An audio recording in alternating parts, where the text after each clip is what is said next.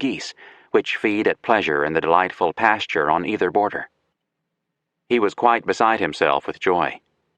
He wrote of feasting my eyes on this ravishing prospect and resting myself a few minutes. Then he decided to proceed as far as the river he had seen entering the Missouri from the northwest, a river the Hidatzas had mentioned and which they called Medicine River. His walk took him past the biggest buffalo herd he ever saw, and therefore quite likely the biggest buffalo herd any white man ever saw. He thought he would kill a buffalo, then pick up the meat he needed for his dinner on the way back to camp from Medicine River. He shot a fat buffalo through the lungs and watched as the blood spurted from its mouth and nostrils. Distracted by the sight, he forgot to reload his rifle. At that moment, he became the hunted. Behind him, a grizzly had crept to within 20 steps of Lewis. Seeing the bear, Lewis brought up his rifle, but instantly realized she wasn't loaded, and further realized that he had not nearly enough time to reload before the bear, now briskly advancing, reached him. Instinctively, he searched the terrain. Not a tree within 300 yards. The river bank was not more than 3 feet above the level of the water. In short, no place to hide in order to gain enough time to reload. He started to walk faster. The bear pitched at him, open-mouthed and full speed. I ran about 80 yards and found he gained on me fast. Lewis ran into the river, thinking that if he could get to waist-deep water, the bear would be obliged to swim. Lewis hoped he could then defend himself with his espontoon. He got to the waist-deep water, turned on the bear, and presented the point of my espontoon. The bear took one look and, suddenly wheeled about as if frightened, declined the combat on such unequal ground, and retreated with quite as great precipitation as he had just pursued me. Lewis learned a lesson. As soon as I returned to the shore, I charged my gun, which I had still retained in my hand throughout this curious adventure. My gun reloaded, I felt confidence once more in my strength, determined never again to suffer my piece to be longer empty than the time she necessarily required to charge her. He got to, examined, and described Medicine River. By the time he was finished, it was 6:30 p.m. About 3 hours of daylight left, and 12 miles to hike back to camp. He started down the level bottom of Medicine River. Just short of its junction with the Missouri, he spotted what he at first thought was a wolf. On getting to within 60 yards of it, he decided it was cat-like. It was probably a wolverine. Lewis used his espontoon as a rest, took careful aim, and fired at it. The animal disappeared into its burrow. On examination, the tracks indicated the animal was some kind of tiger cat. Lewis saw no blood. Apparently he had missed, which mortified him and bothered him not a little, since he absolutely depended on that rifle for his life, which was why he had had it with him, unloaded, in the river as the bear advanced on him. If he went down, it would be with his rifle in hand. And he was sure he had taken careful aim and that his rifle shot true. He had not taken 300 more steps when 3 buffalo bulls, feeding with the herd about half a mile away, separated from the others and ran full speed at Lewis. He thought to give them some amusement at least and changed his direction to meet them head-on. At 100 yards they stopped, took a good look at Lewis, turned, and retreated as fast as they had come on. It now seemed to me that all of the beasts of the neighborhood had made a league to destroy me, or that some fortune was disposed to amuse herself at my expense, he wrote. He returned to the carcass of the buffalo he had shot in the morning, where he had thought he might camp, but decided to go all the way to base camp at the foot of the first falls. He did not think it prudent to remain all night at this place, which really from the succession of curious adventures wore the impression on my mind of enchantment. At times, walking over the plains as full darkness came on, he thought it was all a dream. But then he would step on a prickly pear. In the morning, June 15th, he spent hours writing in his journal. His entry covering his June 14th adventures is some 2,400 words long. At 20 words a minute of stream of consciousness writing, with no pause for reflection, it would have taken him 2 hours minimum. Then, I amused myself in fishing and sleeping away the fatigues of yesterday. The curious adventures that marked the week he discovered there were 5 great falls, not one, were not finished.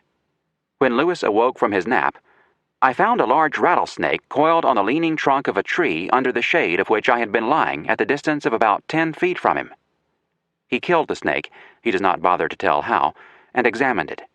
176 skotta on the abdomen, and 17 on the tail. Private Field returned to report that Clark and the main party had stopped at the foot of a rapid about 5 miles below. Clark thought he had gone about as far upstream as possible, and that the portage should therefore begin from that place. Lewis needed to examine the ground. He had already decided there were too many ravines on the north bank, and that because the river bent toward the southwest, a portage on the south side would be shorter. Where and how he did not know, or how long it would take. But it was obviously going to be a much greater task than he had anticipated, and far more time-consuming. In a week, the days would start getting shorter, and always in the back of his mind, even as he wrestled with his immediate problems, were those tremendous mountains looming to the west, standing between him and his goal. Mountains that he could only just see, but which he already realized were much greater, higher, deeper than anything he had seen in the Blue Ridge, or anywhere else. For a man who could never expect to travel more than 25 miles in one day, he was in a tremendous hurry. He was eager to vault his energy over those mountains before winter set in, but he had to deal with the reality of a more than 16-mile portage over rough terrain, do it patiently, and use the time in as positive a way as possible.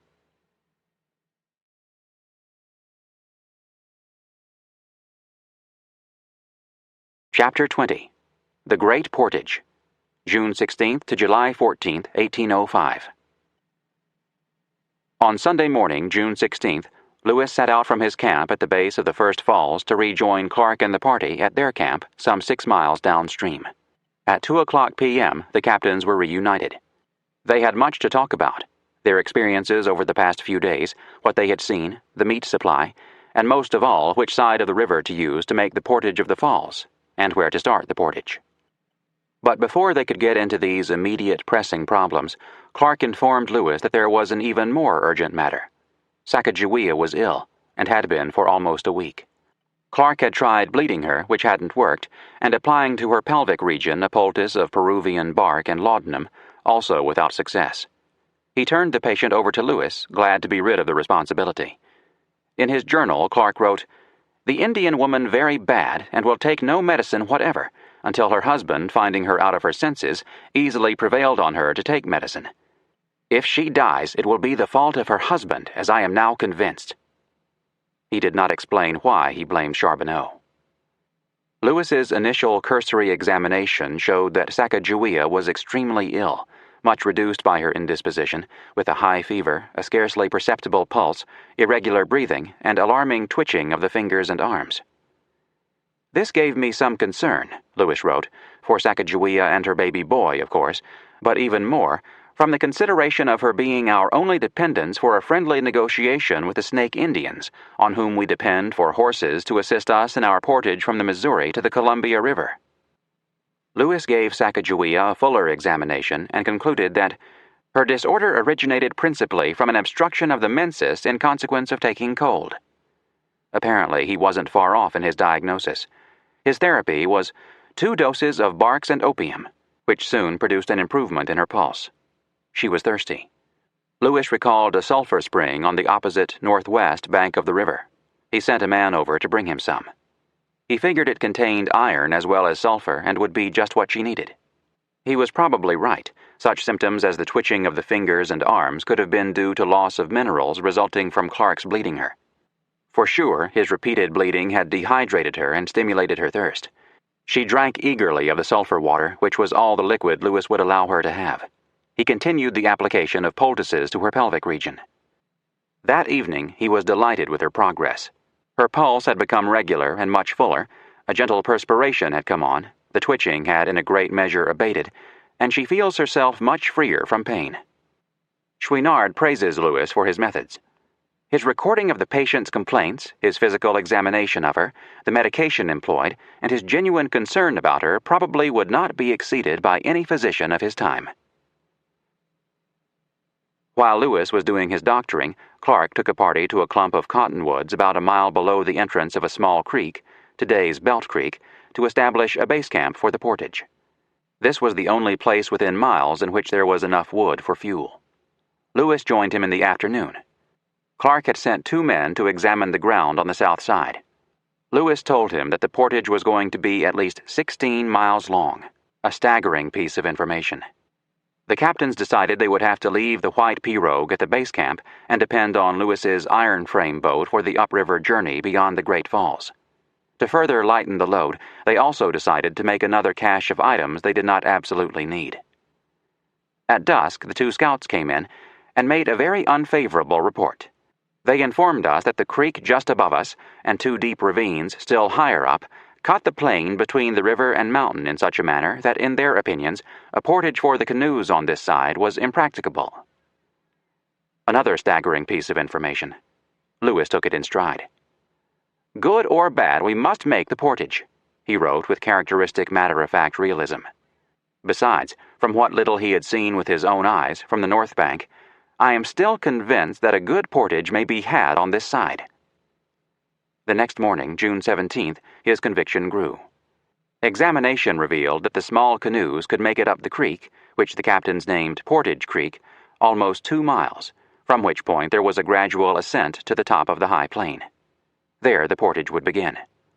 Clark set off with a small party to look over the route. Lewis spotted a single cottonwood tree of some 22 inches in diameter just below the entrance of the creek, the only tree of such size within 20 miles. He put 6 men to work cutting it down and then sawing it crosswise to make wheels. He directed that the hardwood mast of the white pirogue be cut to make axles.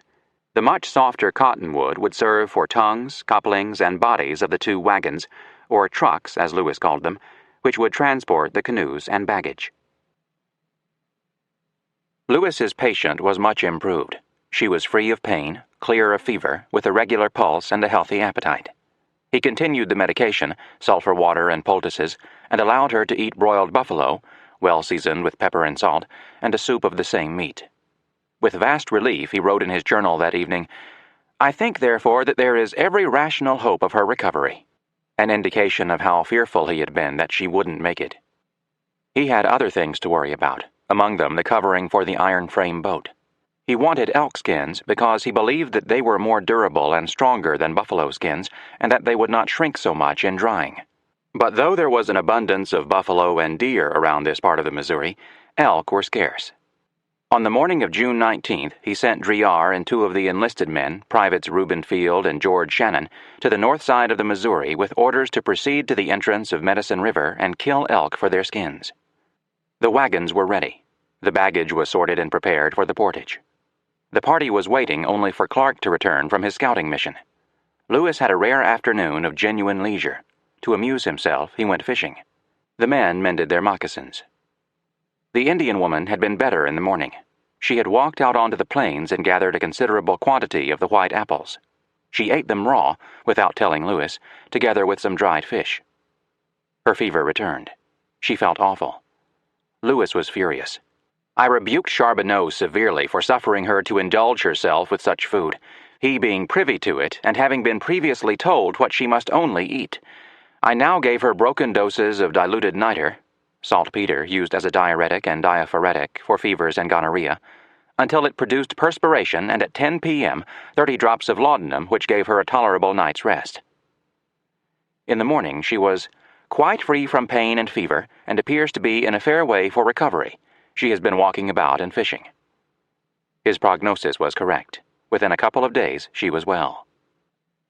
Lewis sent the men out hunting. He wanted to lay by as large a store of dried meat as possible so that when the portage began, he wouldn't have to detach men to hunt. That evening, Clark came into camp to report that the portage route was 17 3/4 miles long. The captains talked. They decided that Clark would oversee the portage while Lewis would go to the termination point, a group of islands that Clark had named White Bear Islands from the presence of so many grizzlies, where Lewis would oversee the preparation of his iron frame boat. He would take the first load over the route, in a canoe carried on a wagon. The load would include the iron frame and the necessary tools. Sergeant Gass and Privates Joseph Field and John Shields would accompany him. Clark told Lewis that there were no pines, only cottonwoods in the area of the White Bear Islands. That gave Lewis something more to worry about. Without pine pitch to pay the seams of the leather covering of his iron frame, he faced a deficiency that I really know not how to surmount unless it be by means of tallow and pounded charcoal, which mixture has answered a very good purpose on our wooden canoes. The portage began shortly after sunrise on June 22nd. All the enlisted men, save 2 left behind to guard the baggage, joined the captains in moving the canoe over the plains. They had a multitude of problems, beginning with prickly pears and including numerous breakdowns. The axles broke. The tongues broke. Lewis renewed them with sweet willow branches and hoped that they will answer better. Despite the difficulties, after dark they made it to the termination point. Along the way, Lewis discovered and described one of the best-loved birds of the Great Plains, the western meadowlark. Over the next 12 days, Lewis stayed at the White Bear Islands camp, supervising the construction of the iron frame boat, called the Experiment by the enlisted men, while Clark supervised the portage. The latter was the most difficult undertaking the expedition had yet experienced. Let Clark describe it. The men has to haul with all their strength, weight, and art, many times every man all catching the grass and knobs and stones with their hands to give them more force in drawing on the canoes and loads, and notwithstanding the coolness of the air in high perspiration and every halt, the men are asleep in a moment, many limping from the soreness of their feet. Some become faint for a few moments, but no man complains. All go cheerfully on. To state the fatigues of this party would take up more of the journal than other notes which I find scarcely time to set down. They were assaulted by hail as big as apples, by mosquitoes, by hot sun and cold rain. The winds could be awesome. On June 25th, Lewis noted that the men informed me that they hoisted a sail in the canoe and the wind had driven her along on the truck wheels. This is really sailing on dry land. To free up a man to help prepare elk skins for the boat covering, Lewis assigned himself the duty of cook. He collected the wood and water and in the biggest iron kettle boiled enough dried buffalo meat to feed 30 men, then made it into a suet dumpling by way of a treat for all the diners. There were vast herds of buffalo in the neighborhood. Clark estimated he could see 10,000 in one view. The bulls kept seamen up all night, barking at them. Grizzlies were also numerous, and unlike the buffalo, they were dangerous. Lewis forbade any man to go alone on any errand that required passing through brush, and ordered all hands to sleep with their rifles close at hand. The bears came close around camp at night, Lewis wrote on June 28th, but have never yet ventured to attack us, and our dog gives us timely notice of their visits. He keeps constantly patrolling all night. The bears often showed themselves at midday, which infuriated Lewis and his men. But we are so much engaged that we could not spare the time to hunt them. Still, Lewis made a vow. We will make a frolic of it when the time came. He intended personally to direct an all-out attack on the enemy. By June 30th, the iron frame was put together and the skins, 28 elk and 4 buffalo, had been prepared. In the morning, the sewing together of the skins over the frame would begin. Meanwhile, the portage was within 2 days of completion. Soon, the expedition would be rolling up the river again. Not soon enough to suit Lewis, who confessed in his journal, "I begin to be extremely impatient to be off as the season is now wasting apace. Nearly 3 months have now elapsed since we left Fort Mandan and not yet reached the Rocky Mountains." He had given up any idea of getting to the Pacific and then back to the Mandans before winter set in, and had about concluded that he would not even be able to return from the ocean to join the Shoshone Indians for the winter. Around this time, Lewis and Clark made a decision, later recorded in Lewis's journal of July 4th. They had agreed before leaving Fort Mandan that when they completed the Great Falls portage, they would send 3 men back to St. Louis, carrying specimens, artifacts, maps, journals, and other invaluable items. Now they changed their minds. They had made no contact with the Shoshone Indians, and even with Sacagawea along and in good health, they could not count on those Indians being friendly, or, even if friendly, disposed to trade horses for gewgaws. As Lewis put it, "We conceived our party sufficiently small," meaning he wanted every rifle he could get. The decision to keep the party at full strength has not drawn much commentary from Lewis and Clark scholars, but it deserves some consideration. Giving up 10% of the firepower and muscle power of the expedition might well have been fatal. But then again, if the party ever got into a situation in which every rifle was needed, it might well not survive that situation, in which case all that had been discovered from April 7, 1805 to date, including the plants, birds, animals, rivers, lay of the land, the truth about the Great Falls, the latitude of the junction of the Yellowstone and Missouri rivers, would have been lost. To reduce the party by 3 men might endanger the others, but to send 3 men downriver to pass the Sioux would endanger them. "We have never once hinted to any one of the party that we had such a scheme in contemplation," Lewis wrote. The passage illuminates the relationship between the captains and their men.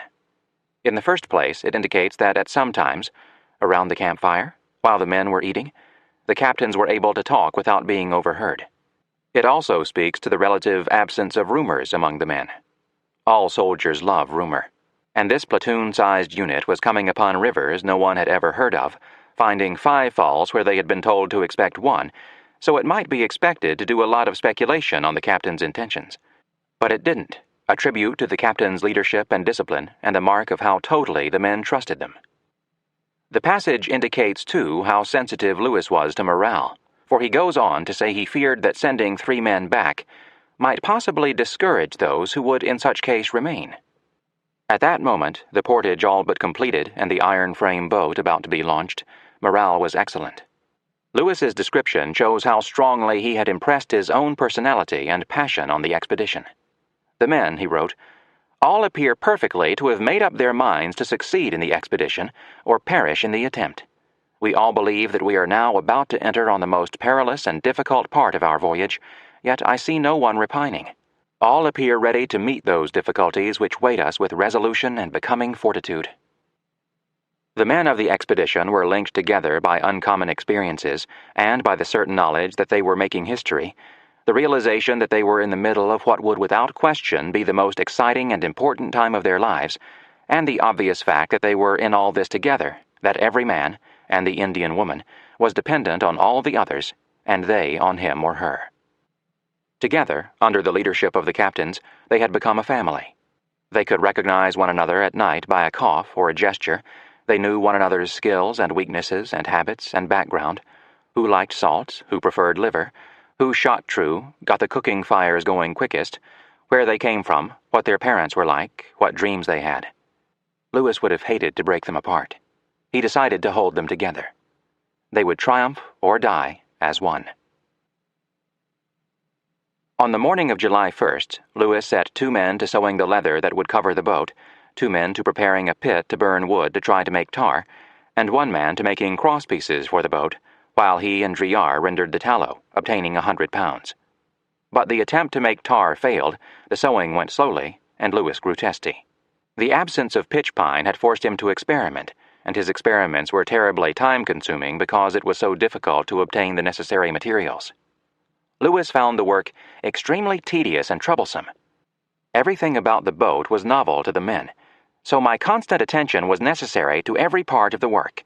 This, together with the duties of chief cook, has kept me pretty well employed. Lewis was fortunate to have at hand a worthy object for his frustration and pent-up energy. "The bear were about our camp all last night," he concluded his July 1st journal entry. "We have therefore determined to beat up their quarters tomorrow and kill them or drive them from their haunts about this place."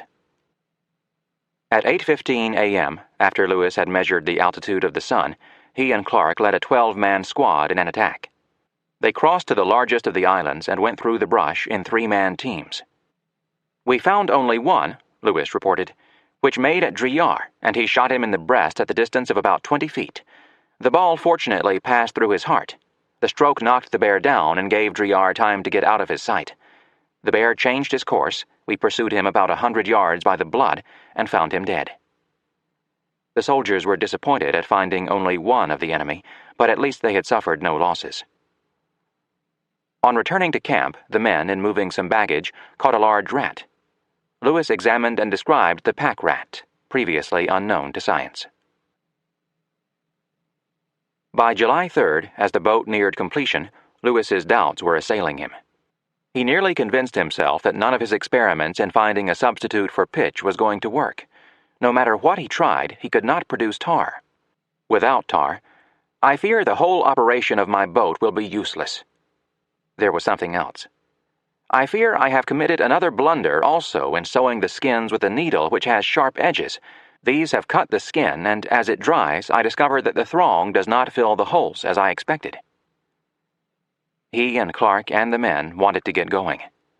The current of the river looked so gentle and inviting that the men all seemed anxious to be moving upward as well as ourselves. That prospect brought Lewis's spirits back. His boat was done by evening, except for paying her, covering the skin with a composition that would make her watertight. Somehow he would find a way to do that. Meanwhile, he indulged himself in a bit of hubris about the design. "She has assumed her shape and looks extremely well. She will be very light, more so than any vessel of her size that I ever saw." The 4th of July was a working day for the Corps of Discovery. Lewis had the men turn the boat and put her on a scaffold, then had small fires built underneath the craft to dry her. That evening, the first Americans ever to enter Montana, the first ever to see the Yellowstone, the Milk, the Marias, and the Great Falls, the first Americans ever to kill a grizzly, celebrated their nation's 29th birthday. The captains gave the men a gill of whiskey, the last of the stock, and some of them appeared a little sensible of its effects. Cruzat played the fiddle, and the men danced very merrily until a 9:00 p.m. thunderstorm put an end to it. Even so, the men continued their mirth with songs and festive jokes, and were extremely merry until late at night.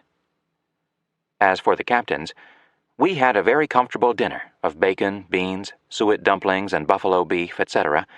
In short, we had no just cause to covet the sumptuous feasts of our countrymen on this day. That evening, Lewis described in his journal a phenomenon of the region, a repeated noise coming from the northwest at irregular intervals that resembled precisely the discharge of a piece of ordnance of 6 pounds at the distance of 3 miles. The men had often mentioned the sound to him, but Lewis had been sure they had been hearing thunder, until, at length, walking in the plains the other day, I heard this noise very distinctly. It was perfectly calm, clear, and not a cloud to be seen. He stopped and for an hour listened intently. He heard it twice more. "I have no doubt, but if I had leisure I could find from whence it issued," he wrote. He would hear it again on July 11th, and then recalled that the Hidatzes had mentioned such a noise. Clark also heard it. Like Lewis, he was certain there was a rational explanation, although none came to mind. No one since has explained it, but if Lewis and Clark said they heard it, it was there. On July 5th, Lewis kept the fires going under the boat and set some men to pounding charcoal to form a composition with beeswax and buffalo tallow. The boat was complete except for paying her, and in every respect completely answers my most sanguine expectation. 8 men could carry her, and she could carry 4 tons of goods. But Lewis feared that the charcoal beeswax tallow combination would not work, and adding to his worries, "The stitches begin to gape very much since she has begun to dry. I am now convinced this would not have been the case had the skins been sewed with a sharp point only, and the leather not cut by the edges of a sharp needle." For 2 more days the men kept the fires going, as the boat so slowly, ever so slowly, dried out, and more composition was produced. By 4:00 p.m. on July 7th, Lewis was ready to pay the boat, but a shower of rain attended by thunder and lightning prevented the operation. It was done at noon the following day. Lewis was delighted with the result. After the first coat cooled, he put on a second. "This adds very much to her appearance, whether it will be effectual or not. It gives her hull the appearance of being formed of one solid piece." July 9th was launch day. Lewis had brought the frame of the experiment all the way from Harper's Ferry. The frame had taken up space that could have been given to whiskey or trade goods or cornmeal or tools. Lewis had spent nearly 2 weeks getting her ready to launch and had held up the entire expedition the past 4 or 5 days for the final preparations. He was counting on the boat to carry the bulky items to the Shoshone country at the source of the Missouri. He had a lot at stake. Yet he began his journal entry describing the day with an account of the blackbirds that crowded the White Bear Islands. Only then did he record, "We launched the boat. She lay like a perfect cork on the water. 5 men would carry her with the greatest ease." Lewis directed the men to put the oars in place and load her up. He had others get the canoes ready to shove off. He was exultant. But just as the expedition was about to become waterborne again, a violent wind came up, raising whitecaps on the river and wetting some of the baggage, forcing the men to unload the canoes. It was late in the evening before the storm passed. When it did, Lewis discovered that the composition had separated from the skins and left the seams exposed. She leaked in such manner that she would not answer. Lewis was mortified. It turned out that the buffalo hides with a bit of hair left on them answered much the best. The parts which were well covered with hair, about 1/8 of an inch in length, retained the composition perfectly and remained sound and dry. Lewis felt certain that if he had used all buffalo skins and kept some hair on them, even with the composition he had, the boat would have answered. But, he said, to make any further experiments in our present situation seemed to me madness. The season was advancing. The vast buffalo herds were moving downstream, away from the Great Falls. I therefore relinquished all further hope of my favorite boat. He resigned himself to leaving her in a cache, but tortured himself with what-ifs. If he had only singed his elk skins instead of shaving them, the composition would have worked. If he could have just kept her afloat for a couple of days, the expedition would have reached pine country, where pitch could be obtained. But it was now too late to introduce a remedy, and I bid adieu to my boat and her expected services. He never mentioned her again. Arlen Large indulges in a piece of imaginative speculation about the failure of the experiment. He notes that, whereas Lewis's journal is stuffed with loving details about every step in preparing the experiment for her launch, Clark's entries are brief, cold, distant, possibly indicating that he had no faith in the thing from the first.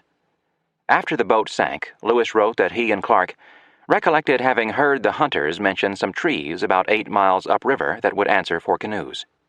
Clark, however, in an 1810 interview with Nicholas Biddle, made it clear he had anticipated failure and had previously sent the hunters out to look for big trees. If Clark felt that the experiment wasn't his baby and wouldn't work, he must have believed his friend's obsession with the boat had cost the expedition a lot of valuable time. It may be, Large continues, that the experiment caused a rift between the captains. If so, it was the only one. Lewis and Clark may have agreed on a period of separation to let things cool off. Clark took off the next morning to make canoes, and he stayed away from Lewis for most of the following 2 weeks. The failure of the iron frame boat left the expedition, despite the caches of so much material at Marias River and at Belt Creek, short of carrying capacity. Without the frame boat to substitute for the 2 pirogues hidden and secured downstream, more and larger canoes were needed. The hunters, acting at Clark's direction, had discovered a grove of cottonwood trees large enough for suitable canoes. The captains agreed that, in the morning, Lewis would oversee the transport of the baggage to the tree grove, while Clark would take 10 men and proceed by land to the grove and begin to make canoes. Stung so badly by the failure of his experiment, Lewis was gun-shy. He confessed in his journal that he would think it extremely fortunate if there were cottonwoods big enough to make into canoes at the grove, because he had not seen a single one in the past 2 months that would have been suitable. But the hunters were right. Clark found 2 trees, one with 25 feet of usable length, another of 33 feet, each about 3 feet wide. These answered nicely. It took 5 days to hollow them out and prepare them for the journey.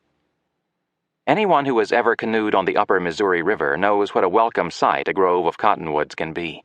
They provide shade, shelter, and fuel. For Indian ponies, they provided food. For the Corps of Discovery, they provided wheels, wagons, and canoes. Pioneering Lewis and Clark scholar Paul Russell Cutright pays the cottonwoods an appropriate tribute. Of all the western trees, it contributed more to the success of the expedition than any other. Lewis and Clark were men of great talent and resourcefulness, masters of ingenuity and improvisation. Though we think it probable that they would have successfully crossed the continent without the cottonwood, don't ask us how. It had been a month since Lewis discovered the Great Falls, a month in which the total progress was about 25 miles, or less than a mile a day. On July 12th, Lewis confessed, "I feel excessively anxious to be moving on." 2 days later, everything was ready. With 2 large and 6 smaller canoes and greatly reduced baggage, the expedition set out for the mountains. If the Hidatsas were right, the river would penetrate up to the Continental Divide, where Lewis and Clark would meet the Shoshone Indians, and where a half-day's portage would take the expedition over the divide and into the Columbia River drainage. Whatever lay ahead, and no one expected it to be easy, the captains and the men must have felt that it could not possibly be more arduous than the portage they had just completed. And for Lewis personally, nothing could be more heartbreaking than seeing his beloved boat go down. The worst had to be behind them. Chapter 21. Looking for the Shoshones. July 15th to August 12th, 1805. The captains were anxious to meet the Shoshones. The mosquitoes were troublesome. The prickly pear thorns were painful. But for Lewis, despite these mental worries and physical problems, the second 2 weeks of July 1805 were a delight. He was keenly alive to sights and sounds, new birds and animals, the majesty of the western mountains and valleys. The first American ever to see such wonders, he took seriously his responsibility to provide the first report on what was out there. His descriptions of the things he saw are enchanting. He had been a bit sour in the early morning hours of departure day, July 15th, because the canoes were overloaded. "We find it extremely difficult to keep the baggage of many of our men within reasonable bounds," he wrote. "They will be adding bulky articles of but little use or value to them." But at 10 o'clock a.m., when the loading was complete and the men began to push their canoes away from the shore and paddle upstream, his mood soared. "Much to my joy," Lewis wrote, "we once more saw ourselves fairly underway." He walked on shore with 2 privates, partly to lighten the load in the canoes, mainly because he loved to walk over new country.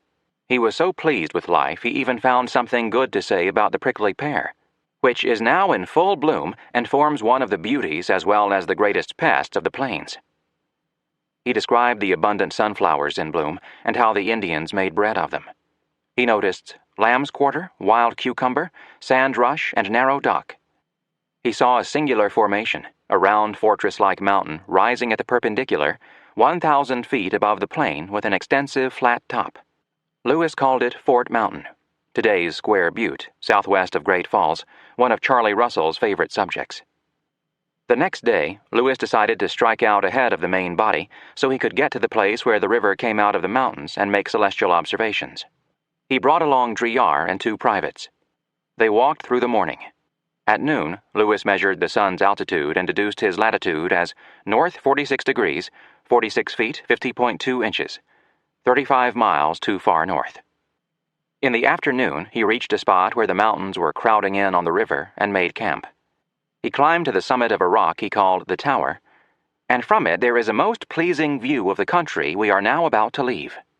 From it I saw this evening immense herds of buffalo in the plains below. He selected and killed a fat elk for supper. As he began the ascent into the mountains, he encountered a great abundance of red, yellow, purple, and black currants, and service berries now ripe and in great perfection, vastly preferable to those of our gardens. He was aware of passing from one ecological zone into another. On July 17th, he noted that the broadleaf eastern cottonwood was giving way to the narrowleaf western cottonwood. The mosquitoes were troublesome. Just as he was ready to lie down, Lewis realized with a sharp pang that he had left his beer, his mosquito netting, with the canoes. "Of course I suffered considerably," he wrote in his journal, "and promised in my wrath that I never will be guilty of a similar piece of negligence while on this voyage." During the 3rd week in July, Lewis had 2 new rivers to name. Previously, he and Clark had used the names of the men, of Sacagawea, of relatives, or of unusual features or incidents. Now that they were past the Great Falls, they changed their references. It was as if they suddenly recalled that they had some political responsibility here, that no politician can ever be flattered too much or too brazenly, and that nothing quite matches having a river named for you. Lewis named the first river coming in from the left Smith's River, for Robert Smith, Jefferson's Secretary of the Navy. Lewis described it as a beautiful river. The stream meanders through a most lovely valley. The first river coming in from the right he named Dearborn's, for Henry Dearborn, the Secretary of War. He called it a handsome, bold, and clear stream. That morning, July 18th, he noted, "A large herd of the big-horned animals on the immensely high and nearly perpendicular cliff opposite to us.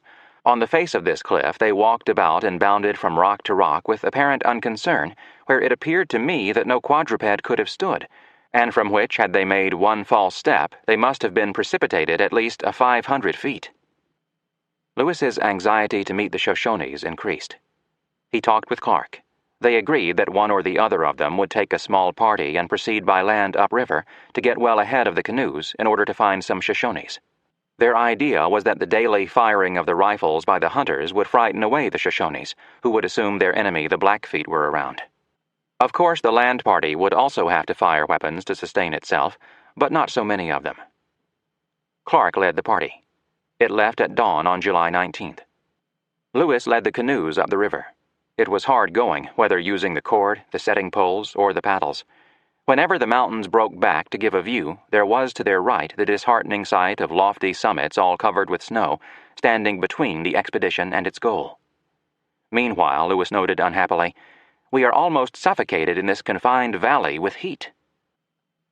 That evening, we entered much the most remarkable cliffs that we have yet seen. These cliffs rise from the water's edge on either side perpendicularly to the height of 1,200 feet. Every object here wears a dark and gloomy aspect. The towering and projecting rocks in many places seem ready to tumble on us. For the distance of 5 3/4 miles, the river is deep from side to side, nor is there in the first 3 miles of this distance a spot on which a man could rest the sole of his foot. It was late in the evening before I entered this place, obliged to continue my route until some time after dark before I found a place sufficiently large to encamp my small party. At length such a one occurred on the large side. From the singular appearance of this place, I called it the Gates of the Rocky Mountains. In the morning, as the flotilla paddled its way out of the canyon, the mountains receded and a beautiful intermountain valley presented itself. But about 10 o'clock a.m., a distressing, worry-making sight appeared in the sky. A column of smoke coming out of a creek drainage some 7 miles west, big enough to have been deliberately set. It had to have been done by Indians, all but certainly Shoshone, and almost surely because a single Indian or a small party had heard the discharge of a rifle and set fire to the grass to warn the rest of the tribe to retreat into the interior of the mountains.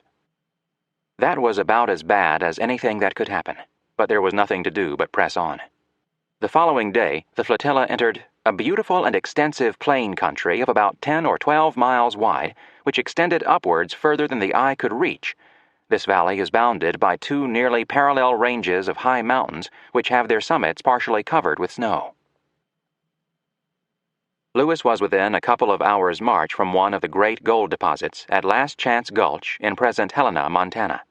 But he wasn't looking for gold. His lack of interest in it was one of the things that distinguished his exploration from that of his Spanish predecessors. Another was his lack of interest in converting Indians to Christianity. Interested in plants and animals, especially fur-bearing animals, he paid little attention to potential mineral deposits, especially after leaving the Mandans. He had noted lead deposits on the lower Missouri, but when he entered the Rockies, he hardly ever commented on rocks or minerals. Why should he? In the pre-railroad age, there was no way to move heavy, bulky items, no matter how valuable, from the mountains back to the seaboard. In his final instructions to Lewis, Jefferson had ordered the explorer to take note of the mineral deposits, but he meant such minerals as lead, iron, and coal, valuable adjuncts to an agricultural economy, not export items. Donald Jackson comments that this unconcern with minerals was a blank spot in Lewis's thinking that he almost surely had acquired from Jefferson. The Rockies were too far away for mining, for any commerce but the fur trade, and so were not an object of study and speculation, but only a wretchedly cold obstacle between men and the sea. As far as Lewis and Jefferson were concerned, animals, not minerals, were the great wealth of the Rocky Mountains. 10 days after passing Last Chance Gulch, the expedition made camp on a small creek entering today's Beaverhead River. The captains named it Willard's Creek, in honor of Private Alexander Willard. Nothing remarkable happened, Donald Jackson writes. It would be 60 years before Willard's Creek was renamed Grasshopper Creek, and the Beaverhead country teemed with gold miners. Jackson speculates on what might have happened had the expedition brought back a handful of nuggets from Willard's Creek. Nomadic fur traders, blazing trails in the years immediately following Lewis and Clark, might have been joined by adventurous miners. The finding of shorter and easier trails, such as the route across South Pass in southern Wyoming, would have occurred earlier. The timetable for Western settlement would surely have been advanced by a generation, and that peculiar American invention, Indian removal, would have become standard government policy much earlier in the area west of the Mississippi. As the mountains began to close in again, toward evening on July 22nd, the expedition got a badly needed morale booster. The men were laboring mightily, often in the water pulling the canoes along, feet slipping or getting caught on rocks, the river apparently having no end, the mountains crowding in, the great buffalo herds now left behind on the plains, no whiskey left, the days beginning to grow noticeably shorter. Sacagawea recognized this section of the river. She had been here as a girl. It was the river on which the Shoshones lived in the summer. The 3 forks were at no great distance ahead. This piece of information has cheered the spirits of the party. Lewis duly noted. At 4:00 p.m., the flotilla reached Clark, who had made camp on the starboard side. He had found no Indians, although he had seen signs that they were out there.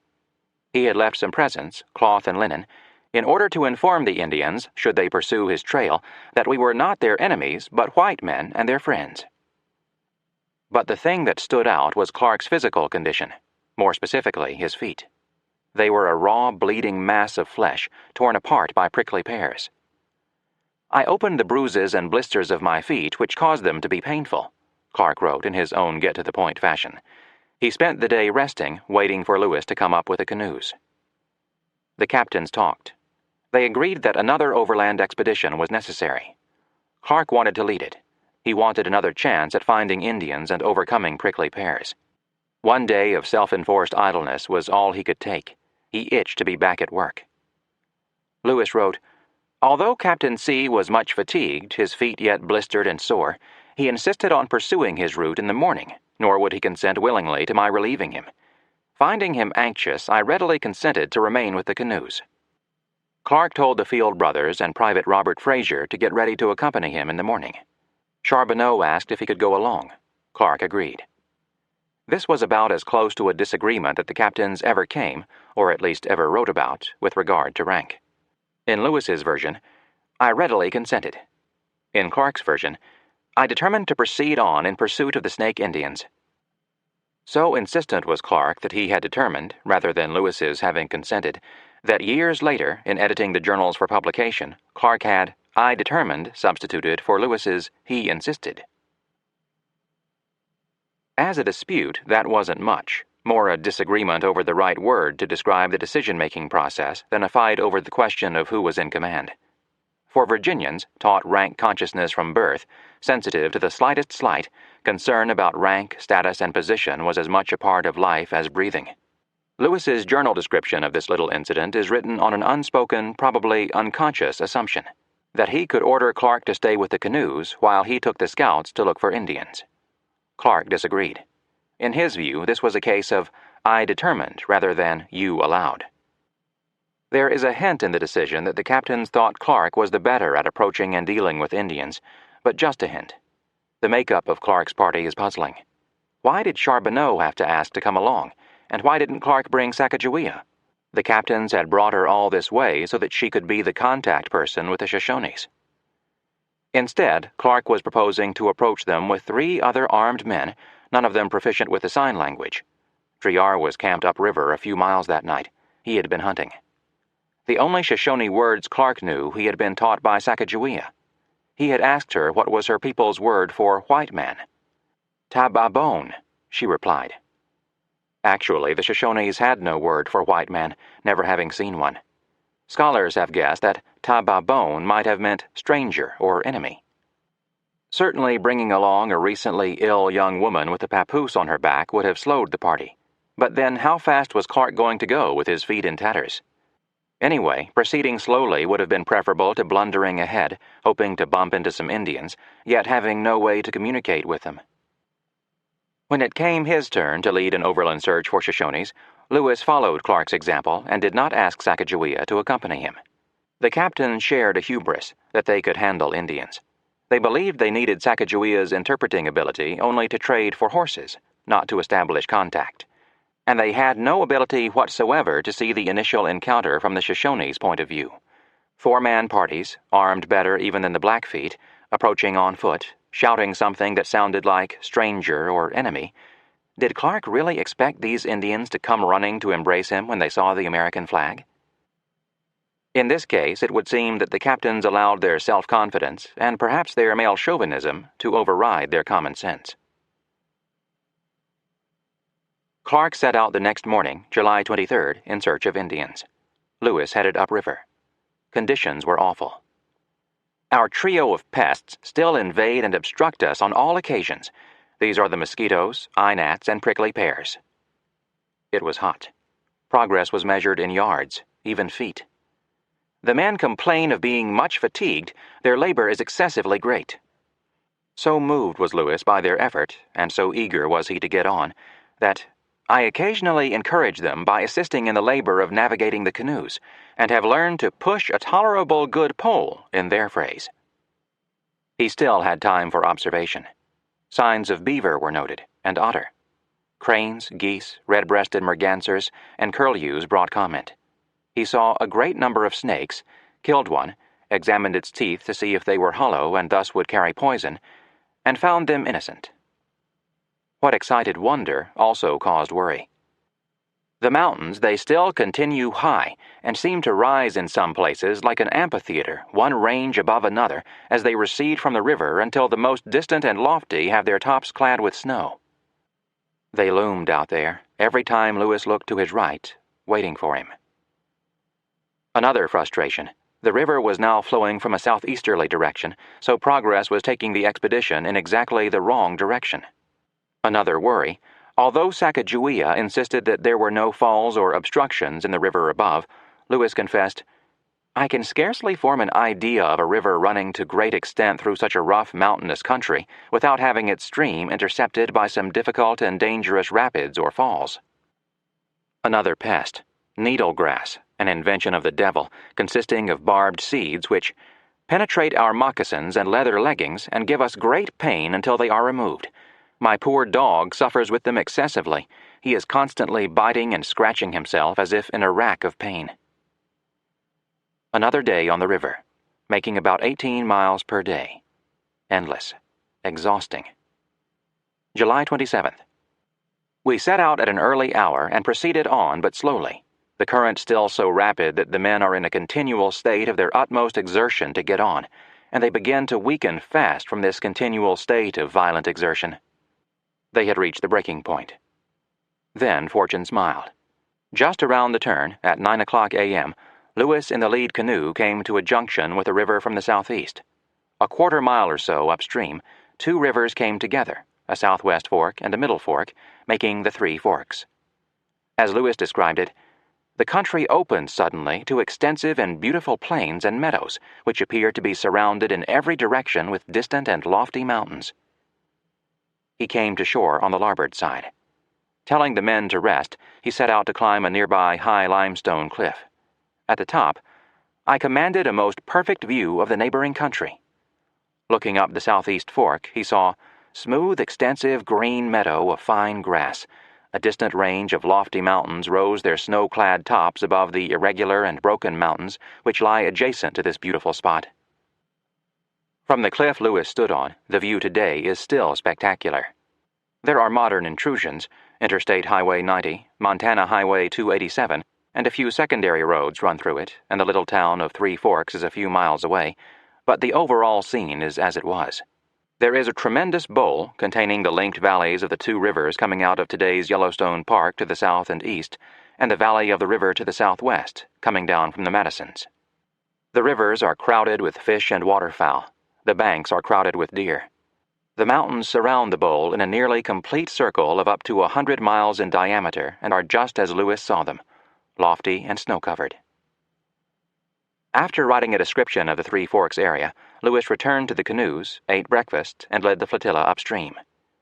At the junction of the middle and the southwest forks, he found a note Clark had written and stuck on a pole. It said he would rejoin Lewis here unless he fell in with some fresh sign of Indians, in which case he intended to follow the Indians and would count on Lewis to ascend the southwest or right-hand fork. Lewis immediately agreed with Clark's judgment that the right hand was the fork to take. He set up camp and made plans to stay a while because, believing this to be an essential point in the geography of this western part of the continent, I determined to remain at all events until I obtained the necessary data for fixing its latitude, longitude, etc. And it wouldn't hurt to give the men a chance to rest. Lewis set out to explore. Comparing the middle fork with the southwest fork, he could see no difference in character or size. Therefore, to call either of these streams the Missouri would be giving it a preference which its size does not warrant, as it is not larger than the other. They are each 90 yards wide. Lewis named the southeast fork Gallatin's River, in honor of Albert Gallatin, Secretary of the Treasury. The middle fork he called Madison's River, in honor of James Madison, Secretary of State.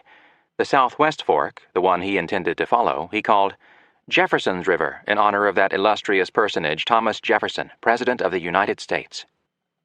At 3:00 p.m., Captain Clark came into camp. He was extremely sick, completely exhausted.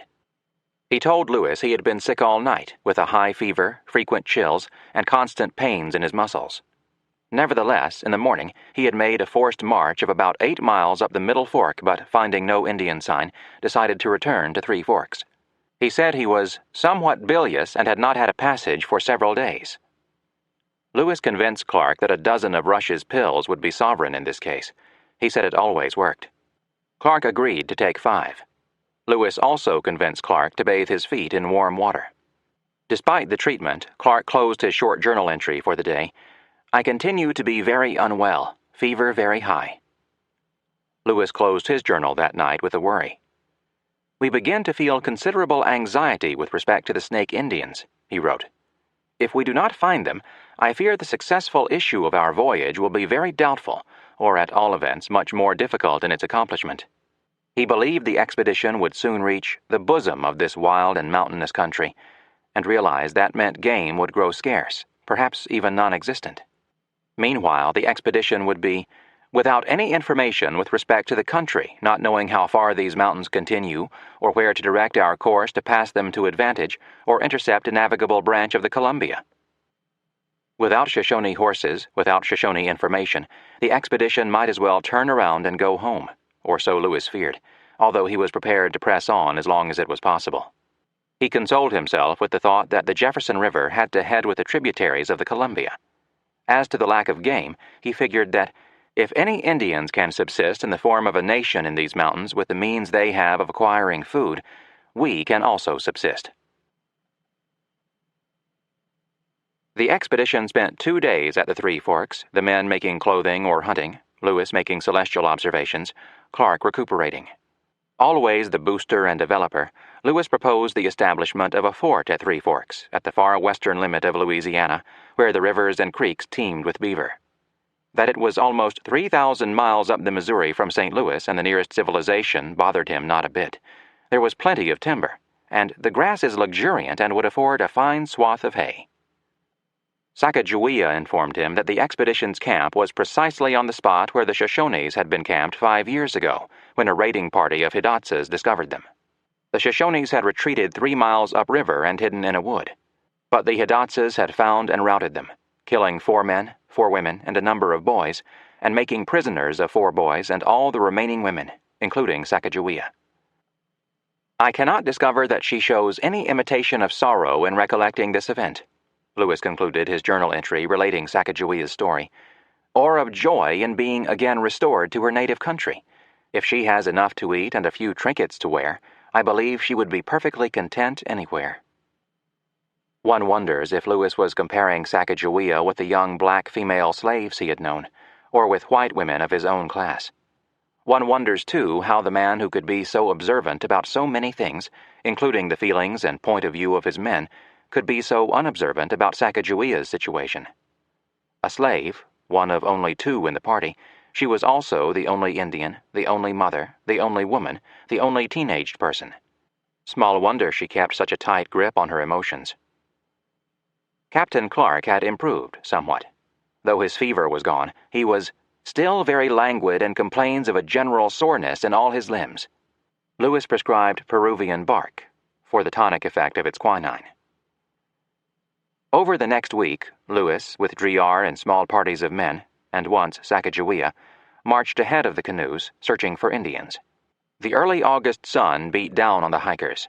On the first day of the month, Lewis described himself as much exhausted by the heat of the day, the roughness of the road, and the want of water. He nevertheless discovered and described the blue grouse and the pinyon jay. He found a profusion of berries. Now ripe and in full perfection, we feasted sumptuously on our wild fruit. He saw more beaver signs than he had ever thought possible.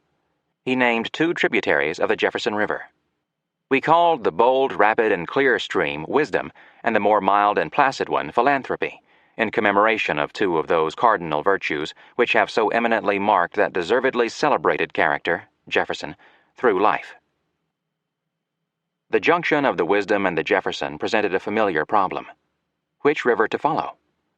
Lewis decided on the Jefferson, not because it was bigger, it carried less water than the Wisdom, but because it was much warmer, from which I concluded that it had its source at a greater distance in the mountains.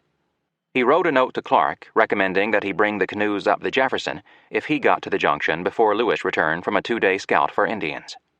He stuck the note on a pole at the fork of the river and set out with Driar, Charbonneau, and Sergeant Gass, who had disabled himself in an accident and was in great pain, too much so to work a canoe, though, according to Lewis, he could march with convenience. 2 days later, August 6th, Lewis returned to the area, empty-handed with regard to the Shoshones. Now he heard the whooping of the party to my left. He marched toward the sound and found Clark and the canoes on the Wisdom River. They were a sorry mess.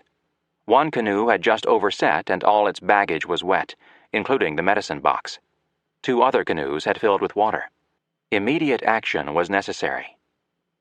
The first object, Lewis wrote, was to examine, dry, and arrange the stores. They made a camp on a gravel bar at the mouth of the Wisdom and spread the stuff out to dry. That job done, the captains talked.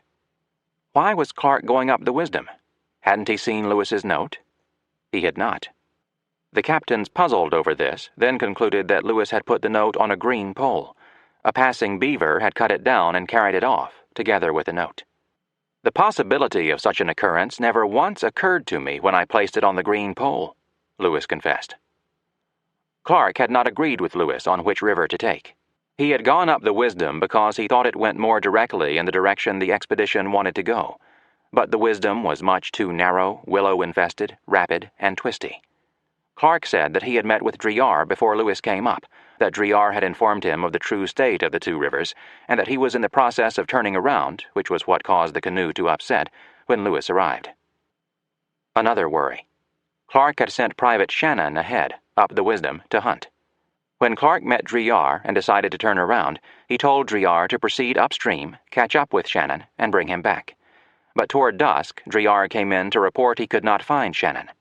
Lewis ordered the trumpet sounded and had the men fire a couple of volleys, but Shannon made no appearance. In the morning, August 7th, the captains decided they had so far exhausted their supplies that they could proceed with 1 canoe less, so they hid and secured one in a thicket of brush. In the afternoon, they made 7 miles up the Jefferson.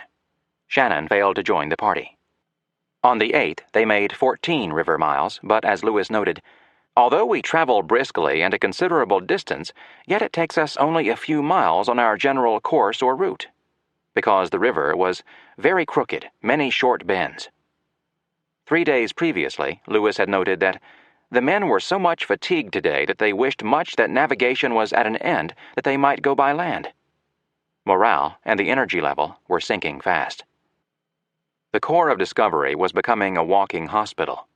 Captain Clark's intestinal problems had disappeared, but he had developed a tumor on his ankle, which was much swollen and inflamed, and gave him considerable pain. Sergeant Gass, Charbonneau, and 4 or 5 of the enlisted men had various indispositions. Everyone was more or less exhausted most of the time. But that afternoon, Sacagawea again gave the men a much-needed lift.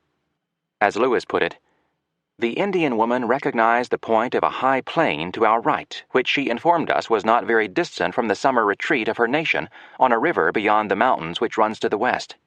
She said the Shoshones called the hill the Beaver's Head, from a supposed resemblance of its shape to the head of a swimming beaver.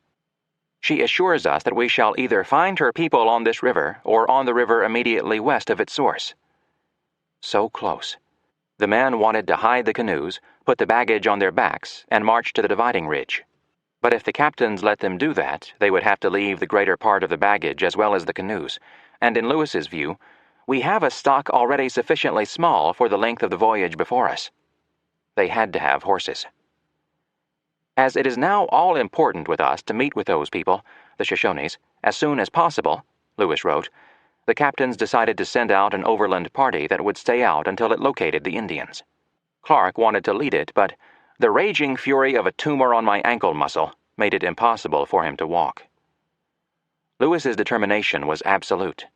His intention was to proceed tomorrow with a small party to the source of the principal stream of this river and pass the mountains to the Columbia, and down that river until I found the Indians. In short, it is my resolution to find them, or some others who have horses, if it should cause me a trip of 1 month.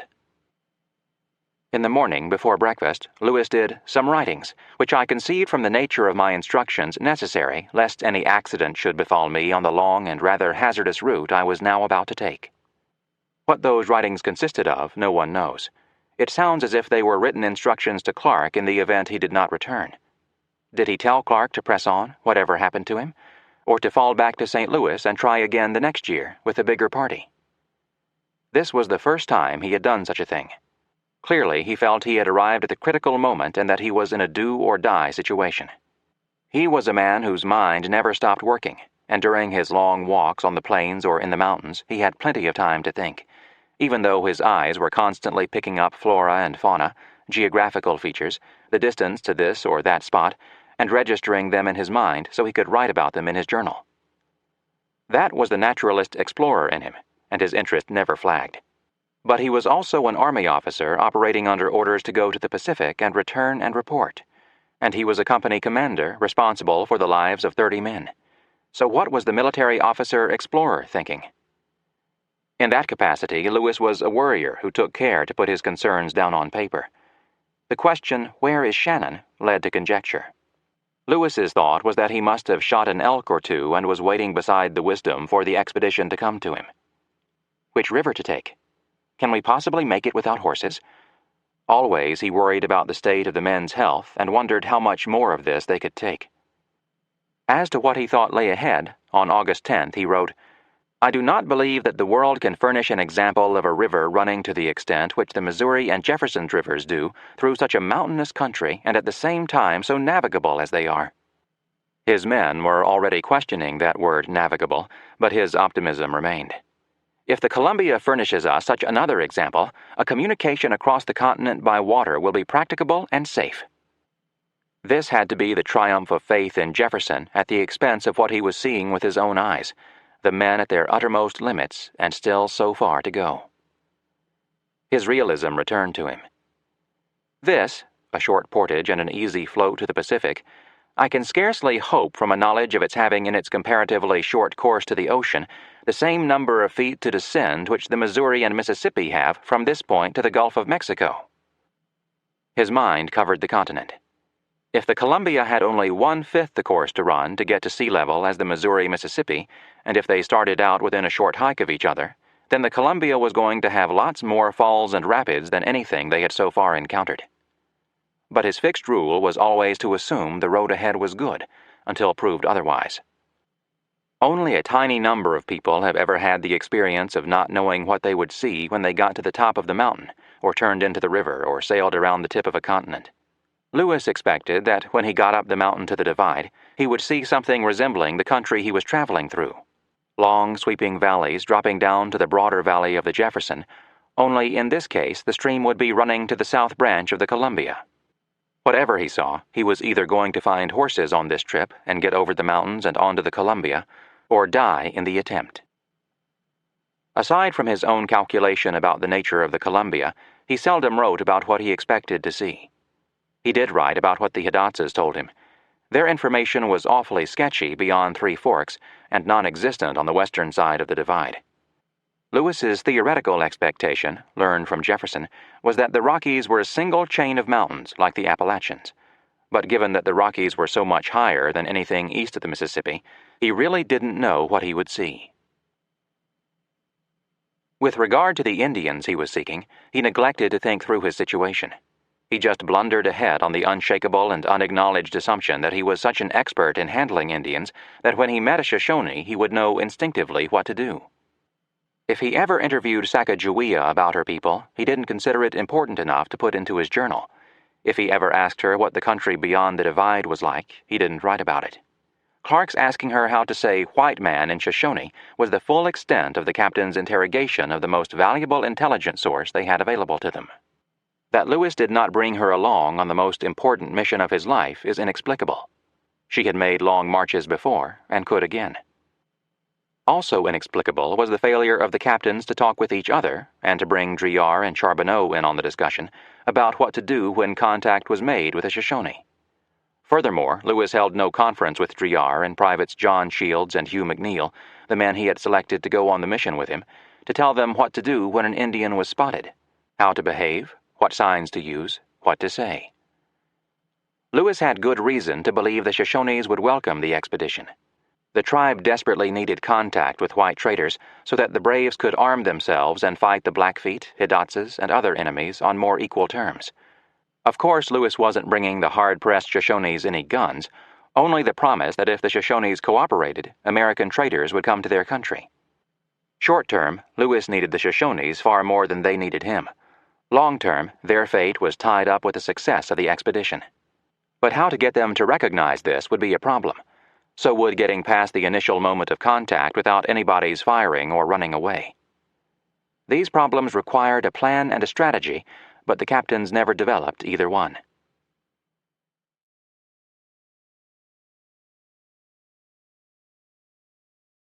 At breakfast on the morning of July 9th, a good omen for Lewis's mission, Shannon came in with 3 deerskins and an adventure story that had a happy ending. Immediately after breakfast, Lewis wrote that night, I slung my pack and set out. The first day he covered 16 miles. The second day it was 30 miles, ending up in one of the handsomest coves I ever saw of about 16 or 18 miles in diameter. He had followed an old Indian road, but it gave out on him. On the morning of the 11th, he met with his party and gave out the closest thing to a plan he could come up with. They would spread out across the valley, headed west, looking for the Indian road. Driar would go out to the right, Shields to the left. McNeil would stay with Lewis. If Driar or Shields should find the road, he would notify Lewis by placing a hat on the muzzle of his rifle and holding it aloft. They marched abreast for 5 miles. No sign of a road. Suddenly, Lewis squinted, looked again, took out his telescope, and saw for sure an Indian on horseback about 2 miles distant coming down the plain toward us. His dress was Shoshone. His arms were a bow and quiver of arrows, and was mounted on an elegant horse without a saddle. I was overjoyed at the sight of this stranger, Lewis wrote, and had no doubt of obtaining a friendly introduction to his nation, provided I could get near enough to him to convince him of our being white men. Lewis hiked on at his usual pace. The Indian horsemen came on. But when they were about a mile apart, the Indian stopped. So did Lewis. Lewis pulled his blanket from his pack, threw it into the air, and spread it on the ground, which he understood to be a signal of friendship. Unfortunately, this signal had not the desired effect. He still kept his position. He was glancing from side to side. It seemed to Lewis that he was viewing Driar and Shields with an air of suspicion. Of course he was. The Indian was probably a teenager out on a scout, curious about these strangers but cautious, brought up to fear all strangers. Coming at him were 4 armed men. How could he not be suspicious? Especially since the Shoshones had just suffered a serious loss of people and horses from a Blackfoot raid. Lewis wanted to make Driar and Shields halt, but they were out of shouting range, and I feared to make any signal to them lest it should increase the suspicion in the mind of the Indian of our having some unfriendly design upon him. Lewis spread out the pitiful supply of trade goods he had brought with him, some beads, a looking-glass, a few trinkets. Leaving his rifle and pouch with McNeil, he advanced toward the Indian. The Indian sat on his horse and watched until Lewis was within 200 yards. At that point, he turned his horse and began to move off slowly. Desperate, Lewis called in as loud a voice as he could command, "Tababone!" repeatedly. Instead of responding to Lewis, the Indian kept watching Driar and Shields as they advanced. Lewis was furious with them. Neither of them having sagacity enough to recollect the impropriety of advancing when they saw me thus in parley with the Indian. Finally, he broke his rule not to make signals. He signaled them to stop. Driar saw and obeyed. Shields, who afterwards told me that he did not observe the signal, kept coming on. At 150 yards, Lewis repeated, "Tababone," and held up the trinkets in my hands and stripped up my shirt sleeve to give him an opportunity of seeing the color of my skin. At 100 yards, the Indian suddenly turned his horse about, gave him the whip, leaped the creek, and disappeared in the willow brush in an instant, and with him vanished all hopes of obtaining horses for the present.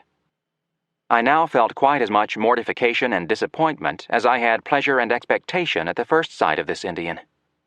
He was sorely chagrined by the conduct of the men, particularly Shields, whom he blamed for the failure. I now called the men to me, Lewis wrote, and could not forbear upbraiding them a little for their want of attention and imprudence on this occasion. Blaming them wasn't going to accomplish anything, however, and Lewis's refusal to assess his own mistakes in the encounter is noticeable. Surely he was just as guilty as they were, if not more so. But he directed his anger at them. He had left his telescope with the blanket he had spread. McNeil had neglected to bring it along with the blanket, and Lewis seemed to take a bit of pleasure in ordering Driar and Shields to go back to search for it. When they found it and returned, the party set off on the track of the horse, McNeil carrying a small U.S. flag attached to a pole. Thinking that the Indians might well be watching from the surrounding hills, and not wanting to give them the idea that an advance on them was being made, Lewis halted at an open place, built a fire, and cooked and ate breakfast. But just as he started out again, a heavy shower of rain raised the grass and wiped out the track. He saw several places where it appeared to him that the Indians had been digging roots that day, which meant the main village couldn't be far off. At 20 miles, he made camp. On the morning of August 12th, we fell in with a large and plain Indian road. It passed a stout stream. Here we halted and breakfasted on the last of our venison, having yet a small piece of pork in reserve. They hiked on, headed toward a pass, the stream growing small as they ascended the gentle slope. At a distance of 4 miles further, the road took us to the most distant fountain of the waters of the mighty Missouri, in search of which we have spent so many toilsome days and restless nights. He assessed the impact on himself. Thus far, I had accomplished one of those great objects on which my mind has been unalterably fixed for many years. Judge then of the pleasure I felt in allaying my thirst with this pure and ice-cold water. Lewis was not alone in his rejoicing. 2 miles below, McNeil had exultingly stood with a foot on each side of this little rivulet and thanked his God that he had lived to bestride the mighty and heretofore deemed endless Missouri. Now was the moment to go to the top of the pass, to become the first American to look on Idaho and the great Northwestern Empire. Lewis described the moment. We proceeded on to the top of the dividing ridge, from which I discovered immense ranges of high mountains still to the west of us, with their tops partially covered with snow. To what degree Lewis was surprised or disheartened by the sight, he never said. John Logan Allen asks us to imagine the shock and the surprise, for from the top of that ridge were to be seen neither the great river that had been promised, nor the open plains extending to the shores of the South Sea. What Allen calls the geography of hope had to give way to the geography of reality. With Lewis's last step to the top of the divide went decades of theory about the nature of the Rocky Mountains, shattered by a single glance from a single man. Equally shattered were Lewis's hopes for an easy portage to a major branch of the Columbia. But whatever Lewis felt as he first saw the Bitterroot Range of the Rocky Mountains, he never wrote about. Nor did he write about his feelings as he took his first step on the western side of the divide, outside of Louisiana. He descended the mountain, which was much steeper than the approach on the eastern side, about 3/4 of a mile, to a handsome, bold running creek of cold, clear water. Here I first tasted the water of the great Columbia River. The party proceeded another 10 miles or so before making camp. As we had killed nothing during the day, we now boiled and ate the remainder of our pork, having yet a little flour and parched meal. Lewis was deep into Indian country with only 3 men, and his main body 3 or 4 days' march away. He had a few gewgaws as his currency. He had a frightened Indian reporting back to the Shoshones that strangers were in the area. He had just been through enough experiences for an entire expedition, all in one day. He needed a good night's sleep, and lots of good luck in the morning. Chapter 22. Over the Continental Divide. August 13th to August 31st, 1805. On Tuesday morning, August 13th, 1805, Lewis set out early, headed west on a plain, heavily and recently used Indian trail that fell down a long descending valley. Along the way, he saw and described the Rocky Mountain maple, the skunk bush sumac, and the common snowberry. He stopped to collect seeds of the snowberry for Mr. Jefferson. At 9 miles, Lewis saw 2 Indian women, a man, and some dogs. When he had arrived within half a mile of them, he ordered Driar and the 2 privates to halt, unslung his pack and rifle and put them on the ground, unfurled a flag, and advanced alone at a steady pace toward the Indians. The women retreated, but the man stayed in place until Lewis was within 100 yards. Lewis called out, "Tababone," loudly and frequently. The man absconded. Lewis had his men join him and proceeded. The country was cut by some short and steep ravines.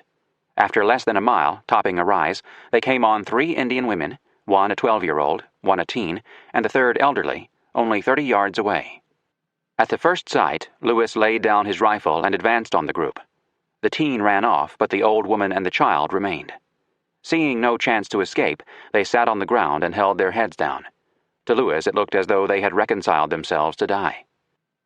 He approached and took the elderly woman by the hand, raised her up, said "Tababone," and rolled up his shirt sleeve to show her his white skin. His hands and face were so deeply tanned he might have been an Indian, and his clothes were entirely leather. Driar and the privates joined him. From their packs he gave the woman some beads, a few moccasin awls, a few mirrors, and some paint. His skin and the gifts and his friendly attitude were enough to calm her down. Through Driar's sign language, he asked her to call the teen back, fearing that otherwise the girl might alarm the main body of Shoshones. The old woman did as he asked, and the teen reappeared. Lewis gave her some trinkets and painted the tawny cheeks of the women with some vermilion. When the Indians were composed, Lewis told them, through Driar, that he wished them to conduct us to their camp, that we were anxious to become acquainted with the chiefs and warriors of their nation. They did as requested, and the group set off, the Indians leading. After 2 miles, the long-anticipated and eagerly sought contact took place. 60 warriors, mounted on excellent horses and armed for war with bows and arrows plus 3 inferior rifles, came on at full speed. When they saw Lewis's party, they halted. This was the first time an American had ever seen a Shoshone war party, and the first time this band of Shoshones had ever seen an American. The Indians were overwhelmingly superior. It would have been the work of only a moment for them to overwhelm Lewis's party, and they would have more than doubled their firepower in rifles, and gathered as loot more knives, awls, looking-glasses, and other trinkets than any Rocky Mountain Indian band had ever seen. But rather than assuming a defensive position, Lewis laid down his rifle, picked up his flag, told his party to stay in place, and following the old woman who was guiding, advanced slowly toward he knew not what. A man Lewis assumed was the chief rode in the lead. He halted to speak to the old woman. She told him that these were white men, and exultingly showed the presents which had been given. This broke the tension. The chief and then the warriors dismounted. The chief advanced, saying, "Ahai, ahai," which Lewis later learned meant, "I am much pleased, I am much rejoiced."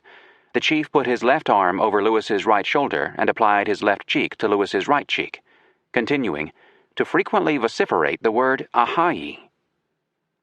The warriors and Lewis's men then came on, and we were all caressed and besmeared with their grease and paint till I was heartily tired of the national hug. This first meeting between Shoshones and Americans went better than Lewis could have dared to hope. He had been exceedingly lucky. The war party had ridden out in response to the alarm given by the man who had fled earlier that day. The Shoshones expected to find Blackfeet and might have attacked without pause, save for the old woman. Had Lewis not met her, and had she not responded so positively to his appeals and gifts, there might well have been a firefight. Instead, there was a parley. Lewis brought out his pipe and sat, indicating to the Indians that they should do the same. They did, but not without removing their moccasins, a custom among the Shoshones to indicate sincerity and friendship, or, as Lewis put it, which is as much to say that they wish they may always go barefoot if they are not sincere, a pretty heavy penalty if they are to march through the plains of their country. Lewis lit and passed the pipe. After smoking several rounds, he distributed some presents. The Shoshones were much pleased, particularly with the blue beads and vermilion. Lewis learned that the chief's name was Kamiawait. Lewis told him that the object of our visit was a friendly one, that after they reached Kamiawait's camp he would explain the expedition more fully, including who we were, from whence we had come, and whither we were going. He gave Kamiawait an American flag, which I informed him was an emblem of peace among white men, to be respected as the bond of union between us. Kamiawait spoke to his warriors, and soon the entire party set out for the main camp. He sent some youngsters ahead to inform the others to prepare for their arrival. When they reached the camp, on the east bank of the Lemhi River, about 7 miles north of today's Tendoy, Idaho, Lewis was ushered into an old leather teepee, the only one the band had left after the Blackfoot raid, and ceremoniously seated on green boughs and antelope skins. After the ritual smoking, I now explained to them the objects of our journey, etc. How well the Shoshones could comprehend a trip across the continent, or if they could even conceive of the continent, Lewis did not say. He was confident the sign language Driar was using was understood, even though he realized it was imperfect and liable to error. Still, the strong parts of the ideas are seldom mistaken. Women and children crowded around, eager to see these children of the Great Spirit. Lewis distributed the presents he had left to the delight of the Shoshones. One Shoshone warrior later described the mirrors as things like solid water, which were sometimes brilliant as the sun and which sometimes showed us our faces.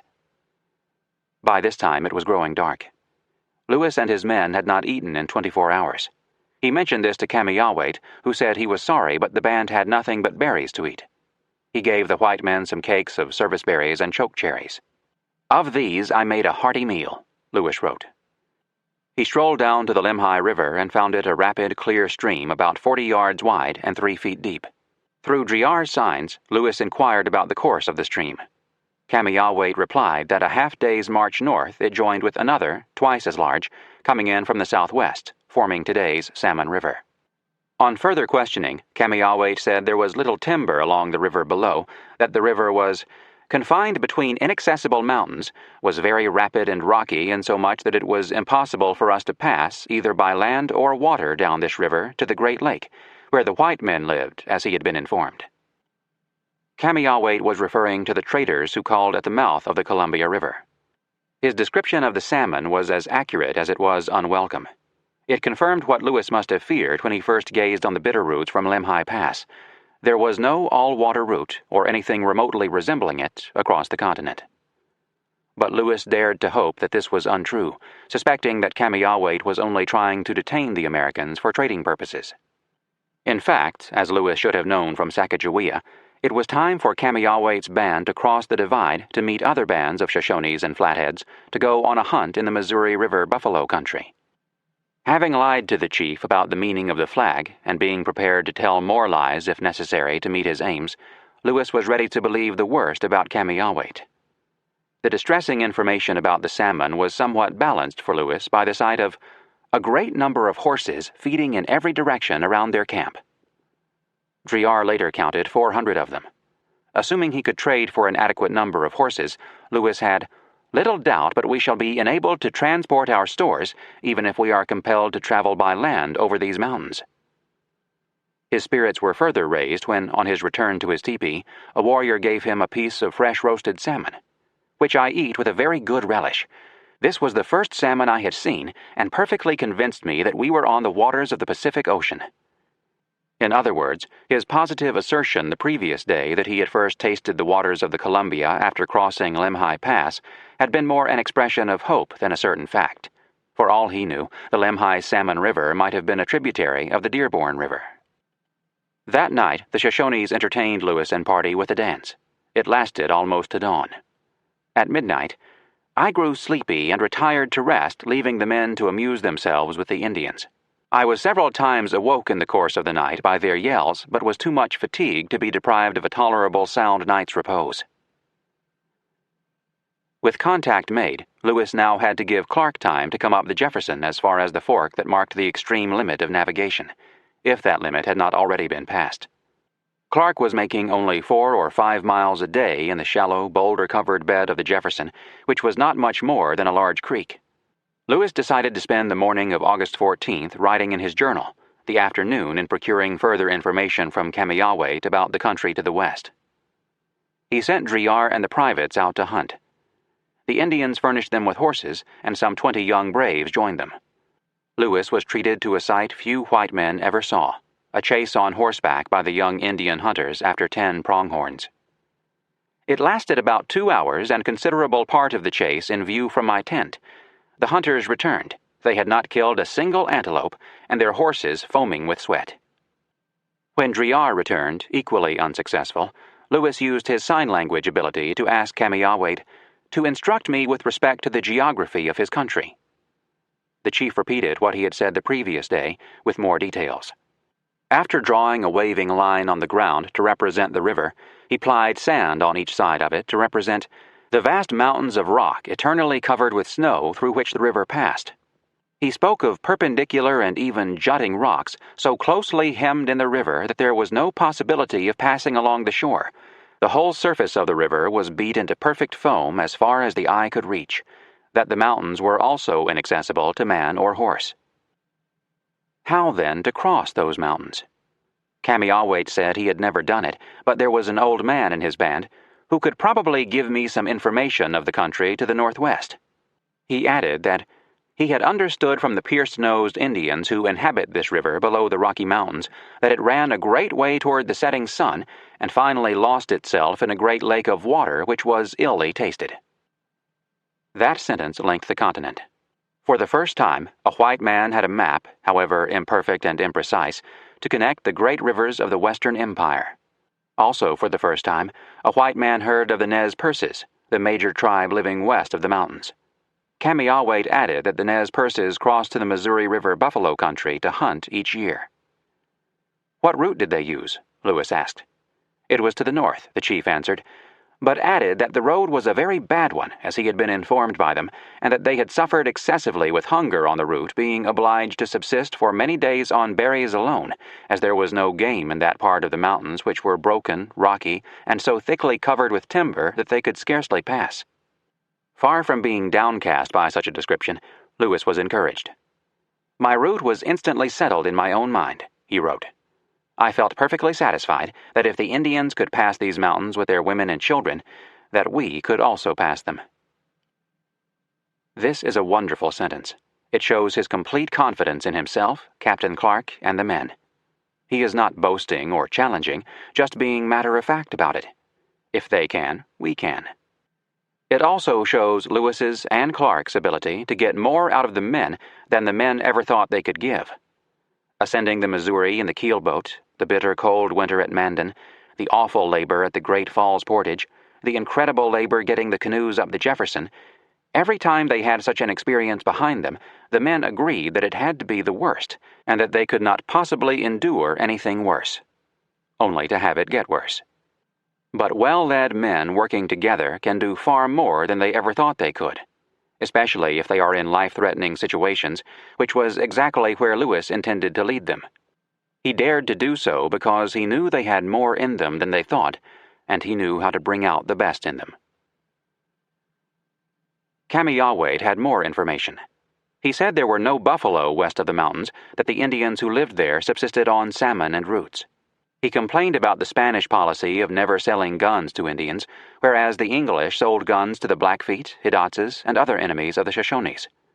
With that advantage in firepower, the Plains Indians were continually harassing the Shoshones, who were forced to hide in the interior of the mountains most of the year.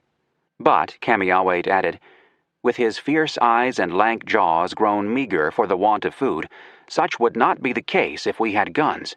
We could then live in the country of buffalo and eat as our enemies do. Here was the opening Lewis sought. Here was the opportunity to make promises that would induce Kamiawait to help with the portage over the Continental Divide, and to trade for horses that could get the expedition over the Bitterroots on the Nez Perce route. Lewis said that he had already induced the Hidatzes to promise that they would no longer raid against the Shoshones or make war on any of their neighbors, even though he knew that the Hidatzes had sent out a war party that spring, and that when the expedition got to the Pacific and then returned to the United States, white men would come to them, the Shoshones, with an abundance of guns and every other article necessary to their defense and comfort. Since the expedition was now more than 3,000 river miles from St. Louis, that was a promise for an uncertain future. He made it anyway. Lewis told Kamiawait that he wanted the band to cross Lemhi Pass with him in the morning, bringing 30 horses, to meet with Clark and the main party at the forks of Jefferson River and help bring the baggage over the pass and down to the Indian camp on the Lemhi River, where we would then remain some time among them and trade with them for horses. Kamiawait agreed. He made a lengthy harangue to his village, then told Lewis that everything was settled. They would start in the morning. Lewis was overjoyed. The Shoshone horses, he wrote, were excellent.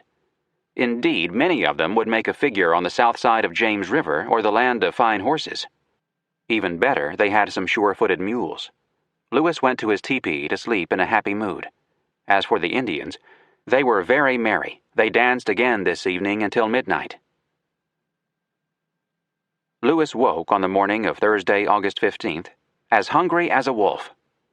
The previous day he had nothing to eat save a scant meal of flour and berries, which had not satisfied him as it appeared to do my Indian friends. He had 2 pounds of flour left. He told McNeil to divide the flour into 2 equal parts and to cook 1/2 mixed with berries. On this new-fashioned pudding 4 of us breakfasted, giving a pretty good allowance also to the chief, who declared it the best thing he had tasted for a long time. After breakfast, a crisis. The warriors would not move, despite Kamiawade's urging. Lewis asked after the cause and was told that some foolish persons among them had suggested the idea that we were in league with the Pakis, the Shoshone word for Atsenas, and had come on in order to decoy them into an ambuscade where their enemies were waiting to receive them. Lewis told Kamiawade that he forgave the warriors their suspicion. I knew they were not acquainted with white men, that among white men it was considered disgraceful to lie or entrap an enemy by falsehood. After that stretcher, Lewis threatened that if the Shoshones did not help with the portage, no white man would come to bring them arms and ammunition. Then he challenged their manhood, saying, "I still hope that there were some among them that were not afraid to die." The challenge touched on the right string. To doubt the bravery of a savage is at once to put him on his mettle. Kamiawade mounted his horse and gave a speech to his people, saying he would go with the white men to convince himself of the truth of what Lewis said. He added that he hoped some at least of the warriors would join him. 6 mounted their horses. The small party set out, even though several of the old women were crying and imploring the Great Spirit to protect their warriors as if they were going to inevitable destruction. The Indians rode on anyway, and soon enough another 6 men and 3 women joined them, making altogether a party of 16 Indians and 4 white men. Lewis was struck by the capricious disposition of those people who never act but from the impulse of the moment. They were now very cheerful and gay, and 2 hours ago they looked as surly as so many imps of Saturn. They crossed Lemhi Pass and descended to Shoshone Cove, where they camped on the creek and had their second meal of the day. I now cooked and among 6 of us eat the remaining pound of flour, stirred in a little boiling water. The Shoshones, save Kamiawade and an unnamed warrior, had nothing to eat that day. The next morning, August 16th, Lewis sent Driar and Shields out to kill some meat. He asked Kamiawade to keep his young men in camp so that they would not alarm the game. That was a mistake, for it reawakened the suspicions of the Shoshones. They feared the white men were trying to make contact with the Blackfeet, so 2 parties of warriors set out on each side of the valley to spy on Driar and Shields. Lewis, McNeil, and the remainder of the Shoshones followed. After about an hour, when we saw one of the spies coming up the level plain under whip, the chief paused a little and seemed somewhat concerned. I felt a good deal so myself. Lewis's fear was that by some unfortunate accident the Blackfeet really were in the neighborhood. But when the scout arrived, breathless, he had good news. Driar had killed a deer. In an instant they all gave their horses the whip. Lewis was riding double with a young warrior. The Indian was whipping the horse at every jump for a mile, fearing he should lose a part of the feast. As I was without stirrups, the jostling was disagreeable. Lewis reined in his horse and forbade the young man to use the lash. The Indian jumped off and ran on foot at full speed for a whole mile. At the sight of the kill, the scene when I arrived was such that, had I not have had a pretty keen appetite myself, I am confident I should not have tasted any part of the venison. Each Indian had a piece of some description and all eating most ravenously. Some were eating the kidneys, the melt, the spleen, and liver and the blood running from the corners of their mouths. Others were in a similar situation with the paunch and guts. One of the last to arrive had provided himself with about 9 feet of the small guts, one end of which he was chewing on, while with his hands he was squeezing the contents out at the other. I really did not until now think that human nature ever presented itself in a shape so nearly allied to the brute creation. I viewed these poor starved devils with pity and compassion. However heartfelt, his pity and compassion did not extend far enough for him to note that if the Indians appeared savage with the blood running down their cheeks, they had taken only the parts of the deer Driar had thrown away when he dressed the kill. They had not touched the meat.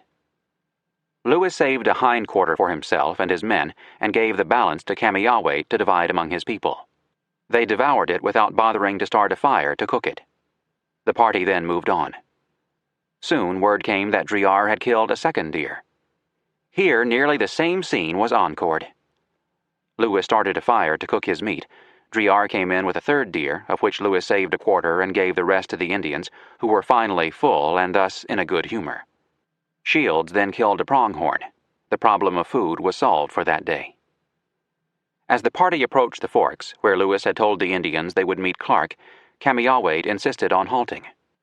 With much ceremony, he put tippets, such as the Shoshones were wearing, around the necks of the white men. Lewis realized that the chief's suspicions were still strong, that he wanted to make the white men look like Indians in case it was Blackfeet and not Clark waiting at the forks. Realizing this, Lewis took off his cocked hat and put it on Kamiawait. The men followed his example, and we were soon completely metamorphosed. The entire party moved downstream to the forks. Lewis had a warrior carry the flag so that our own party should know who we were.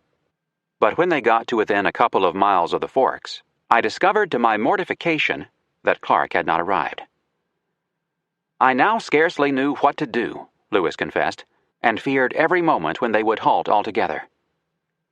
Desperate, he gave Kamiawait his rifle and told him that if the Blackfeet were around, he could use it to defend himself. That for my own part, I was not afraid to die, and if I deceived him, he might make what use of the gun he thought proper, or in other words, that he might shoot me. Lewis had his men give up their rifles too, which seemed to inspire them, the Indians, with more confidence. This bold move bought Lewis enough time to think of a plan. Recalling that he had left a note for Clark at the forks, I now had recourse to a stratagem in which I thought myself justified by the occasion, but which I must confess set a little awkward. He sent Driar, accompanied by a warrior, to pick up the note. When Driar returned with the note and the warrior's confirmation that he had picked it up at the forks, Lewis told Kamiawait that Clark had written it and that it said he, Clark, was just below, coming on, and that Lewis should wait for him at the forks. Lewis had told a lie that the Indians would never discover, but he was by no means through the crisis. Though his confidence in Clark was very great, in truth he did not know where Clark was. Clark might very well have found navigation impossible and be in camp many miles below, waiting for Lewis. Lewis came up with another stratagem. He told Kamiawait that in the morning he would send Driar ahead to meet Clark and propose that a warrior accompany Driar to see the truth of his words. Lewis, Shields, and McNeil would remain with the main party of the Shoshones. This plan was readily adopted, and one of the young men offered his services. I promised him a knife and some beads as a reward for his confidence in us. He was taking a huge gamble. Several of the warriors were already complaining of Kamiawait's exposing them to danger unnecessarily, and said that we told different stories. The Indians held their rifles. If Clark was not coming up the Jefferson, they could easily kill the white men, and almost certainly would, although the only fear Lewis expressed was that the Indians would immediately disperse and secret themselves in the mountains. He could hardly bear to think about it. At the least, we should be disappointed in obtaining horses, which would vastly retard and increase the labor of our voyage, and I feared might so discourage the men as to defeat the expedition altogether. To hold the Shoshones, Lewis told them that Sacagawea was with Clark, and that there was also a man with Clark, who was black and had short curling hair. The Indians expressed great eagerness to see such a curiosity. Nevertheless, that night Lewis wrote in his journal, "My mind was in reality quite as gloomy as the most affrighted Indian, but I affected cheerfulness." He lay down to sleep, Kamiawait beside him. I slept but little, as might be well expected, my mind dwelling on the state of the expedition, which I have ever held in equal estimation with my own existence, and the fate of which appeared at this moment to depend in a great measure upon the caprice of a few savages who are ever as fickle as the wind. In the morning, Lewis sent Driar and the warrior off at first light. The leftover meat from the previous day provided a scant breakfast. At about 9 o'clock a.m., an Indian who had gone down the creek for a mile or so returned and reported that the white men were coming. The Shoshones all appeared transported with joy. Lewis confessed, "I felt quite as much gratified at this information as the Indians appeared to be." Shortly thereafter, Clark arrived, accompanied by Charbonneau and Sacagawea. Kamiawait gave Clark the national hug and festooned his hair with shells. In the midst of the excitement, one of the Shoshone women recognized Sacagawea. Her name, Jumping Fish, she had acquired on the day Sacagawea was taken prisoner because of the way she had jumped through a stream in escaping the Hidatsas. The reunited teens hugged and cried and talked all at once. Lewis had a camp set up just below the forks. He had a canopy formed from one of the large sails. At 4:00 p.m., he called a conference. Dispensing with Driyar and the sign language, he decided to use a translation chain that ran from Sacagawea, speaking Shoshone to the Indians and translating it into Hidatsa, to Charbonneau, who translated her Hidatsa into French, to Private Francis Labiche, who translated from French to English. Scarcely had they begun the cumbersome process when Sacagawea began to stare at Kamiyawait. Suddenly recognizing him as her brother, she jumped up, ran and embraced him, and threw her blanket over him and cried profusely. What a piece of luck that was. No novelist would dare invent such a scene. As James Rhonda writes, the stars had danced for Lewis and Clark. Lewis wrote that the reunion was really affecting. He wrote not a word to indicate that he was surprised by the show of so much emotion from Sacagawea, whom he had characterized a couple of weeks earlier as someone who never showed the slightest emotion. When Sacagawea recovered herself, the council began, although it was frequently interrupted by her tears. The captains expanded on what Lewis had already told Kamiyawait. They explained, the objects which had brought us into this distant part of the country, in the process making it appear that the number one object was to help the Shoshones by finding a more direct way to bring arms to them. In the process, we made them sensible of their dependence on the will of our government for every species of merchandise, as well for their defense and comfort. But this could not be accomplished without Shoshone horses, or without a guide to take them over the Nez Perce Trail.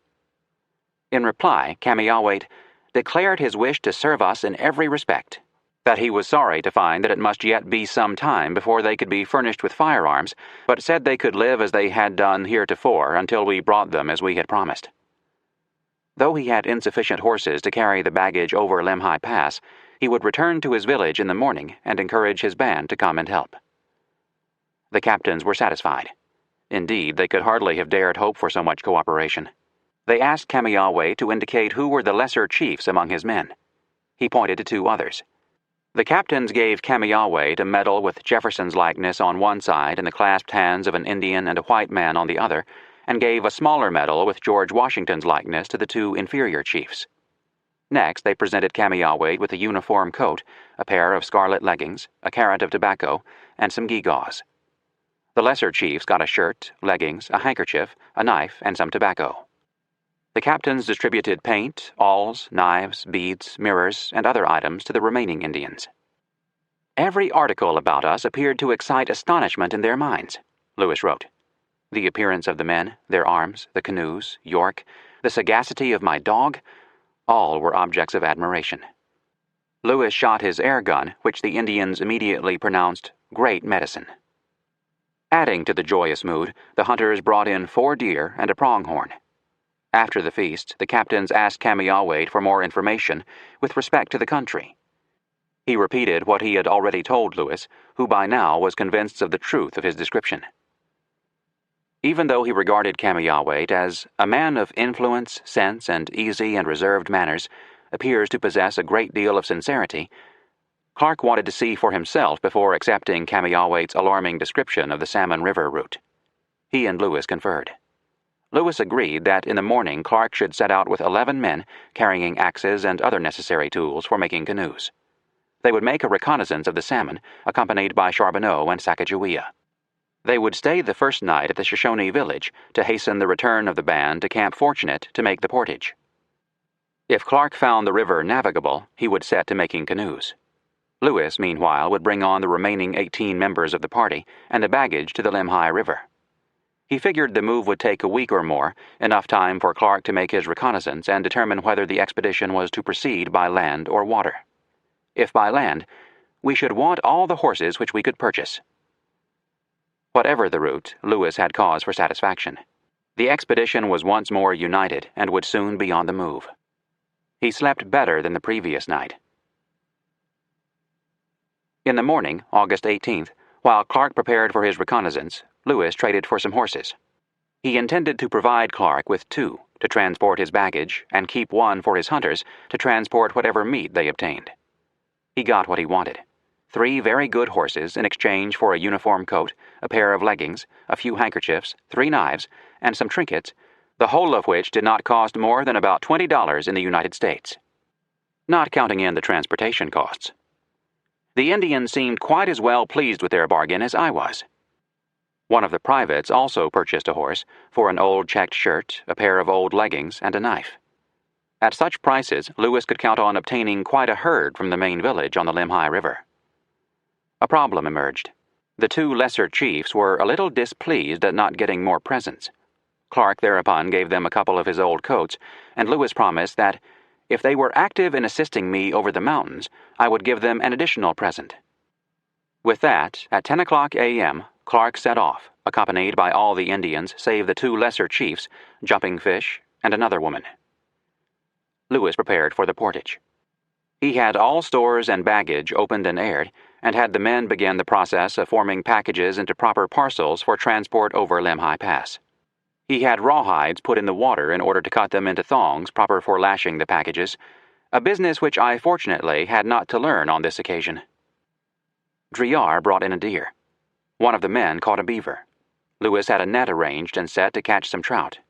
He brought his journal up to date. He concluded his August 18th journal entry with an oft-quoted passage of introspection and self-criticism. "This day I completed my 31st year," he began. He figured he was halfway through his life's journey. "I reflected that I had as yet done but little, very little indeed, to further the happiness of the human race, or to advance the information of the succeeding generation.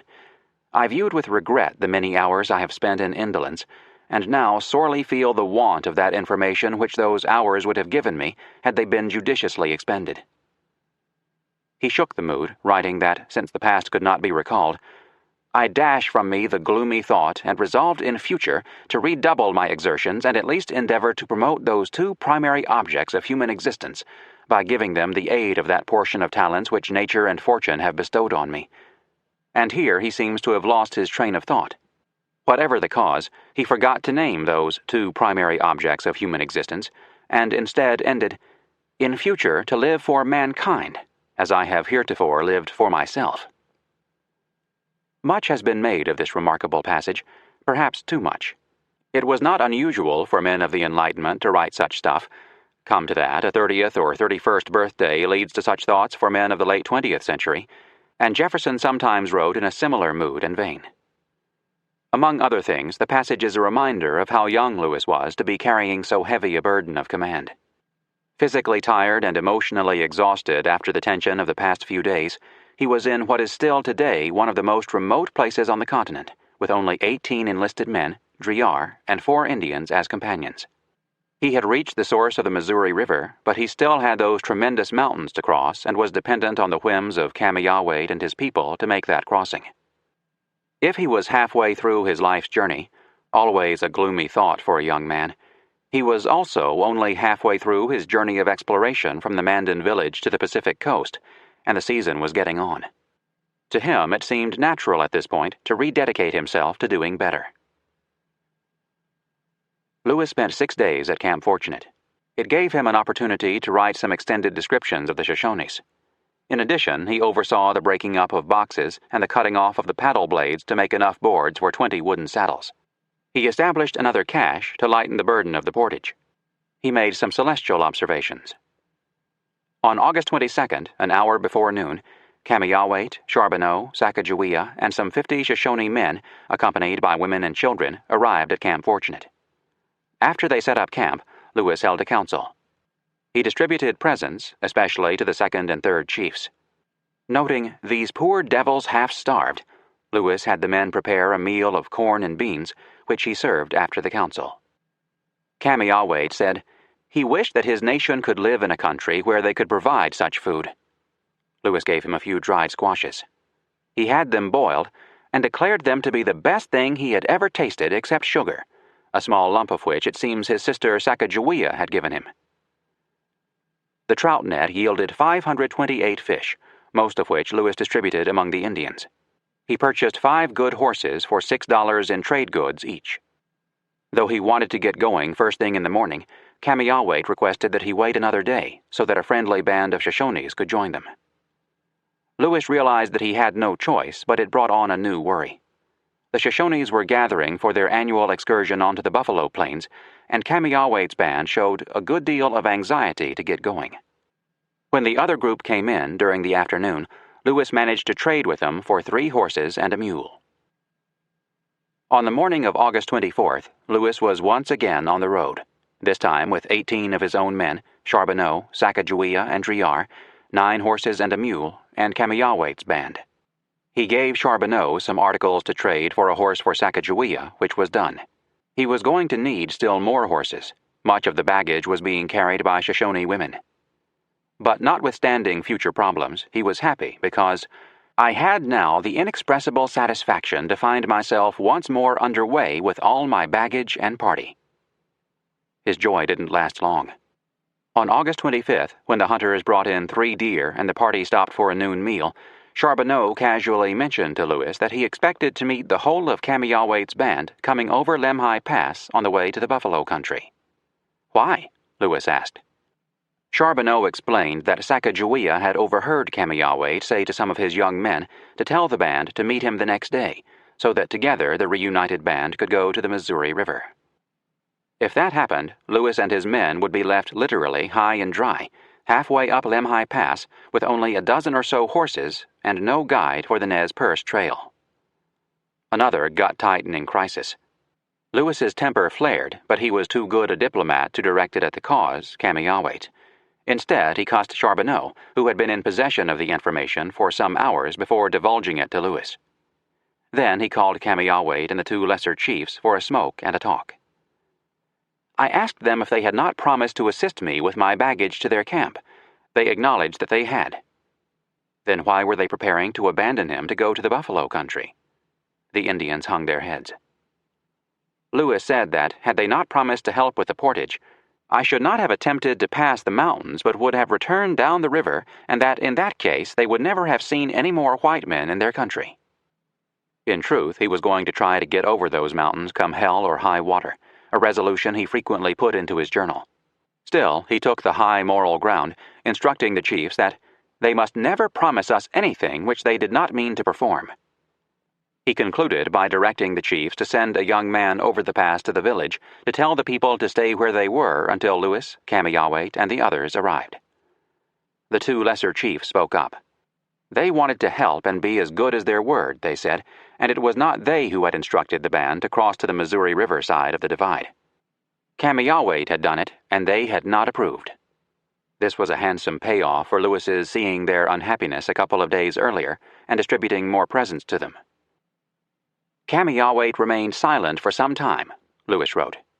At length he told me that he knew he had done wrong, but that he had been induced to that measure from seeing all his people hungry, but as he had promised to give me his assistance, he would not in future be worse than his word. His people were starving. The buffalo country was not much more than a day's march away. Other bands of Shoshones were already meeting with Flathead villages to go on the hunt.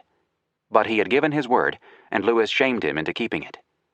A pity that Lewis never showed the slightest gratitude or gave any indication that he understood what a difficult position Kamiyawait was in. He did realize that the Shoshones had to eat. In the afternoon, the party marched almost to the pass. The hunters brought in but 1 deer. Lewis ordered it distributed to the women and children, and for my own part remained supperless. At dawn on August 26th, the temperature was at the freezing point, a sharp reminder where none was needed that the season was getting along. During the day's march, Lewis saw the women collecting roots and feeding their poor starved children. It is really distressing to witness the situation of those poor wretches. That evening, Lewis and his men and baggage made it to the camp on the Lemhi River. Private John Coulter was already there, with a letter from Clark, who was in camp downstream, in which Clark described the Salmon River route as impassable. Lewis was not surprised. He told Kamiyawait that in the morning he wished to purchase 20 additional horses. Kamiyawait pointed out that his people had lost a great number of their horses to the Blackfeet, but said he would see what he could do. He also said he thought the old man who had once crossed the mountains with the Nez Perce would be willing to guide Lewis and Clark. Matters being thus far arranged, Lewis ended his journal entry for the day. I directed the fiddle to be played, and the party danced very merrily, much to the amusement and gratification of the natives, though I must confess that the state of my own mind at this moment did not well accord with the prevailing mirth, as I somewhat feared that the caprice of the Indians might suddenly induce them to withhold their horses from us, without which my hopes of prosecuting my voyage to advantage was lost. The Indians were ready to sell, but the captains discovered over the next few days that the price had gone up considerably. The Shoshones had a captive, desperate market. It was perfectly clear to them that the white men had to have horses, come what may. On August 29th, Clark found that he had to offer his pistol, a knife, and 100 rounds of ammunition for one horse. The captains had tried to make it a strict rule never to reduce their arsenal, but now they had no choice. Eventually, the captains bought 29 horses, but as James Rhonda puts it, the Shoshones had proven to be better Yankee traders than the Americans. When Clark examined the horses in his corral, he found them to be nearly all sore backs and several poor and young. The captains had bought the cast-offs of the Shoshone herd. Chapter 23. Over the Bitter Roots, September 1st to October 6th, 1805. The party set out early on September 1st, traveling cross-country over high, rugged hills to today's North Fork of the Salmon River, Fish Creek to Lewis and Clark, following the Shoshone guide, whom the captains called Old Toby. They were headed almost due north and climbing toward the Continental Divide, on their right to the east, in rough, seldom-traveled mountainous country, with no Indian trail or any other sign of human presence. They were entering mountains far more difficult to pass than any American had ever attempted. The country is so remote and rugged that nearly 2 full centuries later it remains basically uninhabited. The confusion of creeks and ravines cutting through the steep mountainsides has made the route the expedition used one of the most disputed of the entire journey. One expert, Harry Majors, calls the route the single most obscure and enigmatic of the entire Lewis and Clark expedition. Clark described the route. Through thickets in which we were obliged to cut a road, over rocky hillsides where our horses were in perpetual danger of slipping to their certain destruction, and up and down steep hills with the greatest difficulty, risk, etc., we made 7.5 miles. As the party ascended toward the divide, the going grew worse. On September 3rd, it snowed. The last thermometer broke. Clark summed up the misery of the day. We passed over immense hills and some of the worst road that ever horses passed. Our horses frequently fell. There was no game in the mountains, save grouse. The expedition consumed the last of its salt pork. At least they got to the divide, whether at Lost Trail Pass or Chief Joseph Pass is disputed, which they followed for some miles along the present Idaho-Montana border before beginning their descent to the Bitter Root Valley west of the divide. There was a hard freeze that night. On September 4th, the party fell down a very steep descent to a north-flowing river that Lewis named Clark's River, today's Bitterroot River. There, at today's Ross's Hole, the captains encountered a band of the Salish Indians, some 400 people strong, with at least 500 horses. The Salish, whom the captains called Flatheads, a generic term with them, loosely used to signify all Northwest Indians, even though they did not deform their heads as Indians on the Columbia did, were friendly. The presence of Old Toby undoubtedly helped ease the way for the Americans, for the Salish were allies of the Shoshones. Indeed, this band was on its way to join Camiawate's people at the Three Forks. Communication was possible if cumbersome. A Shoshone boy lived with the Flatheads. He could speak with the captains through the usual translation channels. As he habitually did with previously unknown Indians, Lewis made a vocabulary of the Salish language, taking special care in this instance because the Indians' throaty guttural speech led him to conjecture that they were descendants of Prince Madoc and the Welsh Indians. Like many others, Jefferson believed that this persistent myth might well be true, and had instructed Lewis to look for the tribe. The Salish were not Welsh, but they were, in Private Joseph Whitehouse's words, the likeliest and honestest savages we have ever yet seen. They were also generous. Although their stock of provisions was as low as that of the expedition, they shared their berries and roots. And they traded for horses at much better prices than the Shoshones demanded, perhaps not aware of how desperate Lewis and Clark were. The captains bought 13 horses for a few articles of merchandise, and the Salish were kind enough to exchange 7 of the run-down Shoshone ponies for what Clark called elegant horses. The expedition now had approximately 39 horses, 3 colts, and 1 mule, for packing, riding, or food in the last extreme. On the morning of September 6th, the captains directed the men to lighten the loads on the Shoshone horses and pack the excess on the Salish horses. By mid-afternoon, that task was completed, and the party set off down the Bitterroot River north, while the Salish galloped out for Three Forks and the buffalo hunt. The expedition made 10 miles and camped, with nothing to eat but 2 grouse and some berries. The captains were out of flour and had in the larder only a little corn and the portable soup Lewis had purchased in Philadelphia. For the next 3 days, the descent of the wide and beautiful Bitterroot Valley was relatively easy. The expedition made 22 miles on the 7th, 23 on the 8th, and 21 on the 9th. But as they marched, the captains and their men kept looking to their left, west, at the snow-covered Bitterroot Mountains, described by Sergeant Patrick Gass as the most terrible mountains I ever beheld. The barrier would have to be crossed. How, they could hardly imagine. The Bitterroot was wide enough to be floated in canoes, but the captains never thought of stopping to make the craft and becoming waterborne again. When they asked old Toby about its course, he could only inform them that it continued to flow north as far as he knew it, and he did not know whether it joined the Columbia River or not. It did, but far to the north. In any case, the absence of salmon on the river told the captains that there had to be a great falls downstream.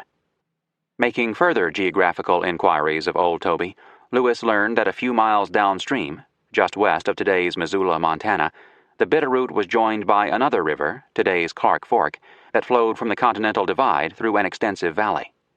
If a party went up the Clark Fork to its source, it could cross the divide over a low pass and would then descend down a gentle road to the Missouri River near the gates of the Rocky Mountains.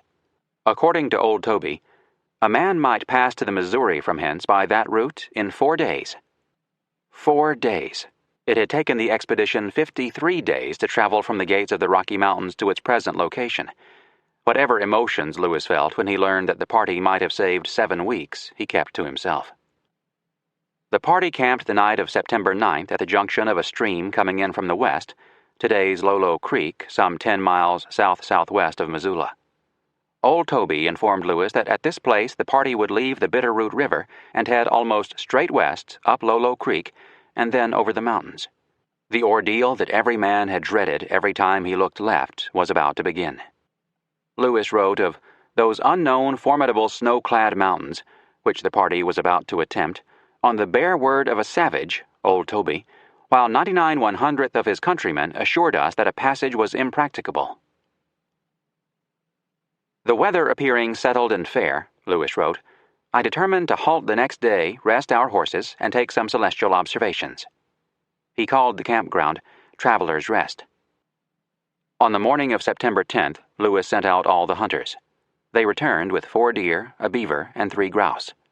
Even more welcome, if possible, Private John Coulter brought in 3 Indians from a tribe that lived across the mountains. The captains called them Flatheads, but they were almost surely Nez Perce.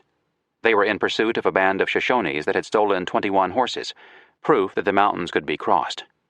One of the 3 agreed to remain with the Americans to introduce us to his relations, whom he informed us were numerous and resided in the plain below the mountains on the Columbia River, from whence he said the water was good and capable of being navigated to the sea. He also told Lewis that some of his relation were at the sea last fall and saw an old white man who resided there by himself. The best news of all, Lewis recorded, was that the Indian said it would require 5 sleeps, which is 6 days' travel, to reach his relations. 6 days' travel wasn't so bad. Perhaps those mountains were not so formidable as they appeared. Further inquiry revealed that the river that flowed into the Bitterroot a few miles north, today's Clark Fork, received a smaller stream, today's Blackfoot, some little distance to the east, near the site of today's Missoula, and that it was this stream the Nez Perce followed to get to a low pass over the Continental Divide, bringing them to the buffalo country in the vicinity of either the Dearborn or the Medicine, today's Sun, River. That news confirmed that there were 2 mountain crossings required to get to the Missouri drainage from the Nez Perce country west of the Bitterroot Mountains, and it told the captains that there were at least 2 better routes across the Continental Divide than the one they had taken. One via today's Clark Fork to today's McDonald Pass, 6,320 feet, down to today's Helena, a second via the Blackfoot River to today's Lewis and Clark Pass, elevation 6,000 feet exactly, down to the Great Falls, and a possible third via Gibbons Pass, 6,941 feet, down the Wisdom River to the Jefferson River. Which of these answered Jefferson's order to find the most direct and practicable water communication across this continent? Only exploration would tell. It was much too late in the season to contemplate side journeys at this time. The entire party had to press on to the west, to the Pacific. Come next summer, on the return trip, they could examine the alternate routes. For now, the requirement was to get over the bitter routes before the fall snows began.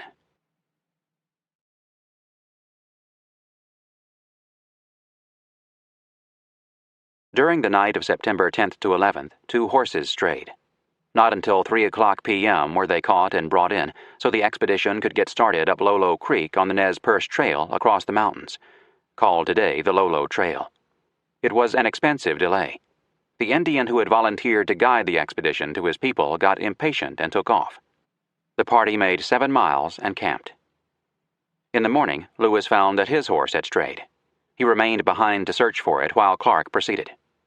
On arrival at a hot springs that sprouted from the rocks and which was nearly boiling hot, today's Lolo Hot Springs, Clark waited for Lewis to come up.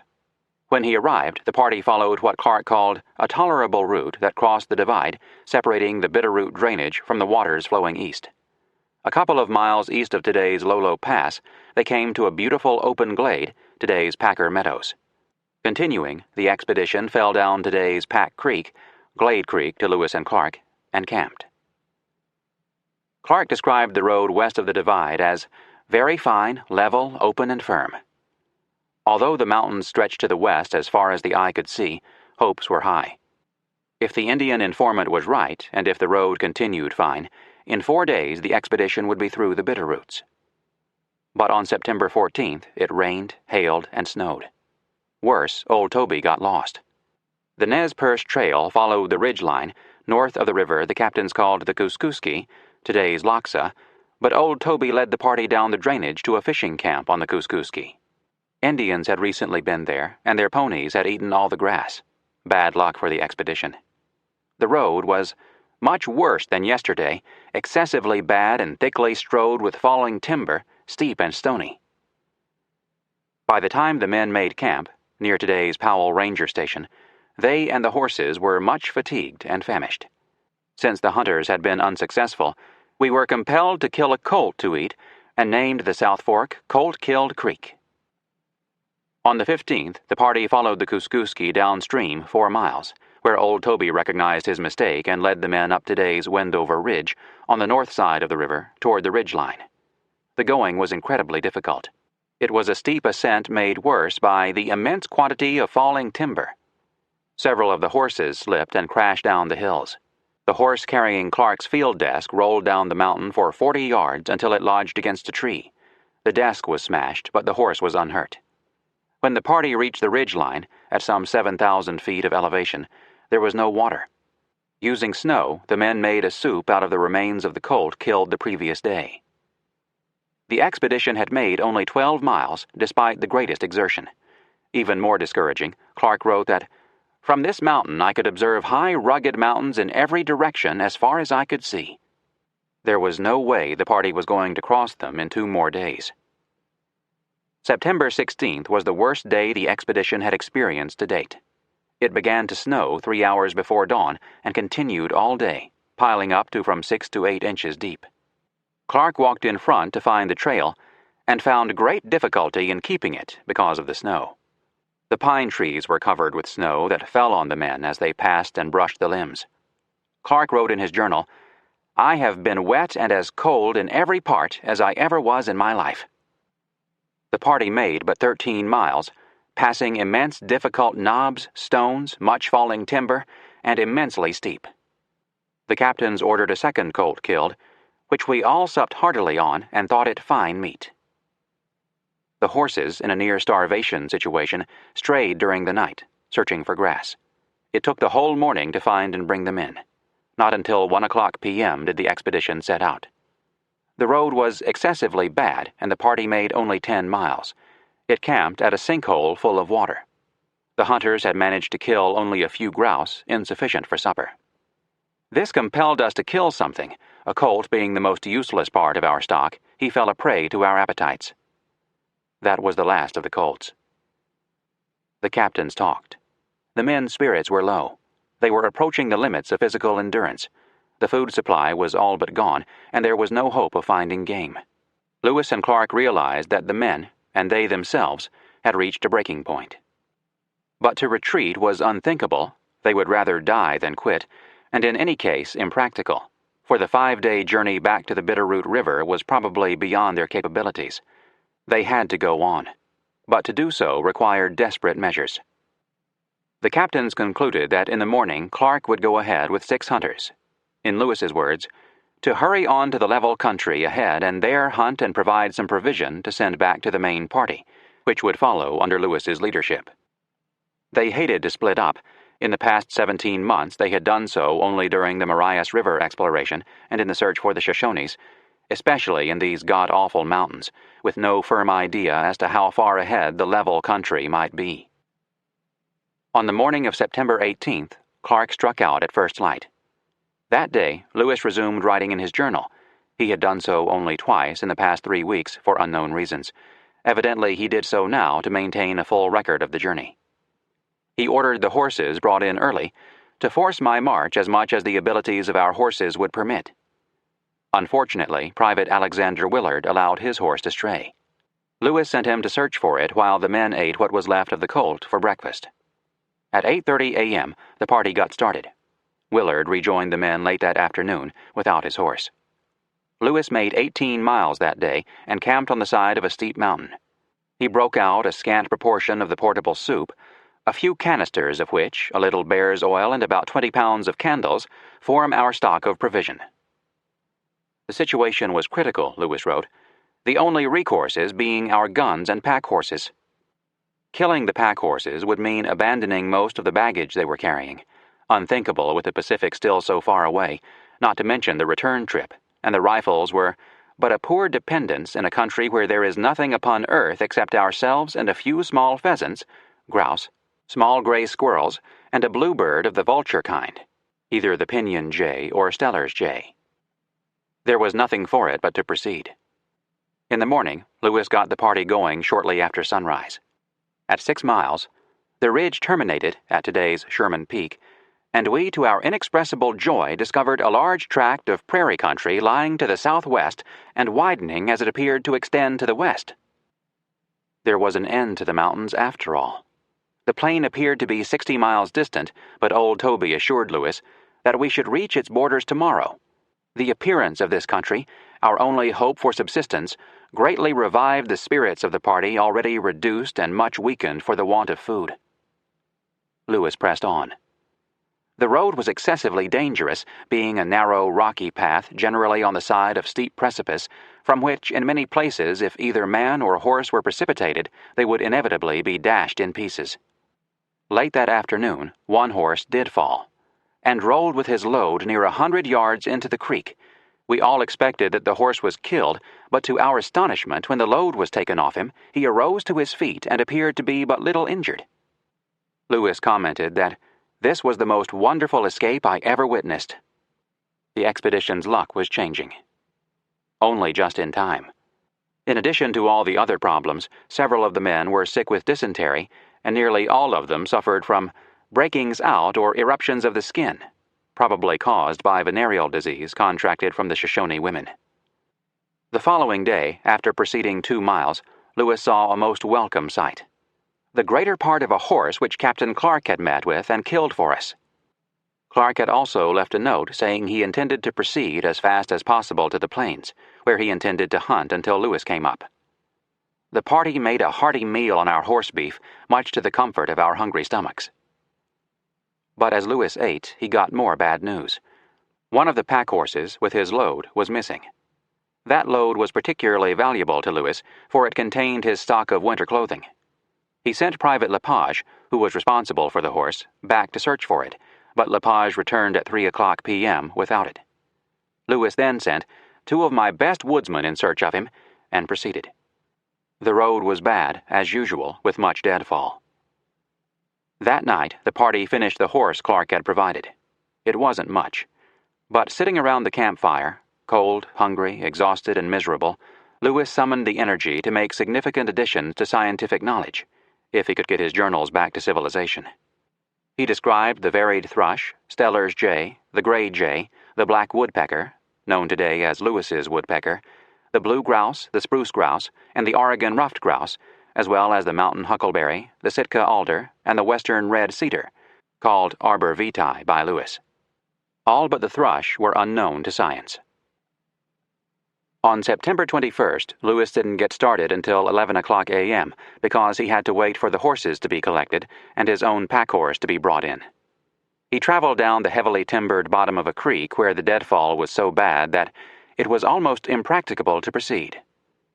At 5 miles, he came to Clark's campsite on what Clark had named Hungry Creek, as at that place we had nothing to eat.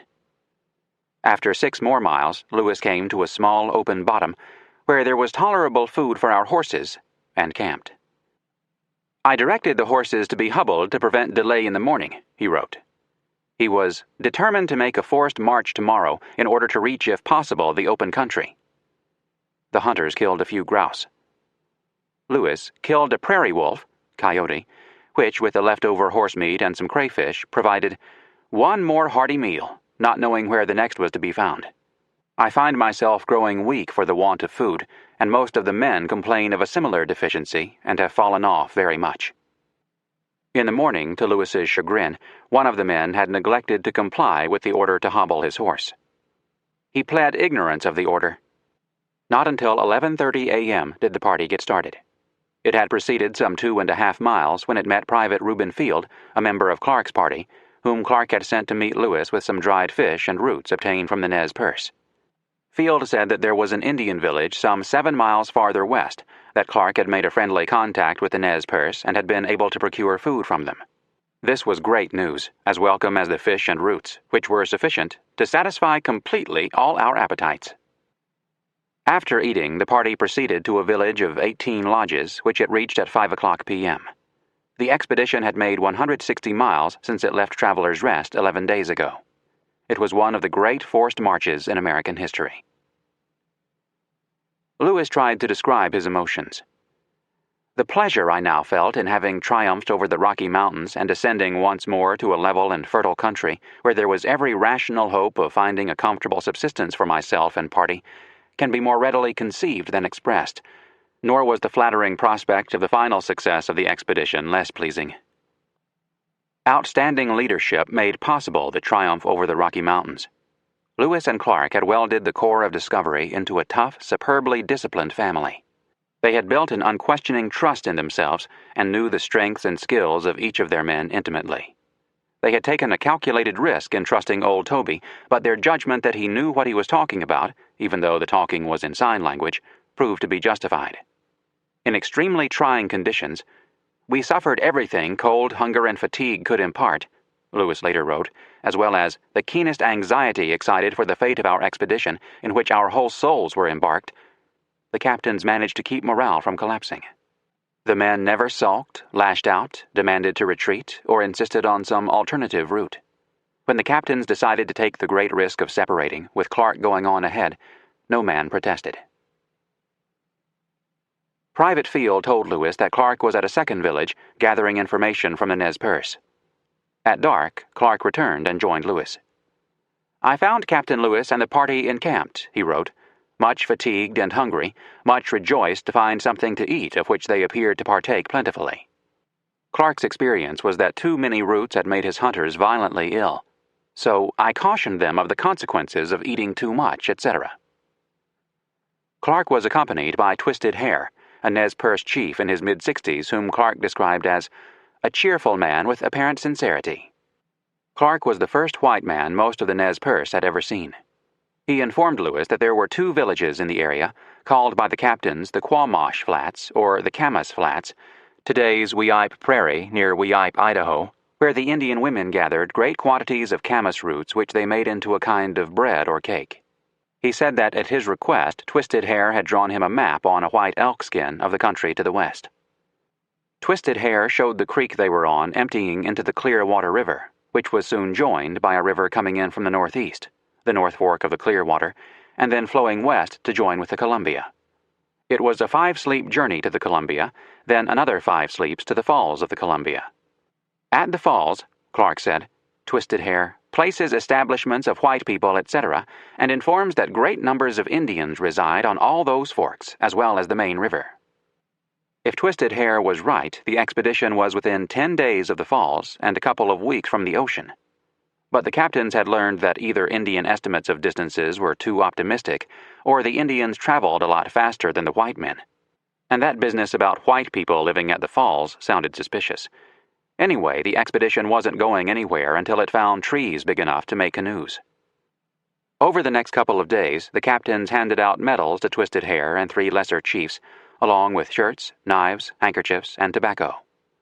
These trifles, except for the knives, did not satisfy. At the end of the second day, the Nez Perce indicated they were no longer going to feed the expedition for free. The captains traded from their diminishing supply of goods for more roots, berries, and dried fish. Clark's warning about overeating was easier given than followed. Lewis and his men gorged themselves and got sick, Lewis especially so. Most of the party were violently ill for a week, their dysentery producing acute diarrhea and vomiting. All complain of a lax and heaviness at the stomach, Clark wrote, so I gave Rush's pills. That was probably the worst thing he could have done. In any case, the following day, September 24th, Lewis was so sick he was scarcely able to ride on a gentle horse, several men so unwell that they were compelled to lie on the side of the road for some time. Clark was nothing if not persistent. He handed out more of Rush's pills. The sickness was presumably the result of the change of diet from all meat to all roots and dried fish. Bacteria on the salmon may have contributed. On the 25th, Lewis was still suffering from severe gastrointestinal distress. Clark tried giving him some salts and tartar emetic, another laxative which hurt more than helped. The next day, Clark tried salts, pills, jalap, another purgative, tartar emetic, etc., again with unhappy results. By the 27th, most of the men were still sick, including Lewis. On the 28th, Clark opened his journal entry, Our men nearly all complaining of their bowels, a heaviness at the stomach, and lax. Not until the 30th could Clark report, The men recruiting a little. But they were still on a fish and roots diet, which the men complain of as working them as much as a dose of salts. In short, for over a week, the expedition resembled a hospital ward for the critically ill more than it did a platoon of fighting men. Herein lies one of the great stories of American history, even though it is a tale of what didn't happen rather than what did. It would have been the work of a few moments only for the Nez Perce to kill the white men and take for themselves all the expedition's goods. Had the Indians done so, they would have come into possession of by far the biggest arsenal not just west of the Rocky Mountains, but west of the Mississippi River, along with priceless kettles, axes, hatchets, beads, and other trade items in quantities greater than any of them would ever see in their lifetimes. Like the Shoshones, the Nez Perce had had no contact with whites, other than some cheap trade goods that had reached them from Columbia River tribes. They had only 1 or 2 inferior rifles. They were constantly harassed by their neighbors who did have guns, especially by the Blackfeet, when the Nez Perce made their annual trip over the mountains to the buffalo country. The Nez Perce were hardly oblivious to their once-in-a-lifetime opportunity. According to their oral history tradition, when they first met Clark and his 6 hunters, who had also gorged themselves on roots and fish and gotten dysentery, they considered killing them for their weapons. They were dissuaded by a woman named Watkuwius, meaning return from a far country. She had been captured by Blackfeet some 6 or 7 years earlier, taken into Canada, and sold to a white trader. She lived with him, among other traders, for several years before somehow finding her way home. The traders had treated her much better than the Blackfeet had done, so when Clark arrived she told the warriors, "These are the people who helped me. Do them no hurt." First Sacagawea, now Watkuwius. The expedition owed more to Indian women than either captain ever acknowledged, and the United States owed more to the Nez Perce for their restraint than it ever acknowledged. When, in 1877, the Army, carrying out government policy, drove Chief Joseph and the Nez Perce from their Idaho home, there were in the band old men and women who had as children been in Twisted Hair's village. During the week Lewis was on his back, Clark moved camp to the junction of the North Fork of the Clearwater with the main stream, where there were ponderosa pines of sufficient size to make canoes. With only a few healthy men and inadequate axes, Clark resorted to the Indian method of canoe making. Instead of hewing out the trunks, he put them over a slow-burning fire trench and burned them out. Apparently, Twisted Hair showed him how to do it. It took 10 days to complete 4 large and 1 small canoe. Twisted Hair also promised to look after the expedition's herd of 38 horses until the Americans came back in the spring on their return journey. Clark had the horses branded with Lewis's branding iron, and to accompany the party to serve as an intermediary with Indians downstream. The captains had assumed that when they got out of the mountains they would be in a country with an ample supply of deer and elk. They were wrong. The hunters, though still on their feet, were unsuccessful. Fish and roots purchased from the Nez Perce remained the diet. On October 4th, Lewis was still sick. The next day, Clark reported, "Captain Lewis and myself ate a supper of roots boiled, which filled us so full of wind that we were scarcely able to breathe. All night felt the effects of it." On October 6th, the canoes were finished. Clark made a cache for the saddles and a canister of powder. "I am very sick all night," he recorded. "Pain in stomach and the bowels." The next day he opened his journal entry, "I continue very unwell, but obliged to attend everything." Evidently Lewis was still so sick he couldn't even supervise the men's work. Lewis later wrote, "For my own part, I suffered a severe indisposition for 10 or 12 days, sick, feeble, and emaciated." Clark had the canoes put into the water and loaded. At 3:00 p.m. the party set out. The river was swift with many bad rapids. Nevertheless, they made 20 miles. The expedition was once again waterborne, going downstream for the first time since Lewis had turned the keelboat from the Ohio into the Mississippi River 2 years earlier. Ahead lay the Pacific. Chapter 24. Down the Columbia. October 8th to December 7th, 1805. As the expedition sped down the Clearwater toward its junction with the Snake, Lewis recuperated from his 2-week bout with dysentery. On October 9th, Clark recorded, "Captain Lewis recovering fast." Soon he was as active as always. On October 13th, the party came to a very bad place, a long, bad rapid in which the water is confined in a channel of about 20 yards between rugged rocks for the distance of a mile. It cried out for portaging, but the captains and the men wanted to get on. They were on the last leg and finally had gravity working for them. So Clark recorded, "Captain Lewis with 2 canoes set out and passed down the rapid. The others soon followed, and we passed over this bad rapid safe." The dugout canoes were cumbersome. They overturned or grounded on rocks. They swamped. They sprung leaks. Supplies were damaged, trade goods lost. Men's lives were endangered. The captains ran the rapids anyway, as many as 15 in a day. Old Toby was so frightened by the running of the rapids that he took off that night, without waiting for his pay. He was last seen running eastward along the riverbank.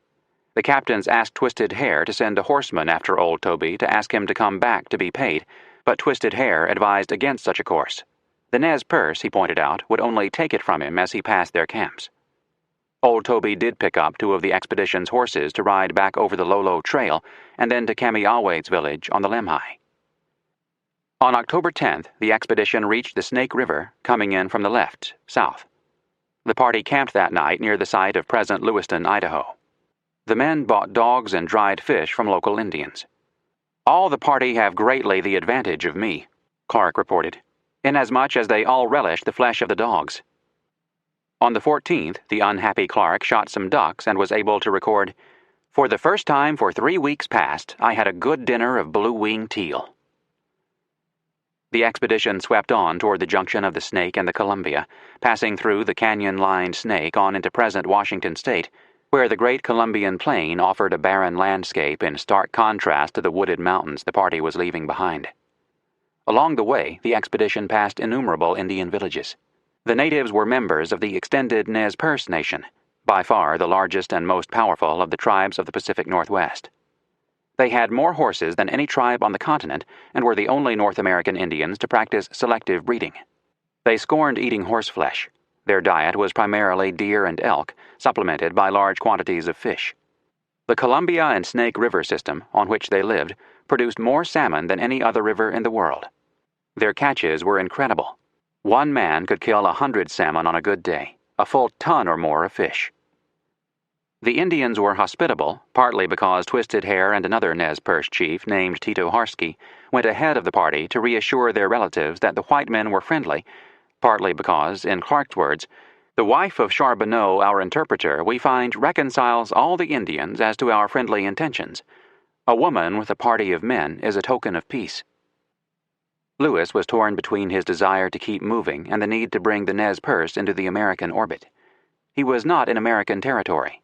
Neither the United States nor Great Britain had established sovereignty over the Pacific Northwest. Both countries wanted it and had some sort of claim, as did the Russians and the Spanish. But Lewis and Clark were the first white men to enter present Idaho, Washington, and Oregon by land. Although they never planted a flag to make a formal claim on the territory for the United States, they acted as if it were already theirs. Lewis took a vocabulary of the different bands as they were encountered. He found variations in words, but correctly concluded that they had a common origin. Twisted Hair could understand them. The Yakimas, Wanapams, Walla Wallas, and others all belonged to the same Shahaptian language family. They practiced a similar economy. They were all rich in dogs as well as horses. Not wanting to waste time sending out hunters, the captains continued to purchase dogs to have some meat to supplement their fish and roots. To bring the various branches of the Nez Perce into active participation in the American trading system, Lewis practiced his usual Indian diplomacy. Around the campfires on the banks of the rivers, he gave his speech expressing his joy in seeing those of our children around us, and handed out medals with Jefferson's likeness on them. He urged the Indians to make peace with their neighbors and promised them trade goods, and he began to form in his mind a grand scheme involving the Nez Perce that would cut the British out of the fur trade with the Orient. But long-term plans for an American takeover could be arranged in the spring, when the expedition could take its time going back upstream, since there was no point arriving on the western base of the Bitterroots before the snow had melted sufficiently to make a crossing practicable. That figured to be June at best, mid-July at worst. So when Chief Yellup of the Walla Walla band asked Lewis to stay longer so that his people might come to see the white men, the captain excused himself. He wanted to keep moving. He promised instead that the party would spend a few days with Yellup's people in the spring. No matter how badly Lewis and Clark wanted good relations with the natives, sometimes they put daily needs first. "We have made it a point at all times not to take anything belonging to the Indians, even their wood," Clark noted on October 14th, but since there was no timber on the island where the party camped that night, "we are compelled to violate that rule and take a part of the split timber we find here." The next night, "We were obliged for the first time to take the property of the Indians without the consent or approbation of the owner. The night was cold and we made use of a part of those boards and split logs for firewood." Stealing from the natives was as easy as it was tempting. The captains hated having it done to them, which was beginning to happen with increasing frequency as they made their way west. The articles taken were small, but because the trade goods were the captain's capital and diminishing fast, their anger was large. Still, their spirits were soaring. At night, around the fire, Private Cruzat brought out his violin, to the delight of the men, who danced to the music, and to the Indian guests, who watched and then did their own dancing. On October 15th, Lewis took a walk on the plains about the river and saw in the distance a mountain range that could only be the Cascades. The next day, the party reached the junction with the Columbia, the first white men to be on the river east of the Cascades. They camped for 2 days. Clark investigated the Columbia for about 10 miles upstream. The men were astonished at the numbers of salmon in the river, mostly dying after the spawn and therefore inedible. The water was so clear that no matter how deep the river, the bottom was plainly visible. By now, signs that the Pacific could not be far distant were everywhere. The nearness of the trading emporium at the mouth of the Columbia was apparent from items possessed by the natives, including scarlet and blue cloth blankets and a sailor's jacket. On October 19th, Clark climbed a cliff and saw a snow-covered mountain, which he deduced must be one of the mountains laid down by Vancouver as seen from the mouth of the Columbia River. He thought it was Mount St. Helens. Actually, it was Mount Adams. But his essential point was right. Lewis's and Clark's sightings of the Cascades made the first connection, the first transcontinental linking of what would become the United States. Lewis had long realized that the Columbia had to have many rapids and some major falls on it as it descended from the Rockies to the Pacific. On October 23rd, the expedition came to the beginning of a spectacular but dangerous stretch of the river that extended some 55 miles. It contained 4 major barriers, all inundated today by dam reservoirs, beginning with the Celilo, or Great Falls.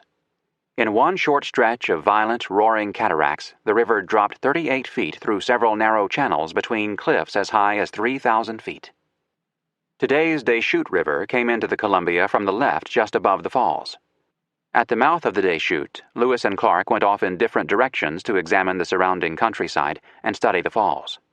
Clark got to the falls first, Lewis having delayed on his exploration to examine a root, the Wapato, that the natives dug in great quantities in the bottom of the Deschutes. After studying the falls and conferring, the captains decided that only the 20-foot drop had to be portaged. They were able to hire local Indians and their horses to help portage the heavier articles. At other places, they managed to lower the canoes through the rapids using strong ropes of elk skin while packing the baggage on a portage. Indians gathered on the riverbanks to watch the white men. Their presence was often a blessing. They had dogs and dried fish to sell, they provided information on the state of the river downstream, and they had a technology that the captains could use. Lewis visited a village where he had observed his first Chinookan canoe, made of pine, remarkably light, wide in the middle and tapering at each end, with crosspieces at the gunwales that made the craft surprisingly strong, and skillfully carved animal figures on the bow. Clark wrote that, "These canoes are neater made than any I have ever seen, and calculated to ride the waves and carry immense burdens." Lewis was able to exchange the expedition's smallest canoe for one of the Indian craft, after he agreed to throw in a hatchet and a few trinkets. As the expedition prepared to make its way through the falls downstream, the captains learned that they would be passing into the country of a people with a different culture and language from any they had previously encountered. They were Chinookan, and the Nez Perce were at war with the Chinooks. On the night of October 23rd, Twisted Hair said he had heard from his relatives among the local Indians that the Chinookan people living farther down the river intended to kill the Americans when they arrived. The captains examined the rifles and made certain every man had 100 rounds of ammunition, but that was a daily routine anyway. Clark commented, "As we are at all times and places on our guard, we are under no greater apprehension than is common." The following day, Twisted Hair and Tito Harsky said they had decided to return home. They explained that the Chinooks would surely kill them if they had a chance. Besides, they could not speak the language, so they could no longer serve as interpreters. The captains persuaded the chiefs to stay with them for 2 more days, until the expedition had gotten below the next falls, which were but 2 miles downstream, to give the captains an opportunity to bring about a peace between the warring nations. The next set of falls, called the Dalles, began with the Short Narrows, a 1/4-mile-long stretch in which the river was constricted to a mere 45 yards in width. Clark was appalled by the horrid appearance of this agitated gut-swelling water, boiling and whirling in every direction. The captains explored the banks. Agreeing that no portage for the heavy canoes was possible over the rocky ledges, they decided to send by land the men who could not swim, carrying the most valuable articles with them, while they and the swimmers ran the fall in the canoes, bringing the heavy and less valuable baggage with them. In selecting the items to be portaged, the captains showed their priorities. First of all, the journals, field notes, and other papers, including Jefferson's letter of credit to Lewis, which would become invaluable if they chanced to meet a trading ship at the mouth of the Columbia. Second, the rifles and ammunition. This was taking a chance. For the first time, the bulk of the party would be defenseless in the presence of Indians, but that risk was more acceptable than risking the rifles in the falls. Finally, the scientific instruments. By the standards of today's canoeists, this was a Class 5 rapid, meaning it could not be run even in a modern canoe specially designed for whitewater. The natives, expert canoeists themselves, did not believe Lewis and Clark could do it in their big, heavy dugouts. They gathered by the hundreds along the banks to watch the white men drown themselves and to be ready to help themselves to the abandoned equipment afterward. But to the astonishment of the Indians, the Americans made the run without incident. Below the Short Narrows was a relatively calm 3-mile stretch.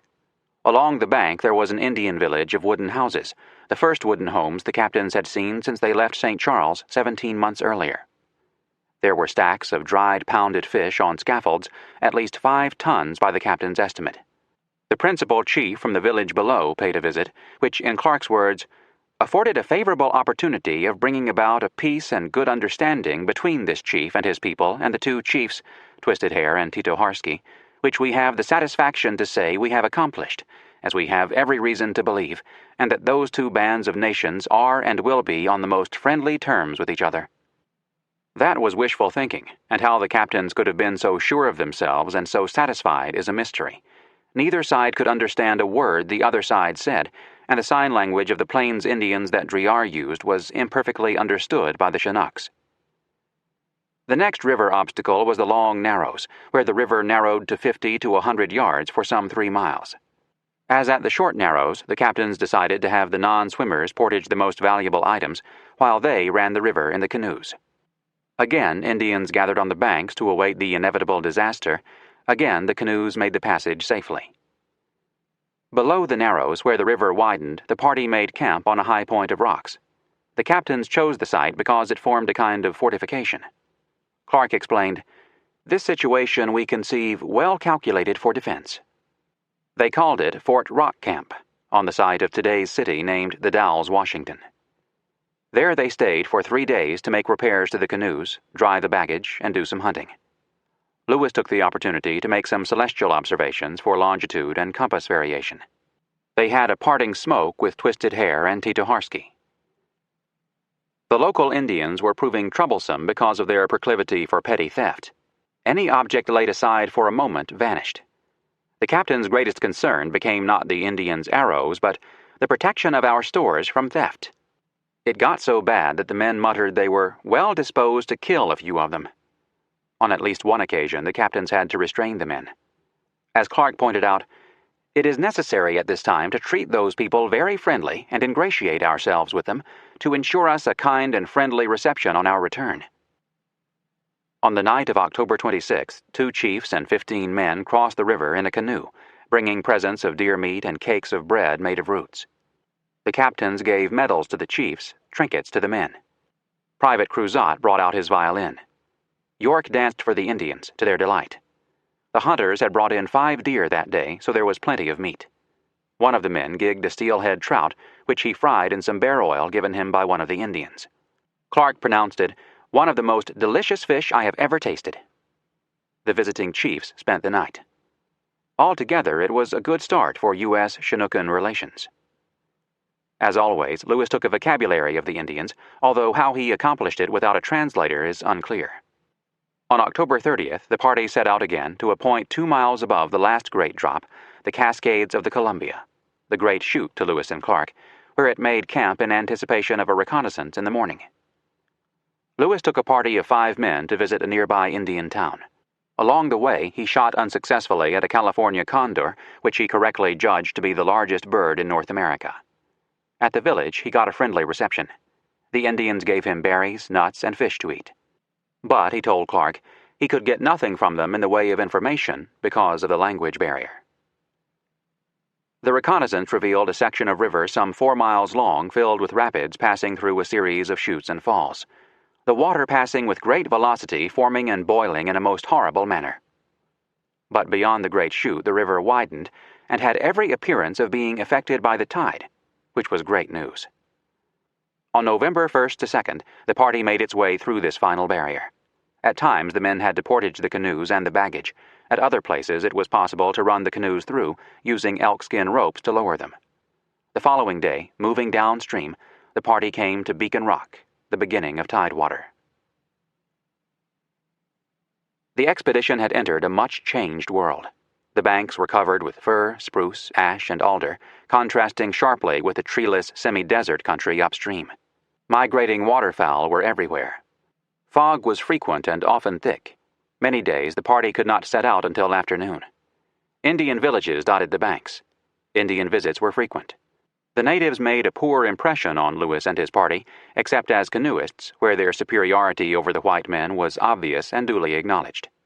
Otherwise, they were judged to be low and ill-shaped, badly clad and illy made, petty thieves and objects of suspicion.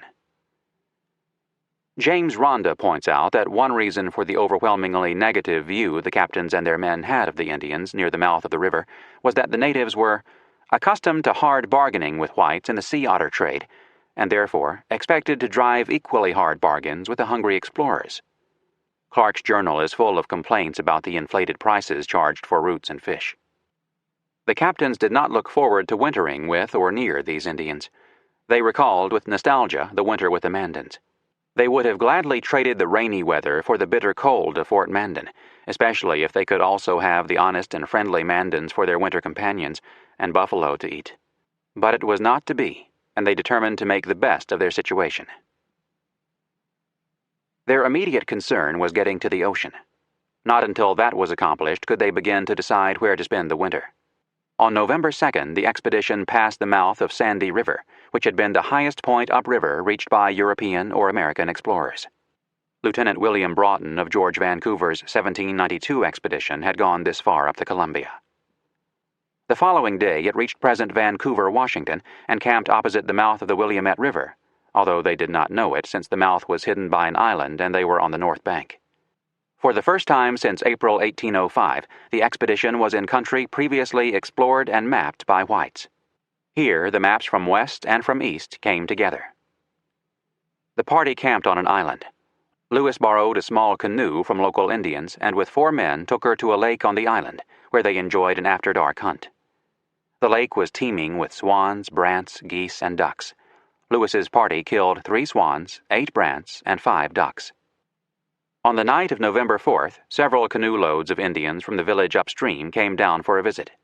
They were colorful with scarlet and blue blankets, sailors' jackets, shirts, and hats, and apparently friendly.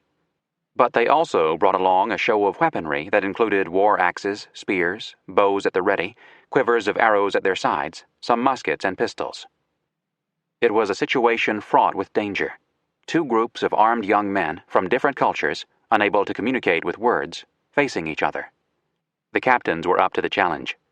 Even though those fellows we found assuming and disagreeable, Clark wrote, we smoked with them and treated them with every attention and friendship.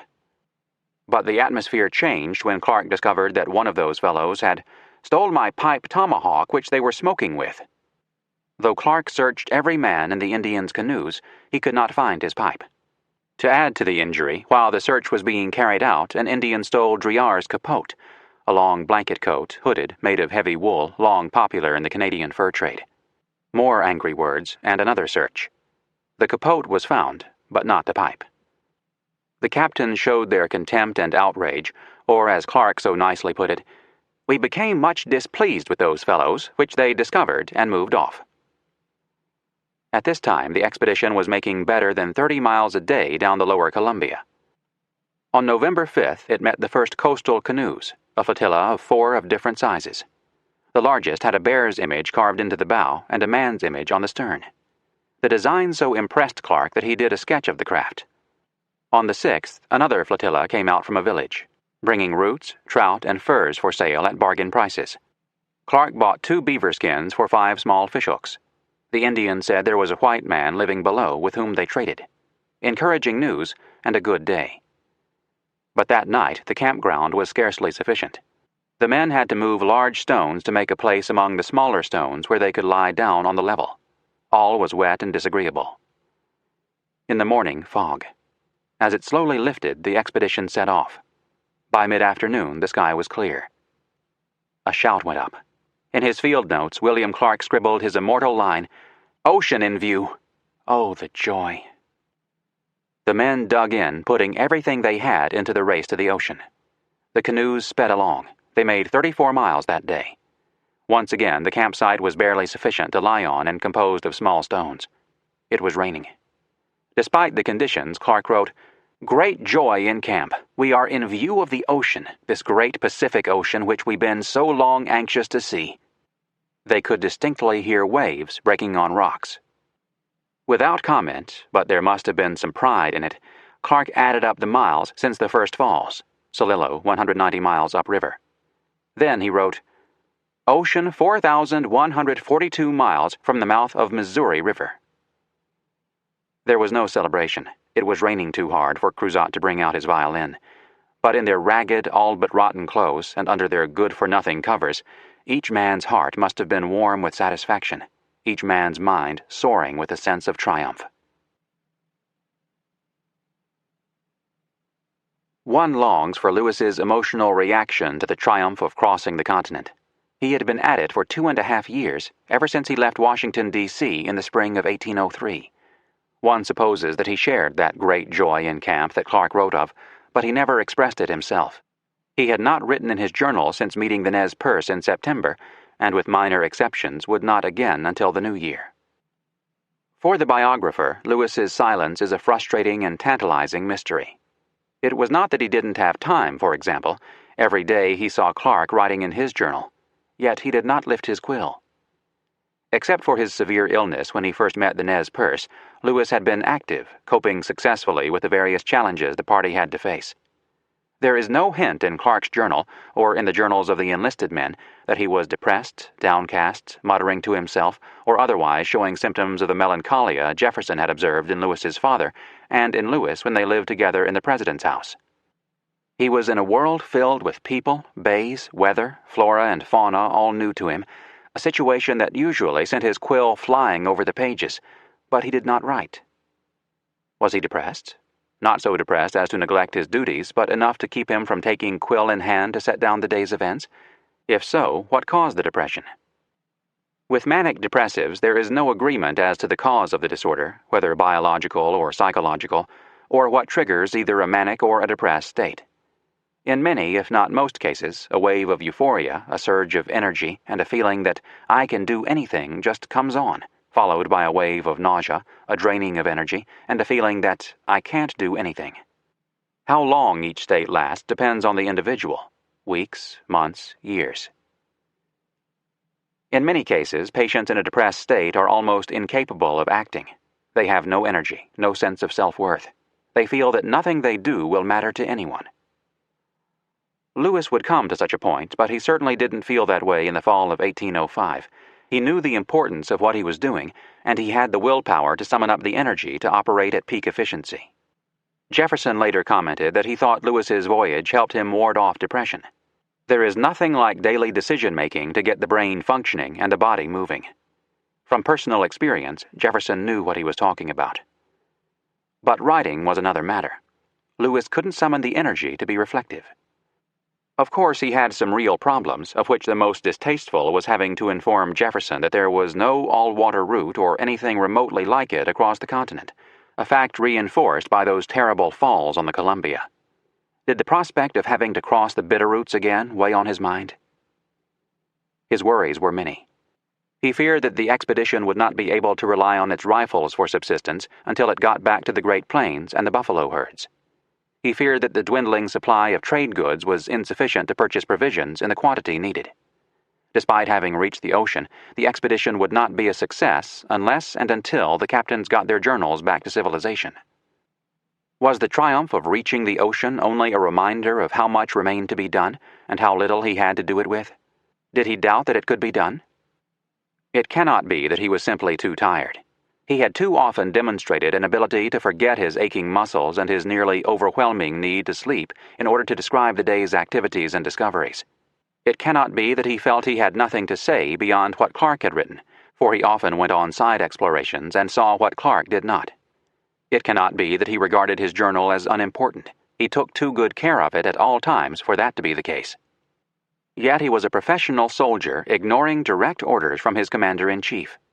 There must be an explanation, but we can only guess. My guess is that he was a manic depressive. The disorder ran in his family. If this is true, then it was his special triumph that he seldom let his emotional state take over, and then only momentarily. Whether he was high or low, his emotional state played no role in daily decision-making for 2.5 years. Whatever Lewis's emotional state, it was strongly affected by his drinking habits. It had been a long time since Meriwether Lewis had had a drink, and the certainty was that it would be a long time before he had another. He had been a hard-drinking youth. In St. Louis during the winter of 1803-4, he attended a good many balls and private parties where it seems likely he indulged in pretty heavy drinking. It went with the territory. Frontier officers and traders drank a lot of whiskey. For the first year of the expedition, Lewis had limited himself to the same ration of whiskey the men received, hardly enough to sustain a serious alcoholic, but enough to keep a habit, perhaps even a need, alive. On July 5, 1805, he had been forced to quit cold turkey. No one can say what, if any, effect Lewis's abstinence had on his mood. Whatever the reason, the scene that so moved Clark, who gave us such a memorable phrase as he let his emotions burst forth, was not described by Lewis. It is through Lewis's eyes and words that we see the white cliffs, the great falls before the dams, the gates of the mountains, Three Forks, the Shoshones. Wonderful portraits all. Vivid, immediate, detailed. They set the standard. But we don't have his description of what he saw and how he felt in this moment of triumph. Clark had been a bit premature. What he had seen was the Columbian estuary, not the ocean. Actually, they were too close to the ocean for their own good anyway. For the next week and more, they were pinned down by the tide, the waves, the wind at Point Ellis. They were unable to go forward, to retreat, to climb out of their campsite because of the overhanging rocks and hills, to do anything except endure pure misery. It rained for 11 days. At high tide, gigantic waterborne trees of cedar, fir, and spruce, some of them almost 200 feet long and up to 7 feet in diameter, crashed into the camp. Fires were hard to start, difficult to maintain. The captains and men of the expedition looked more like survivors from a shipwreck praying for rescue than the triumphant members of the Corps of Discovery. For a while, spirits remained high. For several days past, Clark wrote on the 9th, notwithstanding the disagreeable time of the party, they are all cheerful. But it didn't last. Never one to suffer silently, Clark wrote on November 12th, it would be distressing to a feeling person to see our situation at this time, all wet and cold with our bedding, etc., also wet, in a cove scarcely large enough to contain us, canoes at the mercy of the waves and driftwood, robes and leather clothes are rotten. November 22nd. The wind increased to a storm, blew with violence, throwing the water of the river with immense waves out of its banks, almost overwhelming us in water. Oh, how horrible is the day! November 27th. The wind blew with such violence that I expected every moment to see trees taken up by the roots. Some were. Oh, how tremendous is the day! Since May 1804, the expedition had stopped only for winter, or because the captains decided to take a couple of days' rest. They hated being immobilized by a force they could not fight. They had to be rescued by Clatsop Indians, the Chinookan people living on the south bank of the estuary, who were able to cross the estuary easily in their coastal canoes, in conditions that absolutely defeated every effort the Americans made to get out of their bad spot. The Clatsops saved them by selling roots and fish. On November 13th, the desperate captains sent Privates Coulter, Willard, and Shannon in the Indian canoe, which rode the swells better, to explore the shoreline beyond Point Ellis to see if a better campsite could be found. The next day, Coulter returned by land to report that there was a sandy beach in the bay beyond the point and away inland from it, and game in the area. The captains agreed that Lewis would lead an advance party to the site, while Clark arranged to move the entire camp as soon as the weather permitted. The following afternoon, Lewis took advantage of a head-on wind to have 5 men take himself, Driar, and 3 privates around the point. The paddlers put Lewis and his party ashore on the beach and returned to the main camp, their canoe nearly swamped by the following waves breaking over it. Finally, the impatient Lewis could do some exploring at the mouth of the river. He had a specific and immediate goal. He wanted to see if there really were some white men living on the coast. If so, and if he could find their trading post, he figured to be able to use Jefferson's letter of credit to provide the expedition with ample trading goods for the return trip, and start a copy of the journals to Washington via a visiting sea captain. And, of course, he wanted to see the ocean. When he set out in the morning, he found Privates Shannon and Willard in a precarious position. After separating from Coulter, they had gone hunting and exploring. They had spent the night with 5 Chinooks, members of the tribe living on the north bank. While they slept, the Indians stole their rifles. In the morning, discovering the theft, they informed the Indians with crude but emphatic signs that a larger party of white men was about to join them and would surely shoot the thieves. At that moment, Lewis and his small party appeared on the scene. His presence, and perhaps some threatening motions, convinced the thieves to repent. They handed back the rifles. Lewis sent Shannon back to the sandy beach, which he correctly surmised Clark would have reached by now. The chastised Indians went with Shannon, virtual prisoners. When Clark heard Shannon's story, he exploded. I told these Indians they should not come near us, and if any one of their nation stole anything from us, I would have him shot, which they understood very well. And if any of their women or bad boys took anything, to return it immediately and chastise them for it. Lewis, meanwhile, continued his exploration, rounding Cape Disappointment and going up the coastline for several miles. No trading post, no ship. He kept no journal. But he did carve his name into a tree at the extremity of Cape Disappointment with a certain sense of pride. Enough, anyway, to tell Captain Clark later that he had recorded his presence. At 1:30 p.m. on November 17th, Lewis joined Clark at the camp on the sandy beach that the party would occupy for the next week, in present-day Fort Canby State Park near Mackenzie Head. It was a much superior campsite, and the hunters could get out and bring in some meat. On November 18th, it was Clark's turn to ramble. He set out with York and 10 men on a reconnaissance to Cape Disappointment, where he found Lewis's name carved in the tree. Together with the men, Clark followed Lewis's example, but greatly improved on it by adding to his name and the date the magnificent line, "By land from the United States in 1804 and 1805. On his return from his reconnaissance, Clark found Lewis with a group of Chinooks, including 2 chiefs. They all sat for a smoke. The captains handed medals and an American flag to the chiefs. Some trading was done. One of the chiefs had on a robe made of sea otter skins that Clark declared, "More beautiful than any fur I had ever seen." Lewis agreed. In his turn, each captain tried to strike a bargain for the robe, offering different articles. "No," said the chief. He pointed at Sacagawea's belt of blue beads, the most highly prized beads of all. The captains looked at her questioningly. She made it clear that if she had to turn over the belt, she wanted something in return. One of the captains brought her a coat of blue cloth, and she handed over the belt. Clark's journal fails to say who ended up with the fur coat, but it surely wasn't Sacagawea. The next day, an old Chinook woman appeared with 6 of her daughters and nieces in tow. She was selling their favors. Clark remarked, "Those people appear to view sensuality as a necessary evil. The young females are fond of the attention of our men." At this, their westernmost campsite, the captains again felt the urge to mark their presence. Lewis used his branding iron to mark a tree. Clark and all the men carved their names into the surrounding trees. Meanwhile, the word had gotten out among the Clatsops that the captains would pay almost any price for sea otter furs. That night, a group came over the estuary with 2 robes to sell. The captains wanted them, but the price was too high. Clark was astonished when one owner turned down the offer of a watch, a handkerchief, a bunch of red beads, and $1 in American coin. The Indians wanted blue beads, and the captains were all but out of them. Still, the captains found they liked the Clatsops much better than their relatives, the Chinooks, mainly because the Clatsops were not thieves. That became a factor in the decision that now had to be made: where to spend the winter.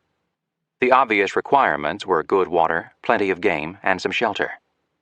They had 3 choices: to stay where they were, to cross to the south bank to see if there was a better site there, or to go back upstream to the falls. The Clatsops informed them that elk were plentiful on the south side. The captains were certain that their supply of beads and trinkets was so inadequate, and the Chinooks' prices were so high, that they could not get through the winter buying their food. They needed a continuing source of meat. Lewis said that upriver the winter would be more severe, and this location would not really help them get started on the homeward voyage. They would have to wait for the snow to melt in the bitter roots anyway, so there was plenty of time to go back up the Columbia Snake in the spring. He wanted to get closer to the ocean, which was easier done on the south side, so that he could put men to making salt from the seawater. He and all the men craved salt. Not Clark. He heartily disapproved, writing that he was indifferent to whether or not he had salt. Anyway, "Salt water I view as an evil inasmuch as it is not healthy." Lewis had a better reason than his taste buds for wanting to stay near the coast. There was at least a good chance that a trading vessel would arrive during the winter. If one did, it would solve major supply problems. Clark agreed. He also pointed out that with elk more abundant on the south shore and deer on the north, the choice was easy. Elk were bigger and easier to kill, and their skins were better for clothing. So the captains made up their own minds, but on this occasion they decided to let everyone participate in the decision. They put it to a vote. They never explained why. Perhaps they felt that since they were all going to be in this together, they should all have a say. Maybe they just wanted to involve everyone so that none would have a right to complain. The choices were to stay, to proceed to the falls, or to cross to and examine the other side before deciding. Naturally, the third alternative won overwhelmingly. Only Private John Shields voted against it. If the sites on the south side were unsatisfactory, about half the voters wanted to go up to the falls, half to stay at the mouth. York's vote was counted and recorded. Using Sacagawea's nickname, Clark noted, "Janie in favor of a place where there is plenty of potas." Apparently, she meant roots. This was the first vote ever held in the Pacific Northwest. It was the first time in American history that a black slave had voted, the first time a woman had voted. On November 26, after going upriver for 2 days to find a shorter crossing, the party crossed to the south shore. They camped on the east bank of the John Day River and were again pinned down by bad weather. By the 29th, Lewis had had enough. He told Clark he would take their Indian canoe and Round Tongue Point to examine the country where the Clatsop said there were elk. He hand-picked the men he wanted with him. Driar, of course, along with Privates Reuben Field, Shannon, Coulter, and Labiche. They set out early in the morning, got around the point, and made camp that night near the site of present-day Astoria, Oregon. Lewis sent out the hunters. They returned with 4 deer and some geese and ducks, a haul as encouraging as it was welcome. Lewis made a short journal entry, providing a bare outline of his activities, as he would do the next 2 days as well. Clark wrote on the last page of Lewis's writings, "Captain Lewis rough notes when he left Captain Clark near the mouth of Columbia for a few days to examine the southwest side." Lewis set out at sunrise to explore Young's Bay, so named by Lieutenant Broughton of Vancouver's expedition. Finding nothing satisfactory at the outlet of Young's River, he went up today's Lewis and Clark River about a mile and was discouraged. Lewis returned to the bay, hoping to find some Clatsops, who have tantalized us with there being much game in their neighborhood, to ask them where that game was. All about him, they might have answered. There were great numbers of brants, geese, sandhill cranes, and blue herons, and a large variety and immense number of ducks in the bay. But of course Lewis wanted elk. In his field notes that night, he recorded botanical data. Over the next couple of days, he explored, this time going farther up the Lewis and Clark River, where he found his spot. He told Clark it was on a small bluff rising some 30 feet higher than the high tide mark, some 200 feet back from the river and about 3 miles up from its mouth. It was near a spring, and there were plenty of big trees that could be used to make shelter and a fort. It was but a few miles to the open ocean where salt could be made. Best of all, it promised good hunting. Driar and another hunter had killed 6 elk and 5 deer. Clark reported that this was very satisfactory information to all the party. The expedition made ready to move to its winter quarters as soon as the wind would allow it to round the point to get into the bay and then up the river. On December 6, the wind was too high, but the following morning Lewis guided the expedition to the site of what the captains would call Fort Clatsop. Clark took one look and pronounced it a most eligible situation.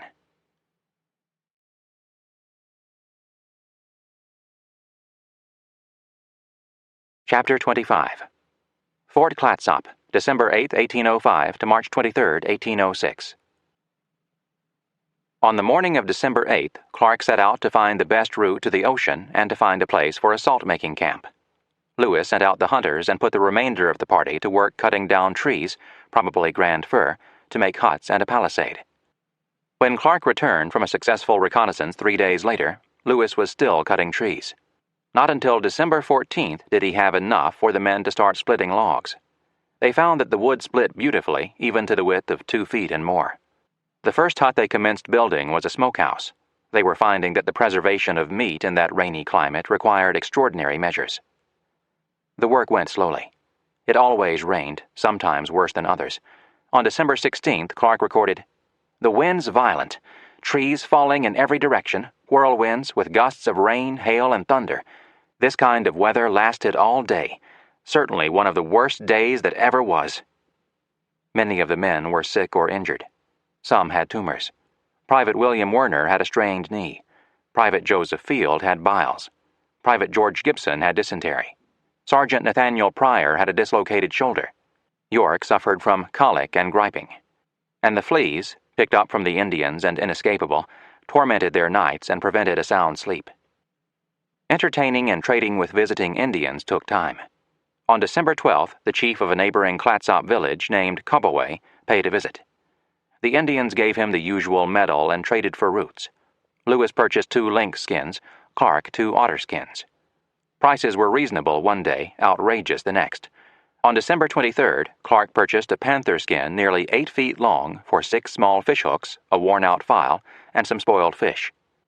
The next day, a young chief named Cascala came with his brother and 2 women. They wanted to sell a parcel of roots but demanded 2 files for them, which the captains decided was too high a price.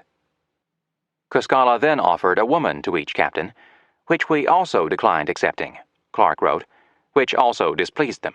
The female part appeared to be highly disgusted at our refusing of their favors, etc. Despite the daily interruptions, the work went forward. By December 17th, enough of the walls of the huts were up so some of the men could begin filling the chinks between the logs.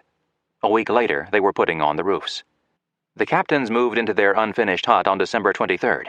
The next day, Private Joseph Field made writing tables for them, and the men moved into their as-yet unroofed huts. Fort Clatsop was about 50 feet square. It had 2 long, facing structures joined on the sides by palisaded walls. There was a main gate at the front and a smaller one at the rear that provided easy access to a spring some 30 yards distant. Between the buildings there was a parade ground about 50 feet by 20 feet.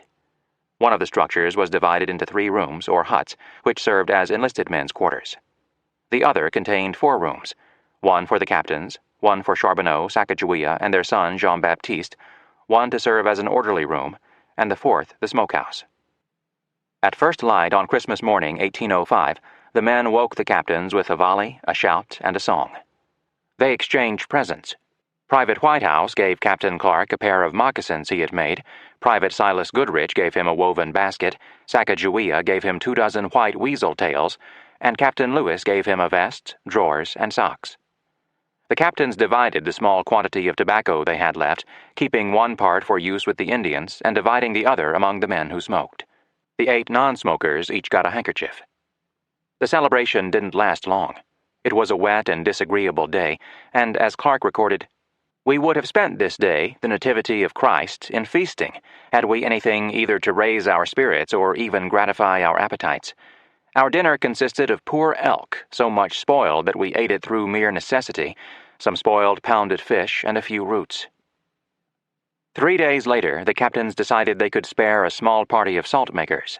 The party left for the camp just south of present-day Seaside, Oregon, and went to work. On December 29th, the Clatsops informed the captains that a whale had foundered on the coast near Tillamook Head. Lewis at once determined to go there by water to get some oil and blubber. He prepared a party to take the canoes to fetch it, but for the next week the wind was too high to risk setting out. On December 30th, the fort was completed. At sunset, the captains told the Clatsops that from now on, when darkness fell, the gates would be shut and they must all get out of the fort. "Those people who are very forward and disagreeable," Clark reported, "left the huts with reluctance." But on New Year's Eve, he was happy to record that the Indians were much better behaved. "The sight of our sentinel who walks on his post has made this reform in those people who but yesterday was very impertinent and disagreeable to all." At dawn on New Year's Day, 1806, the men woke the captains with a volley and shouts of "Happy New Year!" There was no other celebration and no feast. Lewis wrote that, "We were content with eating our boiled elk and wapato roots and solacing our thirst with our only beverage, pure water." During the more than 3 weeks the party had been building Fort Clatsop, Lewis wrote but 2 field notes, describing in some detail Steller's Jay. But on January 1st, he resumed making daily entries in his journal. He opened with the complaint that the volley fired by the men to usher in the new year was the only mark of respect which we had it in our power to pay this celebrated day. Our repast of this day was no better than that of Christmas. But after the first sentence, he wrote with a zest that seemed to indicate that a great weight had been lifted from him. It was 1806. He would be home this year. A year wasn't such a long time. Evidently, not until he began writing about getting home did Lewis realize how much he missed civilization. He had spent 1801 to 3 living with Thomas Jefferson in the president's house. His daily conversational fare had ranged from practical politics to the nature of man, from zoology to botany, geography to medicine, literature to history, all in the company of the leading cultural, intellectual, scientific, and political figures in the United States, and not a few from Europe. For 2 years he had danced to the best music, dined at the finest table, drunk the choicest wine. He had spent 1804-5 on the frontier and beyond. His daily conversational fare had been about immediate practical problems, mostly with enlisted men who had little, if any, formal education. With Clark he could discuss scientific matters, natural history, geography, and other subjects, but Clark was more a Kentuckian than a Virginian, more a frontier soldier than a polished member of the president's staff. Even with Clark, the flow of the talk had its limits.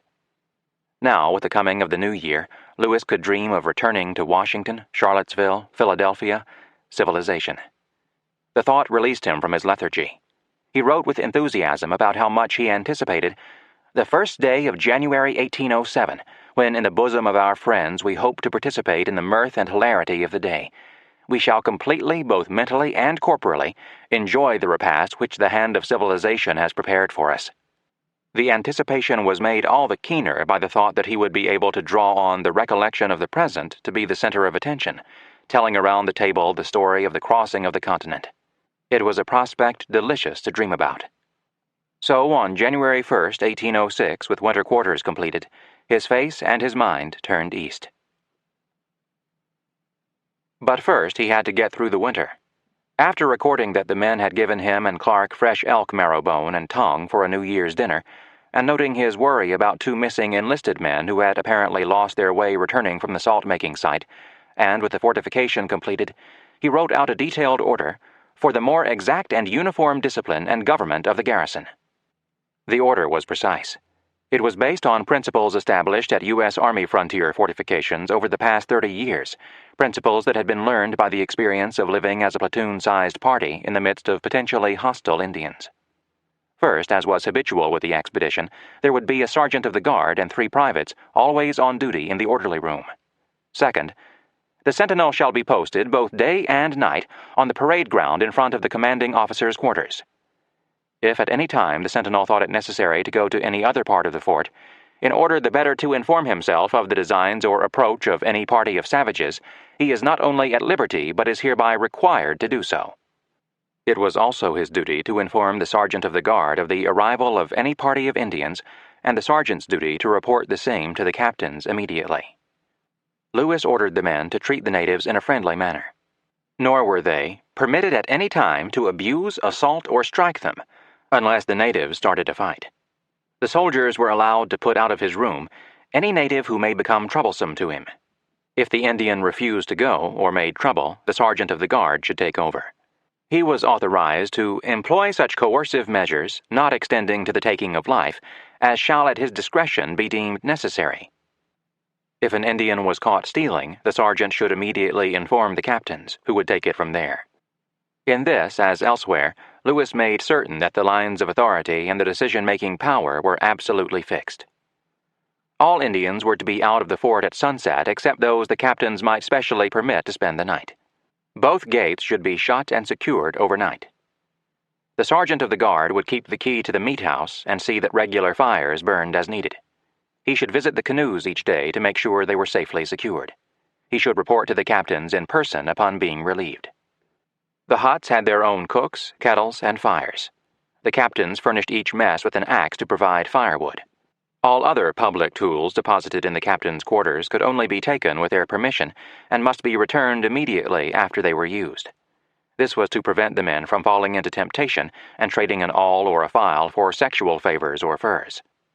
Lewis was explicit on the point. Any individual selling or disposing of any tool or iron or steel instrument, arms, accoutrements, or ammunition shall be deemed guilty of a breach of this order and shall be tried and punished accordingly. He exempted gunsmith John Shields from the restriction. Discipline, order, regularity, security, peace with the neighbors if at all possible. These were Lewis's goals, as they have been the goals of every company commander from the time of the Roman legions to today. No orders, however, can guard against all contingencies or accidents or just stupid actions. On the morning of January 11th, the sergeant of the guard reported that the Indian canoe was missing. Lewis made inquiry and discovered that the men who had used it the previous evening had been negligent in securing her, and the tide had carried her off. He sent 2 parties out to search for her, but they came up empty-handed. So too the party he sent out the next morning. "We therefore give her over as lost," Lewis sadly recorded. Fortunately, on February 5th, Sergeant Gass took advantage of a high tide to explore an inlet and found the canoe, so long lost and much lamented. Routine wears down vigilance. The almost daily coming and going of the Clatsops, and sometimes the Chinooks, made an Indian presence inside the fort a familiar sight. More often than not, the captains gave a chief and a small mixed party permission to spend the night. The men had frequent sexual contact with Indian women. The young braves were mild and inoffensive, men who obviously preferred fishing and trading to fighting. Even the captains grew lax. On February 20th, Lewis caught himself up short. A Chinook chief and 25 braves paid a visit. Lewis gave the chief a smoke and a medal. At sunset, he told the Chinooks to leave. Evidently, they gave him some trouble about the order. They had come from across the estuary and would not be able to return home that night. Lewis insisted. Then he wrote a passage of justification that revealed his deeply rooted fears and suspicions of the Chinooks, indeed of all Indians. Whatever Jefferson's hopes for eventually incorporating the Indians into the body politic, Lewis obviously believed that there could be no living with the Indians until they had been civilized or cowed or brought into the American trading empire and thus made dependent on the government. Notwithstanding their apparent friendly disposition, Lewis wrote, their great avarice and hope of plunder might induce them to be treacherous. At all events, we determined always to be on our guard and never place ourselves at the mercy of any savages. We well know that the treachery of the aborigines of America and the too great confidence of our countrymen in their sincerity and friendship has caused the destruction of many hundreds of us. But despite the clear lesson of history, Lewis complained, as the men became accustomed to the visiting coastal Indians, we find it difficult to impress on their minds the necessity of always being on their guard. Lewis believed that the well-known treachery of the natives by no means entitled them to such confidence, and caught himself up short with the realization that he too had become lax. So, he told himself, as for confidence in the peaceful intentions of the Indian visitors, we must check its growth in our own minds as well as those of our men, by recollecting ourselves and repeating to our men that our preservation depends on never losing sight of this trait, treachery, in their character, and always being prepared to meet it in whatever shape it may present itself. James Ronda protests that Lewis was too extreme. He writes that Lewis's attitude, with its familiar themes of native treachery and brutality, was more suited to the Kentucky and Ohio frontier of the 1790s than to the coastal Indians of 1806. Perhaps so. And perhaps the captains could have done more to establish good relations with the Chinooks, as Ronda suggests. But had Lewis heard such criticism, he could have replied, "We encouraged our suspicions, did security by the book, and had no trouble." As in many frontier fortifications, life at Fort Clatsop was almost unbearably dull. Unlike most frontier garrisons, the fort suffered only one minor breach of discipline. Partly this was because the garrison was so small, partly because the men had been through so much together and had so much more coming up, partly because they had no whiskey. No fistfights or similar troubles relieved the routine. "Nothing worthy of note today," Lewis wrote in his journal, day after day. With 1 or 2 exceptions, his entries recorded the comings and goings and successes or failures of the hunters, the health of the men, the diet, trading sessions with the Clatsops, more often than not unsuccessful, and nothing else. The weather was depressing at best. Fixing latitude and longitude exactly would have provided some diversion and a sense of accomplishment, but it couldn't be done. For the entire first month in the fort, Lewis was unable to make a single observation. "I am mortified," he wrote on February 25, 1806, "at not having it in my power to make more celestial observations since we have been at Fort Clatsop, but such has been the state of the weather that I have found it utterly impracticable." The men had sex for diversion, but from all the evidence the captains did not. The men paid the price for their activity, not only in beads or trinkets, but also by contracting venereal disease. Lewis was their doctor. Goodrich has recovered from the Lewis venerii, syphilis, which he contracted from an amorous contact with a Chinook damsel, Lewis wrote on January 27th. I cured him as I did Gibson last winter by the use of mercury." Lewis was an attentive doctor. When Private Gibson came down with a violent cold, so severe it incapacitated him, Lewis first listed the cause, the constant rain, wading through streams and marshes, always wet. Second, the patient's condition, nearly free from pain. Third, the patient's appearance, a good deal reduced and very languid. And fourth, the drug and physical therapy he prescribed.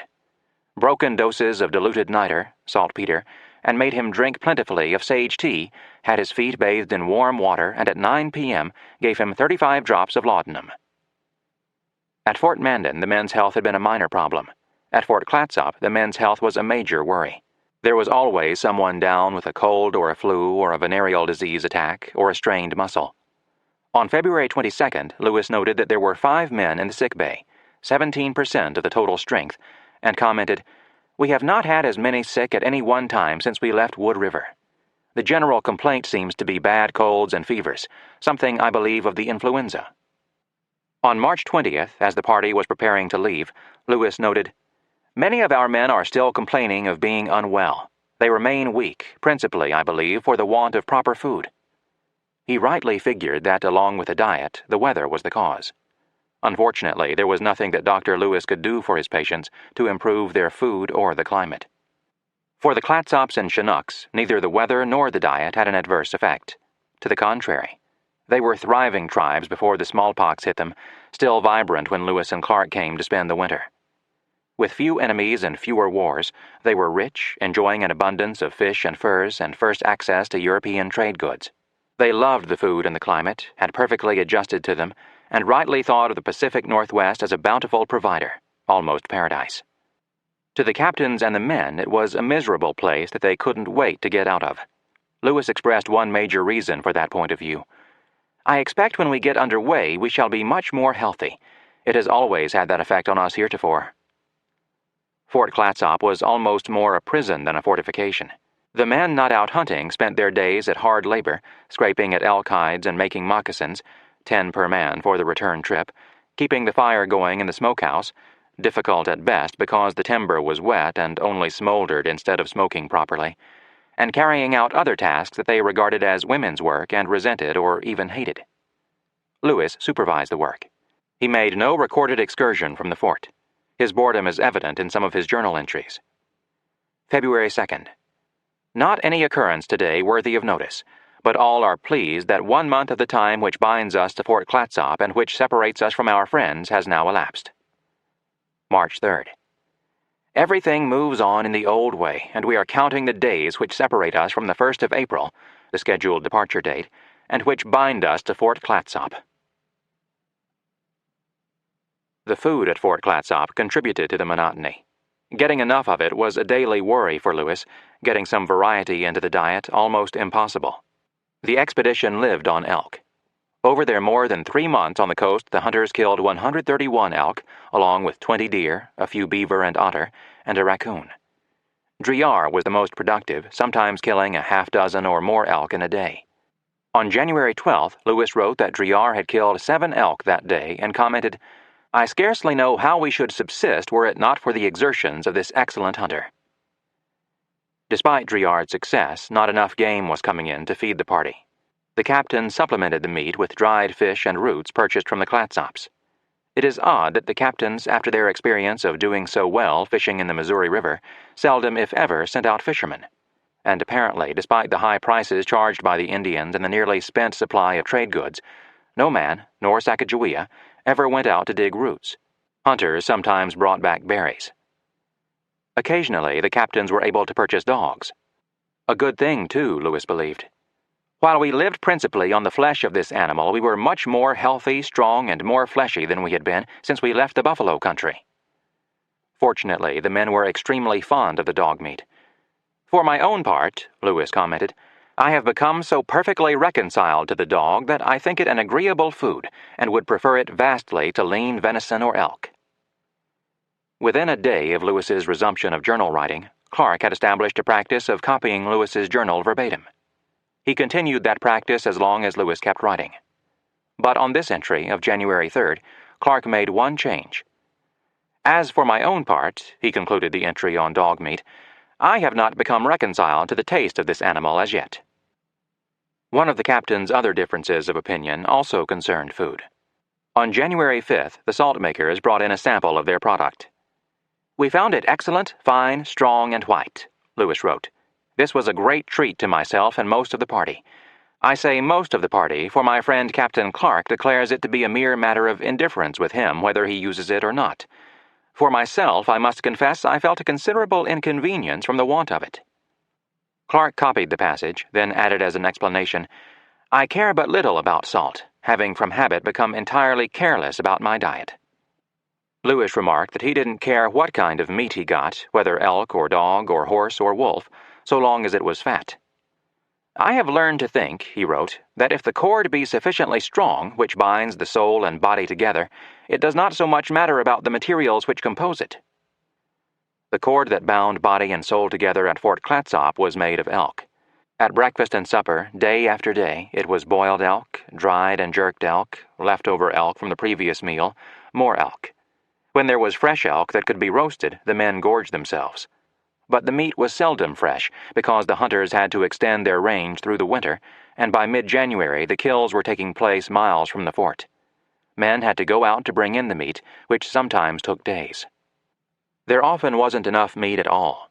Because the men devoured the fresh meat so prodigiously, Lewis worried about a steady supply.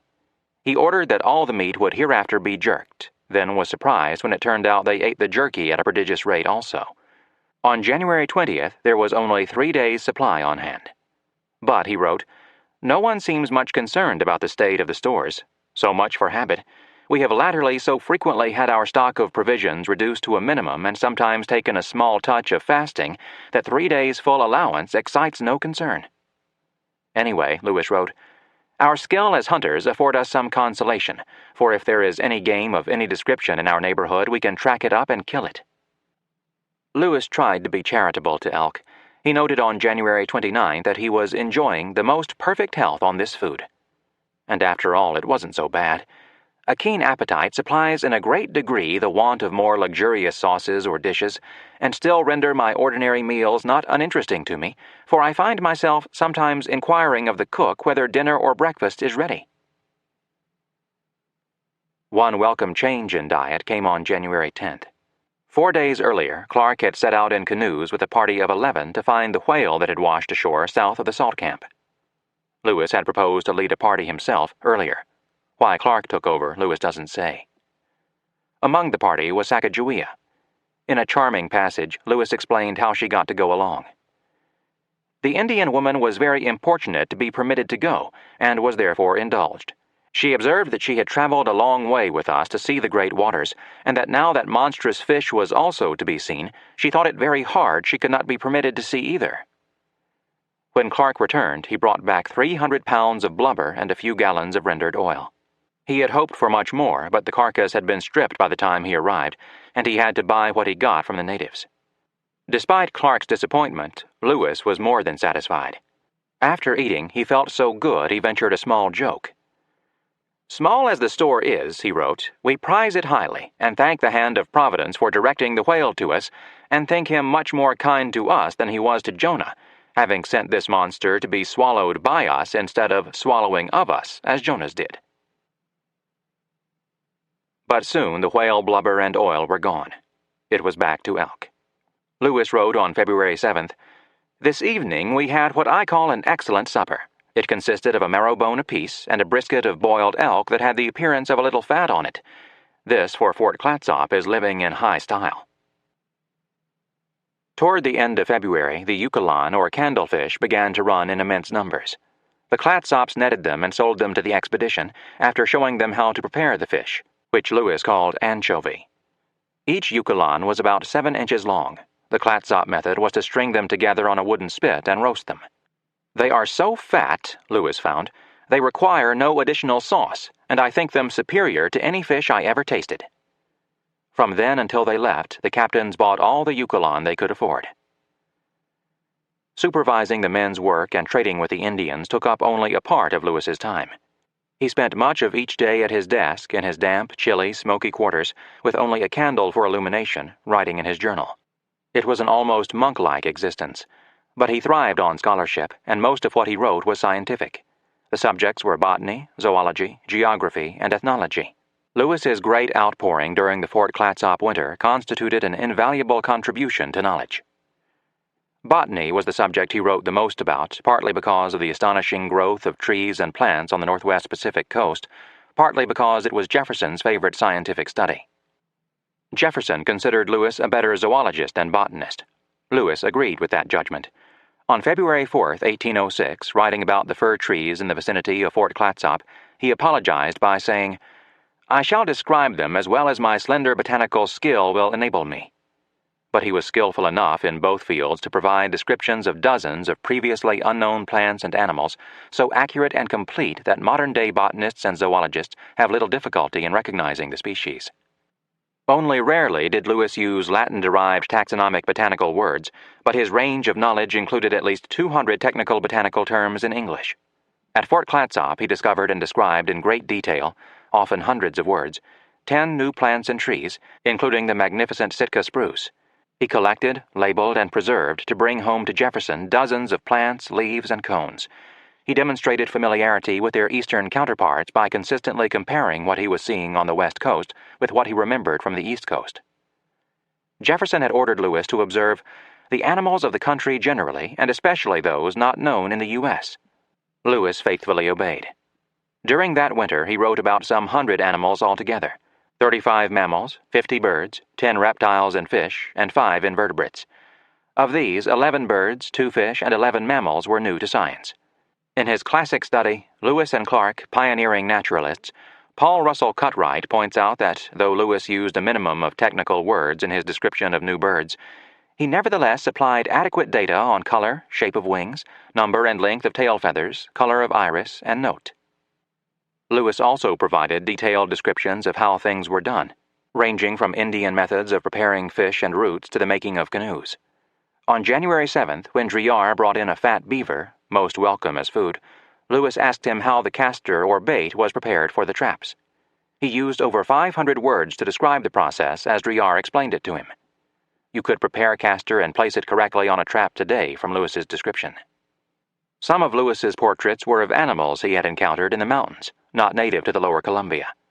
For example, he wrote about Franklin's grouse, which he said he had not seen since leaving the mountains. This was another indication that he had not written in his journal while crossing the Nez Perce Trail. Jefferson has been criticized for not sending a trained naturalist on the expedition. Donald Jackson will have none of that.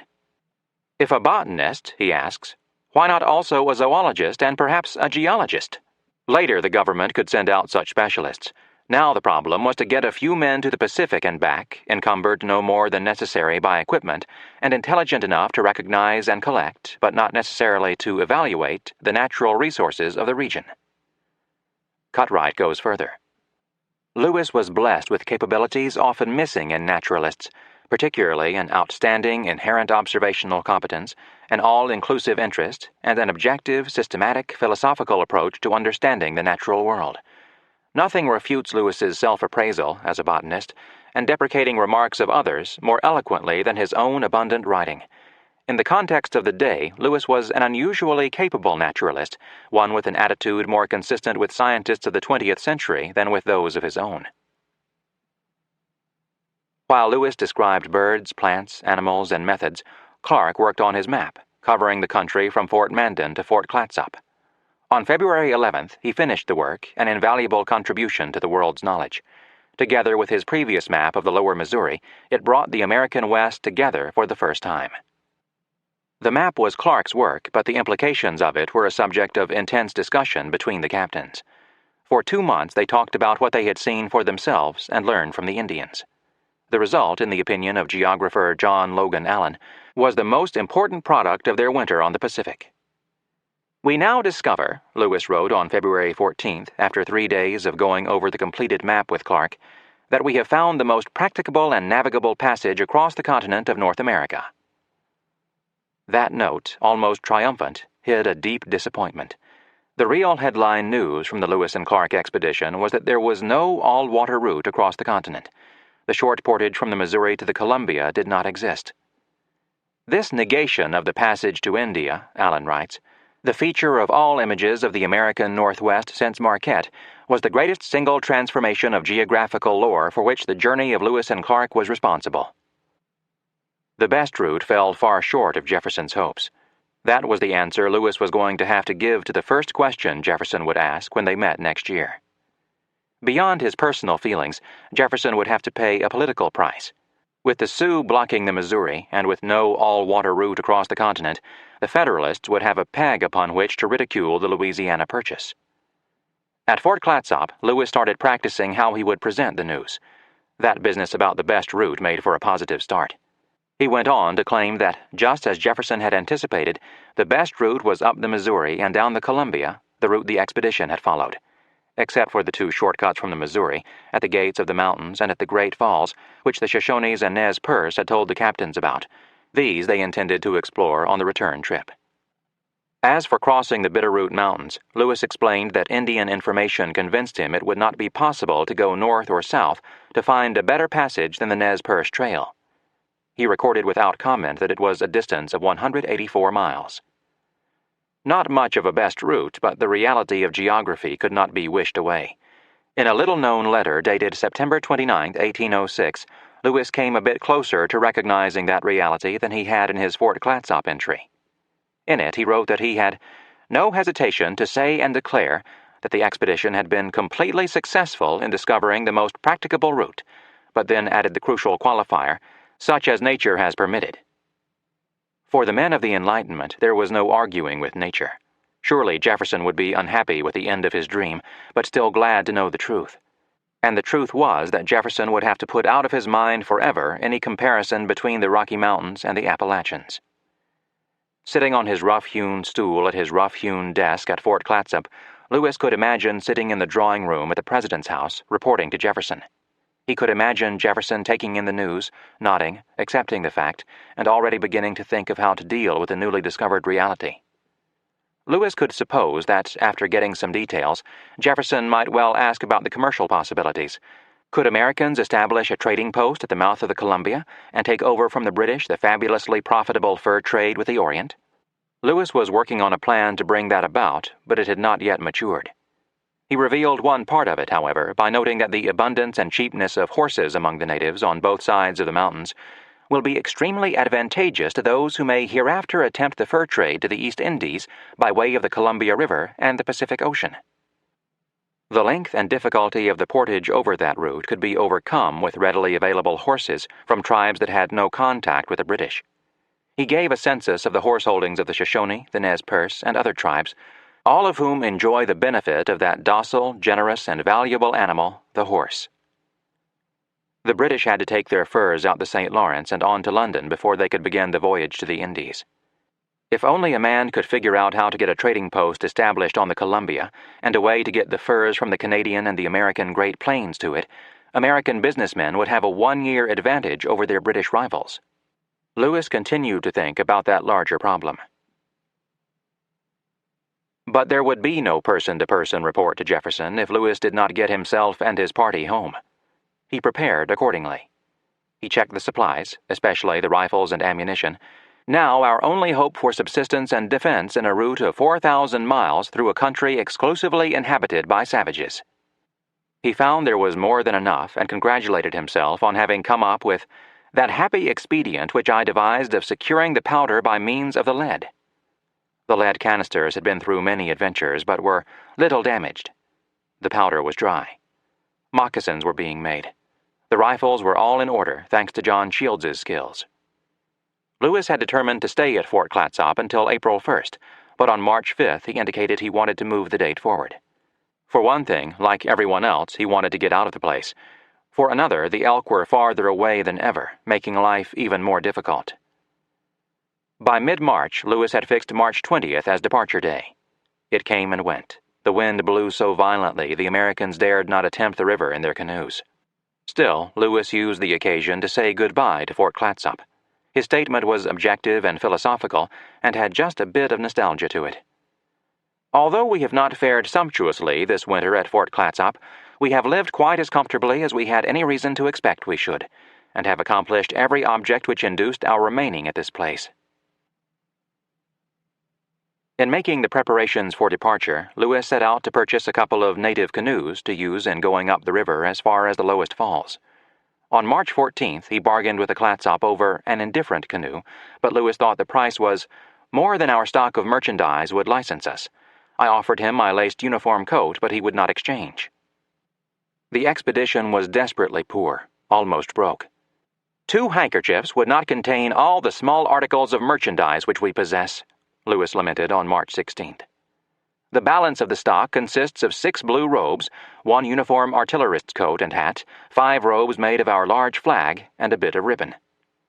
On this stock, he realized, we have wholly to depend for the purchase of horses and such portion of our subsistence from the Indians as it will be in our powers to obtain. Thinking it over, he added, a scant dependence indeed for a tour of the distance of that before us. But there wouldn't be any crossing of the mountains if the party couldn't get to the falls of the Columbia first, and to get there Lewis needed Indian canoes.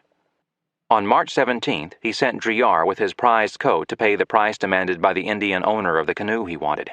He complained in his journal that the Indians valued their canoes too highly, and noted, I think the United States are indebted to me another uniform coat, for that of which I have disposed on this occasion was but little worn. His poverty and his great need for another canoe put him in a foul and desperate mood. He made a decision and came up with a rationalization to justify it. We yet want another canoe, and as the Clatsops will not sell us one at a price which we can afford to give, we will take one of them in lieu of the 6 elk which they stole from us in the winter. He did not point out that the Clatsops had paid for the stolen elk with dogs.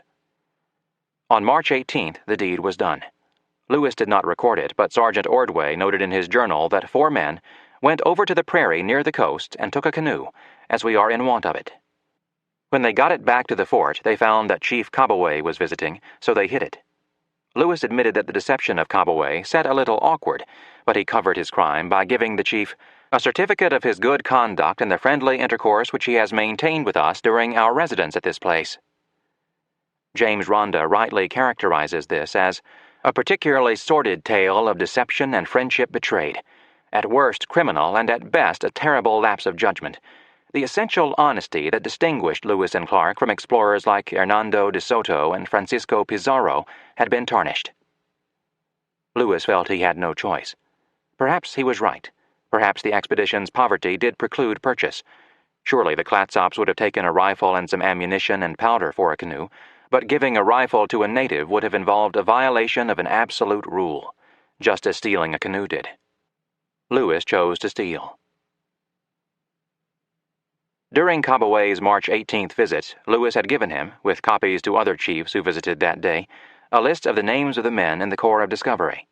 He posted another copy in his quarters, explaining in a preamble that the object of this list is that through the medium of some civilized person who may see the same, it may be made known to the informed world that the party consisting of the persons named, and who were sent out by the government of the United States in May 1804 to explore the interior of the continent of North America, did penetrate the same to the Pacific Ocean. On the back of the lists, Clark added a sketched map of the Missouri and Columbia. Lewis felt that the chances that a copy of the journals would get from the Clatsops to a trading vessel and then on to Washington were too small to take the risk. Likewise, Jefferson's idea of sending 1 or 2 men home on a trading vessel with a copy of the journals and reports. Our party are also too small to think of leaving any of them to return to the United States by sea, Lewis wrote, particularly as we shall be necessarily divided into 3 or 4 parties on our return in order to accomplish the objects, exploration of alternative routes, we have in view. Anyway, it was highly unlikely that a trader who had to go around the world to reach the east coast of the United States could get there before the captains arrived. And there were no ships in the area. Leaving 2 men to wait on the chance that one would arrive soon was not practical. On March 22nd, the storm began to slack off, and the party prepared to push off in the morning. That day, Cabaway paid a parting visit. Lewis gave him our houses and furniture, a generous gesture even if he had no other option. He wrote of Cabaway, in whose canoe he was about to depart, "He has been much more kind and hospitable to us than any other Indian in this neighborhood." Then came the last words he wrote during his long, wet winter at Fort Clatsop. Appropriately, they were botanical. The leafing of the huckleberry reminds us of spring. Spring in Virginia, that is, where he intended to be when the leaves started to come out in 1807. Chapter 26. Jefferson and the West, 1804 to 1806. From the spring of 1804 until the summer of the following year, President Jefferson had no direct communication with Lewis. People of that era accepted such anxiety. Much as he wanted to know about the safety, progress, and discoveries of the expedition, there was nothing Jefferson could do. He could not issue any orders, provide any warnings, consult on any decisions. He could only wait and hope. In July 1804, Jefferson got his first return on the investment in the Corps of Discovery. A delegation of 14 Osage Indians from present-day Missouri, whom Lewis had convinced to make the journey in April, arrived in Washington. Captain Stoddard made the final arrangements. Horses, food, shelter, and soldiers for guides and security made it an expensive trip, but the often penny-pinching president considered it a good investment. "The truth is," he wrote Secretary of War Dearborn, "the Osages are the great nation south of the Missouri, their possession extending from thence to the Red River, as the Sioux are great north of that river. With these two powerful nations we must stand well, because in their quarter we are miserably weak." The representatives of the Osage Nation arrived on July 11th, which chanced to be the day of the Burr-Hamilton duel at Weehawken. The Osage men impressed Jefferson mightily. "They are the finest men we have ever seen." They were gigantic, he said, and noted with high approval that they were unused to spirituous liquor. He intended to win their loyalty through a combination of bribes and threats, the traditional American Indian policy. "We shall endeavor to impress them strongly, not only with our justice and liberality," he wrote, "but with our power." St. Louis businessman and friend of Lewis, Pierre Chouteau, accompanied the Osages as interpreter and general manager of the tour. Chouteau had his eye on the main chance. He met with Secretary of the Treasury Albert Gallatin, who sized him up thus: "He seems well disposed, but what he wants is power and money." He asked for a monopoly on the Indian trade west of the Mississippi. "I told him this was inadmissible, and his last demand was the exclusive trade with the Osages. As he may be either useful or dangerous, I gave no flat denial." Thus did the intense competition between frontier businessmen for the Indian trade continue under new management. The Chouteau family, along with Manuel Lisa, Joseph Robidoux, and others, were adept at currying favor with corrupt Spanish bureaucrats for precious trading licenses with the western tribes. And no wonder. It was the most immediate and by far the most profitable source of wealth in the trans-Mississippi West. There was a ritual to the Indians' visits. They were taken to the cities, Philadelphia, New York, Boston. Some cannon were fired for their edification, troops paraded, and then they called on the president. Jefferson's speech to the Osages, given in the president's house, was typical. "You have furs and peltries which we want," he said after announcing that he was their new father, "and we have useful things which you want." But a mutually beneficial commerce could not begin until the United States knew more about the Osages and their country. "For this purpose I sent a beloved man, Captain Lewis, one of my own household, to learn something of the people with whom we are now united, to let you know we were your friends, to invite you to come and see us, and to tell us how we can be useful to you." When Lewis returned, "We shall hear what he has seen and learnt, and proceed to establish trading houses where our red brethren shall think best, and to exchange commodities with them." Jefferson went on in a passage that is almost poetry. "It is so long since our forefathers came from beyond the great water that we have lost the memory of it, and seem to have grown out of this land as you have done. We are all now of one family, born in the same land, and bound to live as brothers, and the strangers from beyond the great water are gone from among us. The Great Spirit has given you strength, and has given us strength, not that we might hurt one another, but to do each other all the good in our power." He concluded, "No wrong will ever be done you by our nation." 2 weeks later, and more than 1,000 miles west, Lewis made the same points in his speech to the Otos, and persuaded Chief Little Thief, 2 other Otos, 3 Pawnees, and a Missouri Indian to visit the president. In the fall of 1804, the Osages returned to St. Louis, thence on to their homes on the Osage River. According to Major James Bruff, who had replaced Captain Stoddard as commandant of the newly created Department of Upper Louisiana, they were puffed up with ideas of their great superiority to other nations, because of all the presents they had been given and the attention lavished on them. That same fall, Jefferson began to get garbled reports on Lewis's progress. On November 6th, he wrote Reuben Lewis, "I have the pleasure to inform you we have lately received through a channel meriting entire confidence advice that on the 4th of August he, Lewis, was at the mouth of the River Platte, 600 miles up the Missouri. 2 of his men had deserted from him." According to the informant, Lewis's plans were to send one of his boats and half the men back to St. Louis before winter set in. In the spring, he would leave half the remaining men with the Mandans to make corn for his return, and would proceed with the rest to cross the mountains and journey to the Pacific. That was sketchy and only about half true, but it was something. Jefferson, typically thoughtful, sent it on to Lewis's brother so that Reuben might inform his mother that her oldest son was safe so far. On November 5th, Major Bruff passed on an even more garbled report that he got in St. Louis from some French trappers who had been on the Missouri River that summer. They told Bruff that 2 of Lewis's boatmen deserted, that the others were much dissatisfied and complained of too rigid a discipline. I am not, however, disposed to give full credit to their story, as they report other unfavorable circumstances that cannot be true, such as a difference between the captains, etc. That was awfully thin, and we may suppose that Jefferson joined Bruff in doubting the possibility of trouble between the captains, but it was the only news Jefferson was to get until the summer of 1805. Following Corporal Warfington's arrival in St. Louis with the keelboat, and the dispatch from there of the captain's reports, maps, and specimens to Washington. For practical purposes, Lewis and Clark were almost as out of touch with the civilized world as Columbus had been.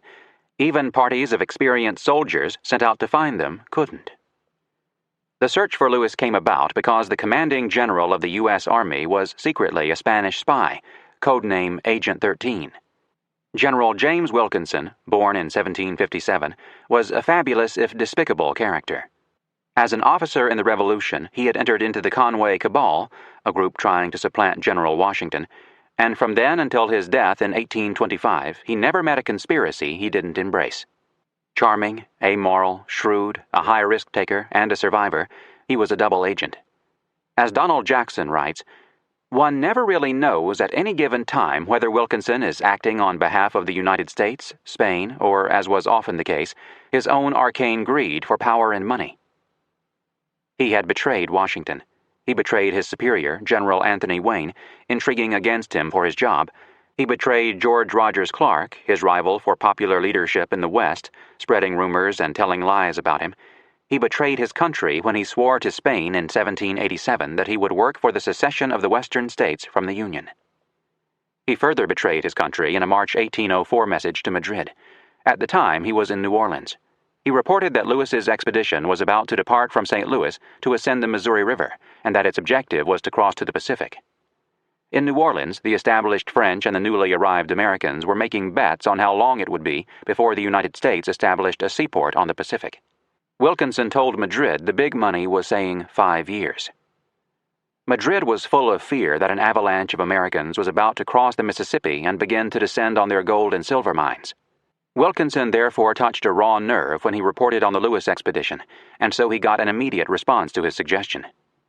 An express ought immediately to be sent to the governor of Santa Fe and another to the captain general of Chihuahua in order that they may detach a sufficient body of chasseurs to intercept Captain Lewis and his party, who are on the Missouri River, and force them to retire or take them prisoners. Nemesio Salcedo, commandant general of the internal provinces of New Spain, with headquarters in Chihuahua, read Wilkinson's advice and tried to act on it. He feared that Captain Mary intended to penetrate the Missouri River in order to fulfill the commission which he has of making discoveries and observations. Those discoveries, he further feared, would be of gold and silver mines that were on Spanish territory. The only means which presents itself is to arrest Captain Meriwether and his party. The governor of New Mexico tried. Over the next 2 years, he dispatched at least 4 armed parties from Santa Fe to search for Lewis. He was realistic enough to write, "Even though I realize it is not an easy undertaking, chance might proportion things in such a way that it might be successful." None of the 4 parties had any luck. They didn't even come close enough for the Indian grapevine to pass on word to Lewis that the Spanish were looking for him. Like Jefferson, the Spanish were going to have to wait for Lewis to get back to St. Louis to learn what he had done and discovered. In the spring of 1805, in response to Lewis's entreaties the previous summer, Oto chiefs and warriors, as well as Indians from other tribes living along the Missouri, began descending on St. Louis. They wanted that grand tour at government expense Lewis had promised them. General Wilkinson, in St. Louis about to assume the governorship of Louisiana Territory, complained to Secretary Dearborn. There were too many Indians, it was too expensive to send them to Washington, and the lines of authority were unclear. Wilkinson charged that there had been a collision between Lewis, Stoddard, Bruff, and Chouteau. Lewis, he said, had given Stoddard authority to make all the arrangements for Indian delegations to proceed to Washington with a blank check to draw on the War Department. But Bruff claimed the sole right to issue passports, and Mr. Chouteau has contended for the entire control in all Indian relations. Wilkinson believed out that such conflicts produce pernicious animosities and disgrace the public service, and by confounding authorities destroy all responsibility. He asked Dearborn to put one man in command. Later, he complained that Indians kept coming to St. Louis demanding their free trip to Washington and lots of presents. He held the delegates through the summer on the grounds that it was too hot for them to travel. Costs for keeping them happy in St. Louis were escalating, as were expenses for the tour. He had to pay $1,500 for horses, because these personages will not walk on an embassy to their father. Some of this he would recover for the government by selling the horses in Louisville, where he intended putting the Indians on a boat to Wheeling, making them march to Pittsburgh, then putting them on a stage to Washington. Stoddard would be in charge of the tour. Wilkinson ordered him to see to the comfort and accommodation of our red brethren, but held him strictly accountable to an expense allowance. Every unnecessary expense should be carefully avoided. You must guard against tavern rates, by the purchase of your provision or by encamping and cooking, and by every other means in your power. Sleeping on the ground certainly saved the government money, and the event showed that Wilkinson was realistic about how much it would cost to feed the Indians at taverns. Stoddard later reported that these hardy travelers consumed nearly 12 pounds of beef a day during the journey, each. Jefferson didn't mind the expense of courting the Indians. As he later explained to Congress, good relations with the tribes on the Missouri were indispensable to the policy of governing those Indians by commerce rather than by arms, and the cost of the former was much less than the cost of the latter. Lewis was the advance agent of Jefferson's Indian policy. He was able to do exactly what Jefferson wanted because he knew Jefferson's thinking so well. In his dealings with the Missouri River tribes, Lewis had represented the American government. He had announced that Jefferson was the new father of the red children, had served as mediator to establish peace, had warned the natives of the power of the United States, had promised that American trading posts would soon be set up in their country, had offered them steady jobs and a secure income if they would go to work instead of war, take furs rather than scalps. If the policy succeeded, commerce would rule in Upper Louisiana. Happy red warriors would dance around the campfire with their good friends the white agents. Guns and other manufactured goods would come up the Missouri. Prime furs would float down to St. Louis. The policy Lewis was establishing represented, in Jefferson's thinking, only a first phase. Jefferson knew that such a system of commerce could not last long. For one thing, the beaver east of the Rocky Mountains were not a renewable resource. The whole history of the fur trade in North America was one of overtrapping the beaver and moving west. There is an exact parallel with the Virginia planters who grew tobacco for 3 years and then moved west. For another, immigration and emigration, the most important factors in shaping the United States, precluded leaving Louisiana to its current inhabitants. Americans, whether U.S. citizens or recent immigrants, would push west. No power on earth could stop them, certainly not the feeble U.S. Army or the distant government. In the process of moving through Indiana, Illinois, Tennessee, and Kentucky, these emigrants and immigrants would push the natives westward.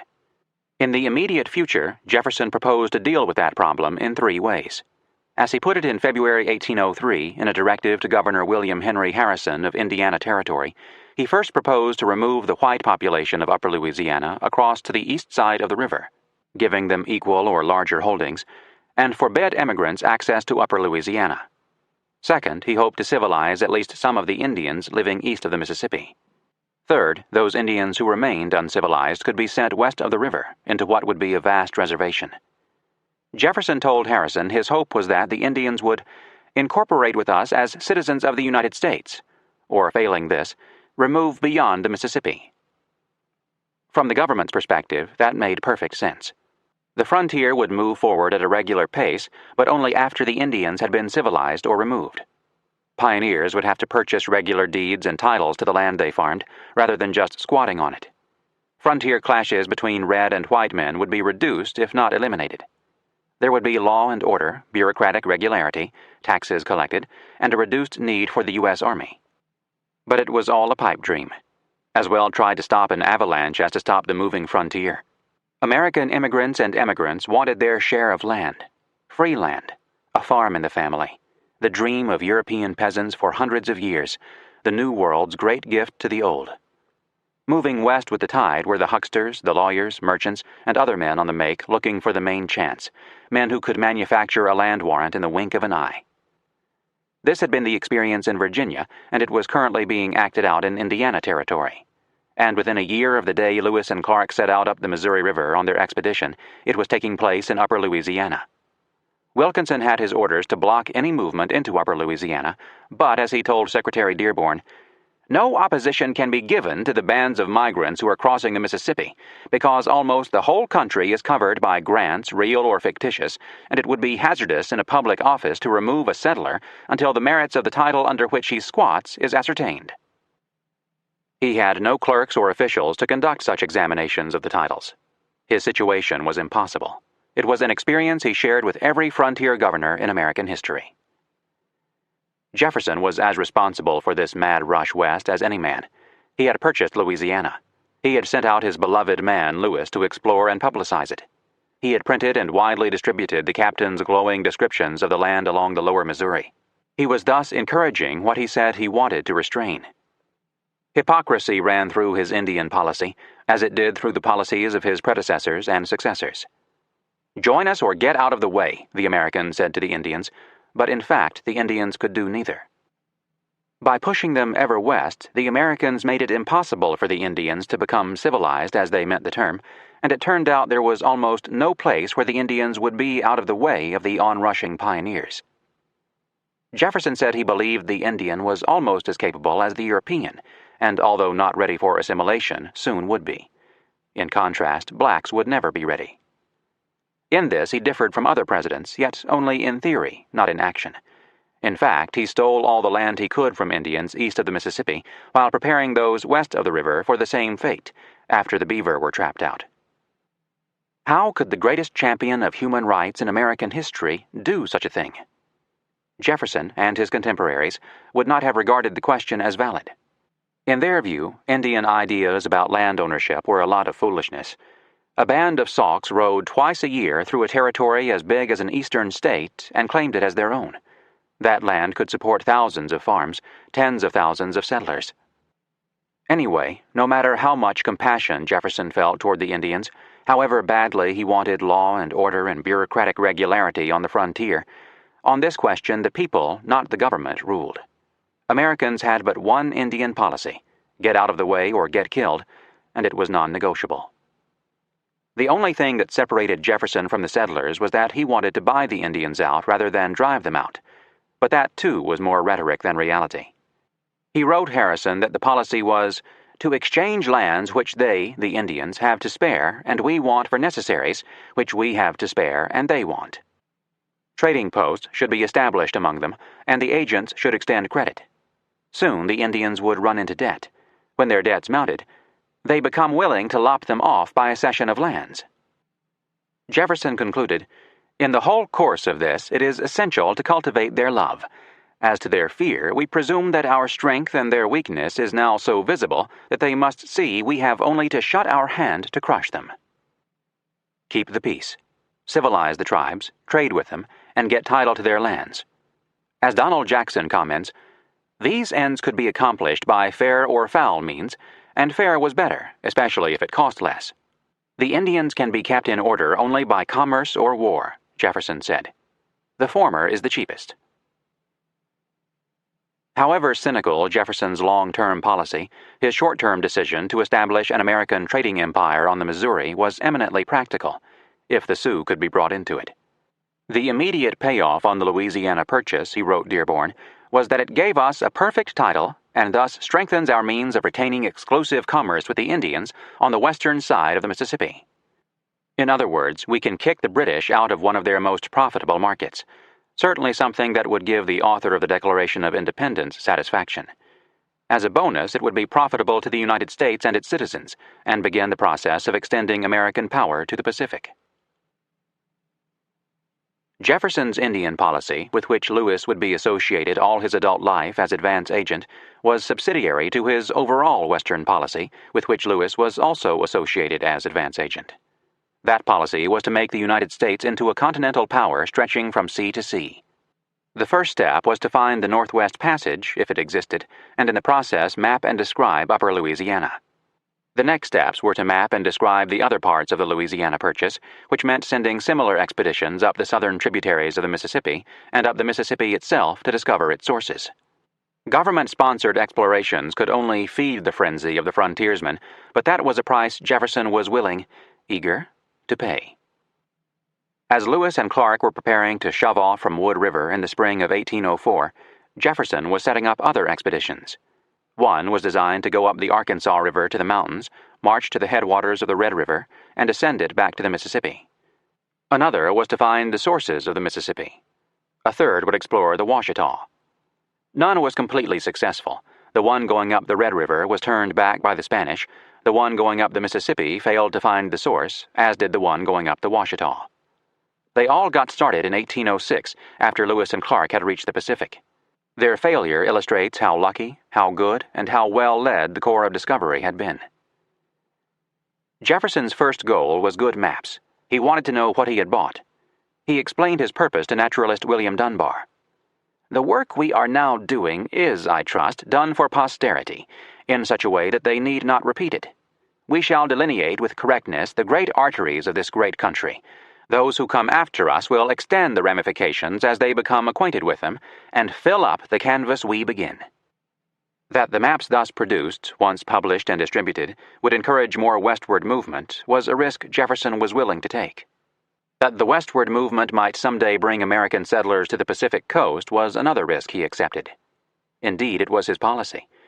Through the winter of 1805-06, Lewis was thinking of ways it could be implemented.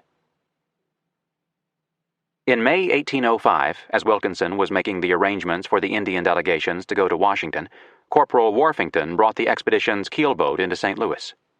News moved fastest by the newspapers, which copied articles from one another. On June 24th, via that route, Jefferson got word of the keelboat's arrival and some information on the expedition. "We have just heard from Captain Lewis," he wrote his daughter, "who wintered 1,600 miles up the Missouri. All well."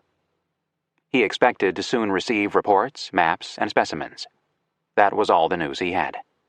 Jefferson added that 45 chiefs from 6 different nations are forwarded by him to St. Louis on their way to this place. Because of the agonizing slowness of the mails, it wasn't until 3 weeks later that Jefferson learned that documents and boxes were on their way from St. Louis, the documents by land and the boxes via New Orleans. He was also told to expect a letter from Lewis by the next mail. The next mail, however, wouldn't come for nearly 2 weeks. Jefferson postponed his annual trip to Monticello from July 15th to July 17th to wait for the Western mail to come in. Jefferson was philosophical about the delay. On July 10, 1805, he wrote Reuben Lewis, "It is probable they are coming on by a special messenger who travels slow." He enclosed a newspaper account of the progress of the expedition to the Mandans. 3 days later, Jefferson received the documents, including Lewis's letter of April 7, 1805, Clark's journal covering the period May 1804 to March 1805, Clark's map of the lower Missouri, and an invoice from Lewis listing the items coming in boxes from New Orleans. Jefferson biographer Dumas Malone notes that the invoice from Lewis could not have failed to arouse the eager anticipation of such an enthusiast for natural history as Jefferson. It listed animal skins, horns, and skeletons, specimens of plants and minerals, cages holding 4 live magpies, a prairie dog, and a grouse. It was August before the boxes arrived in Washington. Jefferson was in Monticello. He sent instructions to have the furs dried and brushed and then done up in strong linen. The grouse and 3 of the magpies were dead, all killed by the survivor. Jefferson ordered that special care be given the remaining magpie and the prairie dog so that he might see them on his return to the capital. On October 4th, Jefferson got back to the president's house, where he reveled in the specimens from the Trans-Mississippi. He sent some to the American Philosophical Society, some to Charles Willson Peale for his museum in Philadelphia, some seeds to his botanist friends, and kept some articles for his Indian Hall at Monticello, where some horns and Indian artifacts are on display today. He entered into a long correspondence with his fellow naturalists about the discoveries, which, Malone writes, gave him greater satisfaction than he gained from politics. But politics was his business, and the political payoff of the expedition was not curious animals and plants, but maps and solid information about the Trans-Mississippi Indians. These were contained in Clark's map of the Missouri and Lewis's statistical report on the tribes. The map would later be superseded by the much more accurate one Clark made at Fort Clatsop, but it was a great step forward in geographical knowledge. Lewis's statistical view of the Plains Indians, running to some 60 printed pages, provided a description of the tribes, their location, population, and activities, along with his glowing account of the fur trade and other commercial possibilities. Together, the map and report surpassed both in scope and reliability anything hitherto available to the American government on the American West. By themselves, they justified the expense of the expedition. With considerable pride, Jefferson reported to the Congress on the achievements to date and ordered the map and the statistical view to be printed and distributed as a part of his annual message. They were the first printed fruit of the expedition. There was an impatient audience for them. Publishers in Washington, New York, Natchez, and London printed editions in book form. In his message of transmittal of the Lewis and Clark documents to Congress, Jefferson mentioned the command structure of the expedition, the only time he did so. He reported that Captain Meriwether Lewis of the 1st Regiment of Infantry was appointed with a party of men to explore the river Missouri from its mouth to its source, and crossing the highlands by the shortest portage to seek the best water communication thence to the Pacific Ocean, and Lieutenant Clark was appointed second in command. As far as the president was concerned, it was the Lewis expedition.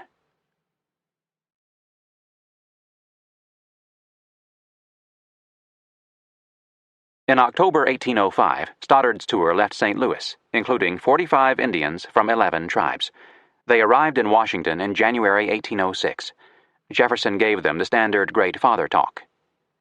"We are become as numerous as the leaves of the trees, and though we do not boast, we do not fear any nation. My children, we are strong, we are numerous as the stars in the heavens, and we are all gunmen." He followed the threat with the carrot. If they would be at peace with one another and trade with the Americans, they could be happy. In reply, one of the chiefs said he was glad the Americans were as numerous as the stars in the skies, and powerful as well. So much the better, in fact, for that meant the government should be strong enough to keep white squatters off Indian lands. How much good these tours did for Jefferson's Indian policy is questionable. Surely the visitors were impressed, but they had their own constituencies at home, who were not likely to embrace the program no matter what tales the returning warriors told about American power. Further, as almost always happened when trans-Mississippi Indians traveled to Washington, a number of the chiefs died from diseases picked up along the way, which created considerable resentment and mistrust back in the villages. The Indian delegates brought with them grapevine news of Lewis's progress. On January 12, 1806, Jefferson wrote William Dunbar, "We have no certain information of Captain Lewis since he left Fort Mandan, but we have through Indians an account of his having entered on the passage over the high lands dividing the Missouri from the waters of the Pacific." The next day, he wrote Reuben Lewis that he had a letter from Pierre Chouteau in St. Louis informing him that 2 Otos had said that Captain Lewis and his party had reached that part of the Missouri near the mountains where the Indian tract, road, leads across in 8 days' march to the Columbia, that he had there procured horses and had with his whole party entered on the tract. He did not expect to hear from Lewis again until he returned to St. Louis, but, knowing the anxiety of a mother in such a case, I mention this information, praying you to present her my respects. Although his original orders gave Lewis permission to return by sea if it was possible and if he thought it best, obviously Jefferson expected the expedition to return overland. Why he was so certain is unclear. In 1805, he informed various sea captains headed around the Horn and on to the mouth of the Columbia of Lewis's possible presence there. Lewis and Clark hoped to find a trading vessel to replenish their supplies, but never did. Jefferson has been severely criticized by historians Bernard DeVoto and David Lavender and editor Elliot Coos, among others, for failing to send a U.S. Navy vessel to pick up the explorers. The criticism ignores some fundamental factors. In 1805, the Navy was fighting a war in the Mediterranean against the Tripoli pirates. It had half its strength stationed there: 6 frigates, 4 brigs, 2 schooners, 1 sloop, 2 bomb vessels, and 16 gunboats, or under orders to go there. All the remainder of the fleet was laid up for repairs and refitting. There were no vessels to send. Even had there been, Jefferson couldn't be sure the expedition had reached the mouth of the Columbia, or would still be there when a ship showed up. Indefinite at best, since it could take from 1 to 3 weeks to round the Horn, depending on the winds. Arlen Large's conclusion seems inescapable. Jefferson's non-action seems justified by so many what-ifs. The president could only wait, hope, conjecture. In February 1806, he told a correspondent that he guessed Lewis has reached the Pacific and is now wintering on the head of the Missouri and will be here next autumn. He was right about the first point, wrong about the second. Whether he had gotten the third point right or not remained to be seen. It depended on the captains. Chapter 27. Return to the Nez Perce. March 23rd to June 9th, 1806. At 1 p.m. we bid a final adieu to Fort Clatsop, Lewis wrote in his journal the night of March 23rd. The party had hardly proceeded a mile before it met a Chinook band of 20 or so. The chief said he had heard the expedition wanted to buy a canoe. He had brought with him an elegant one he wished to sell. But, Lewis wrote, whether with satisfaction or shame, being already supplied, we did not purchase it. The next day, an Indian guided them among some islands, then claimed the stolen canoe as his. Lewis offered him a dressed elkskin for it. Surrounded by 32 riflemen in 5 canoes, and without a clear title in his possession, the Indian accepted. Maybe this payment assuaged Lewis's conscience. It didn't alter his act. The theft of the canoe showed how desperate he was. As the party set out from Fort Clatsop, it cut a much less impressive figure than it had on April 7, 1805, as it set out from Fort Mandan. In 1805, the canoes were jammed with boxes, canisters, kettles, bales of trade goods, blankets, tobacco, whiskey, flour, salt pork, corn, dried squash and beans, writing desks, tents, scientific instruments, tools of many descriptions, knives, rifles, and more. In 1806, the party set out with canisters of powder, scientific instruments, kettles, dried fish and roots, the clothes on their backs, and rifles. They were only halfway through their journey, but they had spent 95% of their budget. On the other hand, in 1805, they didn't know what was ahead. In 1806, they did know, and they had put supplies into caches stretching from the Nez Perce country to Great Falls, so they would be able to replenish as they moved east. Knowing the lay of the land ahead was a mixed blessing, however, for part of that land was the Bitterroots. From the moment the men left Fort Clatsop, the rigors of those mountains were on their minds. That wretched portion of our journey, Lewis called it in his June 2nd journal entry, the Rocky Mountain, where hunger and cold in their most rigorous forms assailed the wearied traveler. Not any of us have yet forgotten our sufferings in those mountains in September last, and I think it probable we never shall. Going up the Columbia was hard work. The current was always strong. In rapids, the canoes had to be towed. Falls had to be portaged. Food was a constant problem, as were the multitudes of curious Indians. On April 1st, Lewis learned from some natives along the Columbia that there was a great scarcity of food on the river, that the people upstream were starving, and that the salmon run wouldn't begin for a month. This news gave us much uneasiness, Lewis wrote. In the country above the Dalles, through the plains to the Nez Perce camps at the base of the mountains, there were no deer, pronghorns, or elk. Lewis conferred with Clark. They agreed that to wait for the salmon would keep them from getting onto and down the Missouri River before it froze. Delay would also cost their horse herd, being held by Twisted Hair, because he had told them the Nez Perce would cross the mountains at the beginning of May, and without Nez Perce help, Lewis doubted the men could round up the expedition's horses. On April 2nd, the captains decided, not surprisingly, to lose as little time as possible in getting to the Chopunish village. Chopunish was the captain's name for the Nez Perce. They would stay below the Dalles long enough for the hunters to kill and dry sufficient meat to sustain them until they reached the Nez Perce.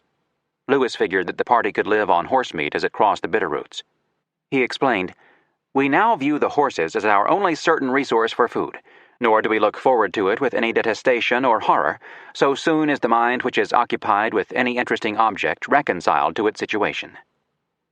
But there were no horses below the Dalles. There were dogs, which were purchased whenever possible and were a favorite food of nearly all the party. On the 3rd, Indians descending the river in search of food paid a visit. "These poor people appeared to be almost starved," Lewis noted. "They picked up the bone and little pieces of refuse meat which had been thrown away by the party." Clark was off on a side expedition, probing the Willamette River, some 10 miles upstream to the site of the present-day city of Portland. Lewis supervised the preparation of the jerky for the trip over the plains. Never one to waste time, while the men kept the fires going under the strips of elk and deer, he looked for and described new plants and animals. "I took a walk today of 3 miles, he wrote on April 8th, "in the course of which I had an opportunity to correct an error which I have heretofore made with respect to the shrub I have hitherto called the large-leafed thorn." He was referring to the salmonberry, which he had confused with the thimbleberry. He made amends for his error with a remarkably detailed description of the salmonberry, including an attempt to classify it using the Linnean system. On the human side, he had Indians to deal with. They came in from the small villages up and down the river to see and steal from the white men. "These people are constantly hanging about us," Lewis complained on April 6th. "I detected one of them in stealing a piece of lead," he wrote the next day. Back in Virginia, a plantation owner would have a slave whipped for petty theft, and perhaps Lewis felt the impulse to do just that, but these were Chinookan Indians with whom he wanted good relations. Instead of beating the thief, "I sent him from camp." But he also inspected the rifles and held a target practice in front of a group of Indians, who shortly departed for their village. The following night, April 8th, the sentinel detected an old man trying to sneak into the expedition's campsite. The soldier threatened the intruder with his rifle, and gave the fellow a few stripes with a switch and sent him off. As with Lewis, tempers were running high among the men. Never before had they whipped an Indian. But never before had they been so provoked. One party of warriors tried to wrest a tomahawk from Private John Coulter, but they had picked the wrong man. "He retained it," Lewis dryly recorded. Still, as the expedition worked its way upriver, whether dragging the canoes through the rapids or portaging them, the Indians were always there, ready to grab anything left unguarded for an instant. At the Cascades on April 11th, Lewis had to detail guard parties to watch the baggage because, "These are the greatest thieves and scoundrels we have met with.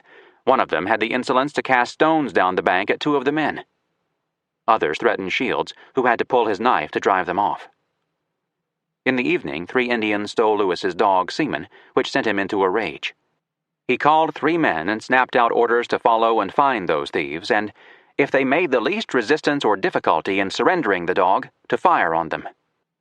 The soldiers set out. When the thieves realized they were being pursued, they let Seaman go and fled. Lewis may have been ready to kill to get Seaman back, but the Indians weren't ready to die for the dog. Back at camp, meanwhile, an Indian stole an axe, got caught, and after a tussle gave it up and fled.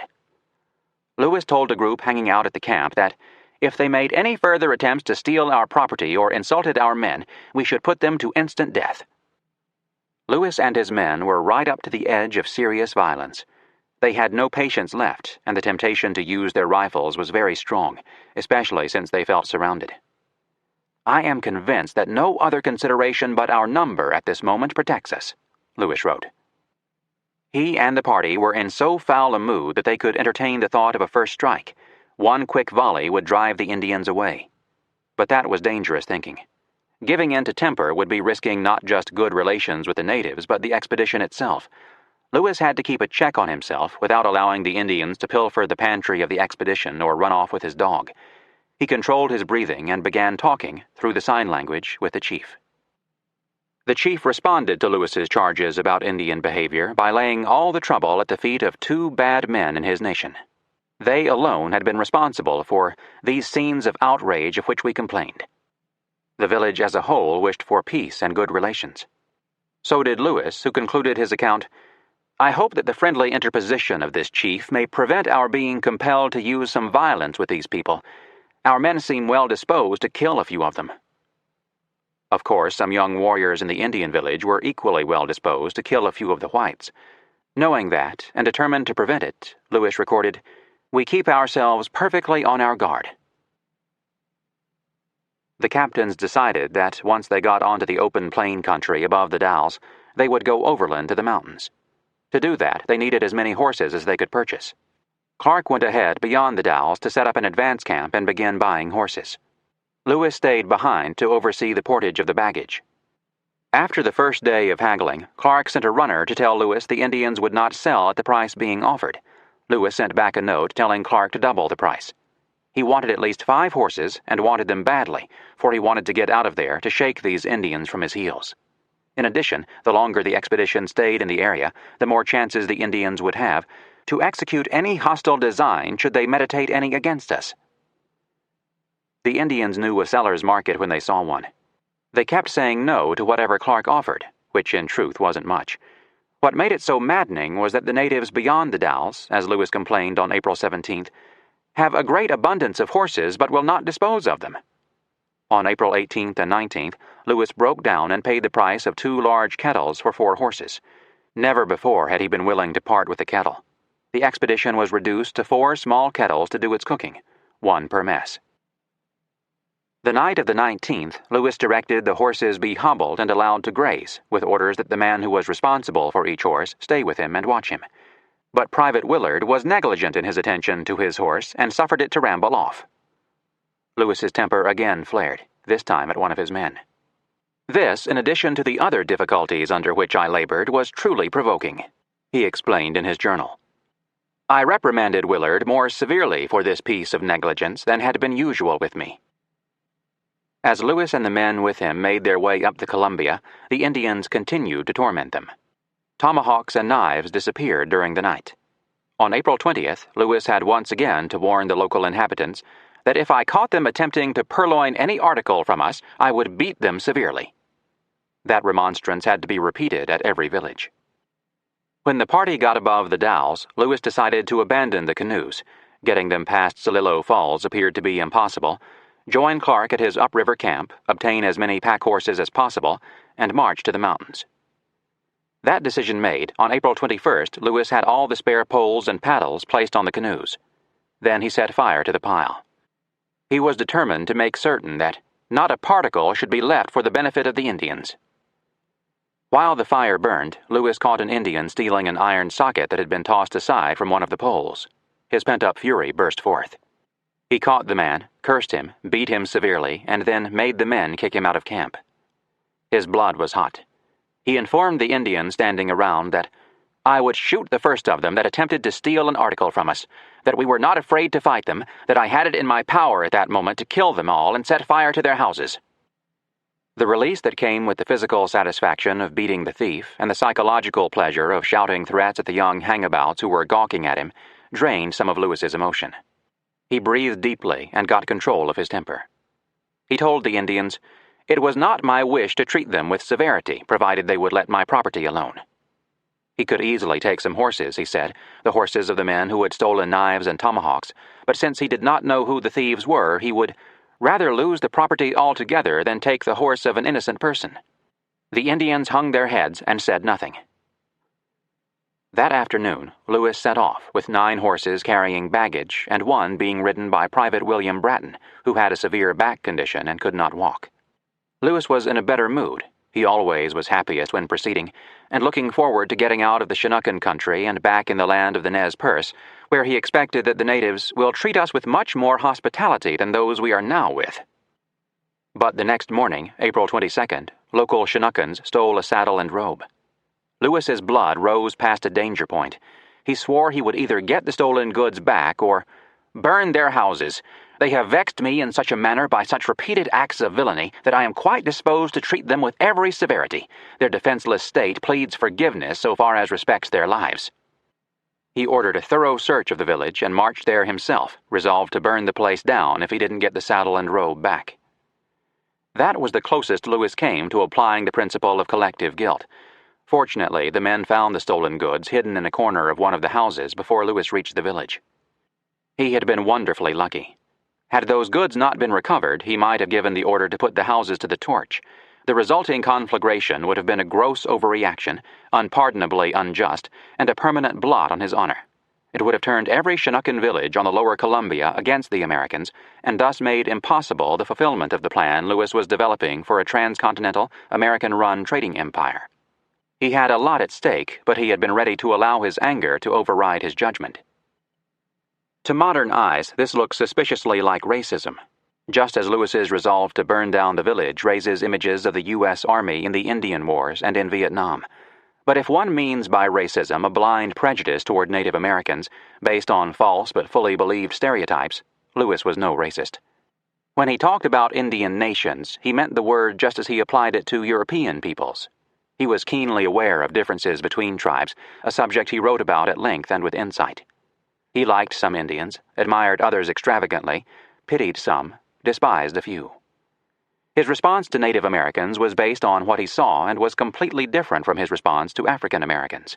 With regard to blacks, he made no distinctions between them, made no study of them, had no thought that they could be of benefit to America in any capacity other than slave labor. But despite his cold-blooded words and resolutions and his hatred of the Chinooks, what stands out about his journey up the lower Columbia in the spring of 1806 is that he got through it without ever once ordering a man to put a torch to an Indian home, and no man ever fired a rifle at a native. He had, however, 4 times lost his temper and twice threatened to kill. His behavior was erratic and threatening to the future of the expedition. There would be other tribes to encounter, other forms of provocation. Lewis would be tested on his self-control, not his strongest character trait. On April 24th, the expedition marched overland. "Most of the party complain of the soreness of their feet and legs this evening," Lewis recorded. "My left ankle gives me much pain." A cold water foot bath helped. By the 27th, the party reached the country of Chief Yellap and the Walla Wallas, relatives of the Nez Perce. The chief rode up with 6 men and was delighted to see the white men, as they were to see him. Yellap was chief of a village of some 15 lodges with perhaps 150 men and many horses. It was currently set up about 12 miles below the junction of the Columbia and the Snake on the north bank. The captains had promised Yellap the previous October that they would stay a day or 2 with him on the return journey. He now invited the captains to bring the expedition to his village, where he promised food and horses. A 3-day visit ensued. Yellap set an example for his people by personally bringing wood and fish to the white men. On the second morning, he presented Clark with a very elegant white horse, an act of generosity that lost some of its luster when Yellap indicated he would like a kettle in return. "No kettle," the captain said. "Then whatever they thought proper," Yellap replied. Clark gave him his sword plus 100 balls and powder. Yellap was satisfied. What Yellap did genuinely give away was information. For the first time since they had left the Shoshones, the captains had an interpretive route that allowed them to go beyond the sign language. There was a captive Shoshone woman with the Walla Wallas who could speak to Sacagawea, who could pass it on to Charbonneau, who could communicate with Driar or Labiche, who, finally, could speak to the captains in English. "We conversed with them for several hours," Lewis wrote, "and fully satisfied all their inquiries with respect to ourselves and the objects of our pursuit." In return, Yellap told Lewis of a shortcut to the western end of the Lolo Trail. That evening, Yellap's relatives and neighbors, the Yakimaws, came in at his invitation to see the white men and have a party. There were about 100 men and a few women. Together with the Walla Wallas, they surrounded the white men and waited patiently to see them dance. Cruzat brought out the fiddle, and for an hour the men danced, to the delight of the Indians. Then the Indians, some 550 men, women, and children, sung and danced at the same time. Most of them stood in the same place and merely jumped up to the time of their music. But the bravest men went into the center of the circle and danced in a circular manner sidewise. To the Indians' gratification, some of the white men joined in the dance. This was much different from evenings on the lower Columbia. On the morning of April 29th, 2 inferior chiefs presented each of the captains with a horse. The gift was welcome, but the return present was expensive. Lewis wrote, "We gave them sundry articles and among others one of my case pistols and several hundred rounds of ammunition." That pistol was a highest quality, custom-made weapon, a so-called dueling pistol, kept in a case with accessories, and it was Lewis's personal property, not government issue. The following day, We took leave of these friendly, honest people, the Walla Wallas, and departed at 11 a.m. The shortcut Yellop told them about took them across the base of the northern bend of the Snake, saving some 80 miles. Thanks to the Walla Wallas, the party had 23 horses. Most of them excellent young horses, but much the greater portion of them have sore backs. These Indians are cruel horsemasters. They ride hard, and their saddles are so ill constructed. Regardless of this, they ride them when the backs of those poor animals are in a horrid condition. The second night out, 3 teenage Walla Walla boys rode into camp. They were returning a steel trap that had been negligently left behind.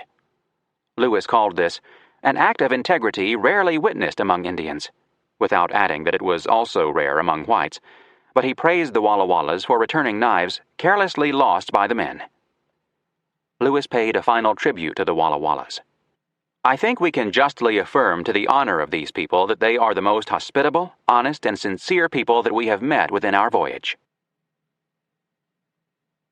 The march the next 2 days was god-awful. The weather was miserable. Rain, hail, and snow with high winds. At dinner on May 3rd, the captains divided the last of the dried meat and the balance of the dogs. We made but a scant supper and had not anything for tomorrow. Their luck held. The next day, the party encountered a band of roving Nez Perce led by Chief Tito Harsky, the man who had helped Twisted Hair as a guide the previous autumn. He offered to take them to Twisted Hair's village and sold them some roots and fuel. They set off together in the morning. When they reached a village, they tried to purchase provisions without much success, but they discovered that Captain Clark had quite a reputation with these natives as a doctor. It seemed that the previous fall, Clark had washed and then rubbed some liniment on an old Indian man's sore knee and thigh, accompanying the doctoring with what Clark called much ceremony. The man had not walked for months, but recovered with Clark's therapy. Since then, Lewis wrote, this band has never ceased to extol the virtues of our medicines. Together with the effectiveness of the eye water, the Nez Perce had an exalted opinion of our medicine. My friend Captain C is their favorite physician and has already received many applications. The captains could pay for their keep by establishing a hospital. Lewis was a bit disturbed at thus fooling the Indians. He doubted there was much that could be done for most of the complaints, and he was embarrassed to be practicing psychosomatic medicine. He rationalized his way to a justification. In our present situation, I think it pardonable to continue this deception, for they will not give us any provision without compensation. We take care to give them no article which can possibly injure them. In fact, Clark did much good for the Nez Perce. The Indians kept coming because they were benefiting from his therapy. There was no need for Lewis to feel embarrassment. The Indians paid for the therapy with roots and dogs. The dogs were another source of potential embarrassment. The Nez Perce ate horsemeat only to ward off starvation, and never ate dog. On May 3rd, Lewis related a dog meat anecdote in a piece of concise storytelling. While at dinner, an Indian fellow very impertinently threw a poor half-starved puppy nearly into my plate by way of derision for our eating dogs, and laughed very heartily at his own impertinence. I was so provoked at his insolence that I caught the puppy and threw it with great violence at him and struck him in the breast and face, seized my tomahawk, and showed him by signs if he repeated his insolence, I would tomahawk him. The fellow withdrew, apparently much mortified, and I continued my repast on dog without further molestation. Generally, relations with the Nez Perce were excellent. On May 7th, an Indian rode in with 2 canisters of powder. His dog had dug them up at the cache the expedition had made in October. The captains rewarded his honesty with a piece of fire-making steel. That day, the Bitterroot Mountains came into view. They were perfectly covered with snow. The Nez Perce gave the captains unfortunate news. The winter snows had been heavy, the snow was yet deep in the mountains, so no passage was possible until early June at best. To men confined to a diet of horse beef and roots, Lewis wrote, and who are as anxious as we are to return to the fat plains of the Missouri and thence to our native homes, this was unwelcome intelligence. The party hated to be stopped. Every day, other than those in winter camp, the men tried to make some progress. Furthermore, beyond those mountains there was tobacco, tools, kettles. On the Missouri plains there were the calves, providing unlimited quantities of tender veal, supplemented by buffalo hump and buffalo tongue, with sausage made by Charbonneau. The captains and their men had been thinking about the upcoming feast for weeks. Now they learned that they would have to stay where they were for 3 weeks, possibly longer, with nothing to eat but dried fish and roots, and when they were lucky, lean elk and deer, or horse meat, or dog. Morale sank. On the morning of May 8th, some of the men ordered out to hunt instead lay about the camp, without our permission or knowledge. The captains found it necessary to chide them severely for their indolence and inattention. That day, the Americans chanced on Chief Cutnose with a party of 6. Cutnose had been off on a raid the previous fall, but Lewis had heard of him and knew he was regarded as a greater chief than Twisted Hair. The Indians and white men rode on together, and soon encountered Twisted Hair with a half-dozen warriors. It was Twisted Hair who had agreed to keep the Americans' horses through the winter. He had been promised 2 guns and ammunition as his reward, and guided the expedition as far down the Snake Columbia as the Dalles. The captains were naturally delighted to see him, but he greeted the white men very coolly. Lewis found this as unexpected as it was unaccountable. Twisted Hair turned to Cutnose and began shouting and making angry gestures. Cutnose answered in kind. This continued for some 20 minutes. The captains had no idea what was going on, but clearly they had to break it up. They needed the friendship of both chiefs if they were to get through the next 3 weeks, and they needed their horses if they were to have any chance of getting over the mountains. They informed the chiefs that the expedition was proceeding. The Indians fell in behind, keeping a distance from each other. When the expedition made camp, the 2 chiefs with their little bands formed separate camps at a short distance. They all appeared to be in an ill humor. The captains called for a council. They relied on a Shoshone boy with Cutnose to interpret for them, but he refused to speak. He alleged it was a quarrel between 2 chiefs and that he had no business with it. For the next hour, the captains could make no sense out of the violent quarrel. They were in an agony of suspense, anxious to reunite with their horses and to keep the Nez Perce as friends. The captains pleaded with the Shoshone boy, but he remained obstinately silent. The chiefs departed for their respective camps, still angry with each other. An hour later, Driar returned from hunting. The captains invited Twisted Hair for a smoke. He accepted and through Driar explained that when he had returned from the Dalles the previous fall, he had collected the expedition's horses and taken charge of them. Cutnose then returned from his war party and, according to Twisted Hair, asserted his primacy among the Nez Perce. He said Twisted Hair shouldn't have accepted the responsibility, that it was he, Cutnose, who should be in charge. Twisted Hair said he got so sick of hearing this stuff that he paid no further attention to the horses, who consequently scattered. But most of them were around, many of them with Chief Broken Arm, who lived upriver and was a chief of great eminence. The captains invited Cutnose to join the campfire. He came and told us in the presence of the Twisted Hair that he, the Twisted Hair, was a bad old man, that he wore 2 faces. Cutnose charged that Twisted Hair had never taken care of the horses, but had allowed his young men to ride them and misuse them, and that was the reason Cutnose and Broken Arm had forbidden him to retain responsibility for the animals. The captain said they would proceed to Broken Arm's camp in the morning and see how many horses and saddles they could collect. This was satisfactory to Twisted Hair and Cutnose, who had calmed down considerably after being allowed to tell their sides of the story. The next day, everyone moved to Broken Arm's lodge, which was some 150 feet long, built of sticks, mats, and grass. There, the expedition recovered 21 horses, about half the saddles, and some ammunition that had been cached. Lewis paid Twisted Hair 1 gun, 100 balls, and 2 pounds of powder for his services, and said the other promised gun would be delivered when the balance of the horses were brought in. The gun he gave Twisted Hair was an old, beat-up British trading musket, for which he had paid a Chinook 2 elk skins. When the captains explained their supply situation and asked if the Indians would exchange a good but lean horse of theirs for a fat young horse, with a view to slaughter the colt for food, Broken Arm said he was revolted at the idea of an exchange. His people had a great abundance of colts, however, and the white men could have as many as they wanted. He soon produced 2 fat colts and demanded nothing in return. Lewis commented that this was the only act which deserves the appellation of hospitality which we have witnessed in this quarter. Over the next couple of days, various other chiefs joined Cutnose and Twisted Hair at Broken Arm's lodge. Altogether, the Nez Perce were some 4,000 strong, living in their separate bands, and had by far the largest horse herd on the continent. These chiefs had a constituency that demanded attention.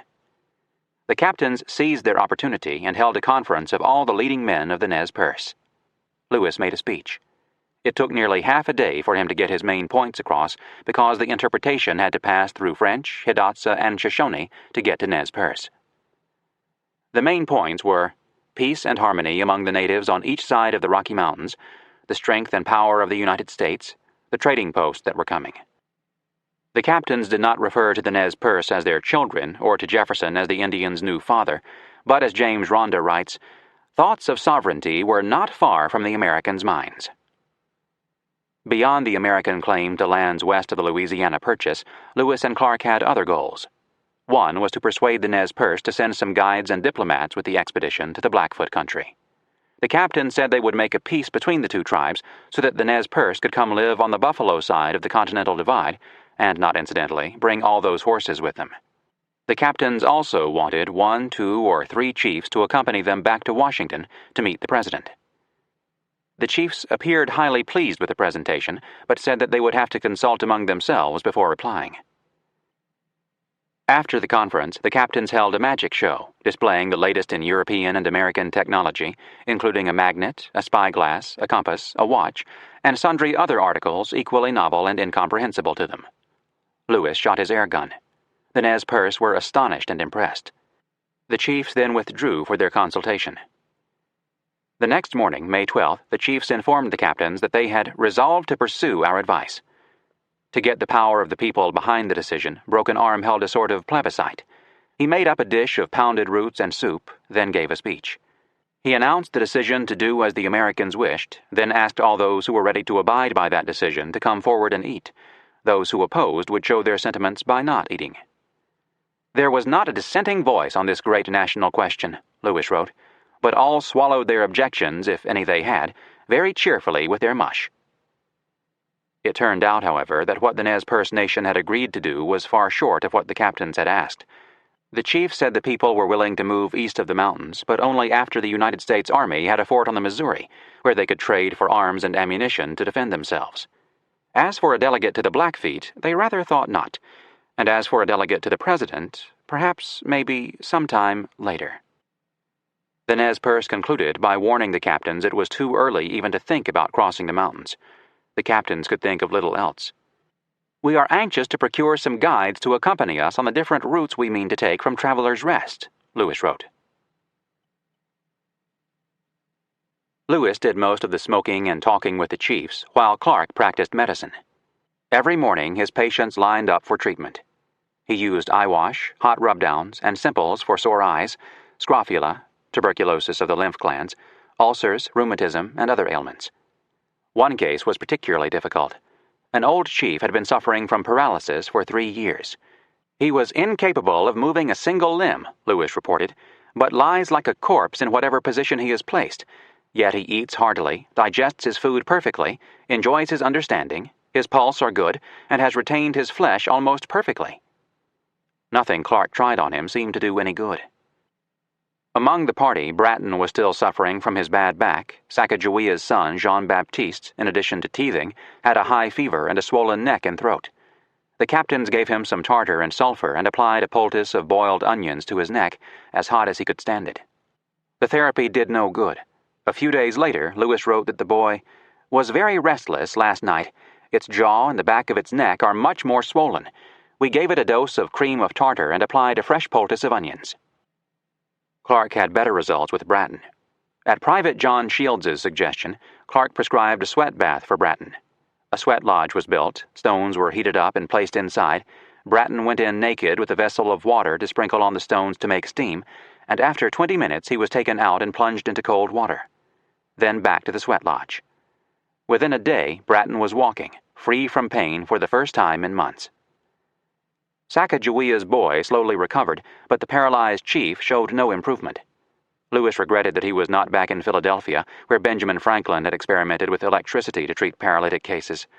"I am confident that this chief would be an excellent subject for electricity," Lewis wrote on May 27th. Instead of shock therapy, the captains decided on heat therapy.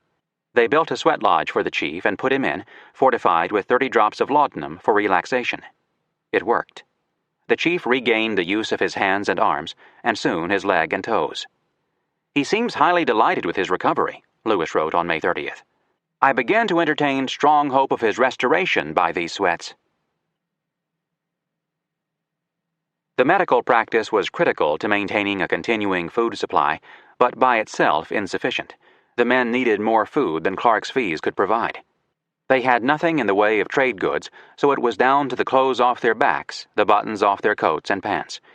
When the men discovered that brass buttons were an article of which these people are tolerably fond, the men cut off all their buttons to trade for roots. Never ask your men to do something you won't do yourself is time-honored advice to company commanders. In this case, the captains cut the buttons from their dress coats a few days later, which brought in 3 bushels of roots. A successful voyage, Lewis said of the trading venture, not much less pleasing to us than the return of a good cargo to an East India merchant. On May 21st, the captains took a drastic step. They decided that each man should make his own deal for roots sufficient to get him over the bitter roots. Each man got 1 awl, 1 knitting pin, a half an ounce of vermilion, 2 needles, a few skeins of thread, and about a yard of ribbon. Lewis called it a slender stock indeed with which to lay in a store of provision for that dreary wilderness. He comforted himself with the thought that they could fall back on horse meat. The expedition's herd was growing, thanks to Clark's doctoring, and by the beginning of June was up to 65 horses. The long wait with the Nez Perce gave Lewis an opportunity to do more ethnography. He described the tribe's dress and ornaments at some length. He judged the Nez Perce to be cheerful but not gay. Their young men were fond of gambling and games. So were Lewis's young men. In addition, Lewis had the problem of idle hands. Like most company commanders with that problem, he turned to athletics as a way to keep up morale and strength and reach out to the natives. The result was a tournament. There was a shooting match which Lewis won with 2 hits of a mark at a distance of 220 yards, something even more impressive to the Indians than his air gun. On horseback, the Nez Perce put the American soldiers to shame. Lewis was amazed at how accurate they were with the arrow, even when firing at a rolling target from the back of a galloping horse. There were frequent horse races among the Indians or between Indians and whites. Lewis remarked, "Several of those horses would be thought fleet in the United States." The Indians could do feats that the whites could only watch. "It is astonishing," Lewis wrote, "to see these people ride down those steep hills which they do at full speed." The stallions in the expedition's herd were so troublesome the captains offered to trade 2 of them for one of the Indians' geldings. The Indians refused. The captains decided they would have to take the risk of castration and began the operation. A young man interrupted to show the whites how the Indians did it. His method was to let the wound bleed rather than tying off the scrotum. As an experiment, the captains had him operate on 2 stallions in the Indian way, while Driar gelded 2 in the white way. 2 weeks later, Lewis wrote, "I have no hesitation in declaring my belief that the Indian method of gelding is preferable to that practiced by ourselves." Horse care, horse trading, horse racing brought the white and red men together. On the evening of May 13th, we tried the speed of several of our horses in races against one another and Indians. It is an irresistible scene. The young braves, red and white, racing from point to point over that beautiful valley with the snow-topped mountains looming behind, whooping and whipping their horses, digging in their heels, while crowds of onlookers, also mounted and also a mix of red and white, cheered them on. Wherever one looked there were horses, Appaloosas mostly, selectively bred, active, strong, and well-formed, according to Lewis. They were present in immense numbers, a phrase Lewis hadn't used to describe a herd of animals since he left the buffalo country. 50, 60, or 100 head is not unusual for an individual to possess. That herd was by far the Nez Perce's greatest asset. It also represented a potential solution to one of the major transportation problems facing the proposed American trading empire stretching from St. Louis to the mouth of the Columbia. The trick would be to get the Nez Perce herd over to the other side of the mountains, which in turn depended on making a peace between the Blackfeet and the Nez Perce, which was hardly likely as long as the Blackfeet had guns and the Nez Perce did not. Still, Lewis was resolved to try.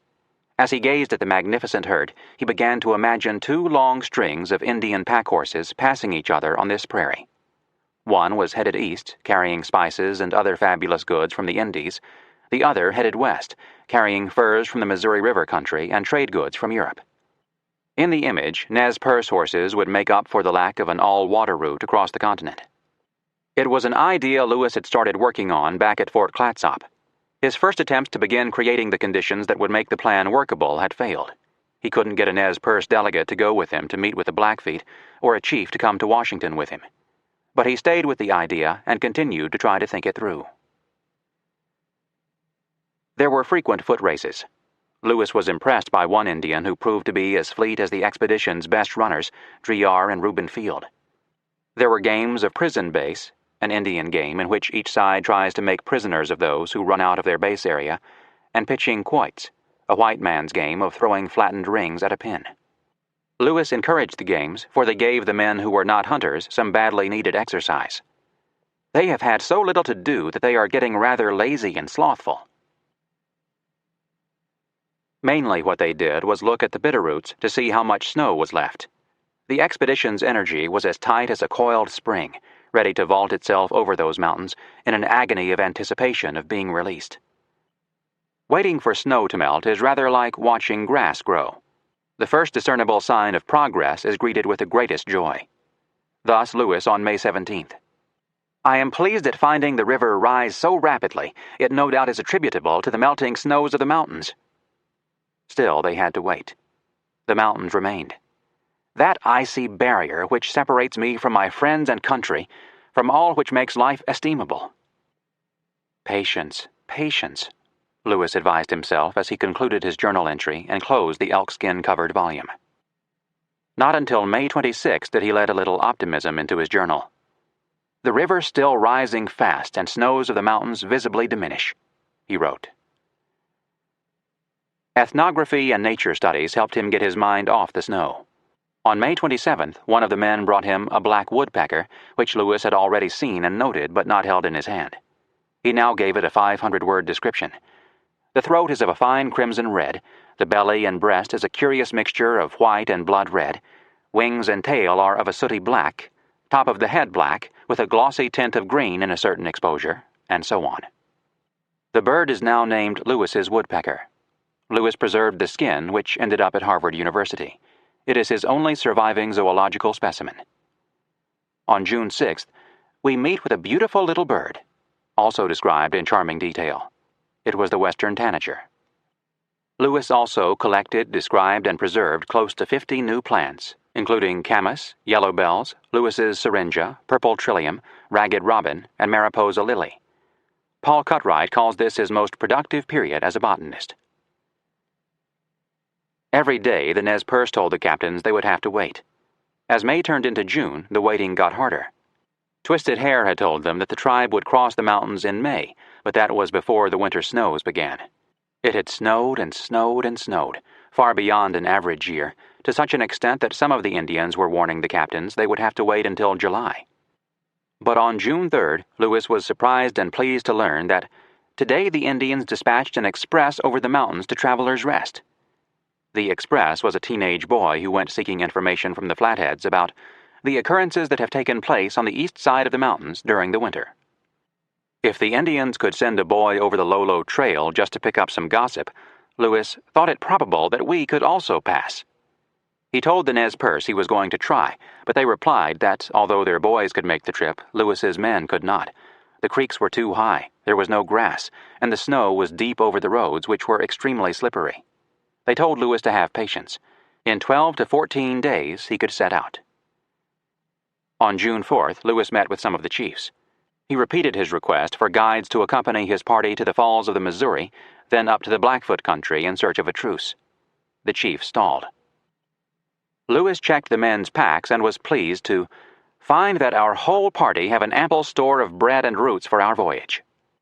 All around the campsite, the men were much engaged in preparing their saddles, arranging their loads, provisions, etc., for our departure. The captains planned to move camp eastward from the banks of the Clearwater to higher ground at the western terminus of the Lolo Trail on the southern end of Weippe Prairie, where they had first met the Nez Perce the preceding September. There they would make camp and begin the final preparations for the assault on the mountains. On June 8th, 2 days before the move, there was a sort of farewell party at the campsite they had occupied on the banks of the Clearwater for nearly a month. The afternoon featured horse and foot racing and game playing. In the evening, Cruzat brought out the fiddle and dancing began. But as the festivities went on, an Indian told the captains that the snow was still deep and they would not be able to cross until the beginning of July. He warned that if they tried it sooner, the horses would be at least 3 days without food. "This information is disagreeable," Lewis admitted. "It causes some doubt as to the time at which it will be most proper for us to set out." But not enough doubt to deter the captains.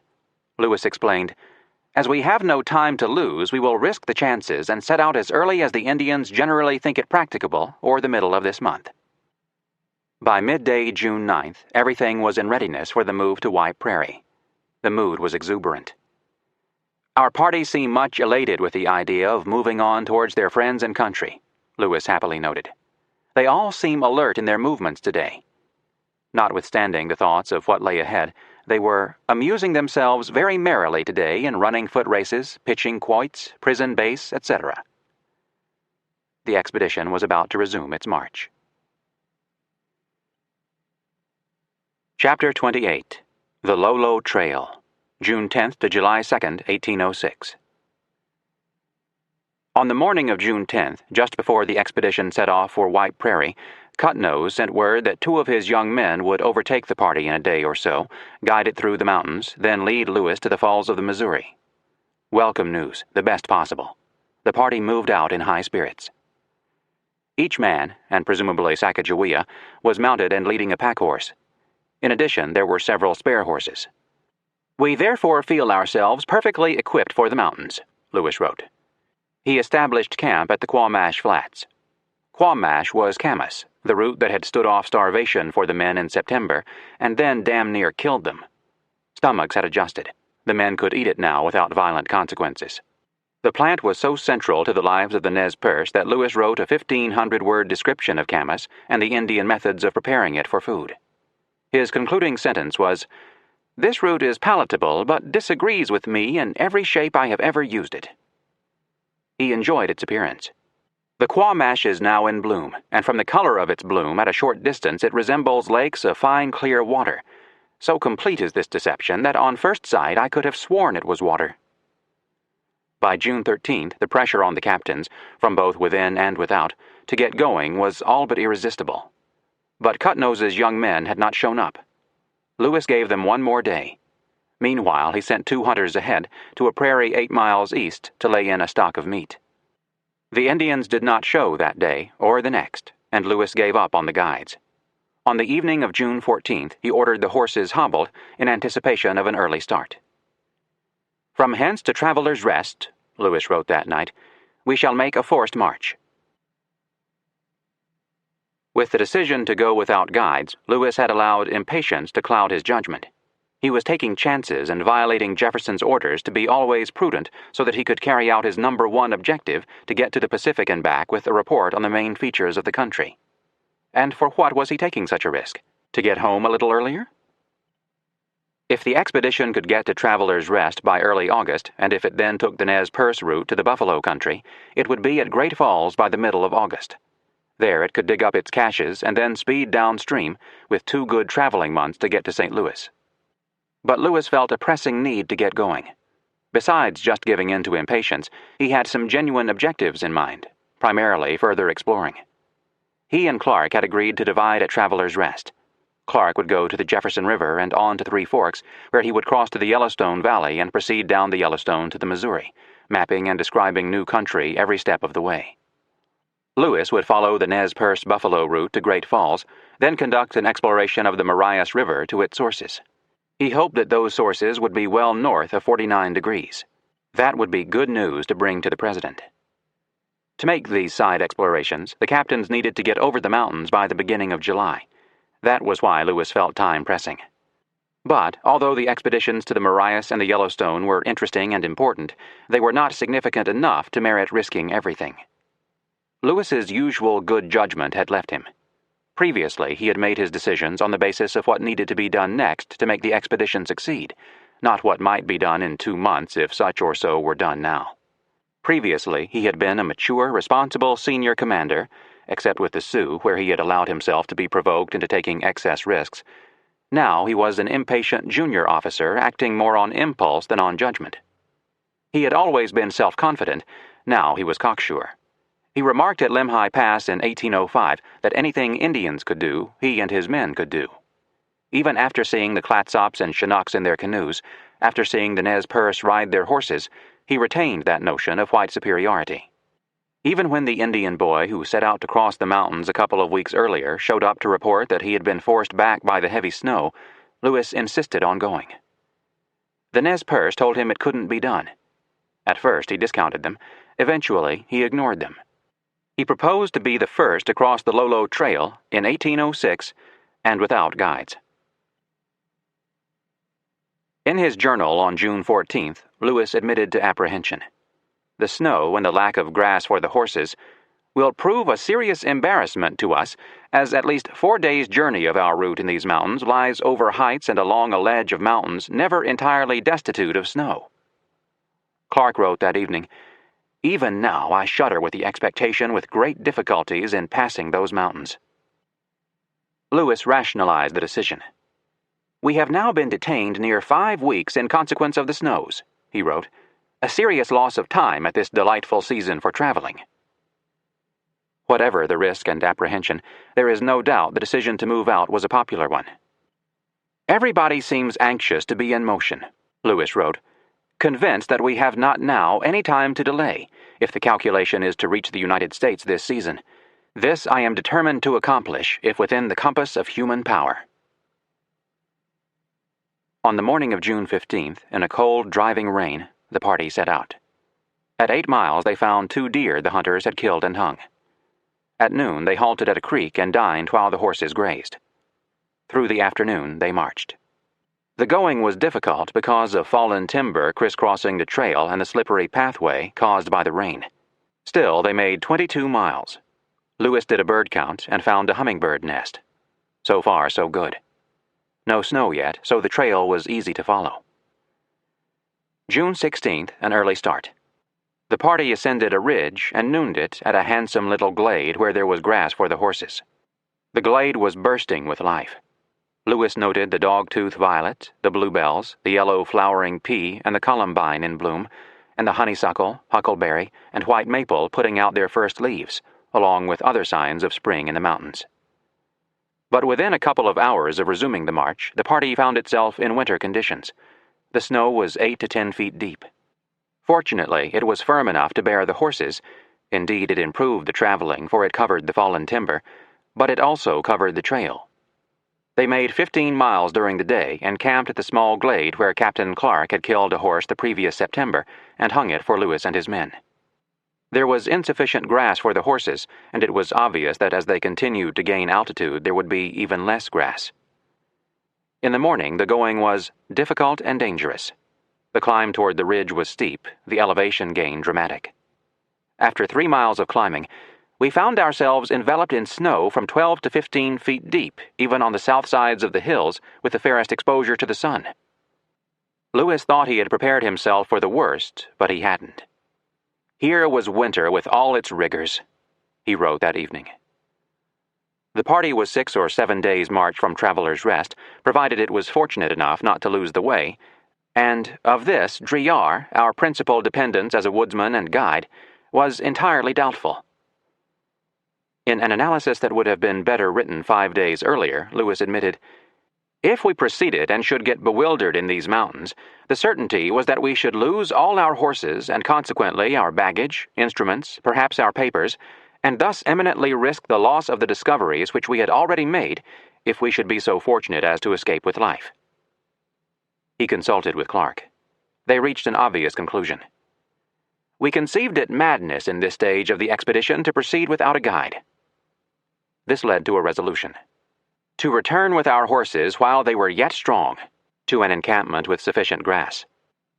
Driar and Private Shannon would hurry on back to the Nez Perce villages to hire a guide. The party would wait for them and subsist on hunting, preserving their routes. That resolution made, we ordered the party to make a deposit for all the baggage which we had not immediate use for. In the deposit, the men put the roots they had brought, depending on the hunters for the next few days for food. In addition, Lewis put in the instruments and journals. The journals were by far the most precious of all the expedition's possessions. The reason Lewis left them in the deposit illuminates what a risk he had taken in starting too soon. He wrote that they are safer here than to risk them on horseback over the roads and creeks which we had passed. The deposit was laid on scaffolds and well covered. At 1:00 p.m., the party started down the mountain. Lewis hated to turn around. So did the men. The party were a good deal dejected, Lewis wrote. This is the first time since we have been on this long tour that we have been compelled to retreat or make a retrograde march. Sergeant Gass added that most of the men were melancholy and disappointed. On June 18th, Driar and Shannon struck out for the village to procure a guide. The price Lewis was ready to pay for a guide was unprecedented. He gave Driar an army rifle to be offered as reward for leading the party to Traveler's Rest, and authorized him to promise 2 additional army rifles and 10 horses to any man who would lead the party to the falls of the Missouri. The next morning, the party made camp in a meadow on the edge of the mountains. There was plenty of grass. The horses could fatten up here while the men waited for a guide. One of the men found some black morel mushrooms, which Lewis roasted and ate without salt, pepper, or grease. In this way, I had for the first time the true taste of the morel, which is truly an insipid, tasteless food. On neither that day nor the next 2 was there any sign of Driar and Shannon. The captains worried about them and talked about what they would do if they couldn't get a guide. The plan they agreed on showed the depth of their desperation. We have determined to risk a passage without a guide, Lewis wrote. Captain C or myself shall take 4 of our most expert woodsmen, with 3 or 4 of our best horses, and proceed 2 days in advance, taking a plentiful supply of provision. The party would find the Lolo Trail by the marks on the sides of the pine trees, marks made over the decades by Indian horses and baggage rubbing against the trunks, and by tomahawks. At the end of the second day, 2 men from the reconnaissance party would march back down the mountain to inform the main party whether to come right on or to give the scouts more time to locate the trail. If the trail could be found, Lewis was confident he could get through, because the snow was firm. So the horses got good footing without having to step over or around fallen timber every few yards. If the trail could not be found, Lewis proposed to move far to the south in search of an alternate route over the Bitterroots. On June 21st, the party fell back to the Quamash Flats, where the hunting was better. During the march, 2 young Indians, probably teenage boys, were encountered. They informed the captains that they were headed up the mountain to visit their friends on the other side. Lewis's eyes lit up at this news, but without Driar he found it difficult to understand the flashing hands of the warriors. Apparently, the Indians were saying that Driar and Shannon would not be returning for 2 more days, but Lewis could not make out a reason for the delay. Lewis pressed the Indians to stay with his party until Driar and Shannon returned, and then to serve as guides for the crossing. They agreed to delay 2 days, no longer, at their own camp, closer to the mountains. 2 days later, still no sign of Driar and Shannon. Lewis was fearful that the 2 young Indians would set off that morning, so he sent 4 men to detain them with Sergeant Gass in command. If the Indians insisted on going, Gass and his squad should accompany the Indians to Traveler's Rest, blazing the trees as they proceeded along the Lolo Trail. That afternoon, to the relief of all, Driar and Shannon returned. The delay had been caused by bargaining, but it was well worth the time. They had with them 3 guides. One was a brother of Cutnose, and the other 2 were men who had each given the captains a horse. Lewis described them as all young men of good character and much respected by their nation. He was overjoyed to have them, even at the price of 2 rifles.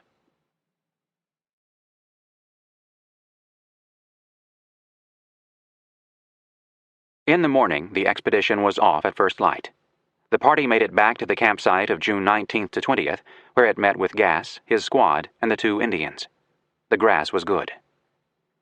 After dark, the Indians set some fir trees on fire, telling Lewis it was to bring fair weather for our journey. This made a spectacular sight.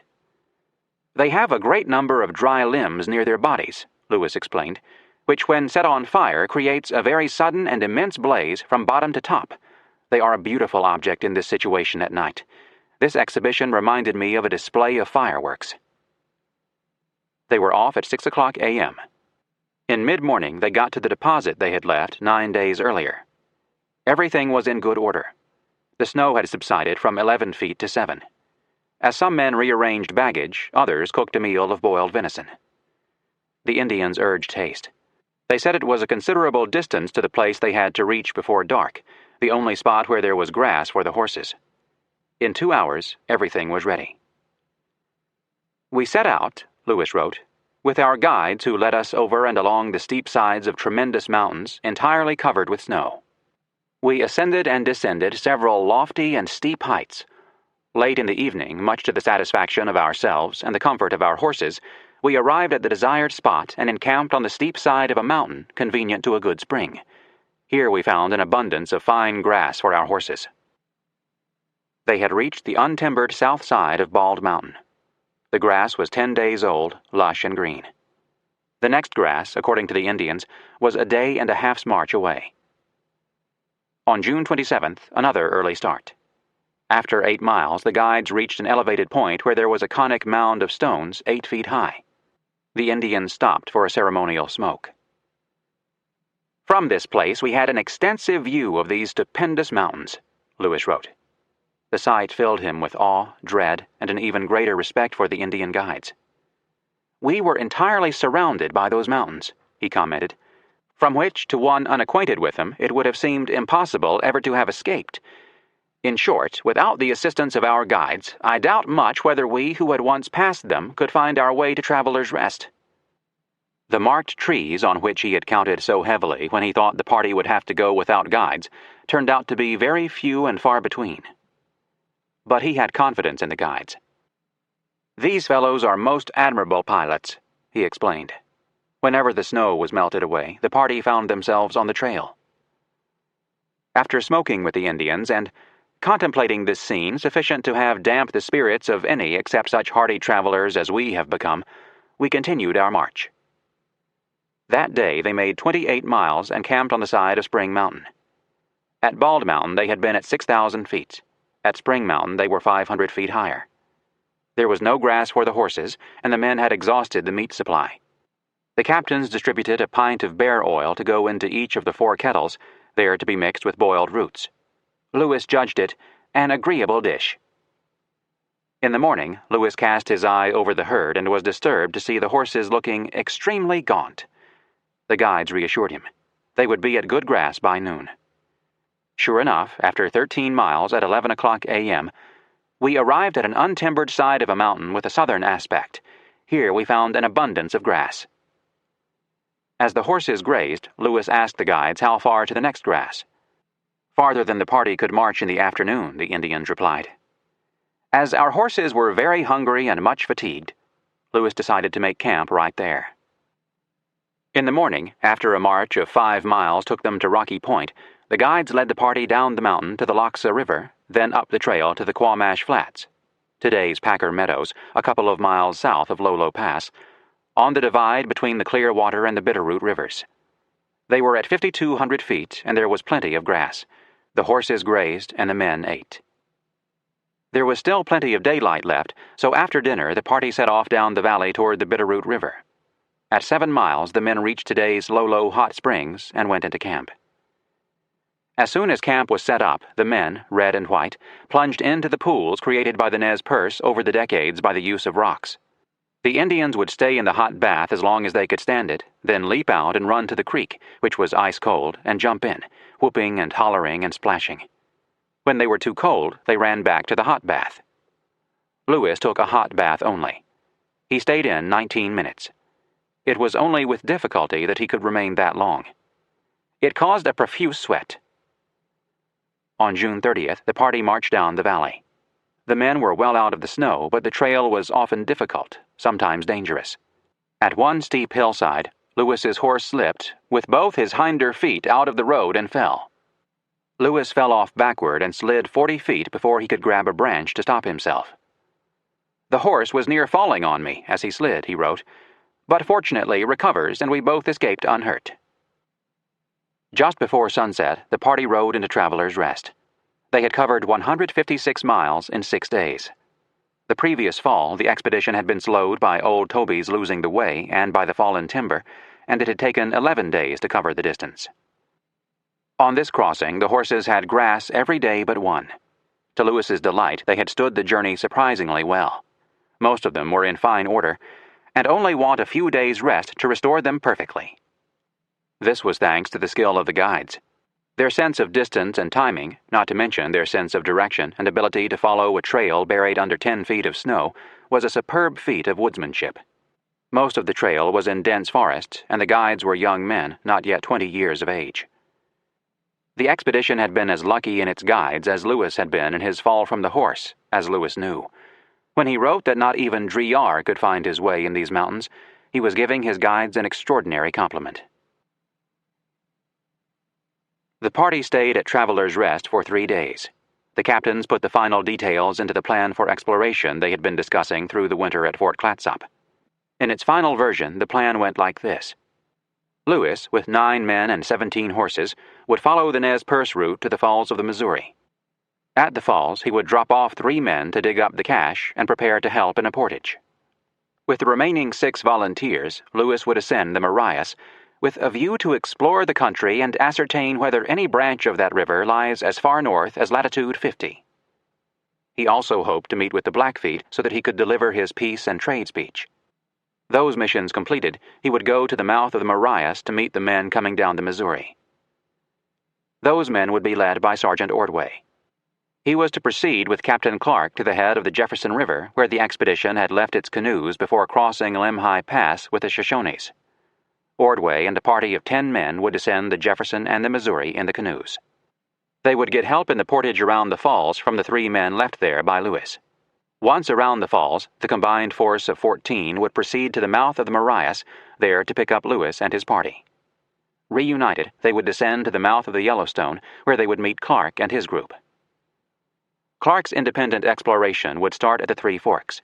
After dispatching Sergeant Ordway's party, Clark and the remaining 10 men, and Sacagawea and her boy, would cross the divide between the Missouri and the Yellowstone. When they reached the river, they would build canoes.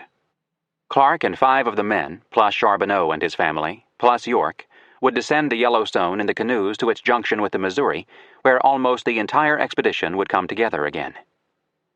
Missing would be Sergeant Pryor and 2 privates. They were assigned an independent mission.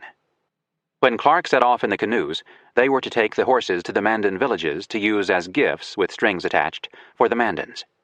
They had a second charge, to deliver a letter from Lewis to the Northwest Company agent Hugh Heaney, whether at the Mandans or, if necessary, at Heaney's post in Canada. It was a highly ambitious plan, exceedingly complex, full of promise about what could be learned, dependent on tight timing. It certainly showed how confident the captains were about their men. For the first time, they were dividing the party to pursue different missions. They were giving large responsibilities to sergeants and privates, counting on their men to be able to handle independent operations without a hitch. It was also an excessively dangerous plan. The captains were taking chances they should have avoided. In the heart of the country that the war parties of Crows, Blackfeet, Hidatsas, and other tribes passed through regularly, the captains were dividing their platoon into 5 squads, so widely separated they were not in supporting distance of one another. Lewis took the risk of dividing his command because he wanted the expedition to be as successful as possible, to bring back as much information as possible, to make every conceivable effort to broker peace among the tribes, to begin the process of creating the American trading empire. These were important objectives, but not important enough to justify having squads as small as 3 men, and none larger than 10, roving about independently. The captains were underestimating the Indians. They had perhaps spent too long with the easily dominated Clatsops and Chinooks, too long with the always friendly Nez Perce. Although they knew more about the native peoples west of the Mississippi River than any man alive, they had no direct knowledge of the Blackfeet. They did know that all the other Indians feared the Blackfeet. Lewis and Clark didn't know enough to fear the Blackfeet, nor did the men. Since Lewis was leading his squad to the heart of Blackfoot country, his was the most dangerous mission. Nevertheless, when he called for volunteers on July 1st, many turned out, from whom I selected Driar, the 2 Fieldses, Werner, Frazier, and Sergeant Gass. That afternoon, Lewis wrote a 1,500-word letter to Heaney to be carried to him by Sergeant Pryor. It represented his first step toward bringing about an American trade empire stretching from St. Louis to the mouth of the Columbia. Lewis had met Heaney the previous winter and had been impressed by him, despite his being an agent for the Northwest Company. Heaney had told Lewis that if there was anything he could do for the Americans, he was ready to do it. Apparently, he talked as if he was ready to drop his Northwest Company connection and go to work for the Americans. Lewis must have thought so, for he made Heaney an offer to do just that. If Heaney could convince the influential chiefs of the Sioux to visit their new father in Washington and go along with them to serve as interpreter, Lewis would pay him $1 a day from the date of the receipt of the letter, plus expenses. Lewis further promised that Heaney would be first in line for the post of U.S. agent to the Sioux, which paid $75 per month plus 6 rations per day. Lewis was straightforward about his motives. He wanted the Sioux to have an ample view of our population and resources, and on their return convince their nations of the futility of an attempt to oppose the will of our government. Lewis provided Heaney with arguments to convince the Sioux to make the journey, the chief being that the Sioux had no means of resisting the American plans for building posts and fortifications along the Missouri, and in any case, their acquiescence will be productive of greater advantages than their most sanguine hopes could lead them to expect from opposition. Lewis stressed a central point for Heaney to pass on to the Sioux. The United States will not long suffer her citizens to be deprived of the free navigation of the Missouri by a few comparatively feeble bands of savages. But he should also tell the Sioux about the friendly views of the United States government toward them and the plan to establish trading posts in their neighborhood. Through Heaney, Lewis was trying to talk to the Sioux and the British. He told Heaney that the Corps of Discovery had gone to the Pacific Ocean by way of the Missouri and Columbia rivers, and that he was about to explore the Marias. He obviously hoped that Heaney would pass this information on to his superiors in the company, who would inform government officials in Montreal, who would thus learn of Lewis's explorations and the potential American claim on the Oregon country, and possibly on southern Alberta, Saskatchewan, and Manitoba. Lewis said he hoped to arrive at the Mandan villages about the beginning of September. Heaney should meet him there with a party not to exceed 12 persons, the largest that the expedition could accommodate. A good idea. If it worked, Sioux chiefs would go to Washington, they would be mightily impressed, they would come home and make peace, renounce their British loyalties, welcome American trading posts on the Missouri, and become full-fledged partners in the grand enterprise of building the American empire. If it worked, and if Lewis found a Blackfoot band and spread the good news of the coming of the Americans and persuaded the Blackfeet to join the enterprise, within a couple of years the Americans would take over the fur trade from the Mississippi to the mouth of the Columbia. That was a big dream, an empire builder's dream. Lewis was thinking on a worldwide scale. He was proposing to set up and execute one of the biggest business takeover deals of the century and add the Northwestern Empire to the United States in the bargain. Sitting beside Lolo Creek, near the place where it flows into the Bitterroot River, in a wide, beautiful, extensive valley, at least 1,000 miles from the nearest white outpost, in command of a platoon-sized force in a country teeming with war parties, utterly destitute of equipment, except for rifles and kettles and a few remaining knives, exactly the manufactured items the Indians most wanted, Meriwether Lewis got started on making his dream come true, in his letter to Heaney. What a many-faceted man was Lewis. On the day he put the final touches to the plan for separate explorations, informed the men of what he and Clark intended, picked the volunteers to accompany him, and wrote that long letter to Heaney, he also found time to do a bird count and write a 500-word essay on the prairie dog. The next day, July 2nd, he spent much of his time in conversation with the Indians, using sign language, trying to get a better fix on the lay of the land ahead. In the evening, the Indians run their horses, and we had several foot races between the natives and our party with various success. He concluded with a handsome tribute to the 5 young Indians who had guided him over the Lolo Trail and thus saved the expedition. These are a race of hardy, strong, athletic, active men. Chapter 29. The Marias Exploration. July 3rd to July 28, 1806.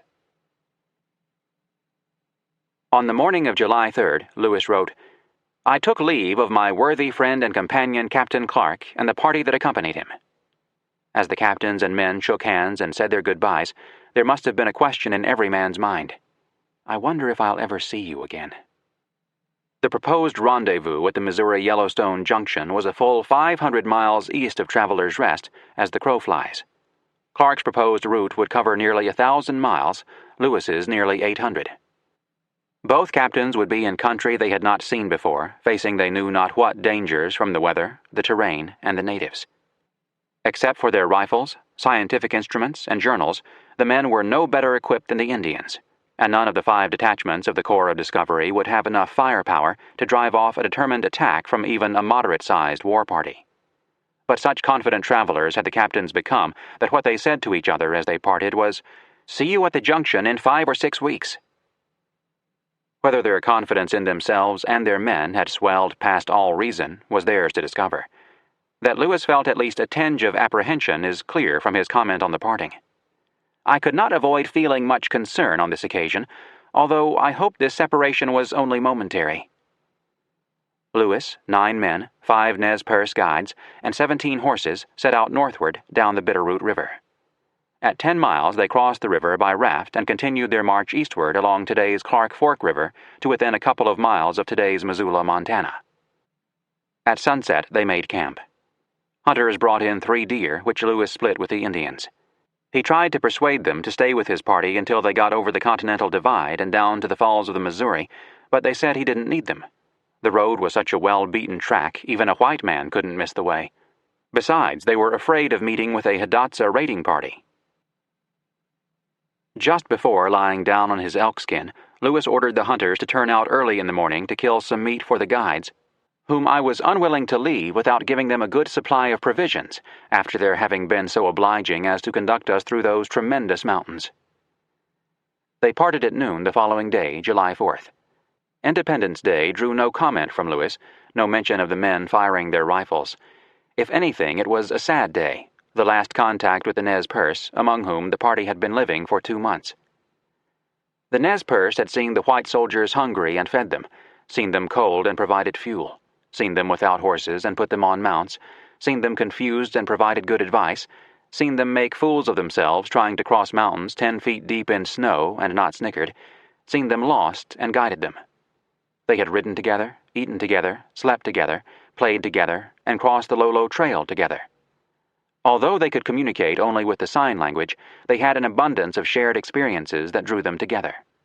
They had managed to cross communication and cultural barriers to become genuine friends. "These affectionate people, our guides, betrayed every emotion of unfeigned regret at separating from us," Lewis wrote. The Nez Perce could not hide their anxiety about their new friends. They said that they were confident that the Pakis, the term probably means enemies, not a specific tribe, would cut us off. As the Indians set off to the north, Lewis and his men headed east. They passed through present-day Missoula, up today's Broadway Street across the river from the University of Montana. At 5 miles, they came to today's Blackfoot River, called River of the Road to Buffalo by the Nez Perce, coming in from the east and headed up it, through a heavily timbered country of high and rocky mountains. The next day, they made 31 miles. The place they camped that night had been a Hidatsa war party camp a couple of months earlier. On July 6th, the Indian sign included fresh tracks along the trail. Lewis was concerned. "They have a large passel of horses," he commented. He expected to meet with either the Hidatsas or another hunting party at any time, so he and the men were much on our guard both day and night. His luck held. There were no encounters with Indians, friendly or hostile. His trip up the Blackfoot River, through one of the most beautiful valleys in Montana, was happily uneventful. What caught Lewis's eye was much sign of beaver in this extensive bottom. On July 7th, the party turned in a more northerly direction to follow the Nez Perce Trail up today's Alice Creek. There were many beaver dams, many deer. Reuben Field wounded a moose. "My dog much worried," Lewis wrote, without giving any detail but apparently referring to the wounded moose. At about 11 miles, the creek was not much more than a trickle, coming from a spring on the side of a low, untimbered mountain. The trail wound up the north side of the creek, then switched back a couple of times before disappearing over the top of the pass. The trail is plainly evident today, including travois marks from the thousands of Nez Perce who used it. It can be reached by driving up Alice Creek Road off Montana Highway 200, some 10 miles east of Lincoln, Montana. The pass is called Lewis and Clark Pass, 6,284 feet, somewhat misnamed since Clark never saw it. The party wound its way up the gentle slope. At the top, it reached the dividing ridge between the waters of the Columbia and Missouri rivers. To the east, Lewis could see Square Butte, near the falls of the Missouri, not far from where he stood. The Great Plains of North America stretched out in front of him, apparently without limit, under an infinity of bright blue sky. He took a step, and he was back in U.S. territory. The descent was easy through hills and hollows. The men could talk only of buffalo, but none were encountered, although tantalizing signs were all about them. The next day, the party crossed the Dearborn River and closed on the Medicine, today's Sun River, where they camped. On July 9th, Joseph Field killed a fat buffalo. "We halted to dine," Lewis wrote. Once they got some roasts going, it commenced to drizzle. That settled it. "I concluded to remain all day," Lewis wrote, and added by way of explanation, "We feasted on the buffalo." He and the men were much rejoiced at finding ourselves in the plains of the Missouri, which abound with game. They surely did. On July 10th, the hunters killed 5 deer, 3 elk, and a bear. They saw herds of buffalo farther down the river. The bellowing of the bulls through the night, it was mating season, kept them awake.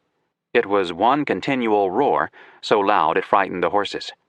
There were vast assemblages of wolves, herds of elk. Lewis and his men had thought they knew how much they missed the plains, but found out they had underestimated. Fresh roasted buffalo hump and tongue tasted even better than they had remembered. Lewis was on his way home, with great discoveries made, and discoveries yet to be made. His stomach was full as it hadn't been since he had left the buffalo country the previous July. He was in a fine, mellow mood, as he showed in the morning when he began his journal with a charming tribute to the Great Plains of Montana. The morning was fair, and the plains looked beautiful, the grass much improved by the late rain. The air was pleasant, and a vast assemblage of little birds which crowded to the groves on the river sung most enchantingly. On the march that day, headed down the Sun River to the Missouri, the party went through a level, beautiful, and extensive high plain covered with immense herds of buffalo. I sincerely believe that there were not less than 10,000 buffalo within a circle of 2 miles. The buffalo provided not only meat but also coverings for boats. Lewis had 11 of them shot and willow sticks collected to make bull boats, one in the Mandan fashion, the other on a plan of our own, otherwise unexplained, for crossing the Missouri to the cache on the east bank. In the morning, terrible news. The men sent to round up the horses returned to report that 7 of the 17 were missing. Lewis immediately suspected a hunting party had stolen them. He sent Driard to search for them, although what he thought Driard could do if he caught up with the thieves he did not say. In fact, the order was a mistake, both because of Driard's obvious helplessness in the face of 20 or 30 mounted warriors, and because it deprived Lewis of his sole means of communication with other Indians should they be encountered. After Driard rode off, the horses swam across the river, the bull boats were paddled over, and camp was set up on the site they had occupied during the Great Portage of 1805. The cache was opened. High water during the spring runoff had gotten into it. Lewis's plant specimens were all lost, but fortunately the papers and maps were okay. The loss of the specimens was a terrible blow. They had been collected painstakingly, labeled, carefully dried, requiring daily attention, and preserved. Paul Russell Cutright writes, "Such losses were more than minor catastrophes, resulting as they did in the defeat of prime scientific objectives and the complete vitiation of weeks and months of dedicated effort and inquiry." That night, Lewis found that he had forgotten something else about life on the Missouri River. "Mosquitoes excessively troublesome," he wrote, "insomuch that without the protection of my mosquito beer, I should have found it impossible to write a moment." On July 14th, Lewis had the men prepare the baggage for the upcoming portage.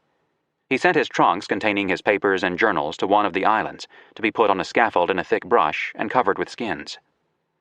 "I take this precaution," he explained, "lest some Indians may visit the men I leave here before the arrival of the main party and rob them." In the aftermath of losing nearly half of his horses to a roving band of warriors, he was beginning to fear that perhaps he was dividing the corps of discovery in too many parts. But his fear was not so strong as to cause him to call off his exploration of the Marias, even though the loss of the horses meant he had to reduce the size of his party from 6 to 3 men. At least that would leave 6 men at the falls, perhaps enough for self-defense. Driard didn't come in that day, which worried Lewis. Nor did he return the following day. Lewis began to fear that a grizzly had killed him. He explained his reasoning. "I knew that if he met with a bear in the plains, even he would attack him, and that if any accident should happen to separate him from his horse in that situation, the chances in favor of his being killed would be as 9 to 10. At 1:00 p.m., July 15th, Driar returned. He reported that he had searched for 2 days before discovering where the thieves had run the stolen horses over the Dearborn River. He pursued their tracks, but they had a 2-day start, so he gave it up. He figured the strength of the party at 15 lodges. Lewis assumed it was a hunting party looking for buffalo. He had seen that day how much roving it took to find the herds. There was not a buffalo in sight where the previous day they covered the earth. Such huge herds had to keep moving to find grass, which meant that those who hunted them had to keep moving. Which meant that the Corps of Discovery had been exceedingly lucky the previous year to have avoided all contact with the natives until they got to the Shoshone village. With Driar returned, Lewis was ready to set out in the morning for the Marias exploration. He had selected Driar and the Field brothers. He would take 6 horses, leaving 2 of the best and 2 of the worst with the party at the falls to assist in the portage.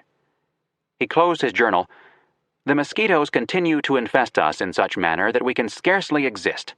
My dog even howls with the torture he experiences. They are almost insupportable." On July 16th, the exploring party set out, stopping first at the falls where Lewis made a drawing. Then it was out of the river valley and up onto the high plains. To Lewis's eye, the plains have somewhat the appearance of an ocean, not a tree nor a shrub to be seen. He was back in Wonderland. The whole face of the country, as far as the eye can reach, looks like a well-shaved bowling green, in which immense and numerous herds of buffalo were seen feeding, attended by their scarcely less numerous shepherds, the wolves. The enchantment of the place did not prevent Lewis from worrying. His expressed desire to meet the Blackfeet had given way to fear. When he was planning this exploration, he had hoped to have with him some leading Nez Perce men so that he could make a peace between the Nez Perce and the Blackfeet. That motive was now gone.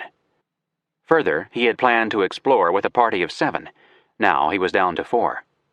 Finally, what the Nez Perce said about the Blackfeet, "They are a vicious, lawless, and rather an abandoned set of wretches," had its effect on Lewis.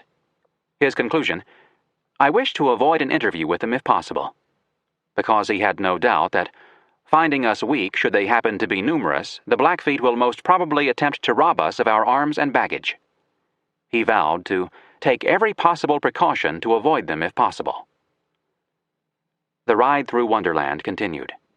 On July 18th, we passed immense herds of buffalo. In short, for about 12 miles it appeared as one herd only, the whole plains being covered with them. Indians never left his mind. At camp that night, on the Marias River, he noted, "I keep a strict lookout every night. I take my tour of watch with the men." For 3 more days, Lewis followed the Marias upstream. On the afternoon of July 21st, the river forked into 2 branches, today's Cut Bank Creek coming from the north, and Two Medicine River flowing from the south. Since Lewis's whole purpose was to find the northernmost branch of the Marias, he did not hesitate to follow up Cut Bank Creek. But because the Marias had been leading him on an almost straight westward route, he confessed that "the most northern point, I now fear, will not be as far north as I wished and expected." On Tuesday, July 22nd, Lewis got to within 20 miles of the Rocky Mountains, in sight of the Continental Divide in today's Glacier National Park. About 20 miles northwest of the modern town of Cut Bank, he set up camp in a beautiful and extensive bottom of the river, in a clump of large cottonwoods. From the bluff overhanging the bottom, Lewis could see where the creek came out of the mountains, and it was southwest, not northwest of his position. He had reached the northernmost point of Cut Bank Creek. He decided to stay there for a couple of days, to rest the men and horses and to make celestial observations. "I now have lost all hope of the waters of this river ever extending to north latitude 50 degrees, he admitted, but he was not one to give up easily. "I still hope and think it more than probable that both White Earth River and Milk River extend as far north as latitude 50 degrees. Arlen Large explains his methods and results. Lewis measured the sun's noon altitude on July 23rd, getting a raw octant reading of 62 degrees, 0 feet, 0 inches. He didn't record any conversion of that suspiciously round number into a latitude. Using an 1806 nautical almanac and Lewis's usual method of computation, that octant reading would have produced a latitude of 48 degrees, 10 feet, or some 30 feet too far south. I think it's very possible he didn't compute a latitude here because he wasn't carrying an 1806 almanac. My surmise is that the expedition's 3 almanacs covered 1803, 1804, and 1805 only. His conclusion that Cut Bank Creek didn't reach as high as 50 degrees probably was based on dead reckoning. Using as a benchmark the previous year's calculation of 47 degrees, 25 feet, 17 inches as the latitude of the Marias, Missouri Junction, he could have seen from his compass courses and distances on the way to Cut Bank Creek that it was well short of the 170-odd miles needed to reach the 50th parallel. What Lewis needed to know was the time, and that he got from his equal altitudes of the sun. He set his chronometer at high noon. If he could make a sextant measurement of a daytime sun-moon distance, he could figure the time in Greenwich. Then he would know his longitude. The following day, Driar returned from a scouting mission to report that there was much sign of Indians in the area.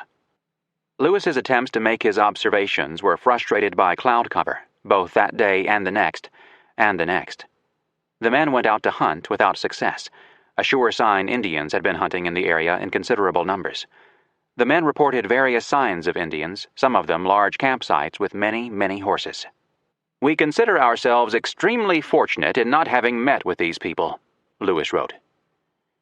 He decided he would leave in the morning, July 26th, unless the sun came out so that he could make observations.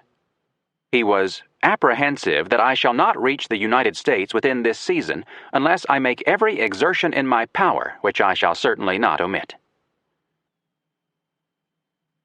The morning of Saturday, July 26th, was cloudy. Lewis waited until 9 o'clock a.m. before giving up, which I do with much reluctance. He had the horses caught, and we set out bidding a lasting adieu to this place, which I now call Camp Disappointment. The party rode south toward Two Medicine River, which it struck around midday. After eating and grazing the horses, the party resumed its march with Driar ahead in the river bottom, hunting. As the hills closed in on the south bank of the river, Lewis and the Field brothers ascended them to the high plain above, while Driar continued to ride down the valley. When Lewis got to the top and looked about, he was alarmed to see, at the distance of a mile or so, a herd of 30 horses. He brought out his telescope and discovered several Indians sitting their horses, staring intently into the valley. Lewis surmised they were watching Driar. "This was a very unpleasant sight," Lewis admitted. If there were as many Indians as there were horses, which he assumed would be the case, he was overwhelmingly outnumbered. He thought they were Atsenas or Blackfeet. In either case, from their known character, I expected that we were to have some difficulty with them. He thought of flight and immediately gave it up.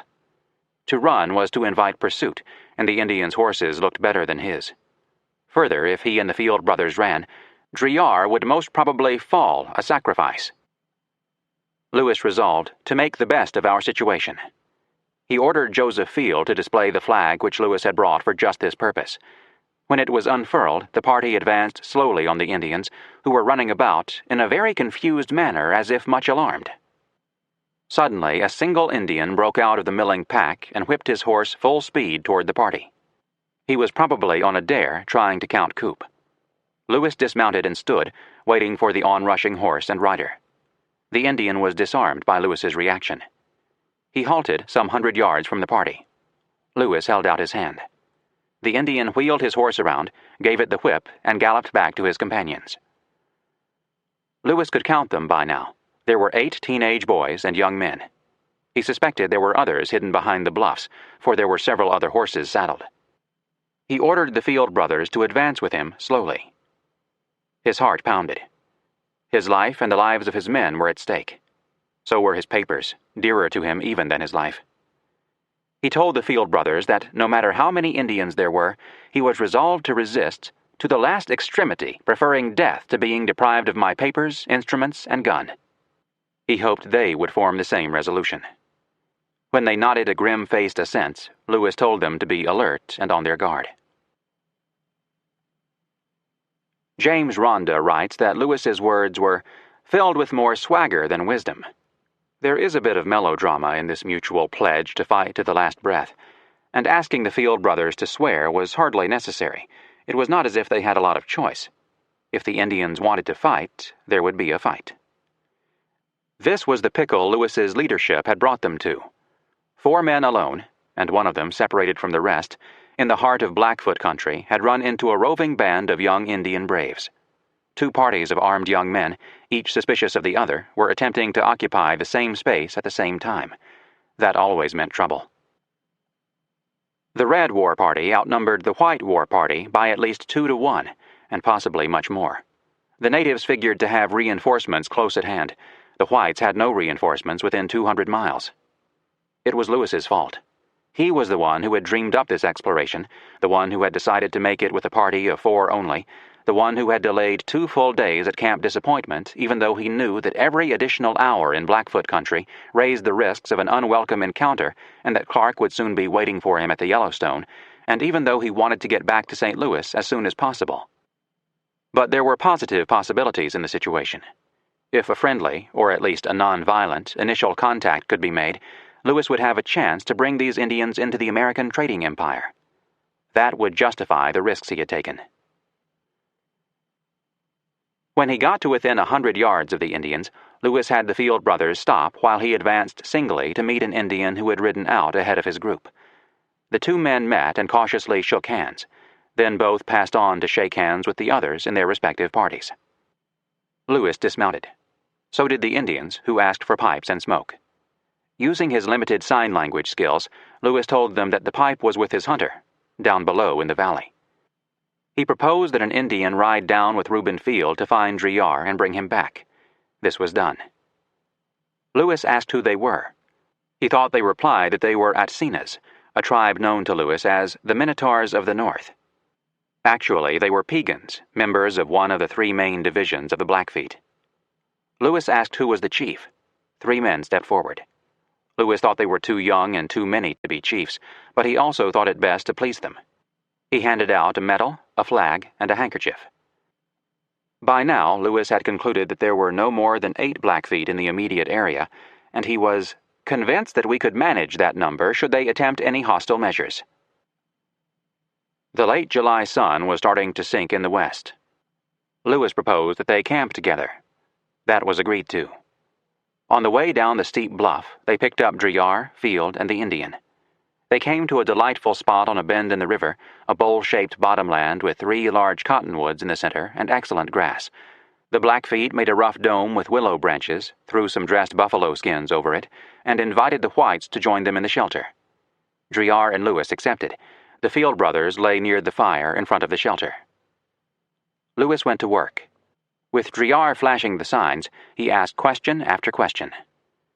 The Blackfeet said they were part of a large band that was 1 day's march away, near the foot of the mountains. They said there was a white man in their band. Another large band of their nation was hunting buffalo on its way to the mouth of Maria's River, where it would be in a few days. Lewis had no way to judge how much of this was meant to intimidate him, how much was true. If it was all true, it meant he was in the middle of the Blackfeet nation, and that a Canadian trader was living with one band, which meant that they surely had many firearms. This group of 8 had 2 muskets. Lewis asked about the trading patterns of the Blackfeet. The boys informed him that they rode 6 days' easy march to reach a British post on the North Saskatchewan River, and that from the traders there, they obtain arms, ammunition, spirituous liquor, blankets, etc., in exchange for wolves and some beaver skins. This was unwelcome news. It reinforced Jefferson's worst fears, that agents of the Hudson's Bay Company and the Northwest Company were firmly entrenched on the northern plains and were rapidly extending their monopoly. But it gave Lewis an opportunity, which he characteristically seized. He told the Blackfeet in great detail how much better a deal they would get from the Americans once the Americans arrived on the high plains. He gave his peace speech. He said he had come from the rising sun and gone to where the sun set and had made peace between warring nations on both sides of the mountains. He said he had come to their country to invite the Blackfeet to join the American Empire. To all of this, as he understood them, they readily gave their assent. The braves were willing to talk the sign language as long as the smoking continued. They were extremely fond of tobacco, so Lewis plied them with the pipe until late at night. He let them know he had reinforcements in the area, a party of soldiers he would be meeting at the mouth of the Marias. He asked them to send 2 messengers to the nearby bands of Blackfeet to ask them to meet in 3 days at the mouth of the Marias River for a council about peace and trade. Perhaps a few chiefs would be willing to accompany the expedition to St. Louis and go on to visit their new father in Washington. Lewis concluded by asking the other 6 warriors to accompany him to the mouth of the Marias and promised them 10 horses and some tobacco if they would do these things. To this proposition they made no reply. Lewis recorded. Lewis had just made a serious political mistake. He had told these youngsters that he had organized their traditional enemies, the Nez Perce, the Shoshones, others, into an American-led alliance. Worse, he had indicated that the Americans intended to supply these enemies with rifles. The Blackfoot monopoly on firearms, based on their exclusive access to British suppliers, would be broken. As James Rhonda puts it, the clash of empires had come to the Blackfeet. After more than 20 years of being the bully boys of the High Plains country, they were being challenged, as were their British friends. Lewis took the first watch. He wrote in his journal 2,000 words about the day.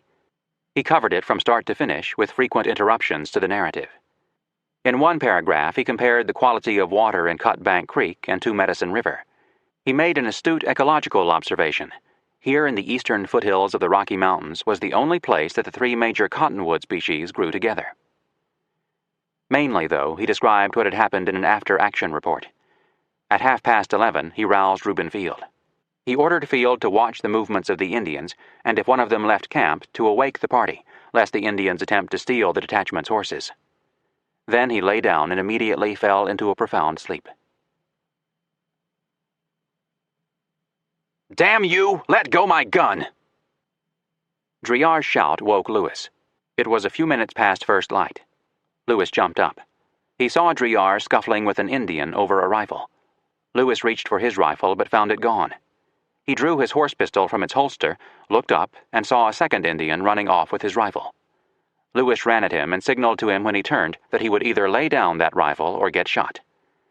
As the Indian started to lay the rifle down, the Field brothers came running up in a state of the highest excitement. They aimed their rifles at the Indian, but before they could shoot, Lewis called out to stop them. The Indian was complying with his order.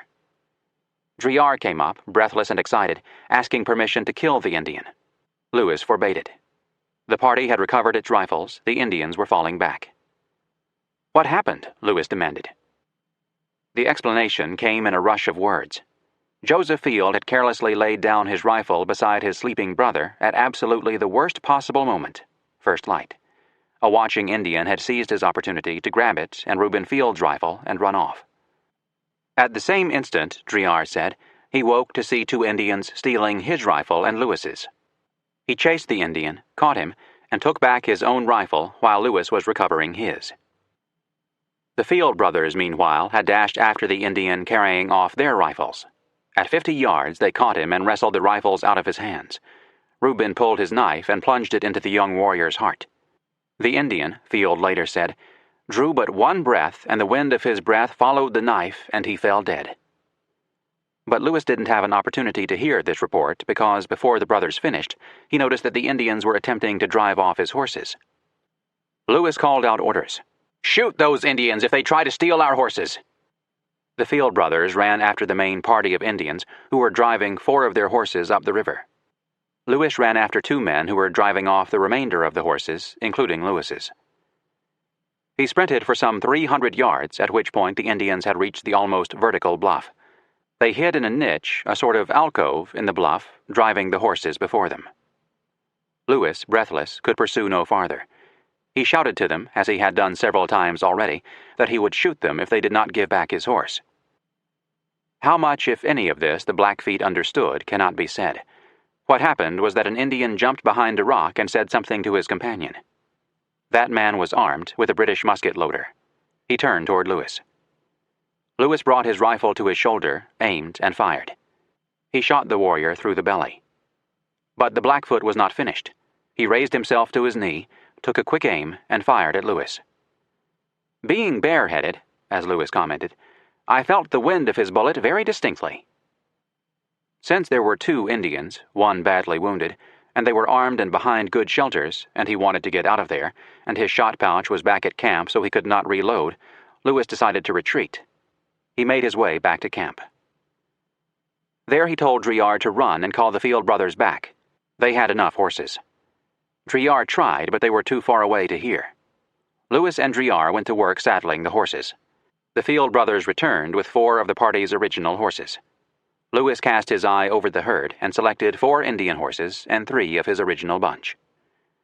As the men arranged saddles and the placement of the baggage on the pack horses, Lewis started burning the articles the Indians had left behind. Onto the fire went 4 shields, 2 bows, 2 quivers of arrows, sundry other articles. Only the musket the warriors had abandoned and the flag Lewis had given an Indian the previous evening escaped the fire. Those he took with him. Enraged at the Indian treachery, he left the medal he had given out at last night's campfire hanging around the neck of the dead Indian, that they might be informed who we were. But excited as he was, Lewis wasn't about to take a scalp, though he did cut off the amulets from the shields before throwing the shields on the fire and put them in his pack as a war souvenir. An after-action analysis of Lewis's first-ever Indian fight indicates that he and his men made many mistakes. The first and most important was Joseph Field's. It was inexcusable for the sentinel ever to lay down his rifle, immeasurably more so when in the presence of young Indians. One would have thought that, after 2 years in the wilderness, Lewis would have had that pounded into the head of every enlisted man. Lewis's failure to give orders that he and the other sleeping men should be woken at first light was a grave error. It was his clear duty and responsibility to be up, alert, and in full command at this most dangerous moment in the day. Once awake, he made a number of snap judgments, some of them showing restraint and good sense, others demonstrating his sometimes impetuous nature. His first order was exactly right: get the rifles back. However dangerous it might be to chase an Indian carrying a rifle, those rifles were indispensable. His second order, forbidding the Field brothers and Driard to kill a retreating Indian who had laid down the stolen rifle, was also exactly right. Next to getting the rifles back and not losing the horses, avoiding bloodshed was clearly Lewis's first responsibility, and of course it was his commander-in-chief's direct order. At this time in the fight, Lewis did not yet know that Private Field had stabbed an Indian to death.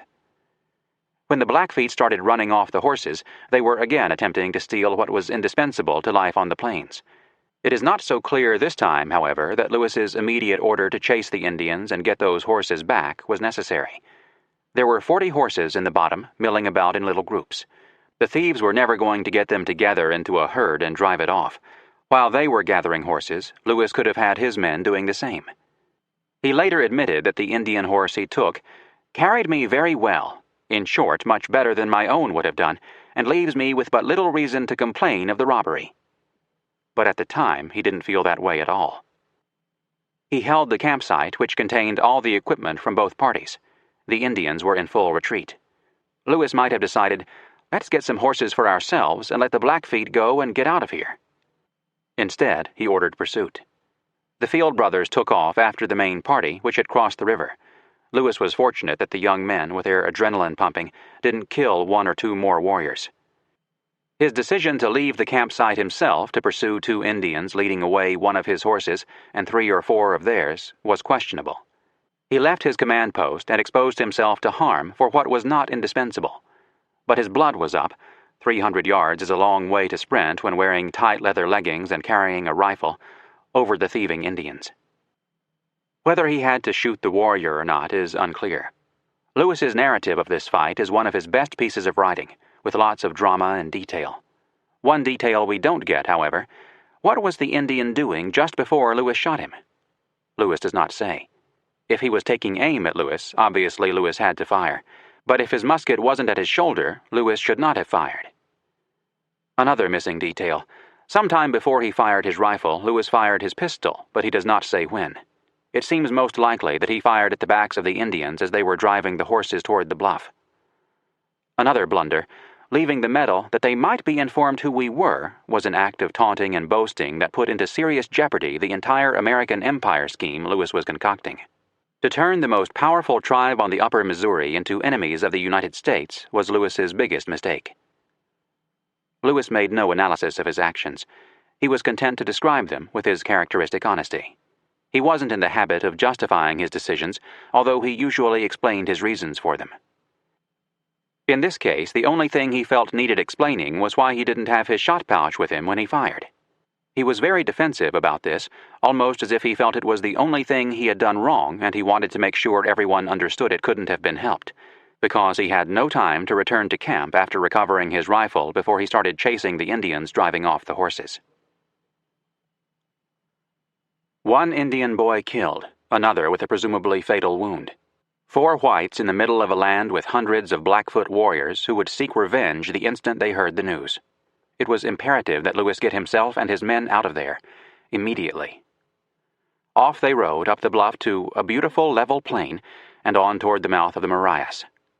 Lewis knew he had to get there as soon as possible, in the hope of meeting with the canoes and party at that place, because he had no doubt the Blackfoot party would ride at top speed to the nearest band to report. He anticipated that, on hearing the news, a large party of warriors would immediately set out to kill any white men they could find. He feared there was a band of Blackfeet between him and the Marias, a band already headed toward the mouth of the river.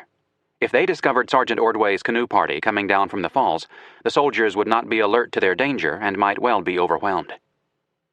The party retreated at a trot, covering about 8 miles per hour. Fortunately, recent rains had left little reservoirs scattered about, the prickly pears were few, and there were not many rocks and stones. They rode through the morning and midday, not stopping until 3:00 p.m., when they suffered our horses to graze and took some refreshment. They had covered 63 miles. After an hour-and-a-half break, they mounted up and rode off to cover 17 more miles by dark. Then they killed a buffalo and ate, mounted up again and set off, this time at a walk. It was a night to remember. The tension was high, so too the concentration. The setting was magical. The plains were as flat as a bowling green. There were thunderclouds and lightning, on every quarter but that from which the moon gave us light. Throughout the night, we continued to pass immense herds of buffalo. At 2 a.m. on July 28th, Lewis finally ordered a halt. The day had begun for the party at first light, about 3:30 a.m. on July 27th. The captain and his men had had an Indian fight to start the day, followed by a 100-mile ride. We now turned out our horses, Lewis concluded his journal description of the day, and laid ourselves down to rest in the plain very much fatigued, as may be readily conceived. Inexcusably and inexplicably, he did not post a sentinel. Lewis slept soundly, but only briefly. He woke at first light to find he was so stiff he could scarcely stand. He woke the men and told them to saddle up so they could get going. They too complained of stiffness and asked for more rest. I encouraged them by telling them that our own lives, as well as those of our friends and fellow travelers, depended on our exertions at this moment. That worked. They came alert, and the march was resumed. As they rode, Lewis exhorted. I now told them that we must risk our lives on this occasion. I told them that it was my determination that if we were attacked in the plains, that the bridles of the horses should be tied together and we would stand and defend them, or sell our lives as dear as we could. That proved unnecessary. At 12 miles they came to the Missouri, rode down it another 8 miles, and heard the report of several rifles very distinctly. We quickly repaired to this joyful sound, and on arriving at the bank of the river, had the unspeakable satisfaction to see our canoes coming down. Lewis's party joined Sergeant Ordway's. The combined force consisted of 16 men. There were heartfelt greetings, but brief. Lewis explained the need for haste. The men quickly took the baggage from the horses and put it in the canoes, turned the horses loose, and set off. They went down the river to the mouth of the Marias, where they opened the caches from the previous summer. Some skins and furs were badly damaged, but the gunpowder, corn, flour, pork, and salt were in fairly good order. Back into the canoes, the white pirogue and 5 small canoes, and downstream as fast as possible. At 15 miles, Lewis reckoned that they had left the Blackfeet safely behind and made camp, prudently on the south bank across the river from any Blackfeet. That night there was a thunderstorm that lasted for hours. Lewis had no shelter of any kind. He just lay in the water all night.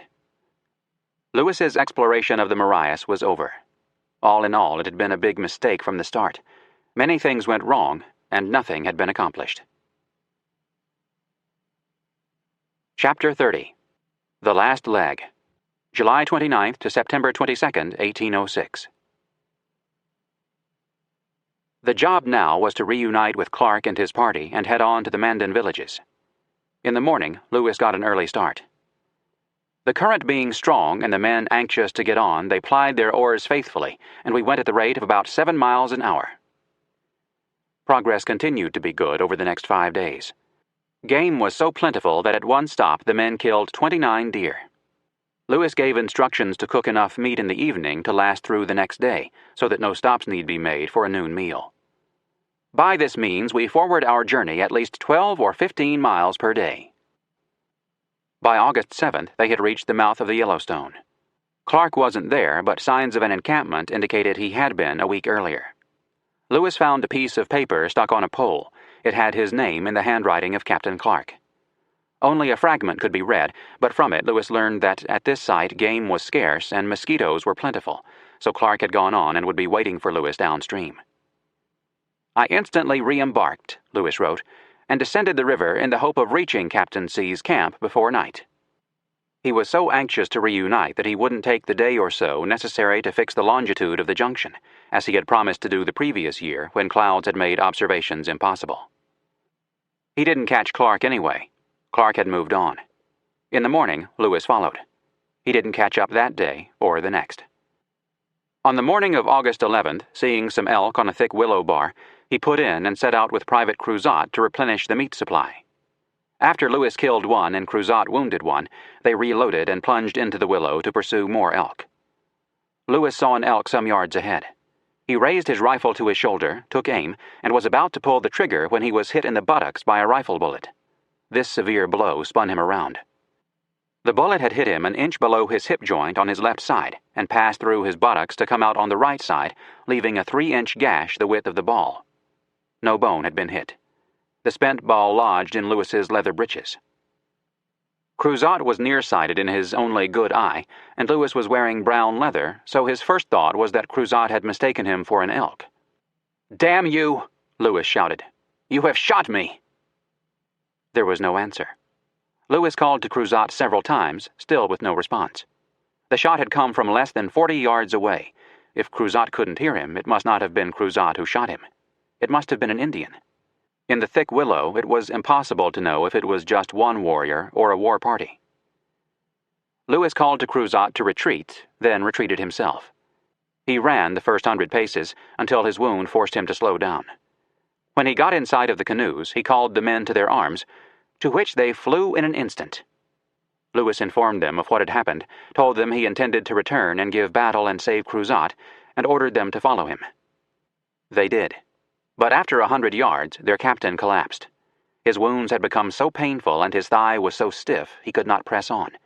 He told the men to continue without him. If they encountered a superior force, they should retreat, keeping up a fire. Lewis struggled back to the canoes.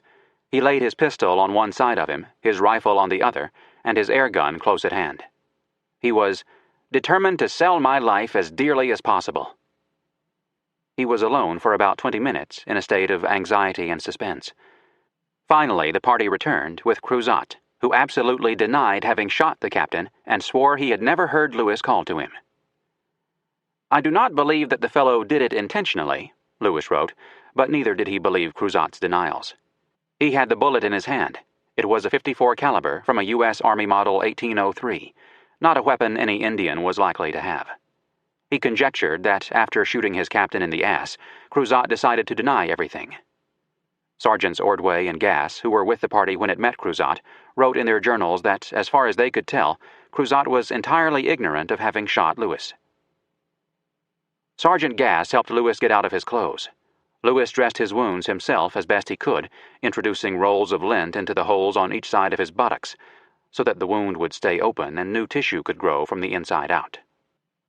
The party proceeded downriver, Lewis lying on his stomach in the pirogue. At 4:00 p.m., they passed Clark's campsite of the previous night. There, one of the men found and brought to Lewis a note Clark had left on a post. Bad news. Clark wrote that the reason Lewis had found only a fragment of the letter at the Yellowstone was that Sergeant Pryor and his small party had passed that place after Clark left and before Lewis arrived, and Pryor had torn off part of the note. Pryor and his 3 men were traveling in bull boats, which they had made after losing all their horses to Indian thieves. Losing the horses wasn't so bad, especially since Pryor had been resourceful enough to build bull boats and rejoin Clark, but it was a serious blow in that Pryor had not been able to deliver to Mr. Heaney of the Northwest Company the letter asking his help in getting some Sioux chiefs to come to Washington. Heaney had been Lewis's only hope for pacifying the Sioux and making them a part of the American system. Lewis's entire Indian policy was coming apart. He had hostile Blackfeet behind him and hostile Sioux in front of him. Between them, they could block the entire middle section of the Missouri River to traders. Along with the bad news, Lewis's wounds grew so painful that when the party made camp, he found he could not bear to be moved. He had a poultice of Peruvian bark applied to the wounds and spent the night stretched out on his belly on board the pirogue. He had a high fever and a restless night. In the morning, he was stiff and sore, but the fever had receded, probably thanks to the Peruvian bark, a standard remedy for fevers with the captains. The pain remained. The party set out. At 8:00 a.m., it encountered 2 white men coming upriver. They were Joseph Dixon of Illinois and Forrest Hancock of Boone Settlement in Missouri, fur trappers out on their own. They had started in August 1804, spent the winter in Iowa, been robbed by Indians who also wounded Hancock, but were nevertheless proceeding upriver to get to the Yellowstone and trap beaver. In other words, the Lewis and Clark expedition had been only 3 months ahead of private trappers in exploring the Louisiana Purchase. Dixon and Hancock were the cutting edge of what might be called the fur rush. It could be taken for granted that there would be many others coming close behind them. However much Jefferson might want to reserve Upper Louisiana for displaced Indians from east of the Mississippi, no power on earth, and certainly no laws written in Washington, could stop the American frontiersmen. They were lured up the Missouri River by a spirit of adventure, by a cockiness and bravado that were not entirely without foundation, by a love of the wilderness, and by greed. Powerful motives in young men, the kind that can't be denied. Lewis was eager to help establish an American presence in Upper Louisiana. He gave Dixon and Hancock information on what lay ahead of them, provided them with some sketch maps, and told them where they could find beaver in abundance. He also gave them a file and some lead and powder. The party set out again. At 1:00 p.m., it overtook Captain Clark and his party. The joy of reunion was a bit dampened by Lewis's condition. Informed that his friend had been wounded, Clark dashed to his pirogue. He was much alarmed to see Lewis lying on his belly, but Lewis raised his head to assure him that the wound was slight and would be healed in 3 or 4 weeks. "This information relieved me very much," Clark wrote. News was exchanged. The first was the best. Everyone was present, and except for Lewis, in good health. Clark described the passage through today's Bozeman Pass to the Yellowstone, where Sacagawea was his guide. A party of Crows had stolen 24 of his 50 horses. He built 2 dugout canoes, each 28 feet long, and lashed them together for stability. His trip down the river was comparatively uneventful. It had an important payoff in the form of Clark's map. Late in the afternoon, Dixon and Hancock came into camp. For some unknown reason, they had decided to put off their trip to the Yellowstone for a while and join the party for the 2-day trip to the Mandan villages. That evening, Captain Clark washed Captain Lewis's wounds, which remained sore. For sure, he didn't wash them in water that had been boiled first. It was just plain Missouri River water. Lewis was lucky his wounds did not become infected. When Clark finished, Lewis wrote in his journal. After describing the day, he declared that, "As writing in my present situation is extremely painful to me, I shall desist until I recover and leave to my friend Captain C. the continuation of our journal." That was his last entry in the journals of Lewis and Clark. Fittingly, he did not end it right there, but felt compelled to go on to write one last botanical description. "I must notice a singular cherry," he wrote. It was the pin or bird cherry. Despite his pain and his situation, he gave it a complete going over. He measured and examined and described. For example, "The leaf is petiolate, oval, acutely pointed at its apex, from 1 1/4 to 1 1/2 inches in length, and from 1/2 to 3/4 of an inch in width, finely or minutely serrate, pale green and free from pubescence."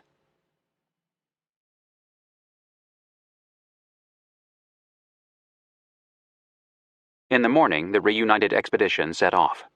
2 days later, on August 14th, the Mandan villages came into view. "Those people were extremely pleased to see us," Clark reported. There were reunions with such old friends as the Mandan chiefs Black Cat and Shihiki, Big White, and the Hidatsa Libornia, One Eye, and others. Hugs and small presents and a smoking ceremony marked the occasion. Then there were councils with René Jassom serving as translator. How much of a role Lewis played is unclear, but apparently it was a minor one. He had fainted that day when Clark was changing his dressing. The news from the chiefs was all bad. The Arikaras and the Mandans had been fighting. The Hidatsas had sent a war party into the Rockies and killed some Shoshones, possibly from Kamiawait's band. The Sioux had raided the Mandans, and the Mandans were divided by internal quarrels. This was dreadful. The American peace policy had failed within days of the departure of Lewis and Clark. The whole middle and upper Missouri River was at war. It was as if Lewis and Clark had never come, never made promises, never extracted pledges to be good. Making matters worse, the chiefs turned down Clark's invitation to come to Washington. Black Cat said he wished to visit the United States and meet his great father, but he was afraid of the Sioux below and would not go. Clark promised protection and lots of presents. He said if the chiefs would come to Washington, an American trading post would be built among the Mandans much sooner than otherwise. The chiefs still said no. Eventually, after much pleading from Jassom, who had his interpreter's fee at stake, Big White agreed to accompany the expedition to St. Louis and go on to Washington, if the captains would take his wife and son, Jassom, and Jassom's Indian wife and 2 sons. This was dangerously overloading the canoes, but the captains were desperate to bring chiefs to Washington, so Clark reluctantly agreed. When Big White and his entourage walked through the village past his people on the way to the canoes, Clark noticed that many of them cried out aloud. Few expected to see him return.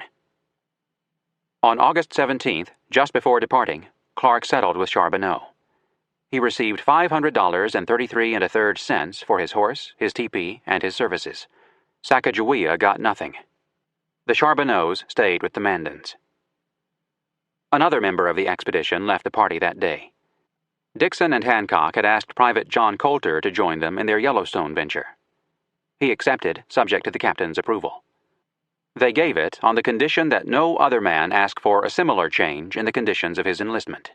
Coulter's enlistment would not expire until October 10, 1806. None did, and when the expedition set off downstream, Coulter turned back upstream, back to the wilderness, back to the mountains, on his way into the history books as America's first mountain man and the discoverer of Yellowstone National Park. Whether the men watched him depart, whether they thought, "What a fool," or felt envy, Clark did not record. But his conditional approval of Coulter's request indicates that Clark thought that at least some others might well be tempted to return to the Yellowstone country. As the expedition began the final run for St. Louis, Captain Lewis was still on his belly. His wounds were healing, but still so painful that he could not walk. On the 4th day out, the Americans encountered 3 French trappers headed for the Yellowstone country. The news they had was another blow to Lewis's and Clark's Indian policy. The Arikara chief, who in April 1805 had accompanied Corporal Worthington to St. Louis and then went on to Washington, had died. The Arikaras did not yet know this. That afternoon, the expedition reached the Arikara village. There was a council. Whether Lewis attended is not known. Clark asked the chiefs to send a delegation to Washington. Several said they were eager to see their great father, but wished to see the chief who went down last summer return first. On August 22nd, Clark wrote a medical report. "I am happy to have it in my power to say that my worthy friend Captain Lewis is recovering fast. He walked a little today for the first time. I have discontinued the tent lint in the hole the ball came out." The next day, the report read, "My friend Captain Lewis is recovering fast. The hole in his thigh where the ball passed out is closed and appears to be nearly well. The one where the ball entered discharges very well." On August 27th, at the Big Bend of the Missouri River in present-day South Dakota, Clark put in to do some buffalo hunting. While he was gone, "My friend Captain Lewis hurt himself very much by taking a longer walk on the sandbar in my absence than he had strength to undergo, which caused him to remain very unwell all night." In the morning, Clark opened his journal. "Captain Lewis had a bad night's rest and is not very well this morning." 4 days later, the party passed the mouth of today's Niobrara River. This was Sioux country, requiring full alertness. 2 miles below the Niobrara, 9 warriors appeared on the bank. They signed for the expedition to come ashore. Clark assumed they were Tetons, the band that had been so troublesome in the fall of 1804. He wanted nothing to do with them and paid no attention to them, but since one of the canoes was behind and out of sight around a bend, he decided to put ashore as soon as he was around the next bend and wait for the canoe to come up. About a quarter hour after the party put ashore, several shots rang out. Clark figured it was the Sioux shooting at the 3 men in the trailing canoe. Clark called out 15 men, more than half the expedition's strength, and ran toward the sound of the guns. He was determined to provide cover for the men under attack, let the number of the Indians be what they might. As Clark set off, Lewis hobbled up out of his pirogue, reached the bank, and formed the remainder of the men into a defensive line, in a situation well calculated to defend themselves and the canoes, etc. After running 250 yards, Clark rounded the bend and saw the canoe coming on, but still a full mile upriver. The Indians were just above him, shooting at targets. They turned out to be Yankton Sioux, the band that had been so friendly 2 years earlier. It also turned out that one of their chiefs had gone to Washington. That was the first good Indian news the captains had heard since they parted from the Nez Perce. By September 1806, the captains and their men were real-life Rip Van Winkles, even if their period of absence was not 20 years but 2 years and 5 months. The captains were starved for news. The health of their loved ones, first of all, but no one in St. Louis would know about that. Politics next. There had been a presidential election. Who won? Was the nation at war? What was going on in St. Louis? Who was in command in Louisiana? All these questions, which they had put out of their minds as far as possible, were critically important to the captains, to their immediate futures as Army officers, to their reception in Washington, to the publication and dissemination of their journals, to everything that mattered to them. Their chance to start asking questions came at 4:00 p.m. on September 3rd, when they encountered a trading party of 2 canoes and several men coming upriver. The leader was James Aird, a Scotsman from Prairie du Chien in today's Wisconsin, who had a license to trade with the Sioux. A large, friendly man, he greeted the captains warmly and took them into his tent during a thunderstorm to talk. By this time, Lewis had recovered sufficiently to walk about with ease. "Our first inquiry," Clark recorded, "was after the president of our country, well and safely re-elected, and then our friends and the state of the politics of our country, etc., and the state of Indian affairs, to all of which inquiries Mr. Ayres gave us as satisfactory information as he had it in his power to have collected in the Illinois, which was not a great deal." Of course, Aird knew nothing about Lewis's mother or Clark's brothers, but he did know a little about a lot of things of great concern or interest to the captains. There had been a fire at the house of their warm friend and host in St. Louis, Jean-Pierre Chouteau. The home had burned to the ground. General Wilkinson was the governor of Louisiana Territory, with headquarters in St. Louis. He had sent 300 American troops to the disputed area between western Louisiana and eastern Texas to oppose Spanish pretensions. Spanish gunboats had fired on the U.S. frigate President near Algeciras, Spain, in the fall of 1804.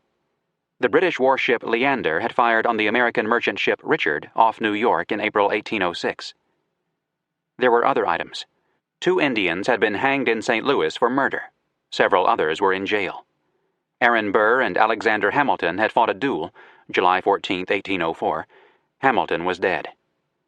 The captains had not realized how starved they were for news until they got this appetizer. Their already high anxiety to get on with the greatest dispatch increased. In the morning, Aird gave each man enough tobacco to last until St. Louis and insisted that the captains accept a barrel of flour. At 8:00 a.m., Aird headed upriver and the captains started down.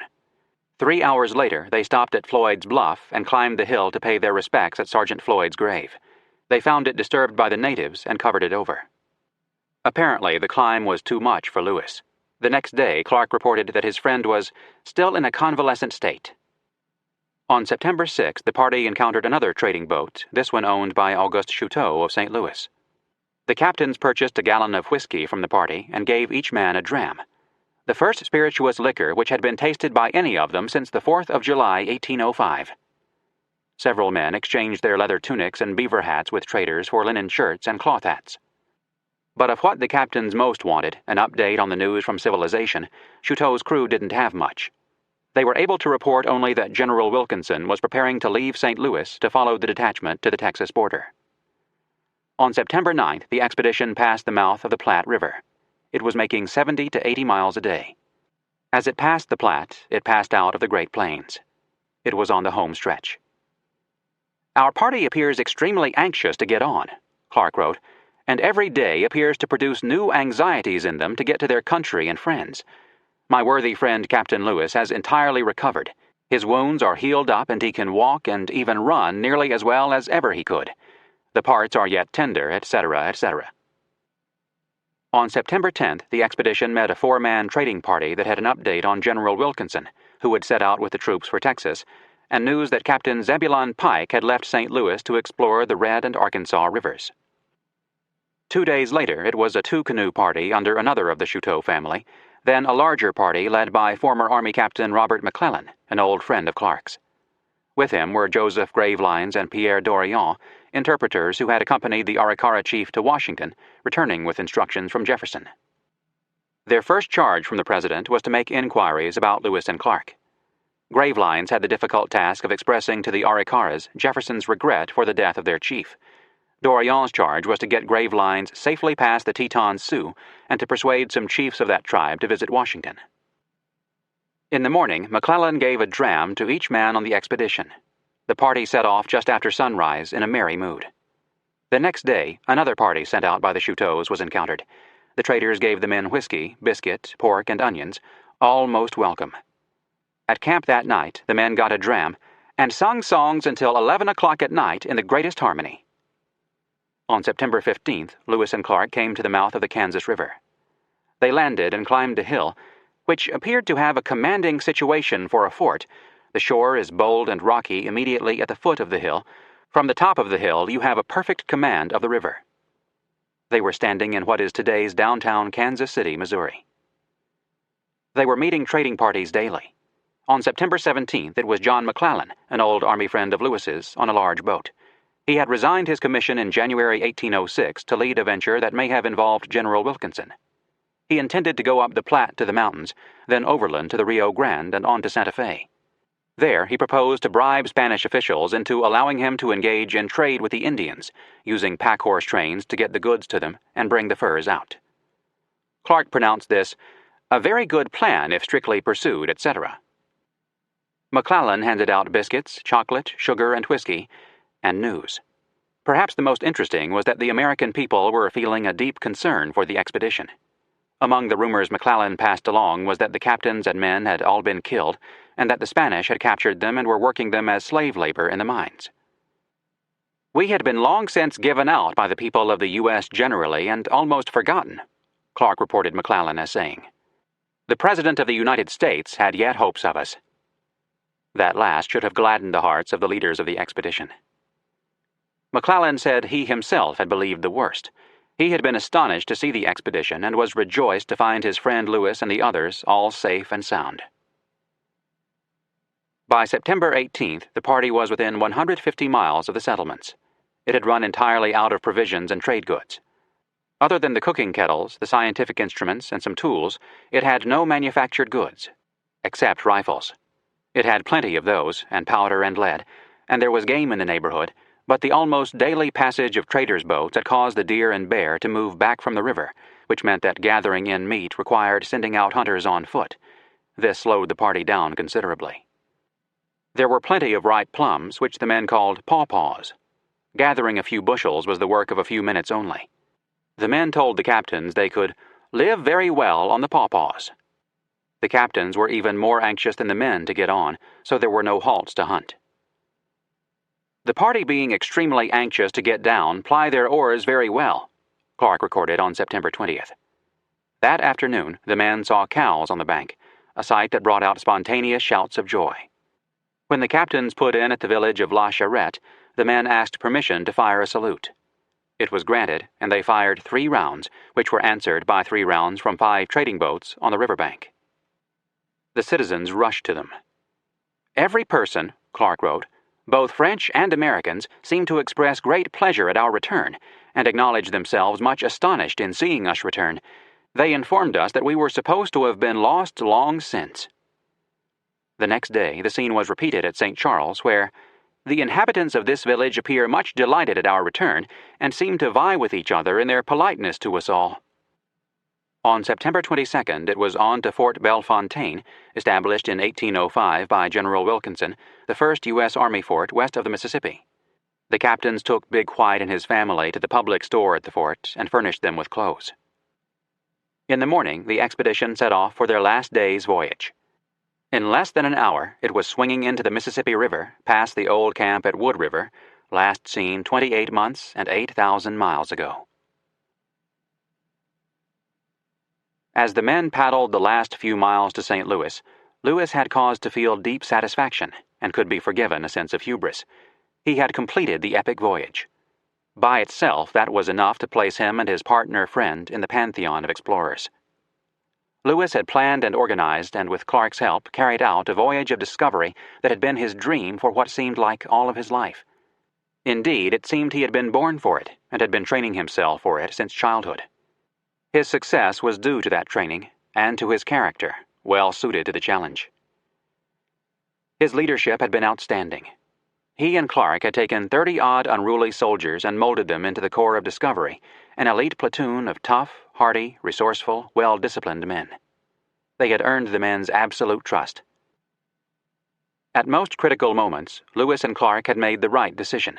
At the mouth of the Marias River in June 1805, in the dealings with the Shoshones in August 1805, in trusting in Old Toby to get them across the Lolo Trail in September 1805, in retreating from the Lolo in June 1806, and waiting for Nez Perce guides before trying again.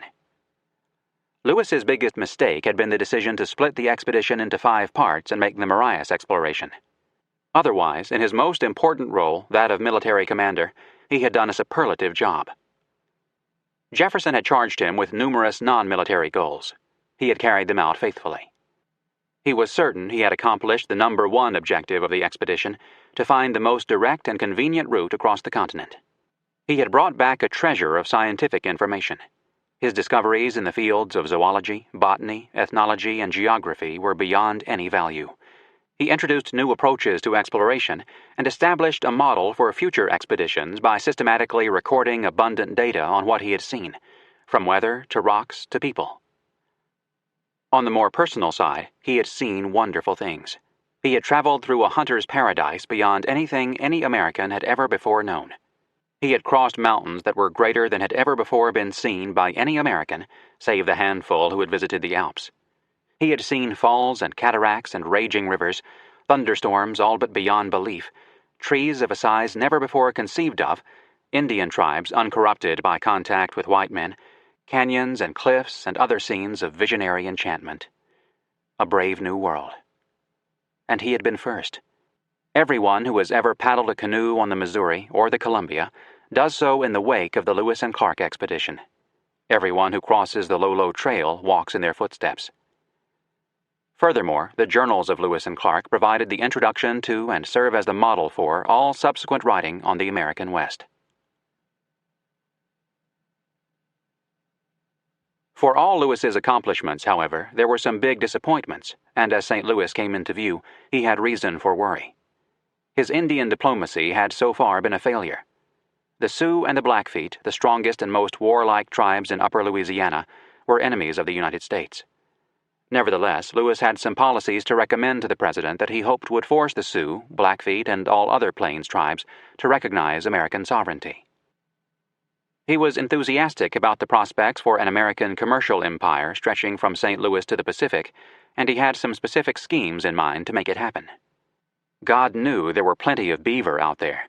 His task now was to get the journals published, to spread the word about the wonders of the upper Louisiana and the Oregon country, and about the abundance of beaver, and to make his discoveries known to the scientific world. The sad news he had to tell could not be helped. It was simple geographical fact. There was no all-water route, or anything close to it, and the Missouri River drainage did not extend beyond 49 degrees north latitude. Lewis realized that Jefferson would want the news as soon as possible. So, as his canoe put in at St. Louis, it was the president who was on his mind. The men had fired a salute to the town when they saw all 1,000 residents on the bank waiting for them. The citizens gave them 3 cheers and a hearty welcome. A resident reported, "They really have the appearance of Robinson Crusoes, dressed entirely in buckskins." As Lewis scrambled out of his canoe, his first question was, "When does the post leave?" "It had just left," was the answer. Lewis quickly wrote a note to the postmaster at Cahokia, Illinois Territory, and sent it on by messenger. "Hold the post until the next day." He took a room at the home of Pierre Chouteau and began to write the president. Chapter 31. Reporting to the President. September 23rd to December 31st, 1806. On September 23, 1806, Meriwether Lewis completed the first part of the work that had been his darling project, and on which he had concentrated with single-minded intensity for the past 4 years. The second part of this great work, reporting on the results of his exploration to the President, and beyond him to the people of America and of the world, would require a similar level of dedication. What he knew and what he and Clark had recorded in their journals, papers, and maps was invaluable, but of no value at all unless it was disseminated. Lewis had gotten started on the process of making what he had learned available to the President and the public back at Fort Mandan in the winter of 1804-5, with his reports to Jefferson on his discoveries during the first leg of his voyage. The President had ordered those reports and Clark's map published. They were widely copied and distributed. All across America, and in Britain and Europe as well, adventuresome young men and older entrepreneurs were making plans to go west. Indeed, some had already started. But the real news was still to come. Even before finishing the voyage, Lewis got started on his task of informing the public and the scientists of what he had found. As his canoe descended the last miles to St. Louis, he began writing a first draft of his report to the President. Lewis opened his report by announcing his safe arrival in St. Louis, along with "our papers and baggage." Those words assured Jefferson that the expedition had brought back its scientific discoveries. The second sentence went to the heart of the matter as far as Jefferson was concerned. "In obedience to your orders, we have penetrated the continent of North America to the Pacific Ocean, and sufficiently explored the interior of the country to affirm with confidence that we have discovered the most practicable route which does exist across the continent by means of the navigable branches of the Missouri and Columbia rivers." In the long paragraph that followed, Lewis was as positive about what he had found as reality allowed him to be. He said the navigation of the Missouri was safe and good, so too the Clearwater Snake-Columbia system, at least down to the Dalles. But the passage by land from the Missouri to the Columbia's waters was another matter altogether. It was Lewis's unhappy task to tell the President that his hope for an all-water route linking the Atlantic and Pacific was gone. So, even as he pulled into St. Louis in triumph, he carried the burden of knowing that the headline news to come out of the expedition was bad. Never would he hide the truth. Jefferson was above all a man of facts, but if he felt a bit embarrassed by them or defensive about them, if he went to great lengths to put the best possible face on what he was reporting, it was perhaps understandable. In any case, Lewis was straightforward about the portage from the Missouri waters to the Columbia waters. It was a passage of 340 miles, 200 along a good road, the other 140, the most formidable part of the tract, over tremendous mountains which for 60 miles are covered with eternal snows. With those words, Lewis put an end to the search for the Northwest Passage. After outlining the difficulties of the portage, he shifted to the positive. "We view this passage across the continent," he wrote, "as affording immense advantages to the fur trade." He went on to describe in detail the plan for the American fur-trading empire in upper Louisiana and Oregon that he had been working on in his mind ever since he crossed the Rocky Mountains. It was a breathtaking proposal, continent-wide in scope. The scheme involved nothing less than gathering all the furs collected in the whole of the Northwest, from the northern reaches of the Mississippi River to the Pacific Ocean, and transporting them to the mouth of the Columbia, whence they could be shipped to the Canton market to be exchanged for goods from the Orient. The plan was based on the Shoshone and Nez Perce horse herds. The mountains could be passed, Lewis told Jefferson, from late June to the end of September, and the cheap rate at which horses are to be obtained reduces the expenses of transportation over this portage to a mere trifle. The British could be cut out of the trade almost entirely, because American furs could be sent direct to the Great Canton market, whereas British mercantile laws required that all furs from the British Empire must be shipped first of all to London before being sent on to their market. Americans could cut the distance and cost, their furs would arrive earlier and be in better condition, and thus command a premium price, and British import and export duties, as well as profits for the East India Company, could be avoided. The route Lewis proposed was so far superior to the present one, from the Canadian West to Montreal and down the St. Lawrence and across the Atlantic to London, then on around Africa to the Orient, that Lewis thought it possible the Northwest Company would want to ship their furs via the Columbia.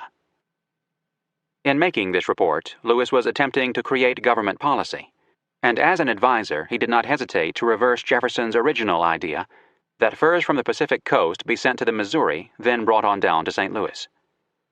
To the objection that in Lewis's scheme the flow of goods from Canton to the mouth of the Columbia, over the mountains, down the Missouri to St. Louis, then up the Ohio and over the Appalachians, and finally down the Potomac to market, was too long and difficult for imports from the Orient, Lewis had a reply. Many articles not bulky or brittle, nor of a very perishable nature, may be conveyed to the United States by this route with more facility and at less expense than by going around the Cape of Good Hope. The exchange of furs for Oriental goods could take place at a great trade fair to be held each year in July at the Nez Perce camp, and there would have to be a permanent trading establishment set up at the mouth of the Columbia. Lewis obviously knew the intricacies of the fur trade and about business practices, costs, profits, requirements. He also knew his countrymen. Thus, he opened the third paragraph of his report to Jefferson with a sentence that became the most frequently quoted one he ever wrote. The Missouri and all its branches from the Cheyenne upwards abound more in beaver and common otter than any other streams on earth, particularly that proportion of them lying within the Rocky Mountains. It was certain to set off a rush for the mountains. Then he wrote a paragraph that reached considerably in its promises of what might be. If the government will only aid, even in a very limited manner, the enterprise of her citizens, he wrote, I am fully convinced that we shall shortly derive the benefits of a most lucrative trade from this source, and that in the course of 10 or 12 years a tour across the continent by the route mentioned will be undertaken by individuals with as little concern as a voyage across the Atlantic is at present. It would take government action at considerable expense to the public. It would take an expanded army acting aggressively against hostile Indians on the Missouri. Neither proposition was part of Jefferson's overall philosophical position on the role of government. Never mind. Neither was the purchase of Louisiana. Whatever his philosophical musings, Jefferson was a man of the West, just as the Republican Party was a party of the West. Whenever the Constitution was silent, Jefferson, when in power, was willing to abandon a strict construction of the document in order to promote Western expansion. His vision of the United States stretched from sea to sea, and more than any other individual, he made that happen. That Lewis envisioned himself as a part of this vast enterprise he made clear over the next 2 years by his actions. Having discovered the American West, he wanted to be in on the first wave of Americans to exploit it. He knew that he would achieve worldwide fame after the president received his report. Now he wanted riches. And there was no faster way to make a big profit on a small investment in the first decade of the 19th century than the fur trade to the Orient. On his first day back in St. Louis, Captain Lewis got started on a career as both a lobbyist and publicist for, and a participant in, the development of the empire. He polished his report for the president and wrote another long letter for the newspapers. In both, he called for the earliest attention of our government. The immediate need, he told Jefferson, was to deal with the unfriendly dispositions of the Sioux, Blackfeet, and other tribes along the Missouri. In the next section, Lewis apologized to Jefferson for not sending a report to him from the Falls of the Missouri as he had promised. He knew Jefferson had been terribly worried about him and the expedition. Indeed, he knew that most Americans had given up on them, so he really did owe an explanation. He said he and Clark had conceived it inexpedient to reduce the party by sending back 2 soldiers with a report, lest by doing so we should lessen the ardor of those who remained and thus hazard the fate of the expedition. We decided that it was better to let the government as well as our friends for a moment feel some anxiety for our fate than to risk so much. The subsequent difficulties the expedition encountered in crossing the Rockies, descending to the Pacific, and returning to St. Louis proved the justice of our decision, for we have more than once owed our lives and the fate of the expedition to our number, which consisted of 31 men. He next gave an inventory of the furs he was bringing back, along with a pretty extensive collection of plants and 9 new Indian vocabularies. In addition, he had Big White with him, and the Mandan chief was in good health and spirits and very anxious to proceed. Lewis knew his man. He gave no more details, no elaboration, counting on Jefferson to be greatly excited by the unadorned paragraph. But this was a big mistake. He would have been wiser to write 2 or 3 pages on his discoveries. As it was, the early accounts available to readers said little or nothing about the first American scientific survey on a continental scale. As far as contemporaries could tell, the only contributions to knowledge made by the expedition were in the field of geography. Lewis knew the value of what he had found, but he apparently felt it would be better to await the publication of his discoveries in book form. He was already planning to publish in 3 volumes, with a 3rd containing the scientific material. He knew he needed help. Before giving any publicity to the scientific studies, he wanted to get to Philadelphia, where he could turn over his raw materials to professionals, who in turn would prepare them for publication. He was certain to get a warm welcome in Philadelphia, where there were so many leading scholars who had helped him prepare for the expedition and would be eager to hear his account of how this pill or that sextant had worked out. Also, Jefferson had arranged for Lewis's election to the American Philosophical Society, an incredibly prestigious honor. Jefferson, full of pride in Lewis, described him as a valuable member of our fraternity, just returned from a journey of uncommon length and peril. The president promised that Lewis would soon join the members to give them an account of the geography and natural history of our country, from the Mississippi to the Pacific. That had to have been the most welcome announcement of a lecture ever received by the Philadelphia scientists. They were about to have 2/3 of a continent, previously almost unknown, revealed to them. They would get the first account of the discoveries and have entirely new paths of research to follow. These were scholars who had spent their lives discovering and describing the country, men who lived by facts, who had been forced to rely on conjecture in delineating the mountains and rivers of the West.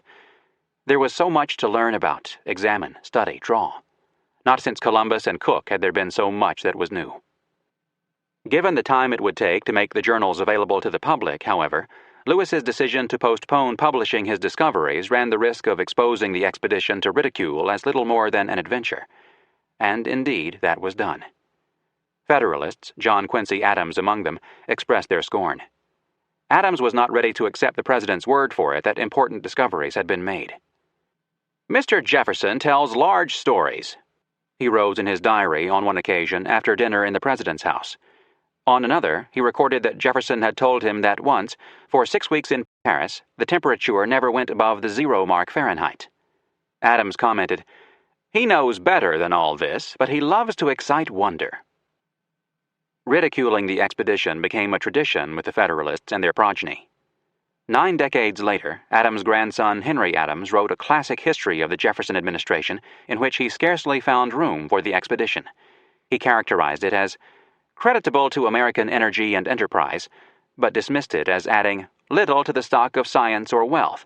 The crossing of the continent was a great feat, but was nothing more. The real news from the period 1804 to 6, Adams wrote, wasn't Lewis struggling against the current, but Robert Fulton beginning to construct the hull of his new steamboat.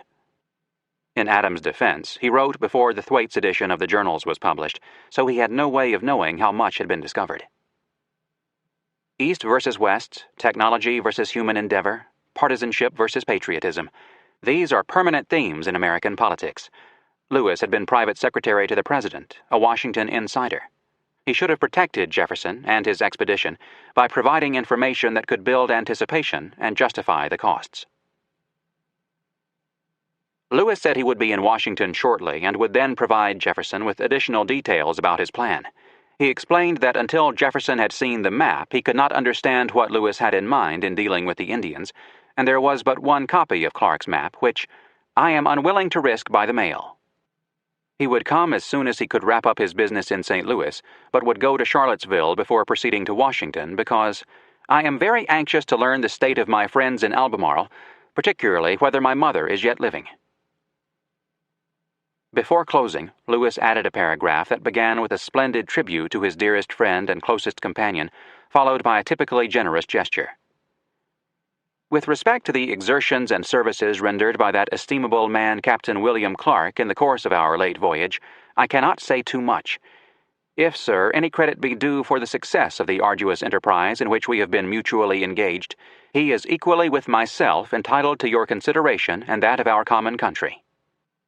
That put it directly before the president. Whatever rank Clark carried on the War Department rolls, Lewis wanted him treated as captain and co-commander. That was what he had promised, what Clark had earned. To Lewis, any other action was unthinkable. The declaration was politically necessary and wise on Lewis's part. No matter what he said, on the Army rolls Clark was a lieutenant, Lewis the captain. Worse, among the politicians, and the people come to that, Clark was much less known than Lewis. Lewis counted on Jefferson to make the paragraph public, he did, and hoped that it would quash any inclination on the part of Congress to give less to Clark than to himself. In his last paragraph, Lewis asked Jefferson's pardon for this hasty communication. He explained he had no time to write more, for he had already detained the post for a day. Still, he was sorry to have been so laconic. He signed, thought a moment, then added a postscript that showed what a good officer and fine man he was. The whole of the party who accompanied me from the Mandans have returned in good health, which is not, I assure you, to me one of the least pleasing considerations of the voyage. In sum, Lewis's first communication with Jefferson in a year and a half answered the president's most pressing questions while holding out hope for an American empire stretching from sea to sea. Although written in haste with critical material missing, it was a model of how to write a report that disposes of the bad news first, then draws attention to the good. In addition to his praise of Clark, Lewis took care to provide each enlisted man with a handwritten testimonial. For instance, he praised Sergeant Gass's ample support, manly firmness, the fortitude with which he bore the fatigues and painful sufferings, and said he had Lewis's highest confidence. Gass was entitled to the consideration and respect of his fellow citizens. In a later recommendation to Secretary Dearborn, Lewis said he hoped that each and every man would meet a just reward and an ample remuneration on the part of our government. A good company commander looks after his men. Lewis and Clark knew that news in the United States traveled fastest via the newspapers, which copied articles from one another. The nearest newspaper was in Frankfort, Kentucky. The captains knew that letters to their family members would be published and then copied, and that George Rogers Clark would get his letter more than 2 weeks earlier than Lewis's family in Virginia. But Clark felt Lewis was a better writer than he. No problem for these two. Lewis drafted the letter for Clark, who copied it, signed it, and sent it off to Kentucky. The captains had George Drouillard take the report and letters across the Mississippi to the post on the Illinois side. Donald Jackson comments that the initial fame of the expedition rests largely upon this communication, which spread throughout the country as rapidly as the means of the day would allow. The Frankfort Western World ran it on October 11th, the Pittsburgh Gazette had it on October 28th, the Washington National Intelligencer put it into its November 3rd edition. Soon thereafter, it had been reprinted scores of times. The letter covered many of the points made in the report to Jefferson, but added considerable details on some of the difficulties and risks involved. Here, Lewis may have had a pecuniary motive, for himself, for Clark, and for their men. He knew the politicians and their constituents. He knew how an adventure story filled with tremendous mountains and terrible portages and turbulent rapids and near starvation and various Indian encounters would stir their hearts. And he knew it was Congress that would be responsible for the size of the reward he, Clark, and the men would receive from a grateful nation. He didn't exaggerate the dangers the expedition had faced, but he didn't downplay them either. He scarcely mentioned them to Jefferson.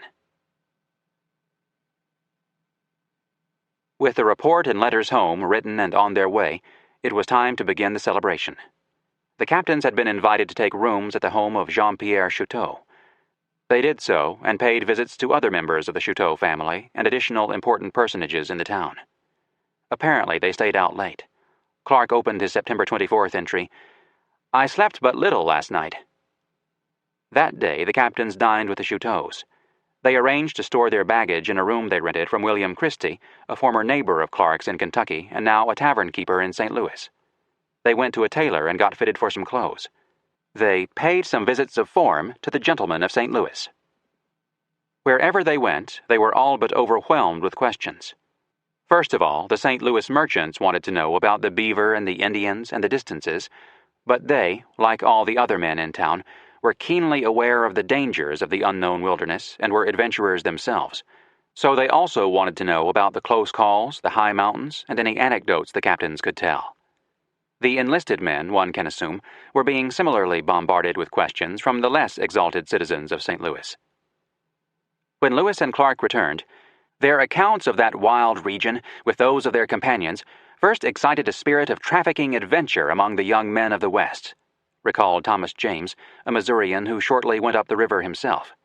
And a local chronicle recorded, "The daring adventure became the theme of universal conversation in the town." Arlen Large has captured the essence of oral reporting and its influence. This kind of unrecorded talk, campfire bull sessions, barroom yarns, refined after-dinner conversation over cognac and cigars, sparked the initial exploitation of the expedition's findings. The first follow-up wave of fur business exploration that spread across the West was due more to post-expedition gossip and gab than any written documents. The early newspaper accounts, based on letters sent east by private citizens of St. Louis, make the point. A letter printed in Kentucky and picked up across the nation read, "One of the hands, an intelligent man, tells me that Indians are as numerous on the Columbia as the whites are in any part of the United States. But they were unarmed and are represented as being very peaceable.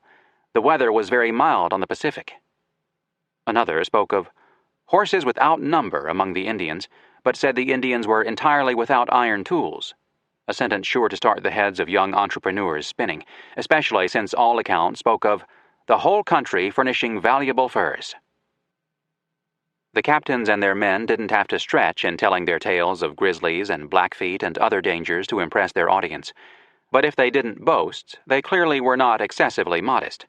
Aside from their justified pride in what they had accomplished, they wanted to tell the American people, and through them their representatives in Congress, how difficult it had been. That they were successful, at least in St. Louis, is evident in the remark of the resident federal surveyor Silas Bent. "All parties," he noted, "have joined here in expressing their high sense of the great merit of these gentlemen." The first formal celebration took place on the afternoon and evening of September 25th, when the leading men of the town sponsored a dinner and ball at Christie's Inn. It was a long evening. Lewis and Clark joined in a total of 17 toasts. The first, at their suggestion, was to Thomas Jefferson, the friend of science, the polar star of discovery, the philosopher, and the patriot. There followed toasts to the members of Jefferson's administration, to the expedition, to the enlisted men. "May they be rewarded," a most welcome touch. To the United States, a little politics here. "Whilst they tolerate a spirit of inquiry, may never forget that united they stand, but divided they fall," an obvious reference to Aaron Burr's ongoing conspiracies. To Louisiana, to the memory of Columbus, to the Constitution, to the memory of George Washington, to peace, to commerce, and so on. That was a lot of toasting for men who had drunk nothing but water for 15 months, and at that point the captains retired. After they left, there was a final toast, "To Captains Lewis and Clark. Their perilous services endear them to every American heart." The following day, the captains got back to their writing. Lewis started a letter intended for publication that eventually took him 4 days and 3,200 words to complete. It combined reporting with boosterism. "I consider this track across the continent as presenting immense advantages to the fur trade," he wrote. More immediately, Lewis's letter was his most direct bid for an adequate reward from Congress. He had not thought about money for 28 months, but back in St. Louis, that center of get-rich-quick schemes, his friends among the merchants talked of little else, and money became a subject very much on his mind. To become a player in the various schemes, he needed investment capital. His quickest access to it was a generous reward from grateful politicians. So, although he did not exaggerate, he made certain people knew that he, Clark, and the men had risked their lives for their country. He described in detail the precarious situation the expedition was in at Camiawate's village. From there, he wrote, "We attempted with success those unknown, formidable, snow-clad mountains on the bare word of a savage, old Toby, while 99/100ths of his countrymen assured us that a passage was impracticable.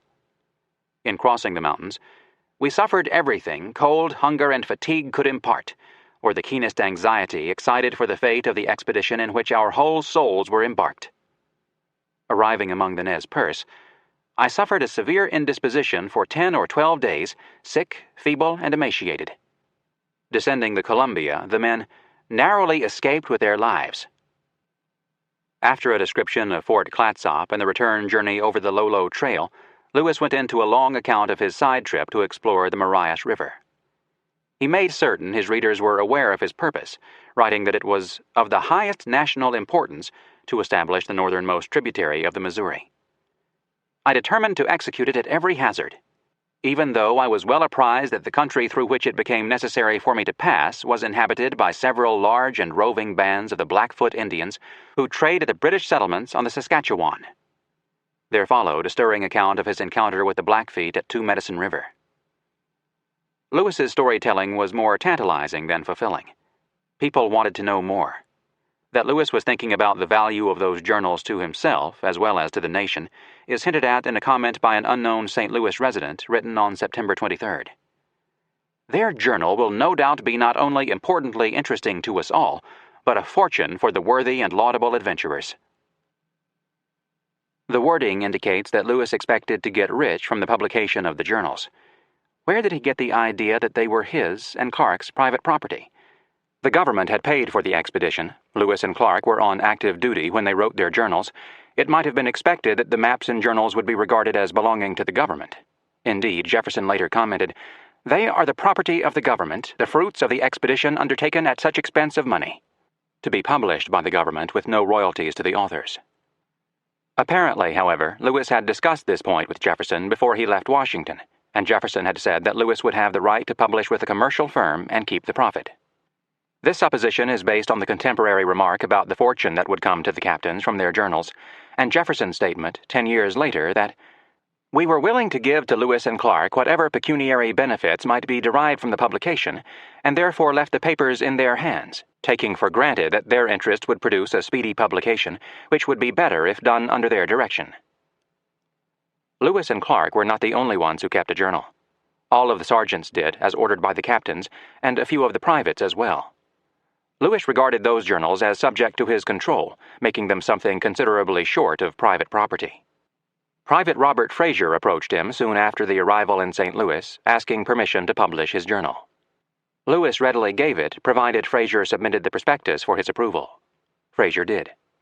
The prospectus promised a 400-page book that would contain an accurate description of the Missouri, of the Columbia, of the face of the country in general, of the several tribes of Indians, of the vegetable, animal, and mineral productions discovered, as well as the latitudes and longitudes of the most remarkable places.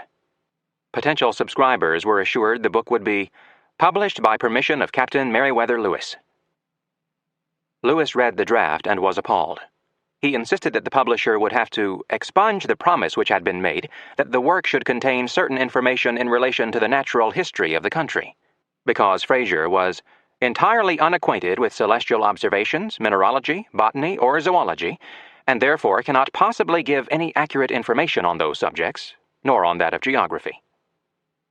Lewis's objections to the prospectus were well taken. They were also self-serving in that they were intended to suppress competition for his own book. They further show that Lewis regarded his scientific discoveries as the most valuable part of his journal.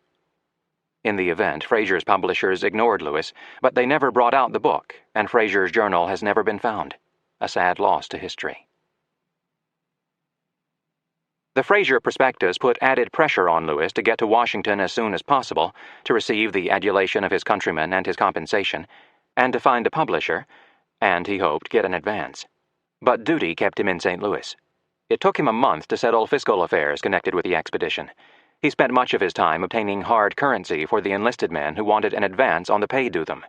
The sums were as large as $400 for Private John Potts. The task threw him into the inner circle of money men in St. Louis. Currency was scarce on the frontier. Lewis had to call on 16 merchants to obtain cash advances ranging from $300 to $19.50. In return, he gave drafts drawn on the War Department. There were supplies to purchase, clothes and provisions for himself, Clark, Big White, and the rest of the party that would soon head off for Washington. He paid with drafts. He easily fell into a habit of paying for whatever he needed or wanted with drafts. Why not, since he had an unlimited checking account with the U.S. government? The riches of Louisiana available for immediate exploitation consisted almost entirely of furs and land. Speculation in both was the all-but-consuming activity among St. Louis businessmen. Lewis's men quickly got into the action. He had promised them when they volunteered for the expedition that they would receive a compensation in lands equal to that granted to a soldier of the Revolutionary Army. That unwritten promise, backed by Lewis's word, was considered as good as a land warrant in hand. Private Joseph Whitehouse sold his anticipated warrant to Driar for $280, who also bought Private John Collins's. 6 months later, Driar sold his own warrant and the two he had purchased for $1,300, a handsome profit. The purchasers took a beating. They sold the warrants a year later for $1,100. The captains held a public auction in which they sold off the public items that had survived their voyage. These included the rifles, powder horns, shot pouches, kettles, and axes. They brought $408.62. This was a dreadful disgrace.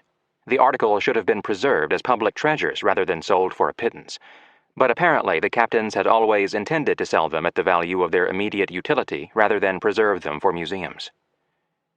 As he dealt with these and other matters, Lewis was in constant contact with the St. Louis businessmen. Although there are no contemporary documents revealing what they talked about, it was almost surely land and furs. The merchant certainly bombarded Lewis with questions. Since he was thinking about getting into the fur trade himself, and in any case wanted to get going on his American fur trade empire plan, he must have answered in great detail on such subjects as the right size for a party setting off for the Yellowstone country, what trade items were most desired by the Indians on the upper Missouri River, what equipment was needed, and most of all, where and in what quantity the beaver were. Manuel Lisa, according to his biographer Richard Oglesby, was galvanized by the stories he heard from Lewis and Clark in October 1806. He began raising money for a 2-keel boat expedition up the Missouri in the spring.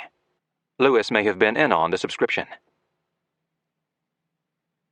On October 24th, Lewis's letter of September 23rd arrived in Washington. Jefferson immediately replied. He said he had received it with unspeakable joy, and allowed himself to express a bit of the terrible anxiety he had felt for his young friend and for the expedition that he had fathered. The unknown scenes in which you were engaged, and the length of time without hearing of you, had begun to be felt awfully. He said he was sending the letter to Charlottesville, where he expected Lewis to arrive shortly, and added that his only object is to assure you of what you already know, my constant affection for you and the joy with which all your friends here will receive you. He suggested that Lewis visit Monticello before coming to Washington, and that he bring Big White with him to see the Indian Hall that he was building. It included Indian artifacts sent on by Lewis from Fort Mandan in the spring of 1805, plus elk and moose horns, which today hang inside the main entrance at Monticello, with some Mandan artifacts and a portrait of Big White. Jefferson then talked with his Treasury Secretary, Albert Gallatin, neither man yet knew that Lewis had named a river for him, about a proper post for Lewis. The president had in mind appointing him governor of Louisiana Territory. Gallatin thought this a good idea, but pointed out it would be necessary to appoint a secretary to govern the territory until Lewis could return to St. Louis from the east, and that would undoubtedly take some time, since Lewis would have to oversee the publication of the journals. This was a big mistake, easily seen and easily avoidable.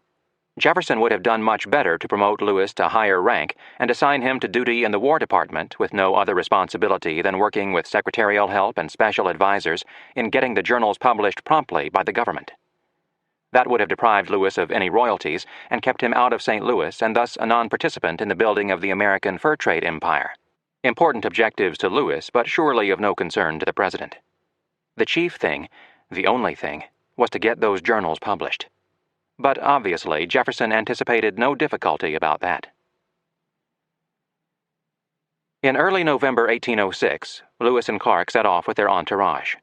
The party included Big White, his translator, and their families, a delegation of Osages led by Pierre Chouteau, Sergeants Gass and Ordway, Privates Labiche and Frazier, plus York. In Louisville on the 9th, they had a visit with George Rogers Clark, and the citizens gave them a banquet and ball and lit bonfires in their honor. On the 13th, they arrived in Frankfort, where they split up. Chouteau took his party of Osage Indians on to Washington. Clark went to Fincastle, Virginia, to see friends, especially Julia Hancock, who had been a child of 12 when he last saw her, and after whom he had named the Judith River. Lewis, with Big White and his group, headed out for Charlottesville. On December 2nd, Jefferson made his first public comment on the expedition's return. It was a paragraph only in his annual message to Congress, and it was almost apologetic. The expedition of Messrs. Lewis and Clark for exploring the river Missouri and the best communication from that to the Pacific Ocean has had all the success which could have been expected. Those last 4 words may have been Jefferson's expression of disappointment about the lack of a Northwest Passage. He gave a 1-sentence summary of the voyage, then got to the part that would justify the expenses already incurred and those to come in the form of a compensation for the captains and their men. In the course of their journey, they acquired a knowledge of numerous tribes of Indians hitherto unknown. They informed themselves of the trade which may be carried on with them, the best channels and positions for it, and they are enabled to give with accuracy the geography of the line they pursued. The information obtained, the President assured Congress, was so valuable that it is but justice to say that Messrs. Lewis and Clark and their brave companions have, by this arduous service, deserved well of their country. To Lewis, the paragraph may have been disappointingly short, but he had to like that last line. Out in St. Louis, the leading citizens were almost exclusively interested in what Lewis had found with regard to Indians and furs. Back east, his botanical and zoological discoveries excited the members of the American Philosophical Society. They wanted seeds, specimens, descriptions. Jefferson promised Benjamin Smith Barton that Lewis would hurry on to Philadelphia after visiting Washington, bringing with him much in the lines of botany and natural history. Jefferson kept for himself to plant at Monticello seeds of Missouri hominy corn, of Pawnee corn, 9 nuts from Missouri, and 2 boxes of unidentified seeds. Over the following years, Jefferson faithfully reported on the Indian corn, which he pronounced excellent. As Lewis approached Washington, the excitement mounted. Charles Wilson Peale, founder of the Philadelphia Museum, and later Peale's Museum, and the leading portrait painter of the day, he did the first portrait of George Washington, wrote Jefferson, "Mr. Lewis is richly entitled to a place amongst the portraits of the museum, and I hope he will do me the favor of sitting as soon as he arrives here." Lewis's progress was slow, at least in part because at every town and village the residents insisted on some sort of dinner and ball to honor him. He arrived at Locust Hill on December 13th for his reunion with his mother and family. Word reached Charlottesville that day. He was expected there on the 15th, and the citizens prepared a reception. Despite bad weather and dangerous riding conditions, a local correspondent for the Richmond Inquirer reported, about 50 of the most respectable inhabitants of the county assembled to receive him. The celebration dinner was held at the Stone Tavern near the corner of 5th and Market Streets. Before eating, an unnamed citizen who had been delegated for the task gave a speech. He praised Lewis for the difficult and dangerous enterprise which you have so successfully achieved. The voyage has covered with glory yourself and your gallant little band. He spoke of this expedition so wisely planned, so happily executed, the germ of extended civilization, science, and liberty. In his view, every American, every friend to liberty, to science, and to man participates with us, but stressed that it is our peculiar felicity to boast that the man who achieved this interesting and arduous enterprise is the produce of our soul, was raised from infancy to manhood among us, is our neighbor, our friend, and concluded with the hope that the nation would adequately reward the services you have rendered. Lewis's reply was taken down verbatim. Because it is the closest account available of his speaking style, it deserves to be quoted at some length. Lewis began by expressing his pleasure at being back in Albemarle County and at the honor being done him. This warm and undisguised expression of friendship by those whom the earliest emotions of my heart compelled me to love is, in contemplation, not less pleasing than the fond hope that it may hereafter be believed that I have discharged my duty to my country on the late expedition to the Pacific Ocean.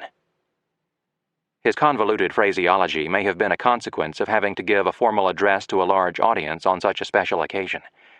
Whatever the cause, he took pains to share the credit. To have conceived is but little. The merit of having added to the world of science and of liberty a large portion of the immense unknown wilds of North America is equally due to my dear and interesting friend Captain Clark, and to those who were the joint companions of our labors and difficulties in performing that task. He closed on a political and economic note, expressing the wish that the discoveries we have made will not long remain unimproved, and that the same sentiment which dictated to our government an investigation into the resources so liberally bestowed by nature on this fair portion of the globe will prompt them to avail themselves of those resources to promote the cause of liberty and the honor of America, and to relieve distressed humanity." The company then sat down to an excellent dinner, followed by many appropriate toasts. Songs were sung, and the party passed the evening in that spirit of festivity and mirth which the joyful occasion and the presence of their friends safely returned from his perilous expedition, and in the bloom of health inspired. Then it was off to Washington, where Lewis arrived late in the day of December 28th.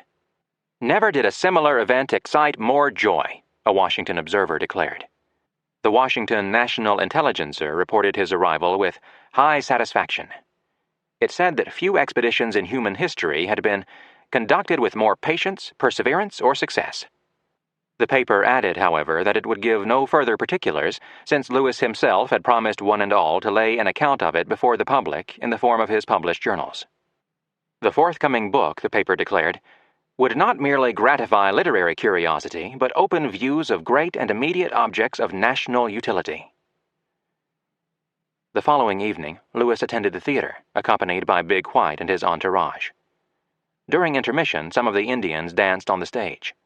On December 30th, Jefferson received the Osage delegation, and on the day of New Year's Eve he entertained Big White and the Mandans. To both groups he gave his usual Indian speech. Lewis was at the President's house on New Year's Day.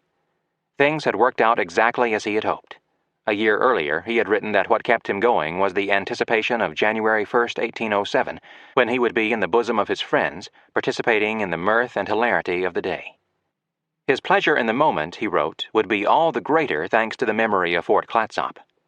He had had nothing but cold water to celebrate with then. If he made up for it with his patron's excellent wines, no one who was present would have denied that he had earned it. No account has been found of Lewis's first meeting with Jefferson since his departure in July 1803, 3.5 years past. It can be taken for granted that Lewis had many questions about the political situation in the capital, but one can suppose that Jefferson overwhelmed Lewis with his curiosity about the natural wonders Lewis had encountered, the adventures he had experienced, the Indians he had seen, and the tales he had to tell, of grizzlies and gigantic trees and great storms, and the almost paradisiacal quality of the Great Plains and the deserts of the upper Missouri, the fierceness of the Indians of the plains and the numbers of Indians on the lower Columbia, the astonishing bird and animal life, and so much more. The words must have tumbled out. It is a great pity that Jefferson did not think to have a note-taker present, or to write his own summary of what was said. It must have been a joyous reunion, each man delighted to see the other in good health and spirits. The conversation would have had its downside, especially the disappointment over the Northwest Passage, but we can assume that Jefferson took the blow without flinching.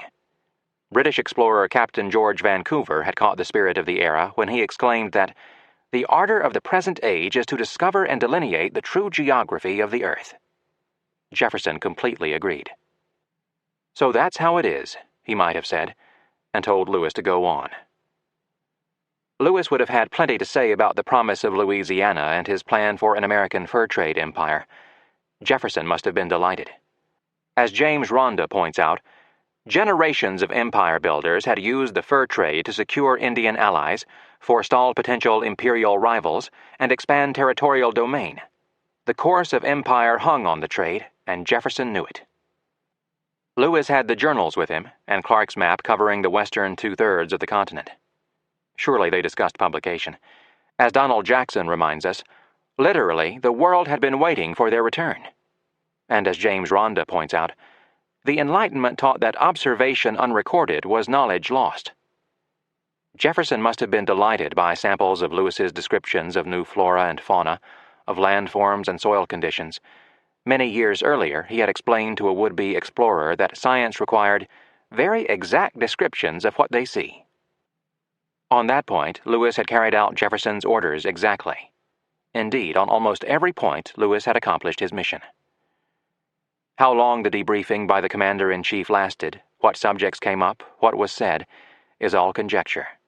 One fact we do know: they spread the map on the floor, got down on hands and knees, and examined it.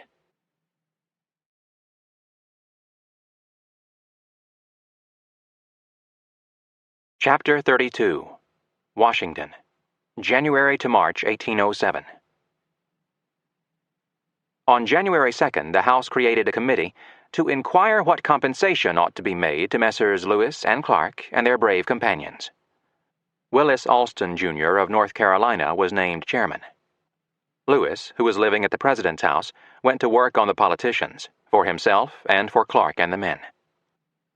Official Washington, meanwhile, wanted to honor the captains in a more immediate way, with a grand testimonial dinner and ball that would allow the politicians to be seen with and talk to the young heroes. Clark, however, was still in Virginia, courting Julia Hancock. Lewis was doing some courting of his own in Washington, although no details about this are known. The ball was put off on several occasions. Finally, it was decided to wait no more, and a date was set for January 14th.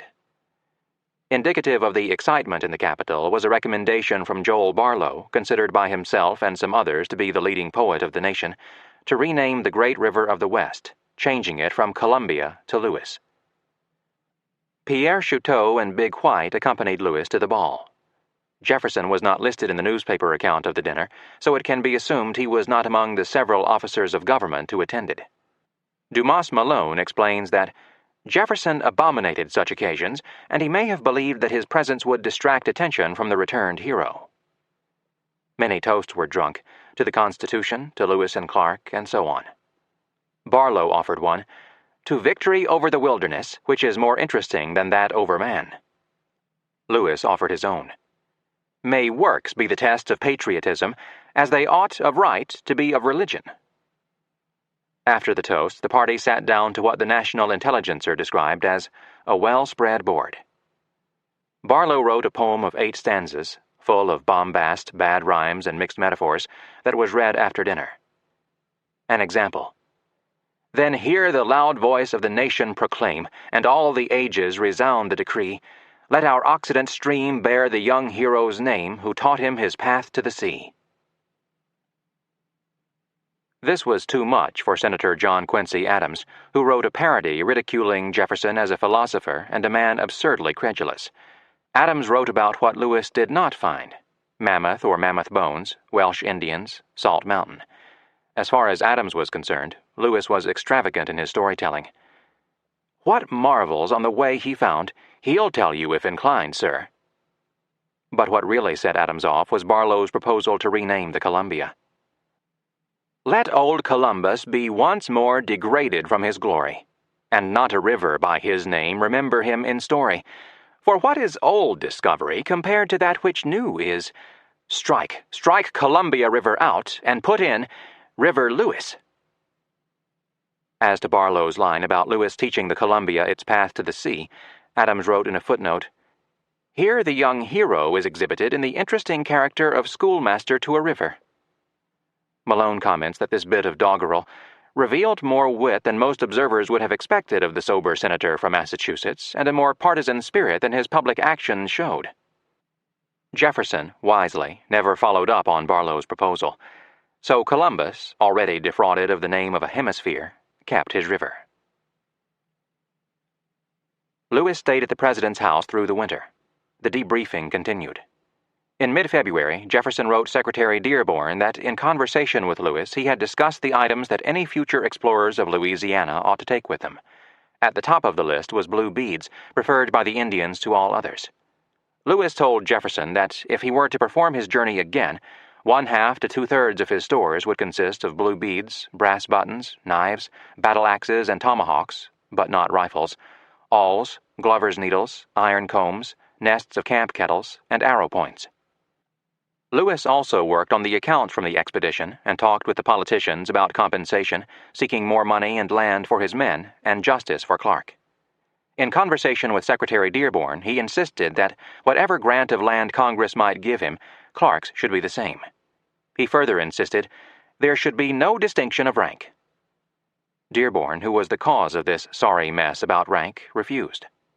In responding to Congressman Alston's request for a formal recommendation from the War Department on compensation, Dearborn proposed that each of the men receive a warrant for 320 acres, the standard Revolutionary War veterans bonus, that Clark receive 1,000 acres, and Lewis 1,500. Lewis drew up his own formal recommendation, not for himself or Clark, but for the enlisted men. He began with a plea for 2 enlisted men who did not make the journey past Fort Mandan, Corporal Richard Warfington and Private John Newman. Lewis had discharged Newman from the party for mutinous expression at Fort Mandan, but he had conducted himself admirably since and had been invaluable to Warfington on the voyage back to St. Louis. Then Lewis listed all the men, except York, who had been to the Pacific and back. He asked for additional compensation for Private Labiche, on the grounds that Labiche had served as translator from French to English in addition to his regular duties, for Private John Shields, whose ingenuity in repairing our guns was indispensable, for the Field brothers, 2 of the most active and enterprising young men who accompanied us, and for George Drulyard, which was perhaps an improvement on his usual spelling of Dreuyer, whom Lewis described as a man of much merit. Dreyar's skills with the sign language and as a hunter and woodsman were performed with an ardor which deserves the highest commendation. He had signed Dreyar on at $25 a month, but recommended that he receive $30 per month. Lewis was negative only toward Charbonneau, a man of no peculiar merit. He had hired Charbonneau on as interpreter at $25 a month, but obviously thought it unjust that he receive the same pay as Dreyar. Lewis ended his recommendation with a plea for all the men whose conduct had entitled them to my warmest approbation and thanks, nor will I suppress the expression of a hope that the recollection of services thus faithfully performed will meet a just reward and an ample remuneration on the part of our government. On January 23rd, Alston presented his bill for compensation. It called for 1,600 acres each to Lewis and Clark, 320 acres to each of the enlisted men, and double pay for all. That included Warfington, Newman, Dreyar, and Charbonneau. There was no provision for anything extra for Labiche, Shields, or the Field brothers, nor did Dreyar get the extra $5 per month. The appropriation to cover the compensation amounted to $11,000. The Alston bill was hotly debated in the House. Some representatives contended that the grants were extravagant and beyond precedent. One member declared, "It was the equivalent to taking more than $60,000 out of the Treasury, and might be perhaps 3 or 4 times that sum, as the grantees might go over all the western country and locate their warrants on the best land," worth far more than the standard $2 per acre. It took the House over a month to pass the bill, by a vote of 62 to 23. On the same day they did so, February 28th, the bill passed the Senate without amendment and with little debate, and without a recorded vote. Perhaps luckily for Senator Adams, whose doggerel attacking Lewis and Jefferson was later used against him politically. The pay scale ranged from $5 per month for privates, $7 for corporals, and $8 for sergeants, to $30 for Lieutenant Clark and $40 for Captain Lewis. The officers also received reimbursements for rations for themselves, and in Clark's case, for York. For Lewis, that meant a total of $3,360 in pay for the period April 1, 1803 to October 1807, plus $702 in ration money, plus land warrants worth $3,200 payable at any government land office, or a grand total of $7,262. That hardly made him rich, but it did give him some working capital for the expenses involved in preparing the journals for publication, with enough left over to let him become a player in the St. Louis-based fur trade. For himself, for Clark, except for his pay scale, for the men, it was all Lewis could have hoped for or expected. There were more expenses to be paid, including the cost of getting Big White back to the Mandans. Obviously, when the final settlement was made, the expedition was going to turn out costing a lot more than had been anticipated. Jefferson never complained. He was no more likely to haggle over the costs of the expedition than over his own building operations at Monticello, because he regarded the expenditure as an investment in the future of the country. In July 1808, the president went on record on the matter. He wrote the French naturalist Bernard Lacépède, "I can assure you that the addition to our knowledge in every department resulting from this tour of Messrs. Lewis and Clark has entirely fulfilled my expectations in setting it on foot, and that the world will find that those travelers have well earned its favor." There was another compensation for the captains in the form of their new appointments. On February 28, 1807, Jefferson nominated Lewis to be governor of the territory of Louisiana. The Senate approved the nomination, and on March 2nd, Lewis resigned his commission in the Army. At the same time, Jefferson wanted to nominate Clark for promotion to lieutenant colonel, but when the list of nominees came through from the War Department, Clark's name was not on it.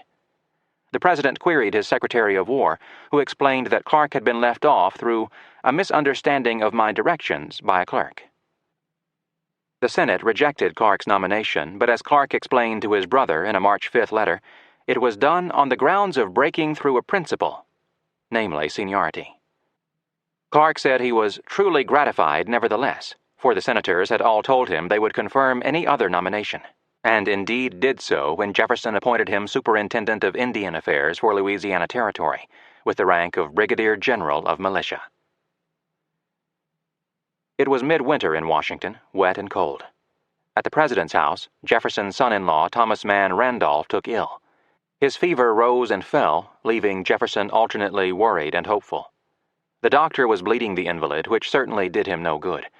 Jefferson wrote his daughter Martha progress reports, complaining on one occasion that the quantity of blood taken from him occasions him to recover strength slowly. On March 6th, Jefferson informed Martha that Captain Lewis was constantly with Randolph, attending to his needs. Whatever Randolph had, Lewis caught. Jefferson also had a bad cold. Between them, Jefferson wrote Martha, "We are but a collection of invalids." Clark, meanwhile, had made it to Washington, where he was gathering up the land warrants for the men still in St. Louis and the money due them, and preparing to head west to his new post. He and Lewis had agreed that Lewis would stay behind in the East to oversee the publication of their journals in Philadelphia. Clark's first task in St. Louis would be to see to Big White's safe return. To that end, Dearborn gave him a letter authorizing him to spend up to $400 for presents to the Mandans and to draw on the War Department for expenditures that were indispensably necessary in fitting out the party for the voyage. As an inducement to get an armed party of private traders to join Sergeant Nathaniel Pryor, recently promoted to ensign, who would lead the party returning Big White, Dearborn further authorized Clark to enter into contracts with any St. Louis merchants who were interested in pursuing the Missouri River fur trade, granting them a 2-year monopoly on a license to trade with the Indians and furnishing their engagés with rifles and ammunition. Clark received this authorization on March 9th. The following day, he visited Lewis in the President's house and was distressed to see his friend so indisposed by his illness. Lewis roused himself sufficiently to go over the details of the land warrants and the back pay. He handed over the warrants plus $6,896 in coin. They discussed the return of Big White and agreed that Pryor should attempt to enlist any men from the expedition still in St. Louis who were willing to go. After Clark left, Lewis took some pills, whether rushes or some others is not known. The next morning, he wrote his friend, already en route to St. Louis, that the pills had provided considerable relief, and I have no doubt of recovering my health perfectly in the course of a few days. He must have, because 3 days later he sent an open letter to the National Intelligencer condemning several unauthorized and probably some spurious publications now preparing for the press on the subject of my late tour to the Pacific Ocean by individuals entirely unknown to me, and warning the public to be on guard with respect to such publications. He said these spurious works would depreciate the worth of the work he was preparing, and asked for patience from the public, which was clamoring for the journals. As much time, labor, and expense are absolutely necessary in order to do justice to the several subjects. With the letter, he included an announcement of his own work, which would give interested people an opportunity to join the list of subscribers. He promised to have the map published by the end of October, with the first volume, the narrative, following by January 1st, 1808, the second, on the geography of the country, the Indians encountered, and the prospects for the fur trade, and the third, on scientific discoveries, coming shortly thereafter. Lewis said that only Robert Fraser had been given permission to publish his journal, and warned that Fraser, who was only a private, was entirely unacquainted with any scientific matters and could provide merely a limited detail of our daily transactions. He concluded, "With respect to all unauthorized publications relative to this voyage, I presume that they cannot have stronger pretensions to accuracy of information than that of Robert Fraser." It was a strange document, mean-spirited in tone and content, so unlike Lewis, who had previously been active in promoting the interests of Clark and the men. It was defensive, even greedy. There were no misspellings, which indicates that someone proofread it for him. It used words Lewis did not ordinarily use, such as depreciate, subjoined, and expunged. Further, Lewis was a man whose reputation for telling the truth was unassailable, but he almost certainly lied when he wrote that he had heard reports to the effect that individuals entirely unknown to him were preparing books on the expedition. What he had heard was that Sergeant Gass was about to issue a prospectus for a book based on the daily journal he had kept, as Captain Lewis had ordered him to do. In fact, the Gass prospectus did appear 6 days later in the Pittsburgh Gazette. All this leads to the conjecture that when Jefferson and Lewis heard about the Gass journal, they went into something akin to a panic. Jefferson may have urged Lewis to issue his warning against spurious publications and helped him write the letter. Whoever was responsible for the letter, it was a mistake. It made Lewis look cheap, ungrateful, pleading for special interests, himself. It opened him to ridicule. He could be considered guilty of a double cross, for he had given Fraser permission to publish and then denigrated the product, which he had not seen. And how dare he assert his right to publish for profit while denying it to Fraser and Gass? The battle in Washington over who got the insider's memoirs out first was underway, a battle Lewis was sure to lose. It would cheapen his product, which infuriated him. It would cut into his profit, which made him so angry he lost his common sense. Lewis knew how vulnerable he was on the money question. In his prospectus, he wrote that the author declares to the public that his late voyage was not undertaken with a view to pecuniary advantages, and explained that he was asking for subscribers only because he needed to know how many copies to print. If Jefferson was party to this sordid stuff, as seems likely, he too was guilty of gross misjudgment. The Gass prospectus was as bad, from Lewis's point of view, as it could have been. It promised a daily narrative, a description of the country and its flora and fauna, soil and minerals, and more. What really hurt was a paragraph explaining that around the campfire, the several journals were brought together, compared, corrected, and the blanks filled up, meaning that early subscribers would be reading material corrected and approved by the captains. What cut to the bone was the publisher's promise to have the work ready for delivery in 2 months for a price of $1 per copy. There went Lewis's market. To add to the injury, Gass's publisher sent to the newspapers his reply to Lewis's warning to the public. The publisher seized on the vulnerabilities Lewis had created to ridicule him. He wrote of what you very modestly call your late tour. He said Mackenzie had faced greater dangers with 1/4 of the men and done it first. He attacked Lewis's compensation from the government. Why, sir, these grants and rewards savor more of the splendid munificence of a prince than the economy of a Republican government. He raised the question, where was your journal during the session of Congress? Snug, eh? He exposed Lewis's double standard. Every man of sense must agree that these journals are either private property of the individuals who took them or public property. In one sentence, he managed to show he knew what he was talking about while suggesting that Gass's journal would be more readable than Lewis's. He may in some respects be considered as having the advantage, for while Your Excellency was stargazing and taking celestial observations, he was taking observations in the world below. Lewis's work had been insulted and preempted. He was a writer. We can assume that his mind never stopped composing his reply.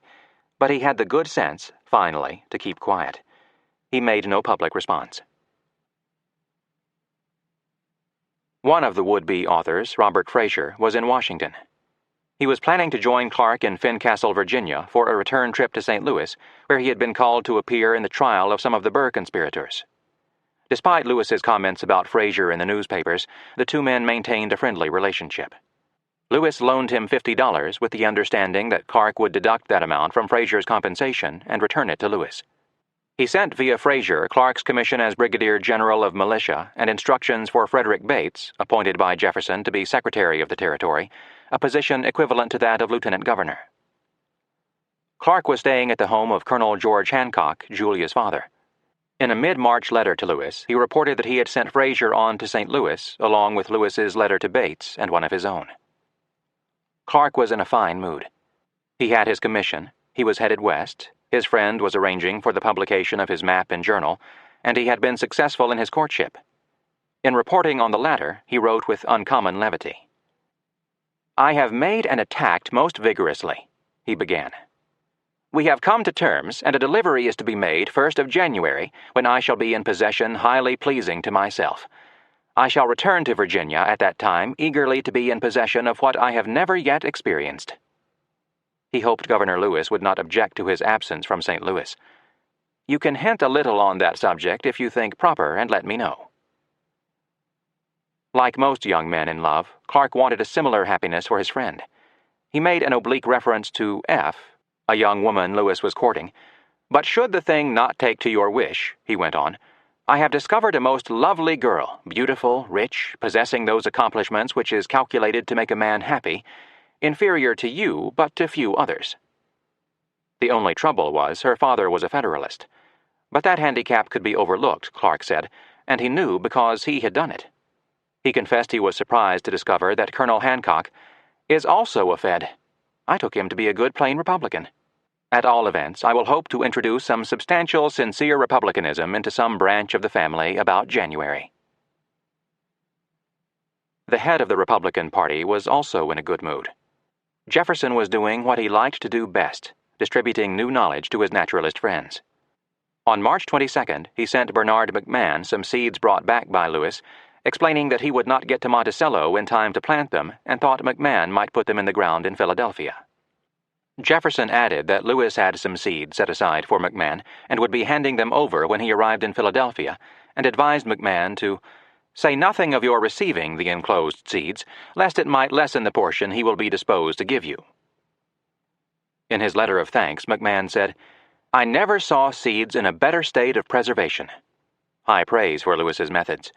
A couple of weeks later, he reported that he already had a fine showing from the Areca tobacco, the perennial flax, 4 varieties of currants, and other seeds. He promised regular reports on the progress of this precious collection. 2 days later, Jefferson sent seeds to another Philadelphia naturalist, William Hamilton, with a similar covering note. In it, Jefferson summed up the results of the 3 months Lewis had spent in the president's house, 3 months of almost daily debriefings on what Lewis had done and found. It was a splendid tribute to his young protege. On the whole, the president wrote of Lewis, the result confirms me in my first opinion that he was the fittest person in the world for such an expedition. Chapter 33. Philadelphia, April to July 1807. At the end of March, Lewis left Washington for Philadelphia, taking with him what Paul Russell Cutright has called perhaps the most important account of discovery and exploration ever written. His objective was singular, to get the journals and map published and made available to the scientific and lay public as soon as possible. He went at it with as much determination as he had attacked the Rocky Mountains. He got a room at the boarding house of Mrs. Eliza Wood, at Cherry near 10th, and began making calls on the dozen or more men he was relying on for help. He started with John Conrad, head of a publishing and book-selling firm located at 30 Chestnut Street. As a first-time author, Lewis knew nothing about the preparation of a manuscript for the printer. There were plates to be prepared for the maps, drawings to be done, calculations from the celestial observations to be made, botanical descriptions to be completed, a prospectus to be written, published, and distributed, and more. Most important of all was the editing of the journals. Conrad's estimate of the publishing costs came to $4,500. This did not include the drawings, calculations, salary for an editor, who presumably would be going to St. Louis with Lewis, and other expenses, all of which would come from Lewis's pocket. Conrad also wrote, or at least helped Lewis write, a formal prospectus which was signed by Lewis and published on June 3, 1807. Lewis had to pay for the marketing. He hired J.B. Varnum, Jr., son of a prominent Massachusetts politician, to do the work at a cost of $10. Varnum sent copies to the newspapers and distributed copies in Philadelphia, Washington, and elsewhere. The prospectus was well done, nicely designed to excite the greatest interest around the country among entrepreneurs looking to invest in the fur trade, potential settlers in the West, scientists, and the general public. Lewis promised that the first part, consisting of 2 volumes, would contain a narrative of the voyage. The second part, in a single volume, would cover the scientific research, under the heads of botany, mineralogy, and zoology. Part 3 would consist of Clark's map, along with the latitude and longitude of the important places, based on a series of several hundred celestial observations made by Captain Lewis during his tour. The price would be $10 for the first part, $11 for the second, and $10 for the map. That was a lot to promise. Lewis plunged into the task of making good on his word. He called on Dr. Barton at his home at 184 Mulberry Street, depending on Barton for help with the natural history volume. Barton agreed eagerly. There was so much to excite him in the collection of pressed plants. Lewis had done the pressing in the field, following directions given him by Barton in the spring of 1803, and had done the demanding, time-consuming, detailed work well. Almost all the plants were new to science, as were most of the animals. Lewis returned to Barton the copy of Antoine Dupratz's History of Louisiana that Barton had loaned him on the eve of his departure. On the flyleaf, Lewis wrote, "Dr. Benjamin Smith Barton was so obliging as to lend me this copy of Monsieur Dupratz's History of Louisiana in June 1803.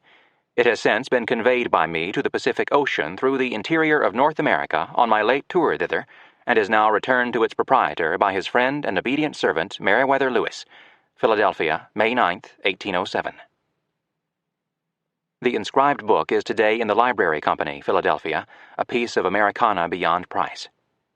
The book, along with the others in Lewis's traveling library, was one of the few artifacts to go coast to coast and back with Lewis. Aside from the books and the then blank journals, almost everything else he took with him from Philadelphia in 1803, medicines, portable soup, scientific instruments, trade goods, and the rest, was either used up on the voyage or sold at auction in St. Louis when he returned. About the only other item Lewis carried from Pittsburgh to the Pacific and back was his rifle. Books, the journals, and a rifle. These were Meriwether Lewis's essentials. With them, he had conquered and described a wilderness. Frederick Persh was a 33-year-old German-born and trained botanist working with Dr. Barton. On April 5th, Jefferson's friend and Philadelphia seed merchant Bernard McMahon wrote to Lewis to thank him for the seeds and to recommend Persh to him as the proper person to make the scientific descriptions of the plants. McMahon said Persh was better acquainted with plants in general than any man I ever conversed with on the subject. He is a very intelligent and practical botanist and would be well inclined to render you any service in his power. When Lewis met Persh, he was as impressed as McMahon had been, especially by Persh's ability to draw plants and to give them proper scientific descriptions, areas in which Lewis felt himself to be deficient. Persh was excited by the prospect of assisting in the publication of the botanical part of the journals, as well he might have been, since there were over 100 plants described by Persh as either entirely new or but little known. On May 10th, Lewis paid Persh $30 for assisting me in preparing drawings and arranging specimens of plants for my work, and 2 weeks later he paid Persh an additional $40 in advance. Jefferson and Lewis were of one mind in regarding Peale's Museum in Independence Hall as the most logical repository for the zoological and ethnological specimens brought back from the West. As a result, with the exception of a few retained by Jefferson for the Great Hall at Monticello, and 2 or 3 fancied by Lewis and Clark themselves, Lewis handed the collection over to Peale, which enhanced the prestige of his museum immeasurably. In return, Peale went to work drawing the animals, which he mounted himself, for Lewis's book. He also painted Lewis's portrait. It is today in the Independence National Historical Park, Philadelphia, hanging in the distinguished company of Peale's portraits of Washington and Jefferson. And he made a wax figure of Lewis, informing Jefferson that his intention was to give a lesson to the Indians who may visit the museum, and also to show my sentiments respecting wars. He had Lewis dressed in an elegant Indian robe made of 140 ermine skins, given to Lewis by Cameahwait.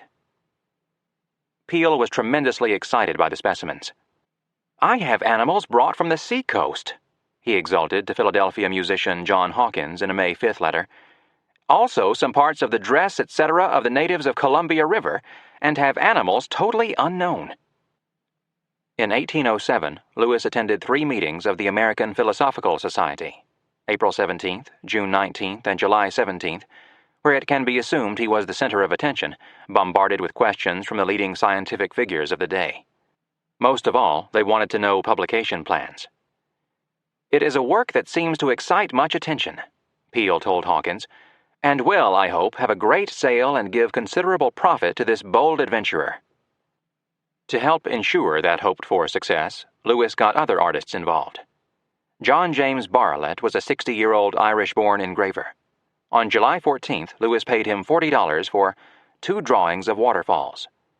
He engaged the well-known 37-year-old French-born portrait painter Sam Memant to do drawings of the Osage and Mandan Indians who had come east with him at a cost of $83.50. Sam Memant also painted Lewis's portrait. Alexander Wilson was a 31-year-old Scottish-born artist-naturalist, best known today for his beautifully illustrated, multi-volumed American Ornithology. In that work, Wilson wrote, "It was the request and particular wish of Captain Lewis made to me in person that I make drawings of each of the feathered tribe as had been preserved and were new." Among others from the expedition, the set includes Wilson's painting of Lewis's woodpecker. Lewis had a journal stuffed with figures, the measurements of the passage of the moon past the stars, taken at every opportunity along the voyage. They had cost him much lost sleep and considerable frustration when clouds obscured the moon, but with the figures, an expert could establish the longitude of the place where they were made. Ferdinand Hassler, a 37-year-old Swiss-born mathematician, was the ideal man for the job. He had just been appointed instructor of mathematics at West Point, but before leaving Philadelphia, Lewis engaged him to make the calculations. He advanced Hassler $100 on May 3rd. Before Clark left for St. Louis in March 1807, the captains had made an oral agreement to split the costs involved in preparing the work. They had also agreed to purchase Sergeant Ordway's journal from him at a price of $300, presumably with the objective of forestalling yet another rival and to incorporate Ordway's writing into their book. On April 18th, Lewis paid Ordway a $150 advance. By July, Lewis had signed up botanists, ornithologists, naturalists, artists, mathematicians, zoologists, and others to help make his work as good as it could possibly be. He had done everything he could to hurry along the publication process, except one thing. He had not hired an editor. This is inexplicable. He knew Conrad could not simply set type from the journals as they stood. In the first place, there was the daunting task of separating out the scientific material from the narrative flow. Then there was the need to incorporate Ordway's journal. In addition, there was the pressing necessity of correcting the spellings and grammar. Lewis had neither the skills nor the time to do these jobs himself. He was being pressed on an almost daily basis by Conrad to start turning in manuscript. At the American Philosophical Society and around Philadelphia, the question he most often heard was, "When do we get to see the book?" He knew that Jefferson greatly desired as early a publication as possible. He had sufficient funds to hire the work done. Yet, as far as is known, he made no effort whatsoever to find an editor, and he prepared not a single line himself. Lewis spent considerable time on paperwork. Scarcely had he arrived in Philadelphia when the accountant of the War Department, one William Simmons, began to pester him about the many drafts on the government Lewis had signed. The drafts were coming in for payment, and Simmons wanted more information about them. On June 17th, in one of his letters, Simmons wrote the heart-stopping lines, "You will therefore do well to bring with you back to Washington any papers or documents which may relate to your expenditures on the expedition, so as to explain such of the charges as may require it." As one example, Lewis had presented no receipts for the rations or the clothing account for the men. I mention this item as the most prominent one, but others may also require proof. The total number of drafts involved ran to 1,989 items. Like any public servant who has his expense account questioned by the government, Lewis was going to find it somewhere between difficult and impossible to come up with all the receipts. Still, he worked at the task, both in Philadelphia and later back in Washington. By early August, he had a final summation ready. It came to $38,722.25. For many of the drafts, the government was simply going to have to take Lewis's word for it. One charming example went back to March 1806, when Lewis had traded his uniform coat, but little worn, to the Clatsops for a canoe. Of course, no receipt existed.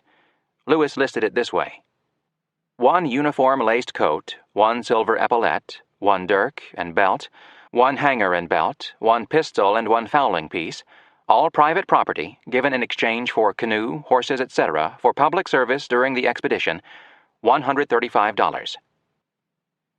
It is easy to sympathize with Lewis over this bureaucratic harassment, but he really was playing fast and loose with the government during this time. Though living in Philadelphia, engaged in what was essentially a private enterprise, he was governor of Louisiana. Beyond writing one letter to Secretary Bates asking information about conditions in St. Louis, he had done absolutely nothing on his job.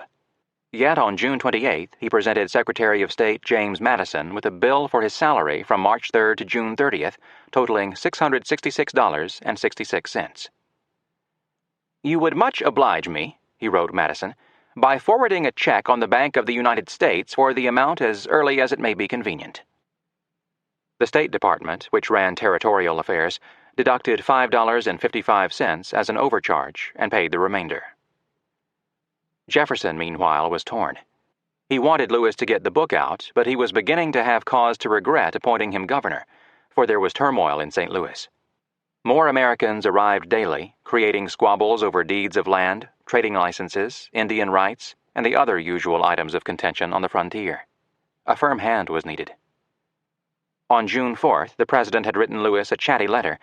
"Your mother returned from Georgia in good health a little before I left Monticello," signing off with "friendly salutations and assurances of constant affection and respect." But in an August 8th letter, written from Monticello, the president expressed a certain anxiety as to when Lewis was going to go to St. Louis to take up his responsibilities.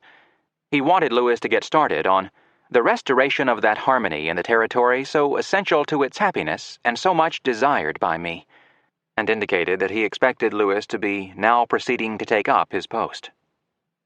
In his June letter, the president had the painful task of informing Lewis that he had sent 25 boxes of artifacts brought back from the West via a ship from Washington to Richmond, but the ship had been stranded and everything was lost save some horns. Probably the moose and wapiti horns now hanging at Monticello. Lewis, in reply, said he sincerely regretted the loss and commented in what could be read as an implied criticism of Jefferson's lack of care of the priceless artifacts. "It seems peculiarly unfortunate that those, at least, which had passed the continent of America, and after their exposure to so many casualties and risks, should have met such destiny in their passage through a small portion only of the Chesapeake." Lewis was leading a very heady life. At 33, he was the most celebrated man in Philadelphia, a city world-renowned for its celebrated men. He was the protégé of the president. Balls and testimonials were held in his honor, the biggest in the nation's capital.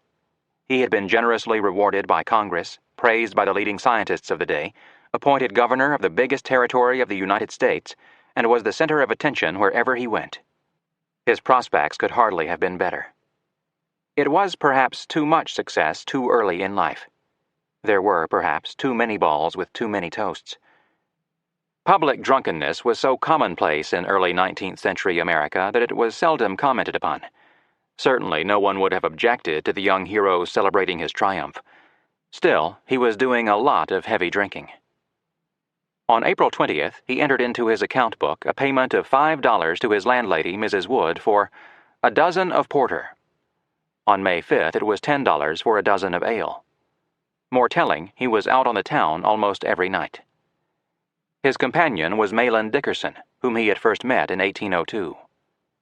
Dickerson, a 37-year-old lawyer and bachelor who moved in the highest social circles in Philadelphia, later served as governor of New Jersey, senator from New Jersey, and Secretary of the Navy in President Andrew Jackson's second term. His diary records numerous evenings spent with Lewis in the spring and early summer of 1807. They dined out regularly and often went for walks around the Center Square, today's Penn Square, a popular park and parade ground. On July 2nd, Dickerson noted in his diary, "Rode out with Captain Lewis to the Marshalls. Spent the day very pleasantly in eating, drinking, and shooting at the trees." On the 4th of July, dined with a large party at Fouquet's, delivered a flaming speech to them, kept myself very sober, went to the play at evening, the house very uproarious. That same day, Lewis also attended a dinner party given by the Society of the Friends of the People at the Spring Garden Tavern. To the 160 guests he proposed a political toast. "May the man who has by profession and act proved his sincere attachment for peace never quit our national helm at a crisis like this." The crisis was with the British, who had attacked and seized the U.S. frigate Chesapeake off the Virginia Capes on June 22nd. Jefferson's policy was to avoid war if at all possible, while imposing an embargo on Britain. On July 7th, Lewis and Dickerson walked till 11 at night. These walks were a regular thing with them. It seems likely that they frequented taverns as they moved along. On July 18th, Dickerson recorded that they went out together and saw a fight in which a knife was flashed and a man's face cut, which certainly sounds like a barroom brawl. Jefferson later wrote of the habit into which he, Lewis, had fallen, and the painful reflections that would necessarily produce in a mind like his. It seems that Lewis's high-mindedness caused him to curse himself every morning, and possibly to swear off drinking, only to go back to another ball or for another walk with Dickerson that night. Lewis had problems beyond coping with his celebrity status and his drinking. His friend Clark had found a wife. Lewis wanted one.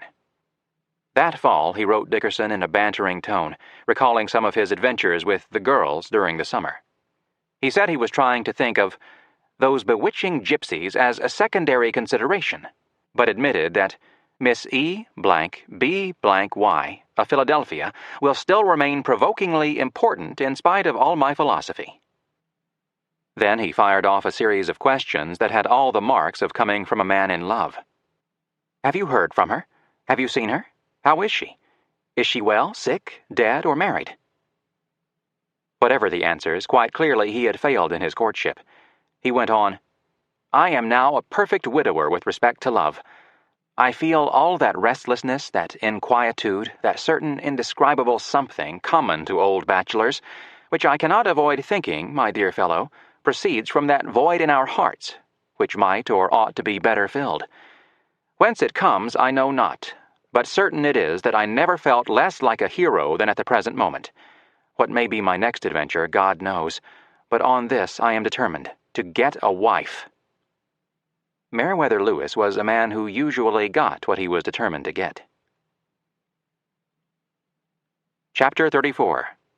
Virginia, August 1806 to March 1807.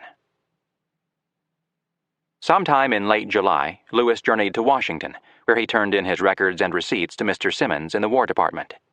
He then went to Locust Hill and Ivy to be with his family. He took the journals with him. In August, he visited Jefferson at Monticello. In September, he traveled to Richmond, where he was an observer of Burr's treason trial, perhaps at Jefferson's request with the duty of writing a report. No Lewis report is known to exist, however, and Jefferson was scrupulous in saving his correspondence. Back in Ivy, Lewis saw to family business, primarily land speculation in the Ohio Valley. Before setting out for the Pacific in 1803, he had urged his mother to make certain his half-brother John Marks got an education. In 1807, he took charge of young Marks's professional training. He arranged for Marks to go to Philadelphia to attend medical lectures, with letters of introduction to the various savants in town. He told Marks to call on Dickerson frequently and ask Dickerson to look after him, for we both know that young men are sometimes in want of a friend. Lewis gave Marks $60 and asked Dickerson to advance him $200, which he would repay when he received his salary on January 15th, as governor for the last 3 months of the year. Some money was coming in from subscribers to the journals. A William Woods, perhaps a local Baptist minister, or perhaps the Woods who was a surveyor of Albemarle County, was his agent. Woods received the $31 total from a number of local residents. Other monies came in by mail. Lewis had written Clark about one of his courtships. Clark had replied with a recommendation for a Miss C. Lewis had replied in cryptic fashion, For God's sake, do not whisper my attachment to Miss Blank, or I am undone. Who Miss C and Miss Blank were, or what happened, is unknown. Lewis and Clark biographer John Bakeless speculates that perhaps they didn't meet Lewis's standards. What mere girl could approach the grace, the charm, the intelligence, and the tremendous vigor of his fascinating mother? Perhaps the girls didn't want to get into a competition with Lucy Marks. Sometime later, in Philadelphia, Lewis had what he described to Dickerson as a little affair with Miss A. N. R. Sh. The relationship, he reported, had neither beginning nor end on her part. Per contra, on my own, it has had both. The fact is that on inquiry I found that she was previously engaged, and therefore dismissed every idea of prosecuting my pretensions in that quarter. Then there was Lewis's intense interest in Miss E. B. Y., which also led nowhere. In late November, Lewis and his younger brother Reuben, who was planning to join the governor in St. Louis and get into the fur trade, went to Fincastle, where they stayed in the home of Clark's father-in-law, George Hancock. There, the brothers met Letitia and Elizabeth Breckinridge, daughters of General James Breckinridge. Reuben wrote to the family back home, "We had the pleasure of seeing the accomplished and beautiful Miss Letitia Breckinridge, one of the most beautiful women I have ever seen, both as to form and features. I should like to have her as a sister." Lewis was smitten at first sight. He expressed his intention of making a formal call on Letitia, but he evidently came on too strong. Miss Breckinridge heard of the governor's intention of courting her, and concluded that if she remained it would look too much like a challenge. She accompanied her father on a trip to Richmond. Reuben reported that, unfortunately for His Excellency, Lewis, she left the neighborhood 2 days after our arrival, so that he was disappointed in his design of addressing her. Letitia's sister Elizabeth was still in Fincastle, but Lewis had been so taken with Letitia that he was diffident about approaching her. Some time later, he wrote to a friend from his early Army career, "I consider Miss Elizabeth Breckinridge a charming girl, but such was my passion for her sister that my soul revolts at the idea of attempting to make her my wife, and I shall not consequently travel that road in quest of matrimony." Whether he courted other young women in Ivy and Fincastle is unknown. Indeed, what he did, even where he lived for that winter of 1807-8, is unknown. For the most part, the 8 months between Lewis's departure from Philadelphia and his arrival in St. Louis were a lost period in his life. The only thing productive he did was begin work on a major paper recommending a basic Indian policy for Louisiana, which took him over a year to finish. He courted without success. He took care of some family business. Otherwise, he apparently did nothing at all. He makes no appearance in Jefferson's extensive, often chatty correspondence. William Clark made no mention of him. Was he drinking to excess? Was he depressed? What caused his courtships to fail? He had the journals with him, but he prepared not one line for the printer, made no arrangements for an editor. He had promised Jefferson he would set out for St. Louis in mid-July 1807 to take up his duties and earn his salary, but he didn't actually do so until the late winter of 1808. He didn't even ask for reports from Secretary and Acting Governor Bates on the situation in St. Louis. Any analysis of his lethargy is speculative. Some that have been offered include being unlucky in love or suffering from a manic depressive psychosis, alcoholism, malaria, or some other physical illness. My own guess is that some combination of these explanations, especially the first three, was among the causes, but there were others that exacerbated the depressions and the drinking, and perhaps his inability to find a wife. He had had more success than was good for him. At age 34, he missed the adulation he had become accustomed to receiving. Of course, he was honored at home in Charlottesville and Ivy, but that was hardly like being celebrated in Washington and Philadelphia. He had had too independent a command too early in life. Not that he had botched it, obviously he was a genuinely great company commander, but he had become accustomed to instant obedience from a platoon-size force of the best riflemen, woodsmen, and soldiers in the United States. He no longer held that command. He certainly couldn't get his slaves to respond to his commands as quickly or efficiently as the men of the Corps of Discovery had done, and beyond his slaves, he had no one to order about. In modern popular psychology, he might be said to have been suffering from postpartum depression. Malaria, alcohol, and a predisposition to melancholy would have made it more severe.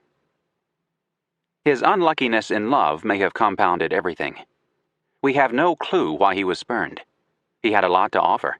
He was young, extremely good-looking, highly cultured for Fincastle, with a prestigious and powerful position in the government and outstanding prospects. Perhaps it was a vicious circle. He was turned down because he drank too much and made a spectacle of himself. That might have been what shocked Miss Breckinridge and caused her to flee. A simpler explanation might be nearer the mark. Perhaps Miss Breckinridge and the others could not abide the thought of going to live in a frontier town, albeit the capital of the territory. Lewis wanted a wife to fill a void in his heart. He never got one. Also during this period, he was without a close companion. For 3 years, he and Clark had been intimate friends. In Washington in early 1807, he had lived with Jefferson. In Philadelphia, there was Dickerson. In Virginia, his only close companion seems to have been his younger brother, Reuben. When Lewis finally arrived in St. Louis, he was extremely active on a number of fronts, and we can assume that his courtships were lively affairs, with lots of balls and dinners and visiting, laughter and music. His policy paper was complex and demanding. The work he did on it was outstanding in many respects. Lewis worked on the paper from August 1807 until August 1808, when he sent the finished version from St. Louis to Secretary Dearborn. It contained about 10,500 words. He called it Observations and Reflections on the Present and Future State of Upper Louisiana in relation to the government of the Indian nations inhabiting that country and the trade and intercourse with the same. The plan happily combined two impulses, one to improve the Indians, the other to improve the American fur trade. Or, as Lewis put it was a scheme the most expedient that I can devise for the successful consummation of our philanthropic views toward those wretched people of America, and to build an American fur trade empire. He began with a history of the fur trade based in St. Louis during the Spanish period. He condemned the Spanish system of ceding exclusive trading rights to individuals who lived with the various tribes on the Missouri and the other western tributaries of the Mississippi. The traders holding monopoly licenses from the Spanish government badly overcharged the Indians, an evil that was exacerbated by the ruinous custom of extending credit to the tribes. So much for the Spanish system. Meanwhile, the British had gotten into the game. The Spanish controlled the mouth of the Missouri, but the various British companies doing business out of Montreal controlled the upper parts of the river. They undersold the Spanish, thus making the Indians their fast friends and allies. That got Lewis to the heart of the matter. He pointed out that the British traders were now operating in American territory. For the United States, at present, through mere courtesy, permit them to extend their trade to the west side of the Mississippi. Or rather, they are mere tenants at will. This, he thought, mistaken policy. The British had unfair advantages over potential American traders because, through mergers and other devices, the Northwest Company had become a giant with a surplus of capital and a surplus of men, which meant the British had it in their power to break any company of merchants of the United States who might enter into a competition with them by underselling the competition. The Northwest Company was already fixing a site for a fortification at the Mandan villages. Following the seizure of the Chesapeake and other British outrages on the high seas and within American waters, war between the United States and Great Britain was everywhere expected. If it came, what was there to prevent an expedition from Canada into the upper Missouri country using Indian allies? And what if it were accompanied by a simultaneous expedition to take New Orleans? What was at stake here was the whole of the Louisiana Purchase, the great Western Empire of the United States.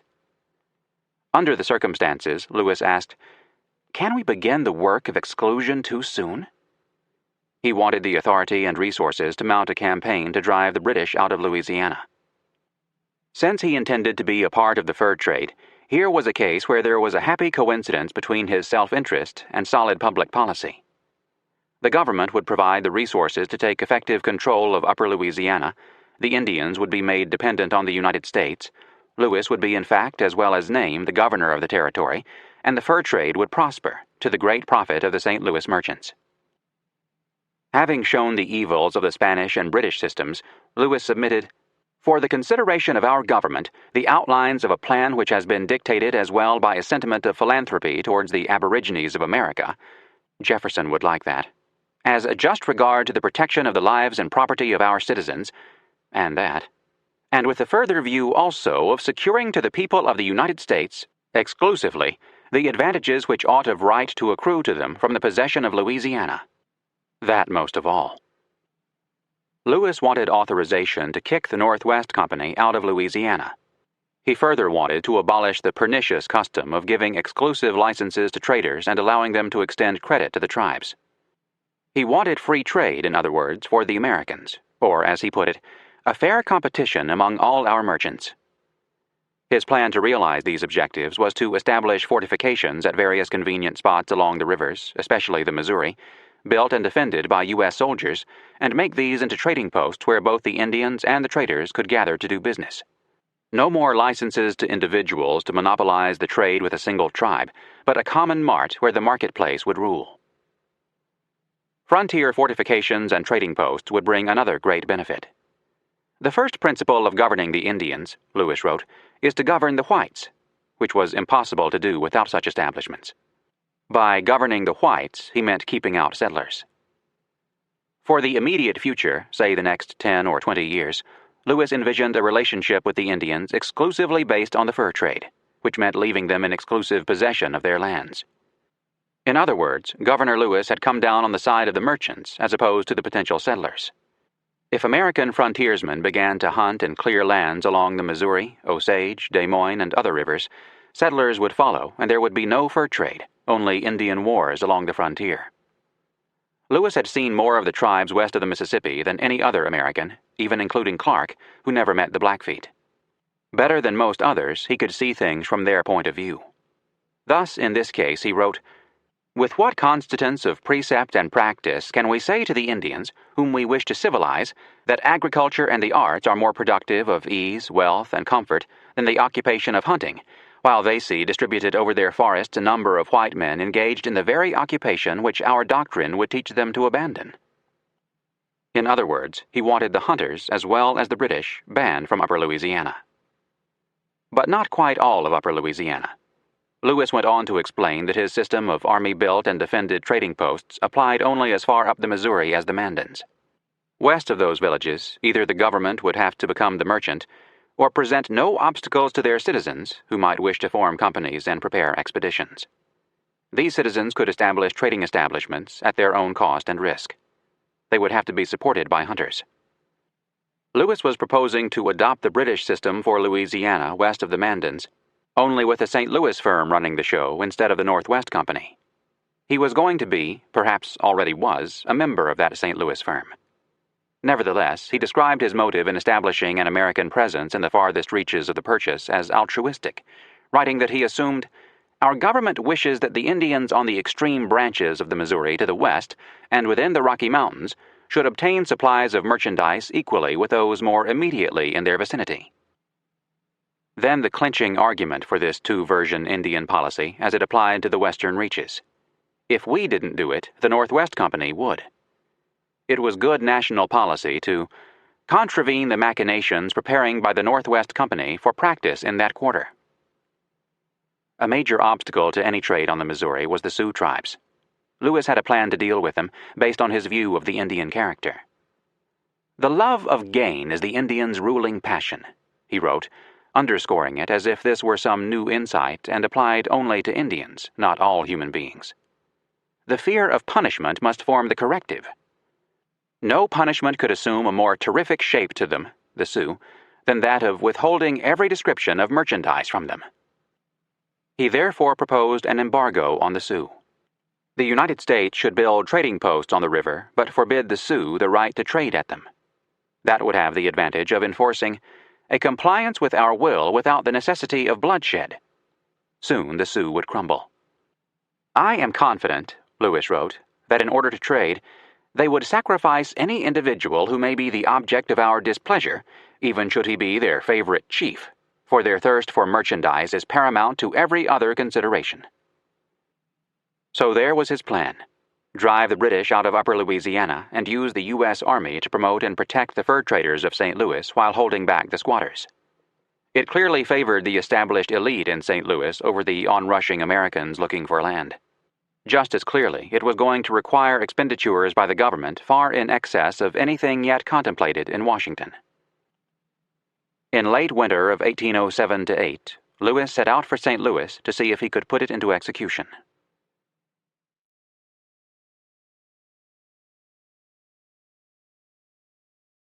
Chapter 35. St. Louis, March to December 1808. St. Louis was isolated but vibrant. Washington Irving described the city as he saw it shortly after Lewis's arrival. "Here to be seen were the hectoring, extravagant, bragging boatmen of the Mississippi, with the gay, grimacing, singing, good-humored Canadian voyageurs. Vagrant Indians of various tribes loitered about the streets. Now and then, a stark Kentucky hunter in leathern hunting dress, with rifle on shoulder and knife in belt, trode along. Here and there were new rich houses and ships, just set up by bustling, driving, and eager men of traffic from the Atlantic states, while on the other hand the old French mansions with open casements still retained the easy, indolent air of the original colonists. The Spanish presence was there too, as were black slaves. This was a mixing of 3 nationalities from the 2 Old World continents with the citizens of the nations from the New World. It made for a cosmopolitan city of about 5,000 residents, the most cosmopolitan of any in America west of the eastern seaboard port cities. Irving found it charming, but his eyes didn't see what would be the first thing to strike a modern visitor: horse manure everywhere one walked.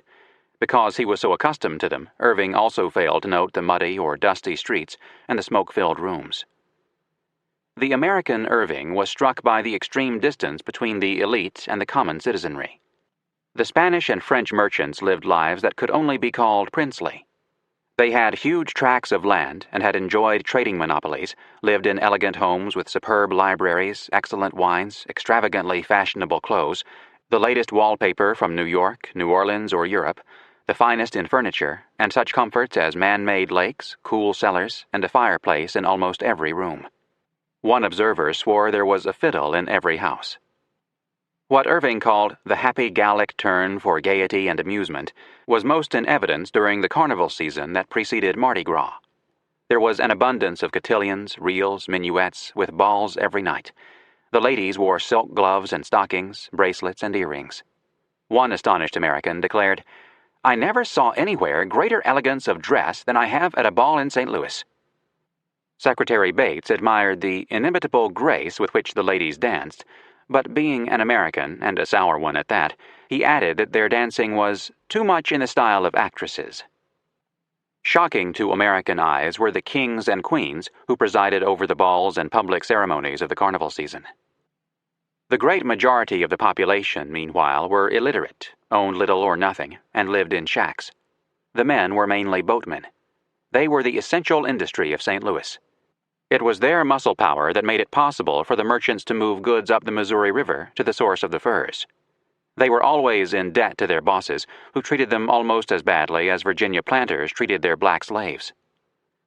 Their loyalty was to one another. In 1807, while on an expedition organized by private traders, George Driard received orders from his employer, Manuel Lisa, to find the deserter Antoine Bissonnette and bring him back dead or alive. Driard brought him back dead. When the party returned to St. Louis, Driard was put on trial for murder. The jury found that Bissonnette's desertion was a threat to the entire party and discharged Driard. Now the Americans were coming into this old world society, bringing with them a new energy. Secretary Bates noted the contrast between the 2 styles. While the English Americans are hard at labor and sweat under the burning rays of a meridian sun, the French and Spanish elite will be seated in their homes or under some cooling shade, amusing themselves with their pipes and tobacco, drinking coffee. He further noted that the old inhabitants were rigid economists. The American threat to this way of life was very great. The Americans were questioning the validity of land titles acquired under the informal land cessions of the Spanish and French regimes, and of the monopolies granted for the lead mines and the Indian trade. There were not enough courts or judges to make decisions, and not enough soldiers to enforce them. The Americans brought with them a spirit of partisanship that added immeasurably to the difficulties of governing. Worse, some of them at least were Burrites, plotting to break Louisiana away from the United States. Secretary and Acting Governor Bates was ill-suited to handle the responsibilities of governing, and he knew it. From the time of his arrival in the spring of 1807, he wrote Lewis about the quarreling that marked public affairs and urged him to hurry to St. Louis to set things in order. "I take a pleasure in expressing the opinion," he wrote on April 5, 1807, "that you have a fair opportunity of establishing a lasting reputation in Louisiana by composing the unhappy divisions of her inhabitants." Lewis's predecessor, General Wilkinson, had granted trading licenses with abandon, to his own profit, to foreigners as well as U.S. citizens. There was intense fighting over land titles. Bates was trying to straighten things out, but felt overwhelmed. He told his brother, "The difficulties with which I have to contend in this country are numberless and almost insurmountable." "I have great cause to lament your absence," Bates wrote Lewis. But he also warned the governor, "Contrary to my first expectation, you must expect to have some enemies." He further warned, We have among us a set of men turbulent and ungovernable in their dispositions, which I believe may be accounted for from that spirit of enterprise and adventure which brought them first into the country. Through to the end of 1807, Bates's anxiety for Lewis to arrive grew. By 1808, he was almost in a frenzy. In January, he wrote Lewis, "No one feels the want of your superintending presence so much as I do." In early February, he wrote again to say he was eagerly expecting your arrival every day. Later that month, he was hoping to see Lewis every hour. By the 26th, it was every moment. Bates was an experienced bureaucrat. In 1801, he had hoped for the appointment Meriwether Lewis had received to be Jefferson's private secretary. He had been postmaster and later receiver of public moneys and land commissioner in Detroit. He had held these positions as a Federalist, but in 1804, wanting higher office, he switched parties and had his brother use his influence with a Republican member of Congress to help him obtain an appointment as Associate Judge of Michigan Territory. "As for my politics," he said in support of his candidacy and in direct opposition to the facts, "you all know that I am staunch." He got the job and was a good enough Republican to receive, in 1807, the appointment to be the Secretary of Louisiana Territory. If even so adroit and experienced a bureaucrat as Bates found governing Louisiana nearly impossible, obviously the inexperienced Governor Lewis was entering dangerous territory. Nevertheless, as he finally broke away from Virginia and headed west, Lewis was bursting with optimism, plans, and energy. The lethargy that had plagued him since the preceding July was gone. He was eager to start his new life. Lewis arrived in St. Louis on March 8, 1808. He was in independent command, if not as independent as on the expedition, still generally on his own.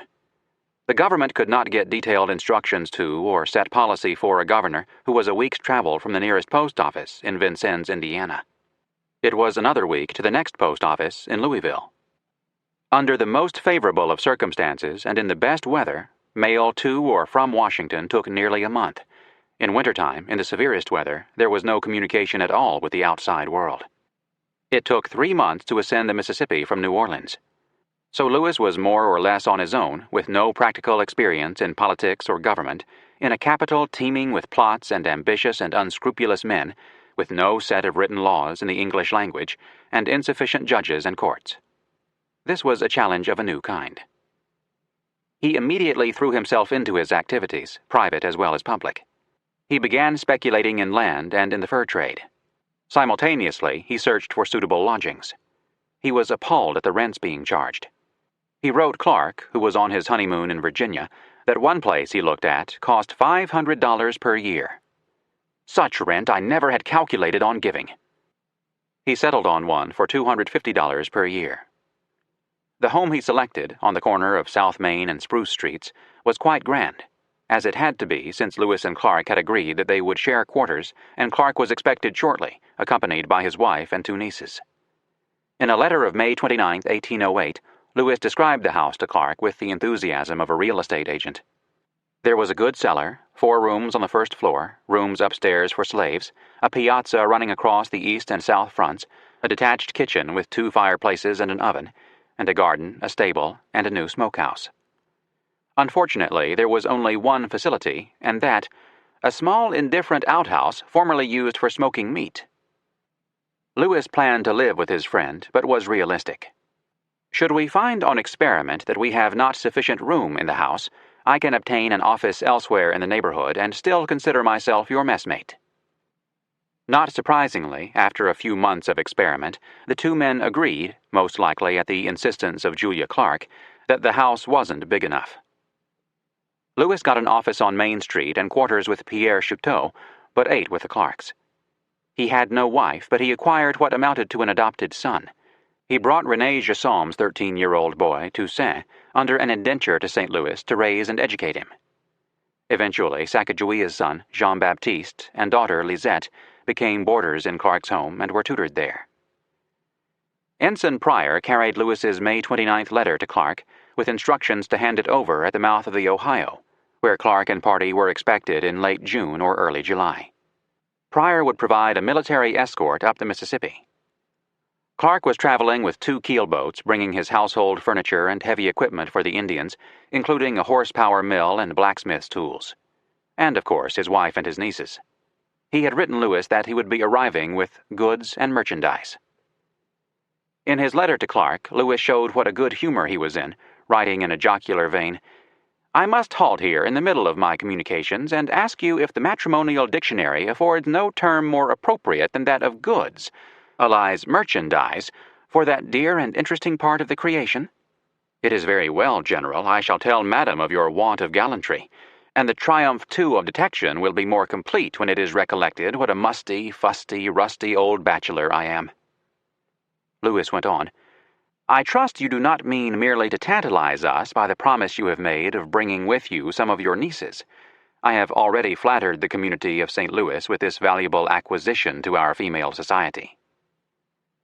It turned out that Clark had brought only one niece, the beautiful and accomplished Miss Anderson, his sister's daughter. She caused a flutter in town. A friend wrote to Secretary Bates, "Great agitation in St. Louis among the bachelors. To prevent fatal consequences, a town meeting has been proposed for the purpose of disposing of her by lot." As had been the case on the expedition, Lewis went through periods of doing little or no writing, followed by periods of extensive composition. In the summer of 1808, he did a lot of writing, personal, chatty letters, sparkling with good humor, as well as his official documents. In a long letter of July 25th to his old Army friend and fellow speculator in Kentucky lands, Major William Preston, Lewis gave a glimpse of his life and emotions. "How wretchedly you married men arrange the subjects of which you treat," Lewis complained in his opening. Preston had recently married Julia Hancock's older sister. Lewis said that, "just because you have gained that which I have yet to obtain, a wife," Preston was not excused from starting off with an entire page about land speculation and your musty, frusty trade, "and a flimsy excuse about the want of money to enable you to come and see us, etc., etc., before you came to the point." The point was that she is off. She was Letitia Breckenridge, who on June 2nd had married Robert Gamble of Richmond. "So be it," a disappointed but resigned Lewis wrote. "May God be with her and hers, and the favored angels of heaven guard her bliss both here and hereafter, is the sincere prayer of her very sincere friend, to whom she has left the noble consolation of scratching his head and biting his nails, with ample leisure to ruminate on the chapter of accidents in matters of love and the folly of castle building." Lewis was generous about the man who had won his fair lady. "Gamble is a good-tempered, easy, honest fellow. I have known him from a boy. Both his means and his disposition well fit him for slumming away life with his fair one in the fashionable rounds of a large city." He was also charitable about Letitia. "Such is the life she has selected, and in its pursuit I wish she may meet all the pleasures of which it is susceptible." Lewis wanted his friend to come to St. Louis to participate in the boom. "In my opinion," he wrote, "Louisiana, and particularly the district of St. Louis, at this moment offers more advantages than any other portion of the United States to the honest adventurer who can command money or Negroes." He described the economy based on corn, shipped to New Orleans in the form of barrels of whiskey, wheat, lead, and furs. "Were I to dwell on the advantages of this country, I might fill a volume." There would never be a better time to take the plunge. "I will risk my existence that you will at some future period regret having chosen any other," Lewis wrote. "You have no time to lose. Lands are rising fast, but are yet very low." Prices had doubled in a year. If Preston would sell his place in Kentucky, even if he got only half value for it, and bring your money or Negroes with you to this country, you might purchase a princely fortune. Lewis backed his boosting with his own money. "I have purchased 7,440 arpents," a French unit of land measure. An arpent was the equivalent of about 0.85 acres, "for $5,530. All of it in the St. Louis neighborhood and blessed with springs and sites for mills, and excellent soil and ample rain." As for the Indians, Lewis admitted that they had been "exceedingly troublesome during the last winter and spring," but insisted that "I have succeeded in managing those on the Mississippi." He added, however, that "the Osage and others on the Missouri are yet in a threatening position." Still, he was confident that the steps he was about to take would soon reduce them to order. Lewis had indeed been extremely active on the Indian front, although to what extent the policies he had put into motion would bring the various nations to order remained to be seen. He had sent a veteran Indian agent, Nicholas Boylvin, accompanied by a military escort of 27 men, to bring in 2 Indians of the Sauks and Foxes accused of murder. And he had initiated drastic measures against one band of the Osage tribe, called the Great Osages. He explained his actions in a July 1st letter to Secretary Dearborn, his first report as territorial governor to the administration. The Great Osages had cast off all allegiance to the United States, he wrote, and no longer acknowledged the authority of their former leader, Whitehair. According to Whitehair and other information Lewis had received, the Great Osage had taken some prisoners, stolen some horses, killed some cattle. They had plundered frontier inhabitants of their clothes and furniture and burned their homes. If the Great Osages wanted war, Lewis was ready. He held several councils with the Shawnees, Delawares, Kickapoos, Iowas, and others, telling them that they were at liberty to wage war against the Great Osages. He began preparations in St. Louis because, "War appears to me inevitable with these people. I have taken the last measures for peace, which have been merely laughed at by them as the repetition of an old song." The problem was that the Great Osages felt themselves independent of the government because they had a Spanish trader among them. Lewis had therefore suspended all trading licenses, which caused an uproar among the traders in St. Louis, until a sufficient force could be sent to establish permanent trading posts. He provided General Clark with an escort of 80 men to go up the Missouri to establish a fortification and trading post on the Osage River. This amounted to an expedition against the Great Osages. Lewis needed more men and asked for an authorization to pay recruits for the militia. He needed supplies and asked Dearborn to send him 500 muskets, 300 rifles, 120 swords, 60 pairs of pistols, and a ton of gunpowder. That should take care of the Spanish-influenced southern flank. The danger on the northern front, on the Missouri beyond the Mandans, came from the British. Lewis gave orders that they should be kept out of U.S. territory, but of course he had no power to enforce them. Indeed, he wasn't sure the War Department would approve. Dearborn had about lost all his patience with the young hero. From his point of view, Lewis was doing everything wrong. The United States was on the verge of war with Britain, the War Department was woefully unprepared. Here was Lewis opening up another front, demanding weapons and men, marching regular troops off to deal with some minor Indian problems that sounded like a squabble between the Little Osages and the Great Osages, fed by wild stories from Whitehair and some traders. Lewis had said not one word about returning Big White to his people, even though the commander-in-chief had ordered him to make this his top priority. And he had taken unauthorized actions without properly reporting. The first Dearborn had heard about Boylvin's expedition to bring back the murderers, in itself a very questionable piece of Indian policy, had come from an army officer reporting the requisition for men and supplies. In a July 2nd letter that crossed Lewis's letter to him, Dearborn set a policy. Except in cases of the most pressing emergency, detachments of the troops should not be made until approved by the President. The Secretary closed with a complaint. No communication except some drafts for money has for many months been received from the executive of Louisiana.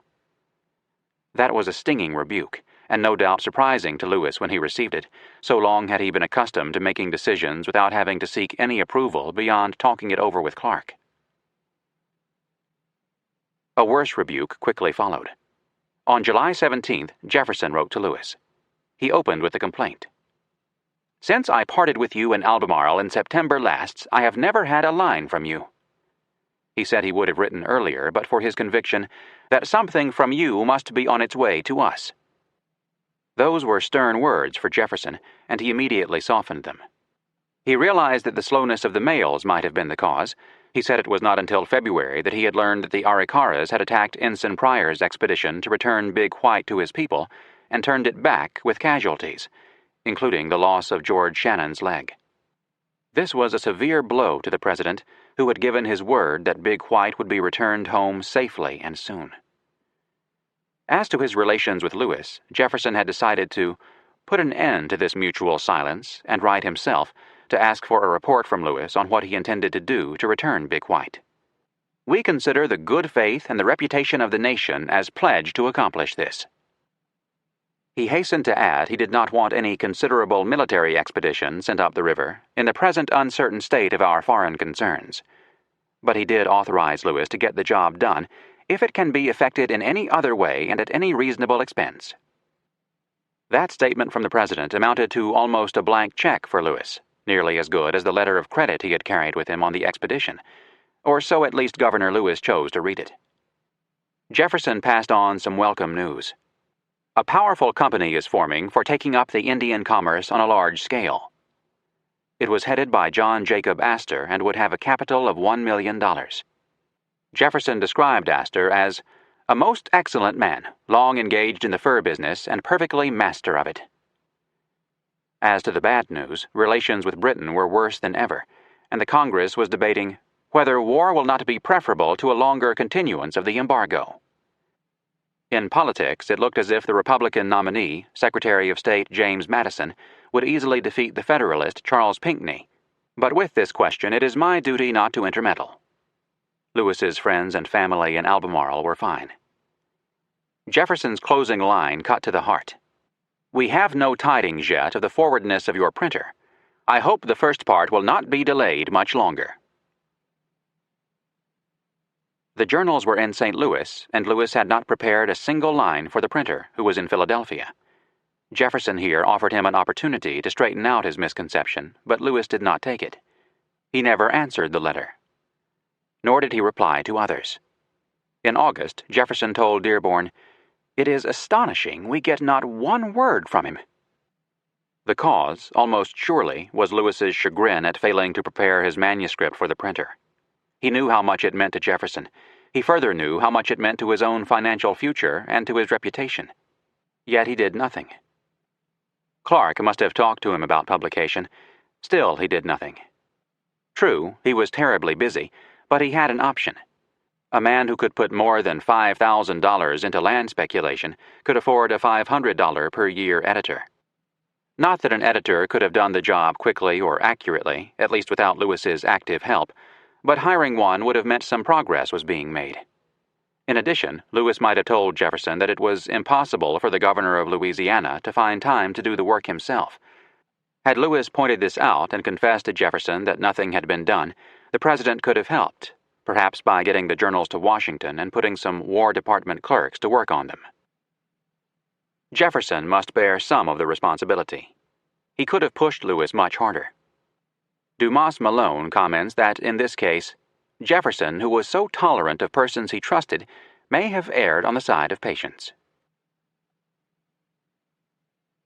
Lewis found numerous opportunities to get out of the office, sometimes on horseback trips for land speculation, on other occasions to visit old Army friends at Bellefontaine. He visited George Shannon in the hospital. He joined other Masons in St. Louis in establishing a Masonic lodge in St. Louis and agreed to serve as the first master. He helped establish the first newspaper west of the Mississippi by participating in the financing of Joseph Charles's Missouri Gazette, which printed its initial issue on July 22, 1808. The governor used it as an outlet for his pronouncements. On August 2nd, the paper printed the first half of Lewis's long policy statement to Dearborn. He used the nom de plume, Clatsop. He also wrote occasional pieces for the newspaper. On November 16, 1808, he contributed an essay on The True Ambitions of an Honest Mind. It read in full, "Were I to describe the blessings I desire in life, I would be happy in a few but faithful friends. Might I choose my talent, it should rather be good than learning. I would consult in the choice of my house convenience rather than state, and for my circumstances desire a moderate but independent fortune. Business enough to secure me from indolence, and leisure enough always to have an hour to spare. I would have no master, and I desire few servants. I would not be led away by ambition, nor perplexed with disputes. I would enjoy the blessings of health, but rather be beholden for it to a regular life and an easy mind, than to the school of Hippocrates. As to my passions, since we cannot be wholly divested of them, I would hate only those whose manners rendered them odious, and love only where I knew I ought. Thus would I pass cheerfully through that portion of my life which cannot last always, and with resignation wait for that which will last forever." These are ideals that Polonius would have approved, put in the stilted language the earnest young governor often used when he tried to express feeling. Some of the blessings he described he enjoyed, others not. He had a few faithful friends, most of all Jefferson and Clark. He lived in fairly simple accommodations. He was short of an independent fortune, but in sight of one. He often complained about his lack of leisure. He had but one servant, a free black man named John Pernier. His ambition was always in danger of leading him away, and he was cursed with disputes aplenty. His health was dependent on the medicines for malaria he regularly took. As to hatred, he perhaps had Bates in mind when he expressed the hope that he would hate only those who were odious. My life is still one continued press of business which scarcely allows me leisure to write to you, Lewis told his mother in a letter of December 1st, 1808. Of course, he was not quite that busy, but that is the way a young man opens a letter to his mother when he suddenly realizes he has not seen her or written to her in over a year. Lewis's first concern was for her health, but he expressed it with a complaint.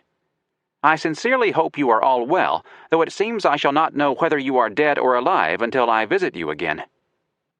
With what can only be called a piece of gall from someone who had not written a letter to his family in a year, he went on, What is John Marks and Edmund Anderson about that they do not write to me?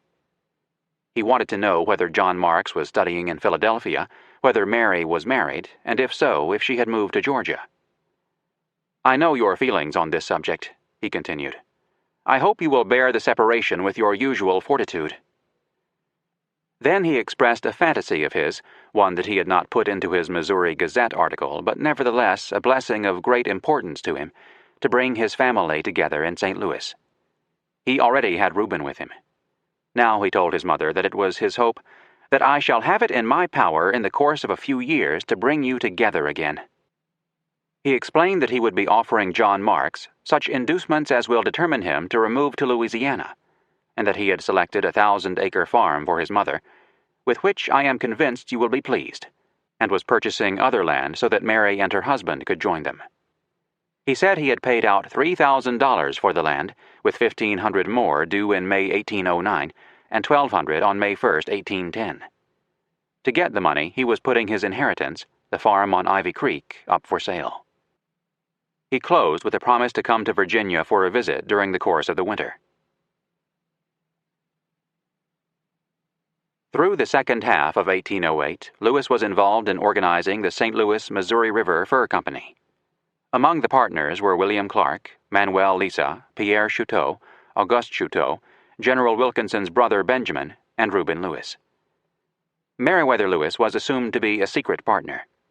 Not many details are known, but the general idea was to send a privately raised, publicly financed, very large expedition up the Missouri in 1809 to return Big White to his people.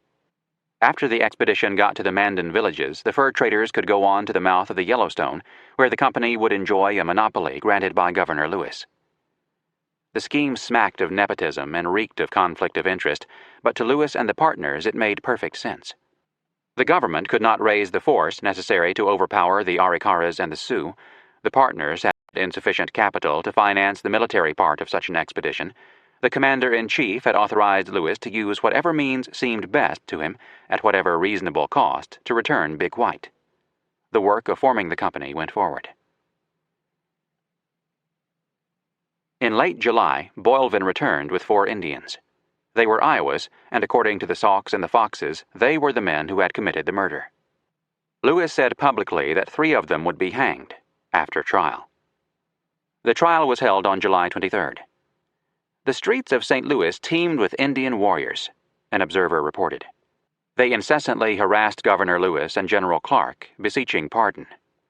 The Iowa warriors were found guilty, but something must have bothered Lewis about the trial, for he ordered a new one, which was held on August 3rd. The Indians were again found guilty, but instead of hanging them, Lewis had them put in jail, evidently to await instructions. Not until mid-August did Lewis receive Dearborn's letter of rebuke, dated July 2nd, nor until then did Dearborn receive Lewis's report of July 1st, which was then passed on to Jefferson at Monticello since Dearborn was in Maine. The maddening slowness of the mails made a difficult situation worse. On August 20th, Lewis replied to Dearborn. He got immediately to the point. I shall in future be as cautious with respect to my requisitions on the regular troops as you can possibly wish me. Of course there was an immediate but. When you take into view, sir, my great distance from the seat of the general government, surrounded as I am with numerous faithless and savage nations, it is obvious that many cases will arise which require my acting before it is possible I can consult. That got him into a convoluted sentence of explanation. I have ever thought it better not to act at all than to act erroneously, and I shall certainly not lay myself liable hereafter to the censure of the executive under this head, though I shall ever feel a pleasure in exercising to the best of my judgment and abilities such discretionary powers as they may think proper to confide to me. He went on at great length to defend what he had done.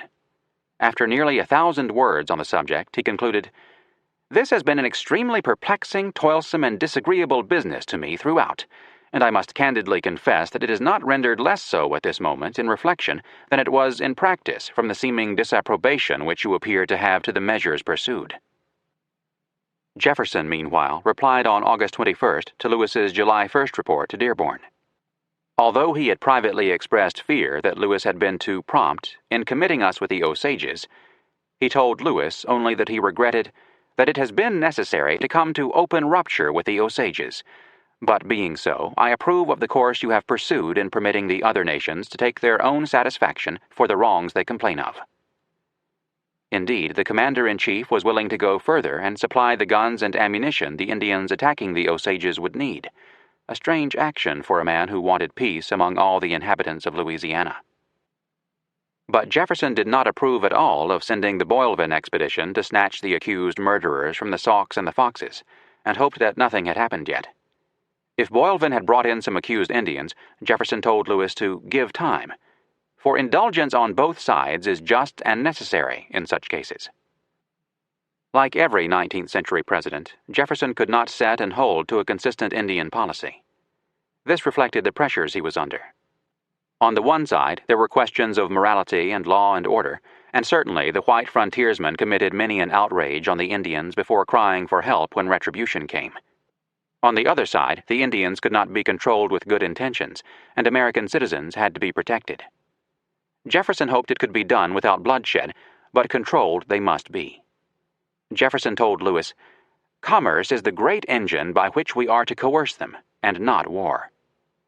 The operative verb in the sentence was coerce. Thus, in the Boylven matter, Jefferson approved of Lewis's requisition for arms and militia expenses, but in passing this along to Dearborn he expressed the hope that Lewis would be able to settle with the Sauks and the Foxes without war, to which he seems too much committed. From the territorial governor's point of view, that was a lovely sentiment, but too mushy for practical affairs. As Lewis had put it in his report to Dearborn, I sincerely hope that the general government in their philanthropic feelings towards the Indians will not lose sight of the safety of our defenseless and extended frontiers. 3 days later, Jefferson again wrote Lewis. He had just heard of Lewis's statement in early July that 3 Iowas were to be hanged for murder. He hoped it would not be done, as we know we cannot punish any murder which shall be committed by us on them, even if the murderer can be taken. Our juries have never yet convicted the murderer of an Indian. If a hanging was necessary, he instructed Lewis to limit it to 1 man, the most guilty and worst character, because only 1 white man had been killed. Lewis kept the Indians in jail, from which they escaped in the summer of 1809. Jefferson next turned to a much more important matter, one on which Lewis had been inexcusably lax, as far as Jefferson knew. I am uneasy, the president wrote, hearing nothing from you about the Mandan chief, nor the measures for restoring him to his country. Once more, Jefferson authorized in advance any measures Lewis might consider necessary, saying that the return of Big White is an object which presses on our justice and our honor, and farther than that, I suppose a severe punishment of the Ricaras indispensable, taking for it our own time and convenience. The president signed off, I repeat my salutations of affection and respect. Lewis spent much of his time on the routine business of government. His duties put him in contact with men who had been or would be famous, most notably Daniel Boone and Moses Austin. He appointed Boone Justice of the District of Femme Osage. He had various dealings with Austin, who held lands west of St. Louis that were rich in lead. Austin expressed his confidence in Lewis, but warned him that the bickering parties in the territory would attempt to drive a wedge between the governor and Secretary Bates. Austin later commented that a breach between the two has already taken place, and Governor Lewis has expressed his dissatisfaction of the Secretary's conduct. Indeed, Lewis had dismissed a number of office holders, some of them Burrites who had been appointed by Wilkinson, others friends of Bates. In the process, he made enemies. The governor created what amounted to an Indian territory, access to which by whites would be controlled by him. His purpose was to prevent claim jumpers and squatters from taking up lands. There was much grumbling about this. When he issued orders suspending all trading with the Great Osages, he made more enemies. When Clark established Fort Osage on the river by that name, he negotiated a treaty establishing a boundary line. When the Great Osages learned that the treaty forbade them to cross to the east of the line, they complained that they had never understood the treaty, and anyway only the Little Osages had agreed to it. Lewis then commissioned Pierre Chouteau to go to Fort Osage and negotiate a new treaty. Lewis's instructions to Chouteau were solidly in the tradition of treaty-making with the Indians. A line should be drawn that assures to them for their exclusive use the lands west of the boundary line.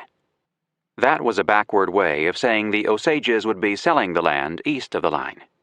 Any Osages who refuse to make their mark on the treaty can have no future hopes, for it is our unalterable determination that if they are to be considered our friends and allies, they must sign that instrument and conform to its stipulations. Those who obeyed would have trade goods aplenty, plus a blacksmith shop and the horsepower mill Clark had brought to St. Louis. Those who resisted would be cut off completely from all trade goods. The Osages did as they were told, adopting the treaty on November 10, 1808. It was ratified by the U.S. Senate unanimously on April 28, 1810. The governor enacted a law to permit villages to incorporate as towns and laid out a road from St. Louis to St. Genevieve, Cape Girardeau, and New Madrid. He oversaw the construction of a shot tower and arranged for the exploration of nearby saltpeter caves. Lewis's relations with Clark were excellent, as always. He borrowed money from Clark regularly. On one occasion, he recorded in his account book, "Borrowed of General Clark this sum, $1, at a card party in my room." On another occasion, he borrowed $6, which he then loaned to his brother, Reuben. On October 7th, it was $50 for an unstated purpose. On October 28th, Clark loaned him $49.50 for 2 barrels of whiskey. In August, when one of Clark's slaves ran away, Lewis gave York $4 for his expenses as he searched for the man. That indicates a high level of trust in York, but nevertheless, Clark was upset with York. York was demanding his freedom as his reward for his services on the expedition. His wife belonged to someone else and lived in Louisville, Kentucky. When Clark refused to free him, York asked to be allowed to go to Louisville. Clark agreed to send him there, but only for a visit. In a November 9, 1808 letter to his brother Jonathan, Clark explained that he would send York and permit him to stay a few weeks with his wife. He wishes to stay there altogether and hire himself. A fairly common practice, York was proposing to hire himself out and send the money his labor earned to Clark, which I have refused. He prefers being sold to returning here, but he is serviceable to me at this place, and I am determined not to sell him to gratify him, and have directed him to return to this place this fall. If any attempt is made by York to run off or refuse to perform his duty as a slave, I wish him sent to New Orleans and sold, or hired out to some severe master until he thinks better of such conduct. I do not wish him to know my determination if he conducts himself well." York continued to argue that he should be set free. Clark lamented to his brother, "I did wish to do well by him, York, but as he has got such a notion about freedom and his eminence services on the expedition, that I do not expect he will be of much service to me again." Clark fretted over the situation. He discussed it with Lewis. In a late 1808 letter to his brother, Clark wrote, "I do not care for York's being in this country. I have got a little displeased with him and intended to have punished him, but Governor Lewis has insisted on my only hiring him out in Kentucky, which perhaps will be best." Clark hoped that York would learn a lesson from a severe master, and thus give over that wife of his to return to St. Louis. York was not the only slave causing Clark problems. He wrote Jonathan that he was often much vexed and perplexed with my few Negroes, so much so that he had been forced to chastise them and was considering selling all but 4, not only to relieve the frustration of dealing with them, but to obtain badly needed money. Still, he was troubled by his temptation to sell his slaves. I wish I was near enough to counsel with you a little on this subject. Will you write a few lines about this inclination of mine to turn Negroes into goods and cash? In May 1809, York returned to St. Louis. York brought my horse, Clark wrote. He is here but of very little service to me, insolent and sulky. I gave him a severe trouncing the other day, and he has much mended. No commentary is necessary. Much of the evil of slavery is encapsulated in this little story, not least Jefferson's realism about the effect of slavery on the morals and manners of the slaveholder.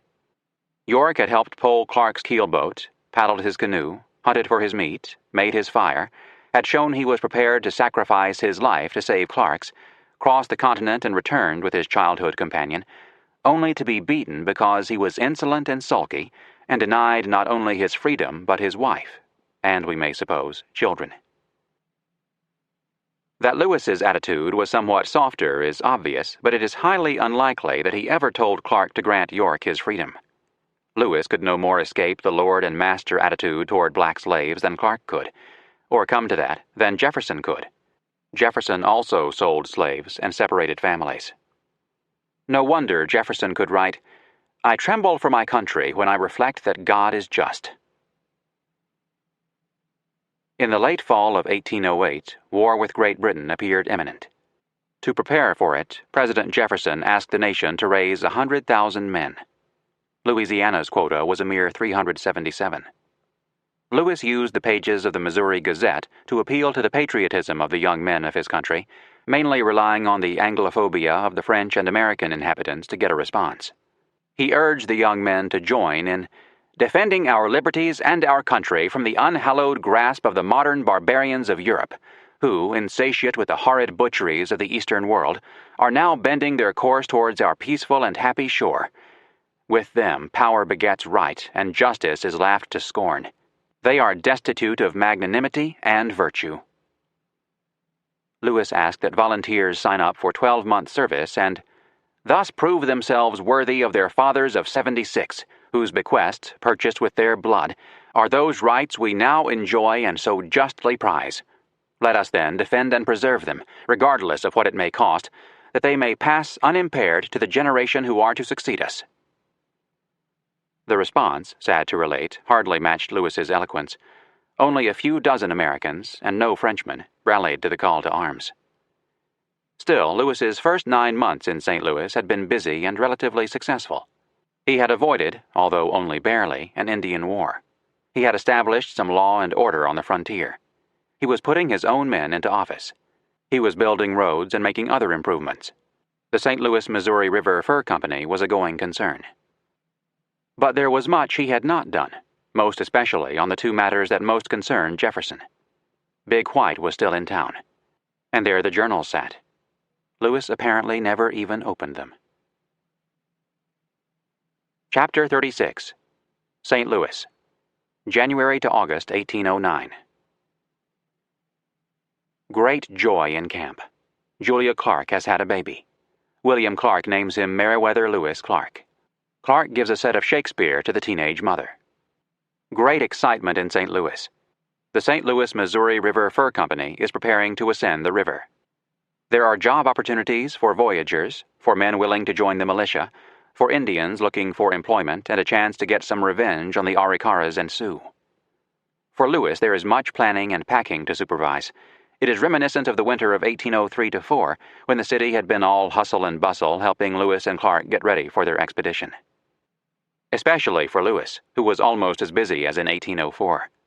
The terms of the contract he signed with the Missouri River Fur Company and the orders he gave the commander, Pierre Chouteau, show how active and productive he was in the winter and spring of 1809, how much he drew on what he had learned about going up the Missouri, how much attention he paid to detail, how imaginative he was, how much thought he put into the task, and how ruthless he could be.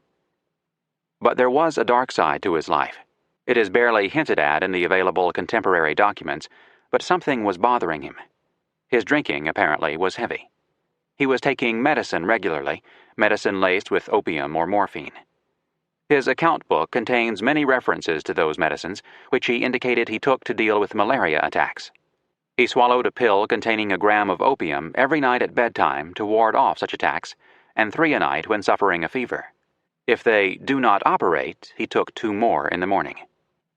He said repeatedly he needed to go back east, wanted to go back east, intended to go back east, that he would be off in a few days, but he didn't go.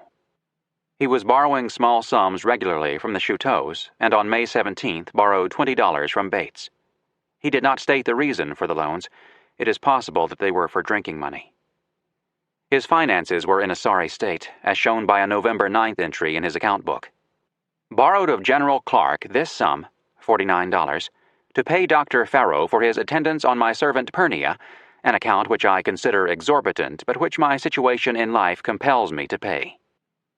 In the orders he gave the expedition carrying Big White about how to handle the Arikaras, he was bloodthirsty to a shocking degree and displayed an alarming lack of common sense. Meanwhile, Secretary Bates had a public scene with Governor Lewis, and the 2 top officials in Louisiana broke off relations. Lewis's behavior had become erratic. On February 24th, Lewis signed the contract with the St. Louis, Missouri River Fur Company in his capacity as governor of the territory of Louisiana on behalf of the United States of America. The terms were explicit. The company promised to raise 125 militiamen, of whom at least 40 shall be Americans and expert riflemen, for the purpose of returning Big White and his party to the Mandan Nation. The company was required to provide the militia with good and suitable firearms, of which 50 at least shall be rifles, the numbers and quality to be approved by Lewis. All other expenses, provisions, utensils, boats, Indian presents, and so on, would be borne by the partners. Governor Lewis would sign drafts for the supplies as an advance to be deducted from the final payment. The company pledged to deliver Big White and party safely, to defend them from all warlike attacks at the risk of their lives. When the job was done, the United States would pay the company $7,000. Pierre Chouteau of the company would command the expedition until it reached the Mandans and returned Big White. At that point, the military functions would end and command would go over to another partner, Manuel Lisa, who would push off with the company's men for the Yellowstone and beyond in a commercial operation. It would have a monopoly. Lewis pledged to issue no license to any trader for any part of the Missouri higher than the mouth of the Platte River.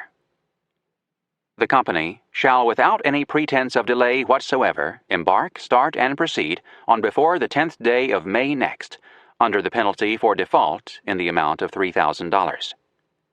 The United States would advance the company up to $3,500 after the expedition was fully formed and equipped. Should Lewis be absent from St. Louis, he authorized General Clark to act in his place. Both sides were delighted with the contract. For Lewis and for the partners, it made perfect sense to combine the military expedition with a commercial venture. After all, the Army had tried in 1807 with Ensign Pryor and been turned back, with the loss of 3 lives, George Shannon's leg, and 7 others wounded.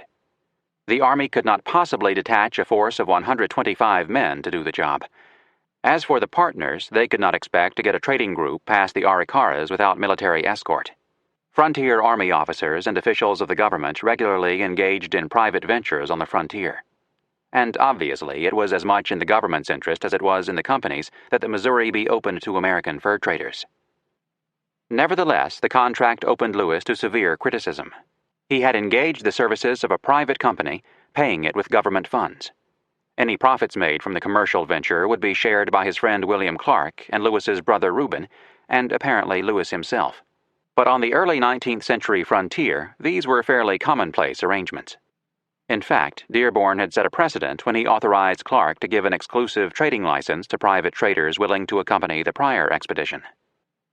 Lewis had an explicit authorization for such expenditures from Jefferson, but in a month Jefferson would be leaving office, and the new president, James Madison, and his Secretary of War, William Eustis, were set on saving money, not taking on new obligations. They were not close to Lewis, they were much less interested in the West than Jefferson, and they did not approve of Lewis's free and easy way of signing drafts.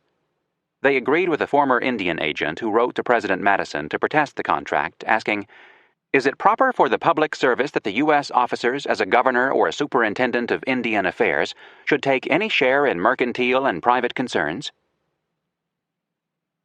Secretary Bates was raising the same question, and he was furious that Lewis, expected to leave for Washington shortly, had named Clark rather than himself as his agent. Further, Bates was in continual disagreement with the governor over policy matters. Lewis was interested in promoting the fur trade. Bates wanted to promote settlement. Lewis refused to issue licenses for hunters in Indian country. Bates thought it a right of Americans to hunt. So angry was Bates that in mid-April he said publicly that he had decided to write the president a catalog of his complaints, but before he could do so, he had an altercation with Lewis. He spoke to Lewis with an extreme freedom of the wrongs Lewis had done him. In an April 15th letter to his brother, Bates explained that Lewis had aroused my indignation and caused a heated resentment. What the specific issue was, he didn't say. Probably it was Clark's appointment as Lewis's agent. We now understand each other much better, Bates wrote. We differ in everything, but we will be honest and frank in our intercourse. Bates was an unlikable character, that type of bureaucrat who cannot for the life of him see any other person's point of view. In a letter to his brother, he confessed that he found this a strange world. He explained, My habits are pacific, yet I have had acrimonious differences with almost every person with whom I have been associated in public business. He admitted that this disturbed him and had caused him to examine his actions, but, Before God, I cannot acknowledge that I have been blamable in any one instance. His jealousy of Lewis was obvious. He told his brother that Lewis has been spoiled by the elegant praises of scientists and poets, and overwhelmed by so many flattering caresses of the high and mighty that, like an overgrown baby, he begins to think that everybody about the house must regulate their conduct by his caprices. It was commonly said in St. Louis that Bates wanted Lewis's job. In his April 15th letter, Bates charged that Lewis had lost public confidence. I lament the unpopularity of the governor, he claimed, but he has brought it on himself by harsh and mistaken measures. He is inflexible in error, and the irresistible fiat of the people has, I am fearful, already sealed his condemnation. Burn this letter. Through the late winter and into the spring of 1809, the Missouri River Fur Company recruited men and gathered supplies. Word came downriver that the Sioux had joined the Arikaras and were determined to stop all boats headed upstream. Lewis looked over the supply of presents for the Indians and decided it was insufficient. So on March 7th, he signed a draft payable to Pierre Chouteau for $1,500 for additional presents. On May 13th, he signed another for $500, and 2 days later yet another in the amount of $450, mainly for 500 pounds of gunpowder and 1,250 pounds of lead. Meanwhile, he worked on a set of orders for Chouteau. He declared that Chouteau's principal object was to return Big White and his family. Paraphrasing what Jefferson had told him, Lewis wrote, I consider the honor and good faith of our government pledged for the success of this enterprise. Lewis avoided specifics. I deem it improper to trammel your operations by detailed and positive commands as to the plan of procedure. But he had suggestions. The first was to employ up to 300 Indians from the nations living below the Arikaras.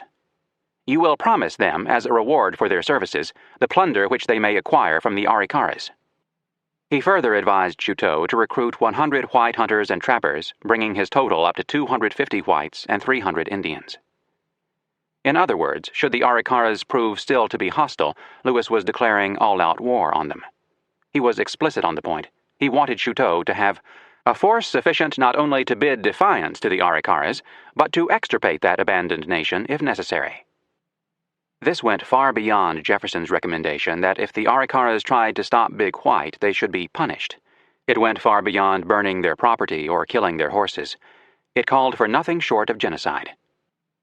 If the Arikaras proved to be peaceable, Chouteau should demand of them the unconditional surrender of the warriors who had killed any member of Ensign Pryor's party. Should the Arikaras claim they could not say who had fired the fatal bullets, Chouteau should require them to deliver up 3 warriors, 3 white men had been killed, chosen from among those most active in stimulating the hostilities. These murderers, when delivered, will be shot in the presence of the nation, and the Arikaras required to give their horses to Chouteau's Indian allies. If the Arikaras refused to deliver up their warriors, You will take such measures as you may think best calculated to surprise and cut them off. If Chouteau took any prisoners, you will either give them to the Mandan or Minotaur nations. If the expeditions got into an inconclusive fight and passed the Arikaras without destroying them, Chouteau should make an alliance with the Mandans and supply them with the necessary firepower to crush the Arikaras. Lewis also said that Chouteau would be meeting with sundry American citizens whose licenses to trade on the Missouri had expired. If they had acted in good faith, Chouteau should renew their licenses. Had their conduct been improper, he should arrest them and return them to St. Louis by force. As for the competition from the north, no British agent, clerk, or engagé can under any pretense whatever be permitted to trade or hunt within this territory, the limits of which are to be conceived to extend to all that country watered by the Missouri. Lewis signed off, I sincerely wish you a pleasant voyage and a safe return to your family and friends. In mid-May, the expedition was underway. Altogether, there were 13 keelboats and barges, the largest flotilla sent up the river to date.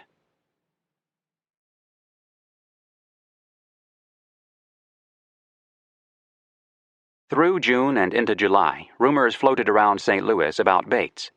He had made it known that he intended to denounce Lewis to the president and was said to be at the head of a party whose object it would be to procure his dismissal. So widespread was the talk that Lewis called on Bates to demand an explanation. You are greatly mistaken, Bates told him. In a letter of July 14th to his brother, Bates related that, as a citizen, I told him I entertained opinions very different from his on the subject of civil government, and that those opinions had, on various occasions, been expressed with emphasis, but that they had been unmixed with personal malice or hostility. Well, Lewis replied, do not suffer yourself to be separated from me in the public opinion. When we meet in public, let us at least address each other with cordiality. Bates agreed, though he complained to his brother that Lewis had used me badly. Then Bates demanded that Clark be brought into the conversation to settle the business about Lewis's appointment of Clark as his agent. When Clark arrived, Bates told the two men that the laws expressly provided that he, Secretary Bates, should be the governor's agent when the governor was traveling. I will suffer no interferences, etc., etc., etc., he declared. To his brother, Bates remarked, How unfortunate for this man, Lewis, that he resigned his commission in the army. His habits are altogether military, and he never can, I think, succeed in any other profession. On July 16th, Bates wrote the Secretary of the Treasury to complain about Lewis's behavior. It seemed Lewis had ordered Bates to print the laws of the territory and charge it to the Secretary's office. Bates had refused, but ultimately relented in response to Lewis's repeated order. Now he wanted the Treasury to compensate him. By July 25th, Bates was able to boast to an ally, Our Governor Lewis, with the best intentions in the world, is, I am fearful, losing ground. He has talked for these 12 months of leaving the country. Everybody thinks now that he will positively go in a few weeks. In early August, Lewis received a short note from a clerk in the Department of State named R.S. Smith. It referred to a draft Lewis had signed on February 10th in favor of one Peter Provencher for $18.50 for translating the laws of the territory into French for publication. Although Lewis had no authorization to pay for such services, he explained, I did not hesitate to cause the copies of those laws to be made out for a felony trial. I was compelled to take the course which I have, or suffer a fellow to escape punishment. Now the bill came back to him with a note from Clerk Smith. The bill mentioned in this letter, having been drawn without authority, it cannot be paid at this department. Lewis was shaken by the refusal. This occurrence has given me infinite concern, as from it the fate of other bills, drawn for similar purposes, to a considerable amount, cannot be mistaken, he wrote.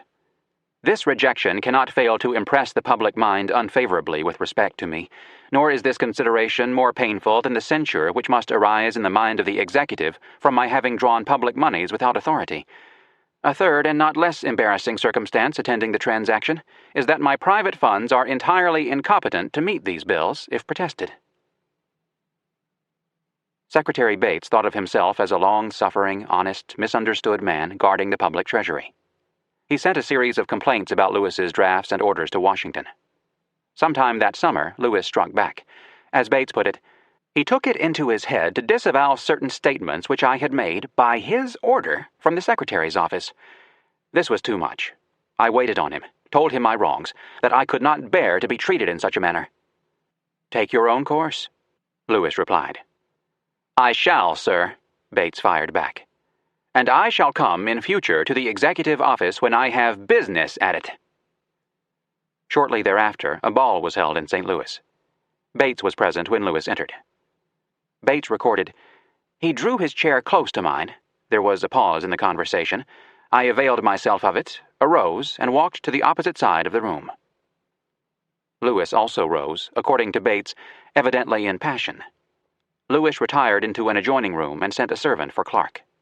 He told Clark that Bates had treated him with contempt and insult and that he could not suffer it to pass. He asked him to call Bates into the room. Clark refused, according to Bates, because he foresaw that a battle must have been the consequence of our meeting. Some days later, Clark called on Bates to ask that he patch things up with Lewis. "No," Bates replied. "The governor has told me to take my own course, and I shall step a high and a proud path. He has injured me, and he must undo that injury." "You come," Bates told Clark, "as my friend, but I cannot separate you from Governor Lewis. You have trodden the ups and the downs of life with him, and it appears to me that these proposals are made solely for his convenience." This unseemly squabbling certainly did Lewis's mood no good, but it was a minor affair compared with what happened to him on August 18th. That day, he received a heart-stopping letter from Secretary of War Eustis. Dated July 19th, it was written in the deadly passive voice of the born bureaucrat.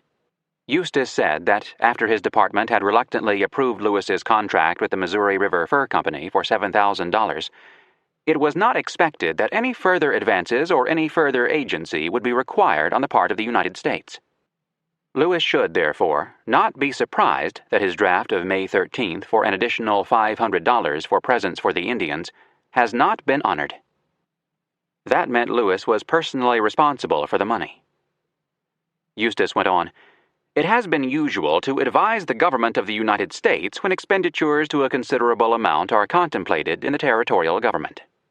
When 125 men are to be enlisted for a military expedition to a point and purpose not designated, which expedition is stated to combine commercial as well as military objects, it is thought the government might, without injury to the public interests, have been consulted." In fact, Lewis had been explicit about the purpose of the expedition, although he had not cleared the commercial aspects of it with Washington. Eustis seized on that point. As the object and destination of this force beyond the Mandans is unknown, and more especially as it combines commercial purposes, so it cannot be considered as having the sanction of the government of the United States, or that they are responsible for consequences. Eustis closed with a chilling remark. "The President has been consulted, and the observations herein contained have his approval." The President, of course, was Madison, not Jefferson, now retired at Monticello and unable to protect Lewis. In any event, Jefferson was unhappy with Lewis. He was slow to censure and ready to give Lewis the benefit of the doubt, but his patience was wearing thin. On August 16th, he sent Lewis a letter of introduction for an English botanist coming to St. Louis on a botanizing tour. Then Jefferson wrote, "I am very often applied to know when your work will begin to appear, and I have so long promised copies to my literary correspondents in France that I am almost bankrupt in their eyes. I shall be very happy to receive from yourself information of your expectations on this subject. Everybody is impatient for it." Perhaps to soften the blow, Jefferson added some political gossip and commentary on foreign affairs. He said Lewis's friends in Virginia are well and have been long in expectation of seeing you. I shall hope in that case to possess a due portion of you at Monticello, where I am at length enjoying the never-before-known luxury of employing myself for my own gratification only. He asked Lewis to present his best wishes to Clark, and be assured yourself of my constant and unalterable affections. Lewis never replied or made any known mention of the letter, nor did he explain to anyone, even Clark, the cause of the delay in preparing the journals for publication. Lewis did reply to Eustis in a letter of August 18th, the day he got it. He said Eustis's letter of July 19th is now before me. The feelings it excites are truly painful. He protested that he had accompanied every draft for a public expenditure with an explicit statement of the purpose and insisted, "I have never received a penny of public money." He added, To the correctness of this statement, I call my God to witness. I have been informed representations have been made against me, Lewis went on. What those representations might have been is not known, but can be surmised from his protests against them. Nor is the source known, but it can be guessed that it was Bates. Evidently, Bates, or someone else, had spread a story that the Missouri River Fur Company intended to go into the Rocky Mountains, beyond the Continental Divide, into territory not belonging to the United States, possibly with the intent of setting up a new country, a la Aaron Burr and General Wilkinson. Whatever the specifics, Lewis said he could not correct by letter the impressions which I fear from the tenor of your letter the government entertain with respect to me. Therefore, he would leave St. Louis in a week, going by way of New Orleans to Washington. I shall take with me my papers, which I trust, when examined, will prove my firm and steady attachment to my country. The expedition to return Big White had only that object, he went on, and in a commercial point of view, they, the company, intend only to hunt and trade on the waters of the Missouri and Columbia rivers within the Rocky Mountains and the plains bordering those mountains on the east side, and that they have no intention with which I am acquainted to enter the dominions or do injury to any foreign power. Be assured, sir, that my country can never make a Burr of me. She may reduce me to poverty, but she can never sever my attachment from her. Word that the government had refused to honor Lewis's drafts had spread round town within hours of the arrival of Eustis's letter. Bates again. Lewis informed Eustis that the protested bills have effectually sunk my credit, brought in all my private debts amounting to about $4,000. He had handed over to his creditors the deeds to the land he had purchased around St. Louis as security, and pointed out that the best proof which I can give of my integrity as to the use or expenditure of the public moneys, the government will find at a future day, by the poverty to which they have now reduced me. Lewis spent the next few days with Clark. They agreed that both of them should go to Washington. Clark was, of course, deeply involved in the Missouri River Fur Company, and in any case had other governmental matters to take up with the War Department, including protested drafts of his brother George Rogers Clark, which had ruined him. Lewis would go by water, Clark over land. They spent much time attempting to put Lewis's accounts in order. They made up a list of what Lewis owed. It came to some $2,900, exclusive of his land debts. Lewis sent ahead to New Orleans the land warrant for 1,600 acres he had been given by Congress, to be sold, he hoped, for $2 an acre. He wanted the money deposited in a New Orleans bank for the benefit of my creditors. He returned to Auguste Chouteau much of the land he had bought from him on credit. He looked around for anything he had that could be sold. In Clark's memorandum book, Lewis wrote, "The Negro boy Tom belongs to my mother and therefore cannot be sold on my account." The most valuable item he possessed, by far, was the journals, worth 1,000 times and more what the land warrant would bring. Those he would never sell. Lewis had told Eustis that he would be departing in a week, but it actually took him 3 weeks to get going. He packed all his belongings, including the journals, which had been continuously in his possession since the end of the expedition. He told Clark he would go to Philadelphia to get the publication process started. His baggage contained, among many other items, a sea otter skin, a pair of red slippers, a silver tumbler, a tomahawk, 5 vests, 2 pairs of pantaloons, 1 pair of black silk breeches, 2 cotton shirts, 1 flannel shirt, 2 pairs of cotton stockings, 3 pairs of silk stockings, a bundle of medicines, a broadcloth coat, a pistol case, 3 knives, a sword, a pike blade with a broken shaft, his espontoon, and all his official papers. He got off on September 4th. Some days after Lewis left St. Louis, one of the land commissioners in the territory, Clement Penrose, accused Bates of being responsible for the mental derangement of the governor, which Penrose said was due to the barbarous conduct of the secretary. Bates confronted Penrose after a meeting of the Board of Commissioners. He charged Penrose with spreading slanders against him and said, "I pledge my word of honor that if you ever again bark at my heels, I will spurn you like a puppy." Later that day, he wrote Penrose a record of the conversation. "You said that I have been and am the enemy of the governor, and that I would be very willing to fill that office myself. I told you this morning that it was false, and I repeat that it is an impudent stupidity in you to persist in the assertion. In return for the personal allusions with which you have honored me, I tender to you my most hearty contempt." In another letter that week, Bates wrote that, All feeling minds are in different degrees affected by the unhappy situation of Governor Lewis and would feel a painful reluctance in contributing to his mortifications. Lewis had borrowed again enough money to purchase a considerable medical chest. He jotted in his account book that he had bought pills for bilious fever, pills of opium and tartar, and others. The Missouri Gazette had reported that Governor Lewis set off in good health for New Orleans on his way to the federal city. The emphasis on his health had more an ominous than a reassuring ring. The day after Lewis's departure, Clark wrote his brother Jonathan describing Lewis's situation and mood during his last week in St. Louis. Governor L., I may say, is ruined by some of his bills being protested for a considerable sum, which was for moneys paid for printing the laws and expenses in carrying the Mandan home, all of which he has vouchers for. I have not spent such a day as yesterday for many years. I took my leave of Governor Lewis, who set out to Philadelphia to write our book, but more particularly to explain some matter between him and the government. Several of his bills have been protested, and his creditors all flocking in near the time of his setting out distressed him much, which he expressed to me in such terms as to cause a sympathy which is not yet off. I do not believe there was ever an honester man in Louisiana, nor one who had purer motives than Governor Lewis. If his mind had been at ease, I should have parted cheerfully. I think all will be right, and he will return with flying colors to this country. Pray do not mention this about the governor except some unfavorable or wrong statement is made. I assure you that he has done nothing dishonorable, and all he has done will come out to be much to his credit, as I am fully persuaded. Chapter 37. Last Voyage. September 3rd to October 11th, 1809.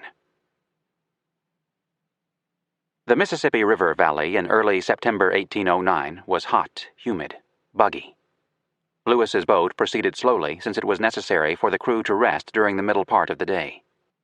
He was in terrible condition, possibly suffering from a malaria attack, certainly in a deep depression that caused him unbearable pain.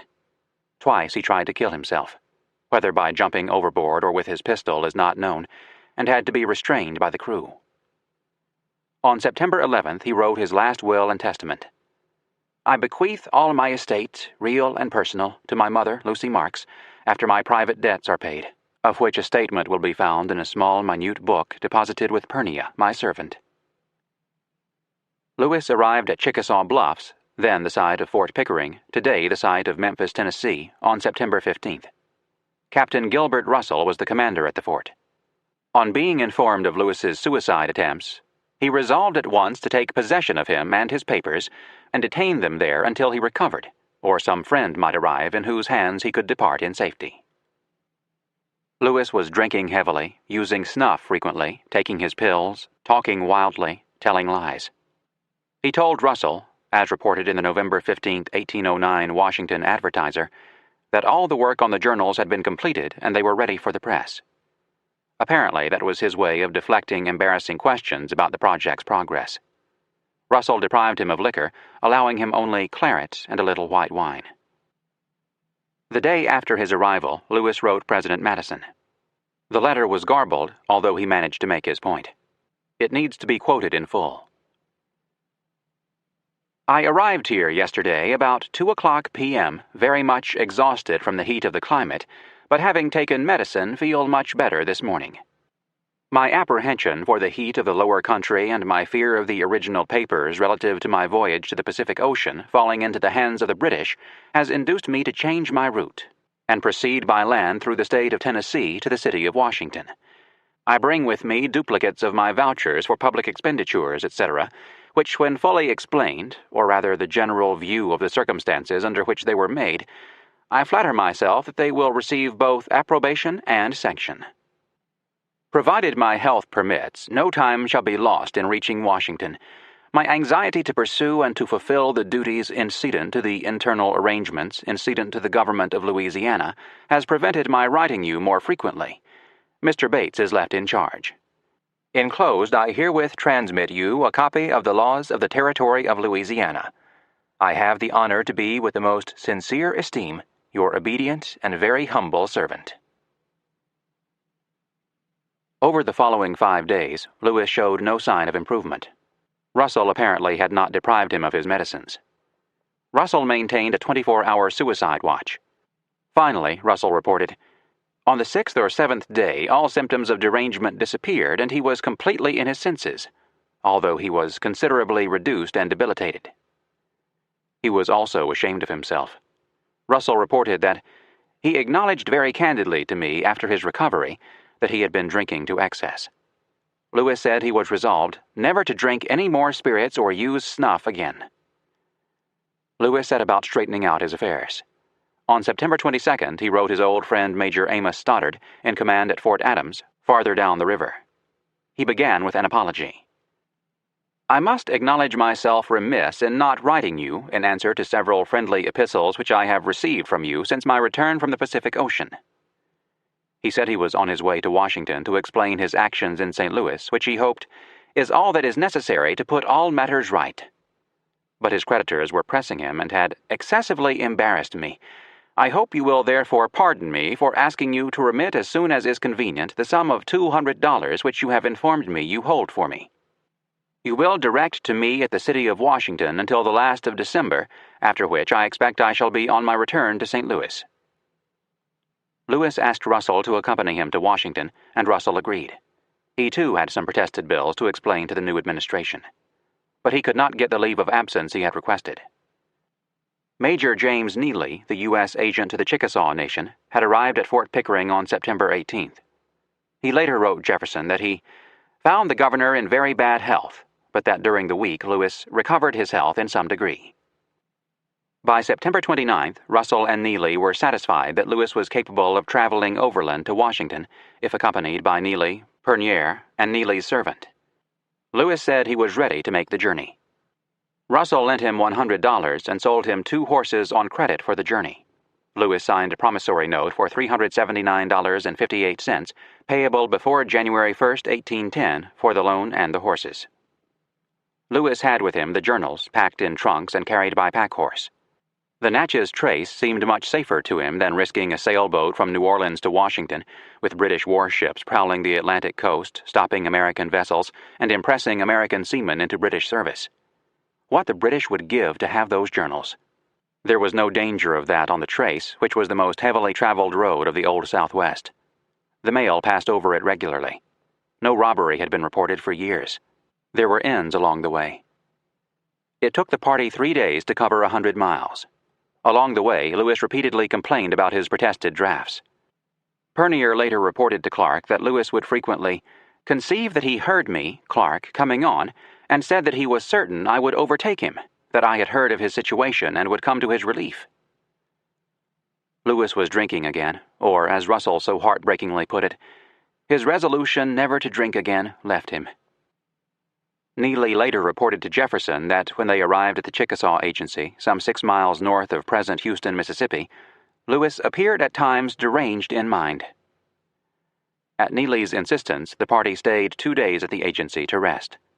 Lewis asked Neely, in the event that any accident happened to him, to send his trunks with the journals to the president, by whom Neely assumed Lewis meant Jefferson, not Madison. On October 6th, Lewis, Neely, and the servants set out again. On the morning of October 9th, they crossed the Tennessee River and camped near the present village of Collinwood, Tennessee. That night, 2 of the horses strayed. In the morning, Neely said he would stay behind to find them. Lewis decided to proceed, Neely reported, with a promise to wait for me at the first house he came to that was inhabited by white people. Late in the afternoon, Lewis arrived at Grinder's Inn, 72 miles short of Nashville. It was a rough-hewn, poorly built log cabin that took in overnight customers. Mr. Grinder was away. Lewis requested accommodations for the night.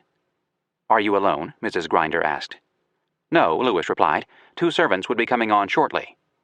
Mrs. Grinder said they were welcome. Lewis dismounted, unsaddled his horse, and brought the saddle in the house. He was dressed in a loose gown, white, striped with blue. He asked for some whiskey, of which he drank but a little. When Pernier and the other servant arrived, Lewis asked for his gunpowder, saying he was sure he had some in a canister. Pernier gave no distinct reply, probably because he had been told by Neely to keep the powder away from Lewis. Lewis began pacing in front of the cabin. Mrs. Grinder later reported that sometimes he would seem as if he were walking up to her, and would suddenly wheel round and walk back as fast as he could. She prepared a meal. Lewis entered the cabin and sat at the table, but after only a few mouthfuls he started up, speaking to himself in a violent manner. Mrs. Grinder noted that his face was flushed, as if it had come on him in a fit. Lewis lit his pipe, drew a chair to the door, sat down, and remarked to Mrs. Grinder in a kindly tone, "Madam, this is a very pleasant evening." After finishing the pipe, he rose and paced the yard. He sat again, lit another pipe, seemed composed. He cast his eyes wishfully towards the west. He spoke again of what a sweet evening it was. As he sat on Mrs. Grinder's porch, looking west while the light faded from the sky, what were his thoughts? Were they of the rivers, the Missouri and the Columbia and the others? Did he recall the Arikaras, the Sioux, the Mandans? Did he think of the first time he had seen Sacagawea? Did he remember the April day in 1805 when he started out from the Mandan Nation on his darling project, daring to link his name with Columbus and Captain Cook? Did he dwell on the decision at the Marias? Or were the plants, animals, birds, scenery of the Garden of Eden he had passed through commanding his imagination? If so, surely he thought of cottonwoods, prickly pears, the gigantic trees of the Pacific coast, of grouse and woodpeckers and condors, of the grizzlies and the unbelievable buffalo herds, the pronghorns, sheep, coyotes, prairie dogs, and the other animals he had discovered and described, of those remarkable white cliffs along the Missouri, the gates of the Rocky Mountains, the Columbia Gorge. Did Three Forks, that essential spot in the geography of the West, spring to his mind? Or was it Kamiawait and the Shoshones? Perhaps it was Old Toby and that terrible trip across the Bitterroots. Did he recall the Nez Perce and their fabulous ponies and generosity? Or the journey down the western waters to the sea? Or was it his Christmas and New Year's dinners of water and lean elk at Fort Clatsop? It may be that he thought of the long waiting period with the Nez Perce, and the one time he had been forced to turn back in the first attempt to force the Bitterroots in the spring of 1806. Or was it the Blackfeet and the only Indian fight of his life? Or the time he got shot in the ass? Did he do a roll call of his men? If so, surely there was a special place for Driar. If he thought of the men, surely he thought of his co-commander, the best friend any man ever had. He had told Pernier earlier that day that General Clark had heard of his difficulties and was coming on. As the light faded, was he looking westward along the trace, expecting to see Clark ride in to set everything right? Did one of Mrs. Grinder's dogs chase a squirrel and remind him of seamen? Could it be that he thought of that moment of triumph when his canoes put in at St. Louis in September 1806? Or were his thoughts gloomy? Were they about his unsolvable problems? Did he agonize over his speculations and the financial ruin they had brought him? Was that awful Secretary Bates foremost in his thoughts? Did he wonder why he had failed in his courtships and had no wife? Did he curse himself for his drinking? Did his mind dwell on Thomas Jefferson? Was he ashamed of how he had failed the man he adored? Did he think of the journals over in the corner in his saddlebags? Or did his mind avoid the past? Was he rehearsing what he would say to Secretary Eustis and President Madison? Or was he yearning for more pills? Or more whiskey? We cannot know. We only know that he was tortured, that his pain was unbearable. Mrs. Grinder began to prepare a bed for him, but he stopped her and said he would sleep on the floor, explaining that since his journey to the Pacific he could no longer sleep on a feather bed. He had Pernier bring in his bearskins and buffalo robe and spread them on the floor. While Pernier was getting the bedding, Lewis found some powder. Mrs. Grinder went to the kitchen to sleep, and the servants went to the barn, some 200 yards distant. Lewis began pacing in his room. This went on for several hours. Mrs. Grinder, who was frightened and could not sleep, heard him talking aloud like a lawyer. Lewis got out his pistols. He loaded them, and at some time during the early hours of October 11th, shot himself in the head. The ball only grazed his skull. He fell heavily to the floor. Mrs. Grinder heard him exclaim, "Oh, Lord!" Lewis rose, took up his other pistol, and shot himself in his breast. The ball entered and passed downward through his body to emerge low down on his backbone. He survived the second shot, staggered to the door of his room, and called out, "Oh, madam, give me some water and heal my wounds." Lewis staggered outside, fell, crawled for some distance, raised himself by the side of a tree, then staggered back to his room. He scraped the bucket with a gourd for water, but the bucket was empty. He collapsed on his robes. At first light, the terrified Mrs. Grinder sent her children to fetch the servants. When they got to Lewis's room, they found him busily engaged in cutting himself from head to foot with his razor. Lewis saw Pernier and said to him, "I have done the business.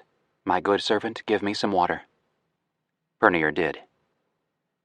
Lewis uncovered his side and showed them the second wound. He said, "I am no coward, but I am so strong. It is so hard to die." He said he had tried to kill himself to deprive his enemies of the pleasure and honor of doing it. He begged the servants to take his rifle and blow out his brains, telling them not to be afraid, for he would not hurt them, and they could have all the money in his trunk. Shortly after sunrise, his great heart stopped beating. Chapter 38, the last chapter. Aftermath. On October 28th, Clark got the news of Lewis's suicide from the Frankfort, Kentucky Argus of Western America. He was in Shelbyville on his way to Washington. George Shannon was with him. Clark wrote his brother Jonathan, "I fear this report has too much truth. My reason for thinking it possible is found on the letter I received from him at your house. I fear the weight of his mind has overcome him. What will be the consequence?" 2 days later, Clark wrote again to report he had heard of the certainty of the death of Governor Lewis, which gives us much uneasiness. I wish much to get the letter I received of Governor Lewis from New Madrid, which you saw. It will be of great service to me. Pray send it. I wish I had some conversation with you. Lewis's letter to Clark, written around September 11th, the day Lewis wrote his will, has never been found. Jefferson got the news at Monticello in November, via either the newspapers or Neely's letter to him. Neely said he had arrived at Grinder's Inn on the morning of October 11th, after Lewis's death, and had buried him as decently as I could. He gave a brief account of the suicide and asked instructions on what to do with Lewis's trunks. A week or so later, Pernier visited Jefferson and gave him an eyewitness account of Lewis's last day on Earth. Jefferson's first known written comment on Lewis's death is in a letter to Dr. William Dixon of Nashville, dated April 20th, 1810. Dixon had sent on a miniature of Lewis and Lewis's watch chain, which had somehow come into his possession. In acknowledging their receipt, Jefferson said he was sending the items to Lewis's mother.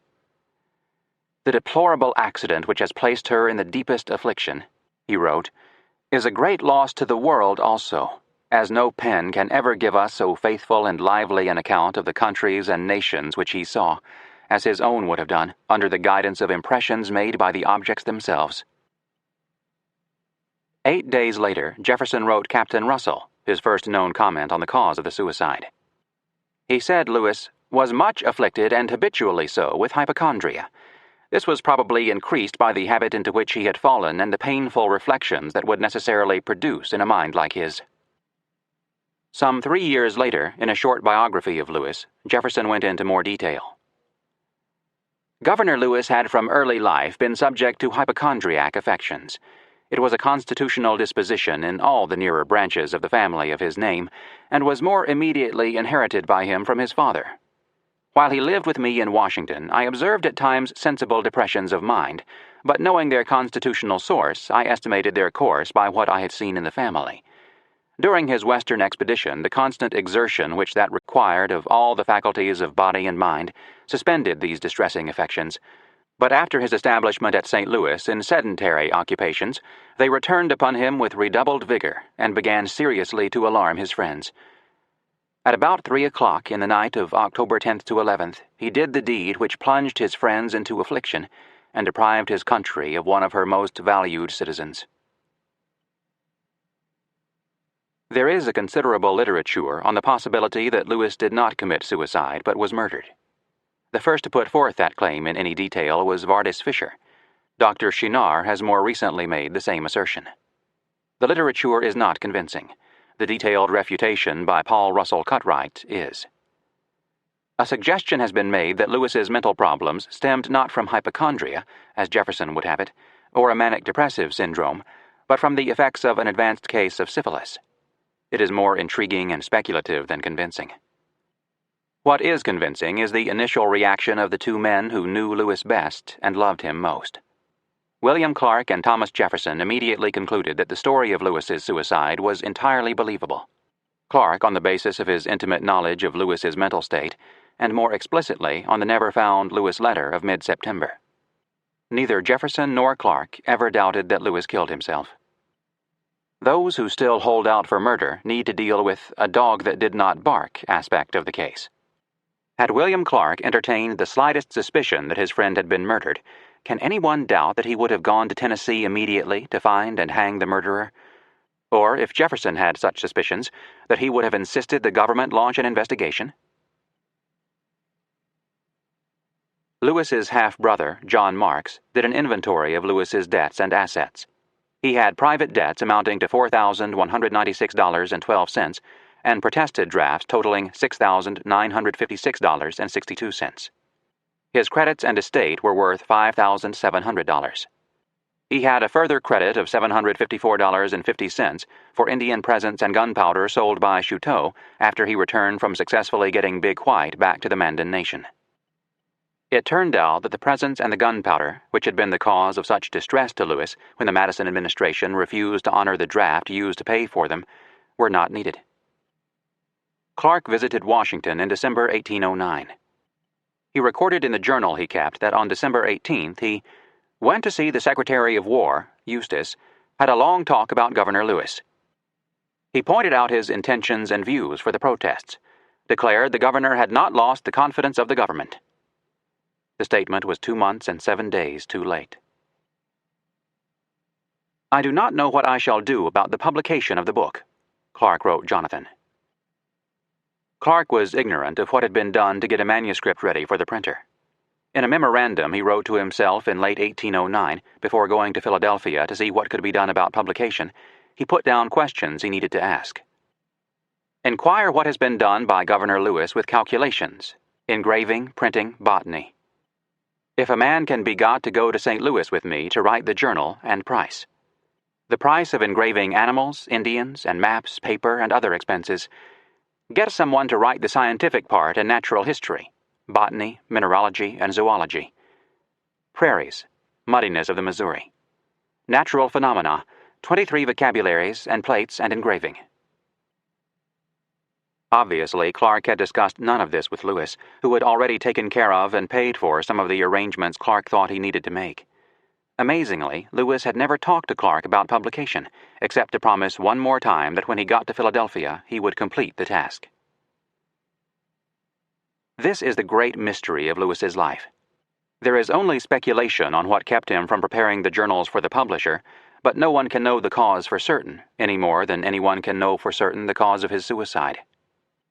On learning of Lewis's suicide, the publishers, C&A Conrad of Philadelphia, told Jefferson that they had a contract to produce the journals and asked what they should do now.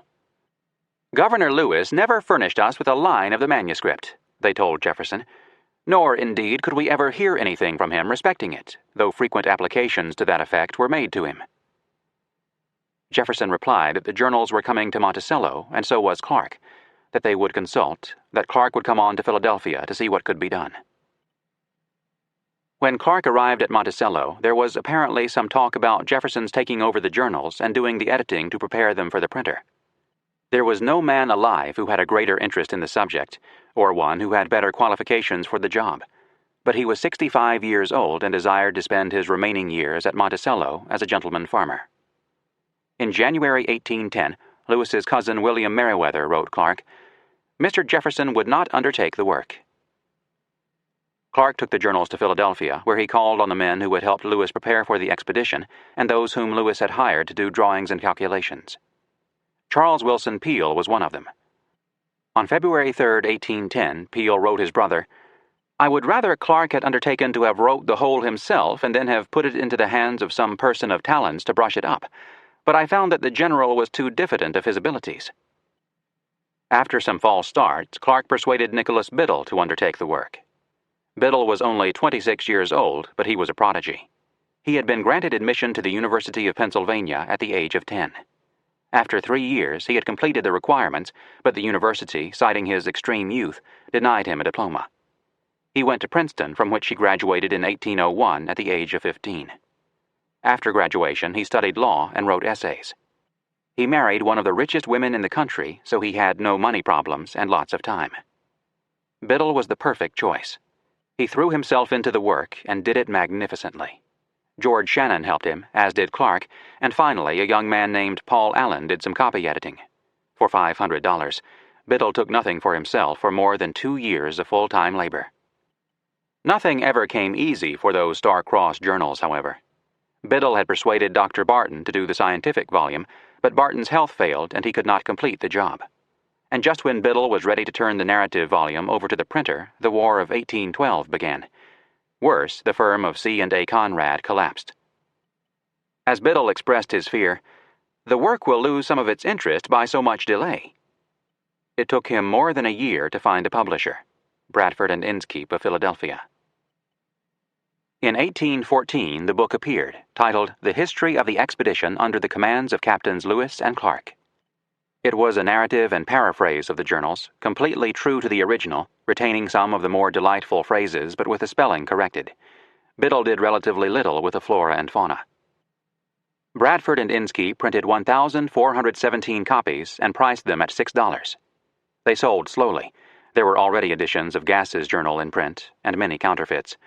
Biddle wanted the publisher to pay royalties to Clark, but he never received a penny. For the next 90 years, Biddle's edition was the only printed account based on the journals. As a result, Lewis and Clark got no credit for most of their discoveries. Plants, rivers, animals, birds that they had described and named were newly discovered by naturalists, and the names that these men gave them were the ones that stuck. Lewis had cheated himself out of a rank not far below Darwin as a naturalist. In 1893, the naturalist Elliott Coues published a reprint of the Biddle narrative. He added footnotes on many subjects, including material on birds, animals, and plants, and especially geography. In 1904, on the 100th anniversary of the beginning of the expedition, Reuben Gold Thwaites of the Wisconsin State Historical Society published Dodd Mead, The Complete Journals, in 8 volumes, including never-before-seen journals from 2 of the enlisted men.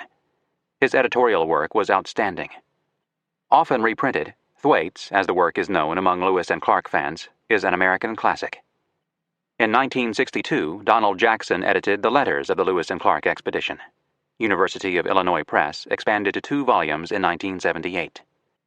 Together with Jackson's notes, it is a work of scholarship almost unequaled anywhere, and certainly never surpassed. In the 1980s, Gary Moulton edited an 8-volume set of the Captain's Journals for the University of Nebraska Press. He added much new material, including Lewis's journal of his trip down the Ohio in 1803, previously published by Milo Quaife in 1916, and innumerable fascinating footnotes with a special emphasis on botany and other scientific subjects. Moulton's edition is the definitive work for our time. But he himself points out, as did Jackson before him, that nothing is ever truly definitive in history. There are always new documents coming to light. Biddle, Thwaites, Jackson, and Moulton together make the rock on which all Lewis and Clark scholarship stands. Biddle's name appears nowhere in his narrative, apparently because he insisted on complete anonymity. On the title page, where his name should have appeared, it reads, "Prepared for the press by Paul Allen, Esquire." Allen can be forgiven, for it was he who induced Jefferson to write a memoir biography of Lewis. He wrote Jefferson, "I wish very much to enliven the dullness of the narrative by something more popular, splendid, and attractive." Elliott Coues commented that Allen's letter exhibited an achievement in impudence that deserves to become historical. Jefferson wrote a 5,000-word letter on Lewis's life in 1813. The first biography of Lewis, it was written with Jefferson's usual care for accuracy and detail. Jefferson never allowed his disappointment over his inability to send the scientific parts of the journals to his fellow members of the Enlightenment, both at home and abroad, or his heartbreak over Lewis's suicide, to sour him on his protege. The expedition had not fulfilled his hopes in many ways, most of all in not discovering an all-water route to the Pacific, but he did not allow that disappointment to affect his judgment of Lewis. At the time Jefferson wrote his memoir of Lewis, the Louisiana Purchase did not look like such a great bargain. The Indians were up in arms, the St. Louis, Missouri River Fur Company and John Jacob Astor had failed to establish permanent posts in the West, the ultimate fate of the great Northwestern Empire was still to be determined, and the distances involved appeared to preclude any significant economic activity in Louisiana. Federalists such as John Quincy Adams continued to ridicule the purchase. Nevertheless, Jefferson knew what he had achieved. Dumas Malone says it perfectly. Jefferson's vision extended farther and comprehended more than that of anybody else in public life, and thinking of himself as working for posterity, he was more concerned that things should be well started and that they be quickly finished. In few things that he did as president was he more in character than as a patron of exploration, and he could well afford to leave his performance in that role to the judgment of posterity. One may doubt if any successor of his ever approached it. Lewis cut his life off at the midpoint. He never reached an age of maturity. Still, enough is known to allow some generalizations. He was a good man in a crisis. If I was ever in a desperate situation, caught in a grass fire on the prairie, or sinking in a small boat in a big ocean or the like, then I would want Meriwether Lewis for my leader. I am as one with Private Windsor, who, when about to slip off the bluff over the Marias River, barely managing to hold on, badly frightened, called out, "Good God, Captain, what shall I do?" I, too, would instinctively trust Lewis to know what to do. He knew the wilderness as well as any American alive during his day, including Daniel Boone and William Clark, and was only surpassed later by John Colter and a few other of the most famous mountain men. His intense curiosity about everything new he saw around him was infectious. Certainly he would be anyone's first choice for a companion on an extended camping trip. Imagine sitting around the campfire while he talked about what he had seen that day. He had a short temper and too often acted on it. His proclivity for beating Indians who displeased him, his readiness to burn their villages or even extirpate them, recalls to mind Jefferson's point that it would be a prodigy indeed who could grow up as a slave master and keep his humanity. Lewis could not keep his boisterous passions in check. He was a man of high energy and was at times impetuous, but this was tempered by his great self-discipline. He could drive himself to the point of exhaustion, then take an hour to write about the events of the day, and another to make his celestial observations. His talents and skills ran wider than they did deep. He knew how to do many things, from designing and building a boat to all the necessary wilderness skills. He knew a little about many of the various parts of the natural sciences. He could describe an animal, classify a plant, name the stars, manage the sextant and other instruments, dream of empire. But at none of these things was he an expert or uniquely gifted. Where he was unique, truly gifted, and truly great was as an explorer, where all his talents were necessary. The most important was his ability as a leader of men. He was born to leadership and reared for it, studied it in his army career, then exercised it on the expedition. How he led is no mystery. His techniques were time-honored. He knew his men. He saw to it that they had dry socks, enough food, sufficient clothing. He pushed them to, but never beyond, the breaking point. He got out of them more than they knew they had to give. His concern for them was that of a father for his son. He was the head of a family. He could lose his temper with them and berate them in front of their fellow soldiers. He could be even sterner. He had a few of them take 50 lashes well laid on. But in the judgment of the enlisted men, he was fair. He didn't make many mistakes. His orders were clear, concise, and correct. Perhaps the finest tribute to his leadership abilities came at the time of the Marias decision. All the men thought the Marias was the river to follow, but they said to Lewis and Clark very cheerfully that they were ready to follow us anywhere we thought proper to direct. He shared the work. He cooked for his men and poled a canoe. He was hunter and fisherman. From crossing the Lolo Trail to running the rapids of the Columbia, he never ordered the men to do what he wouldn't do. When it was appropriate, he shared the decision-making. All of it with Clark, of course, but much of it with the men, too, as in deciding where to spend the winter of 1805-6. These are some of the qualities that make for a good company commander. Lewis had them in abundance, plus some special touches that made him a much-loved commander. He had a sense, a feel, for how his family was doing. He knew exactly when to take a break, when to issue a gill, when to push for more, when to encourage, when to inspire, when to tell a joke, when to be tough. He knew how to keep a distance between himself and the men, and just how big it should be. He knew his profession and was proud of it, and one of the very best at it. But if he was a near-perfect army officer, Lewis was a lousy politician. He was entirely unsuited to the job. Jefferson's appointment of Lewis to the governorship was a frightful misjudgment.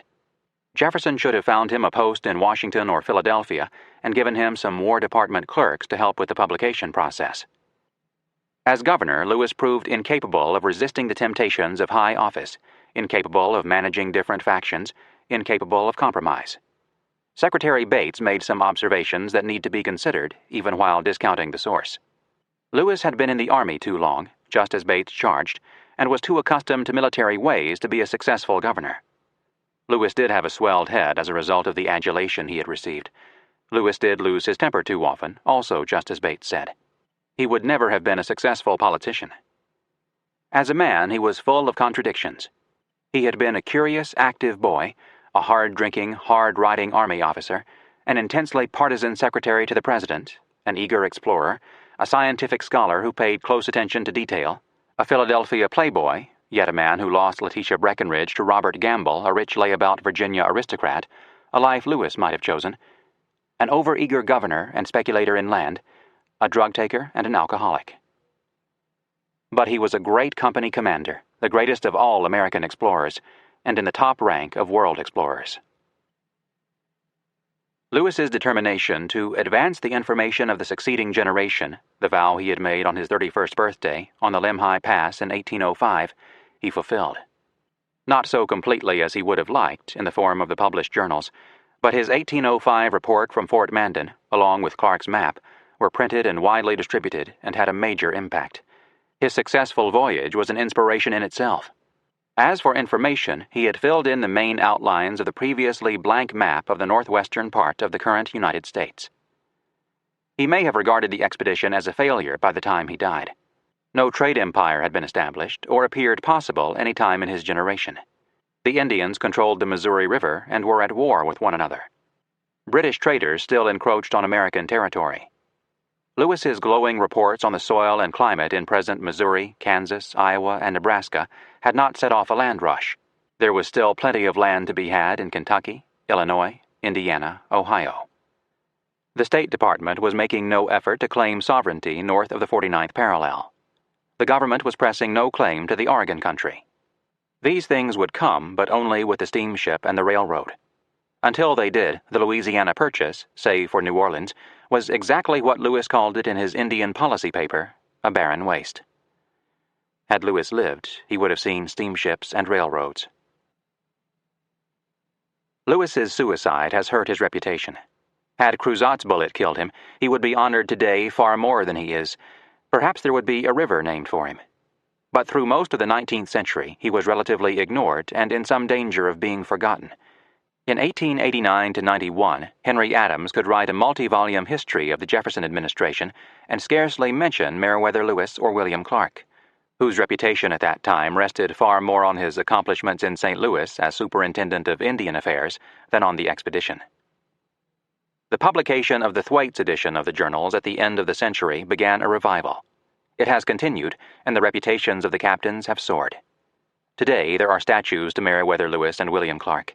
Some towns, some counties, many high schools, and numerous streets are named for them. There is a Lewis and Clark College.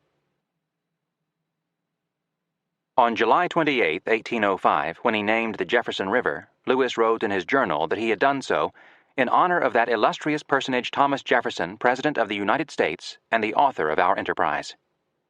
In that spirit, it is fitting that Jefferson should get the last word. In his 1813 letter, Jefferson wrote a one-sentence description of Lewis that is as fine a tribute to a subordinate as any president of the United States has ever written. It is impossible to imagine higher praise from a better source.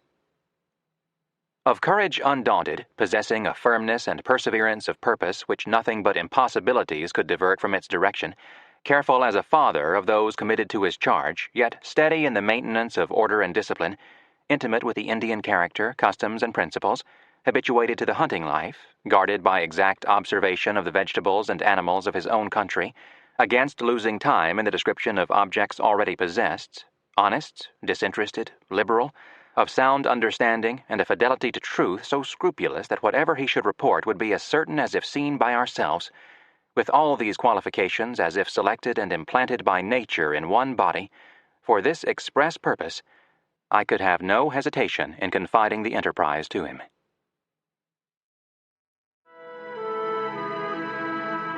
This has been a presentation of Simon & Schuster Audio.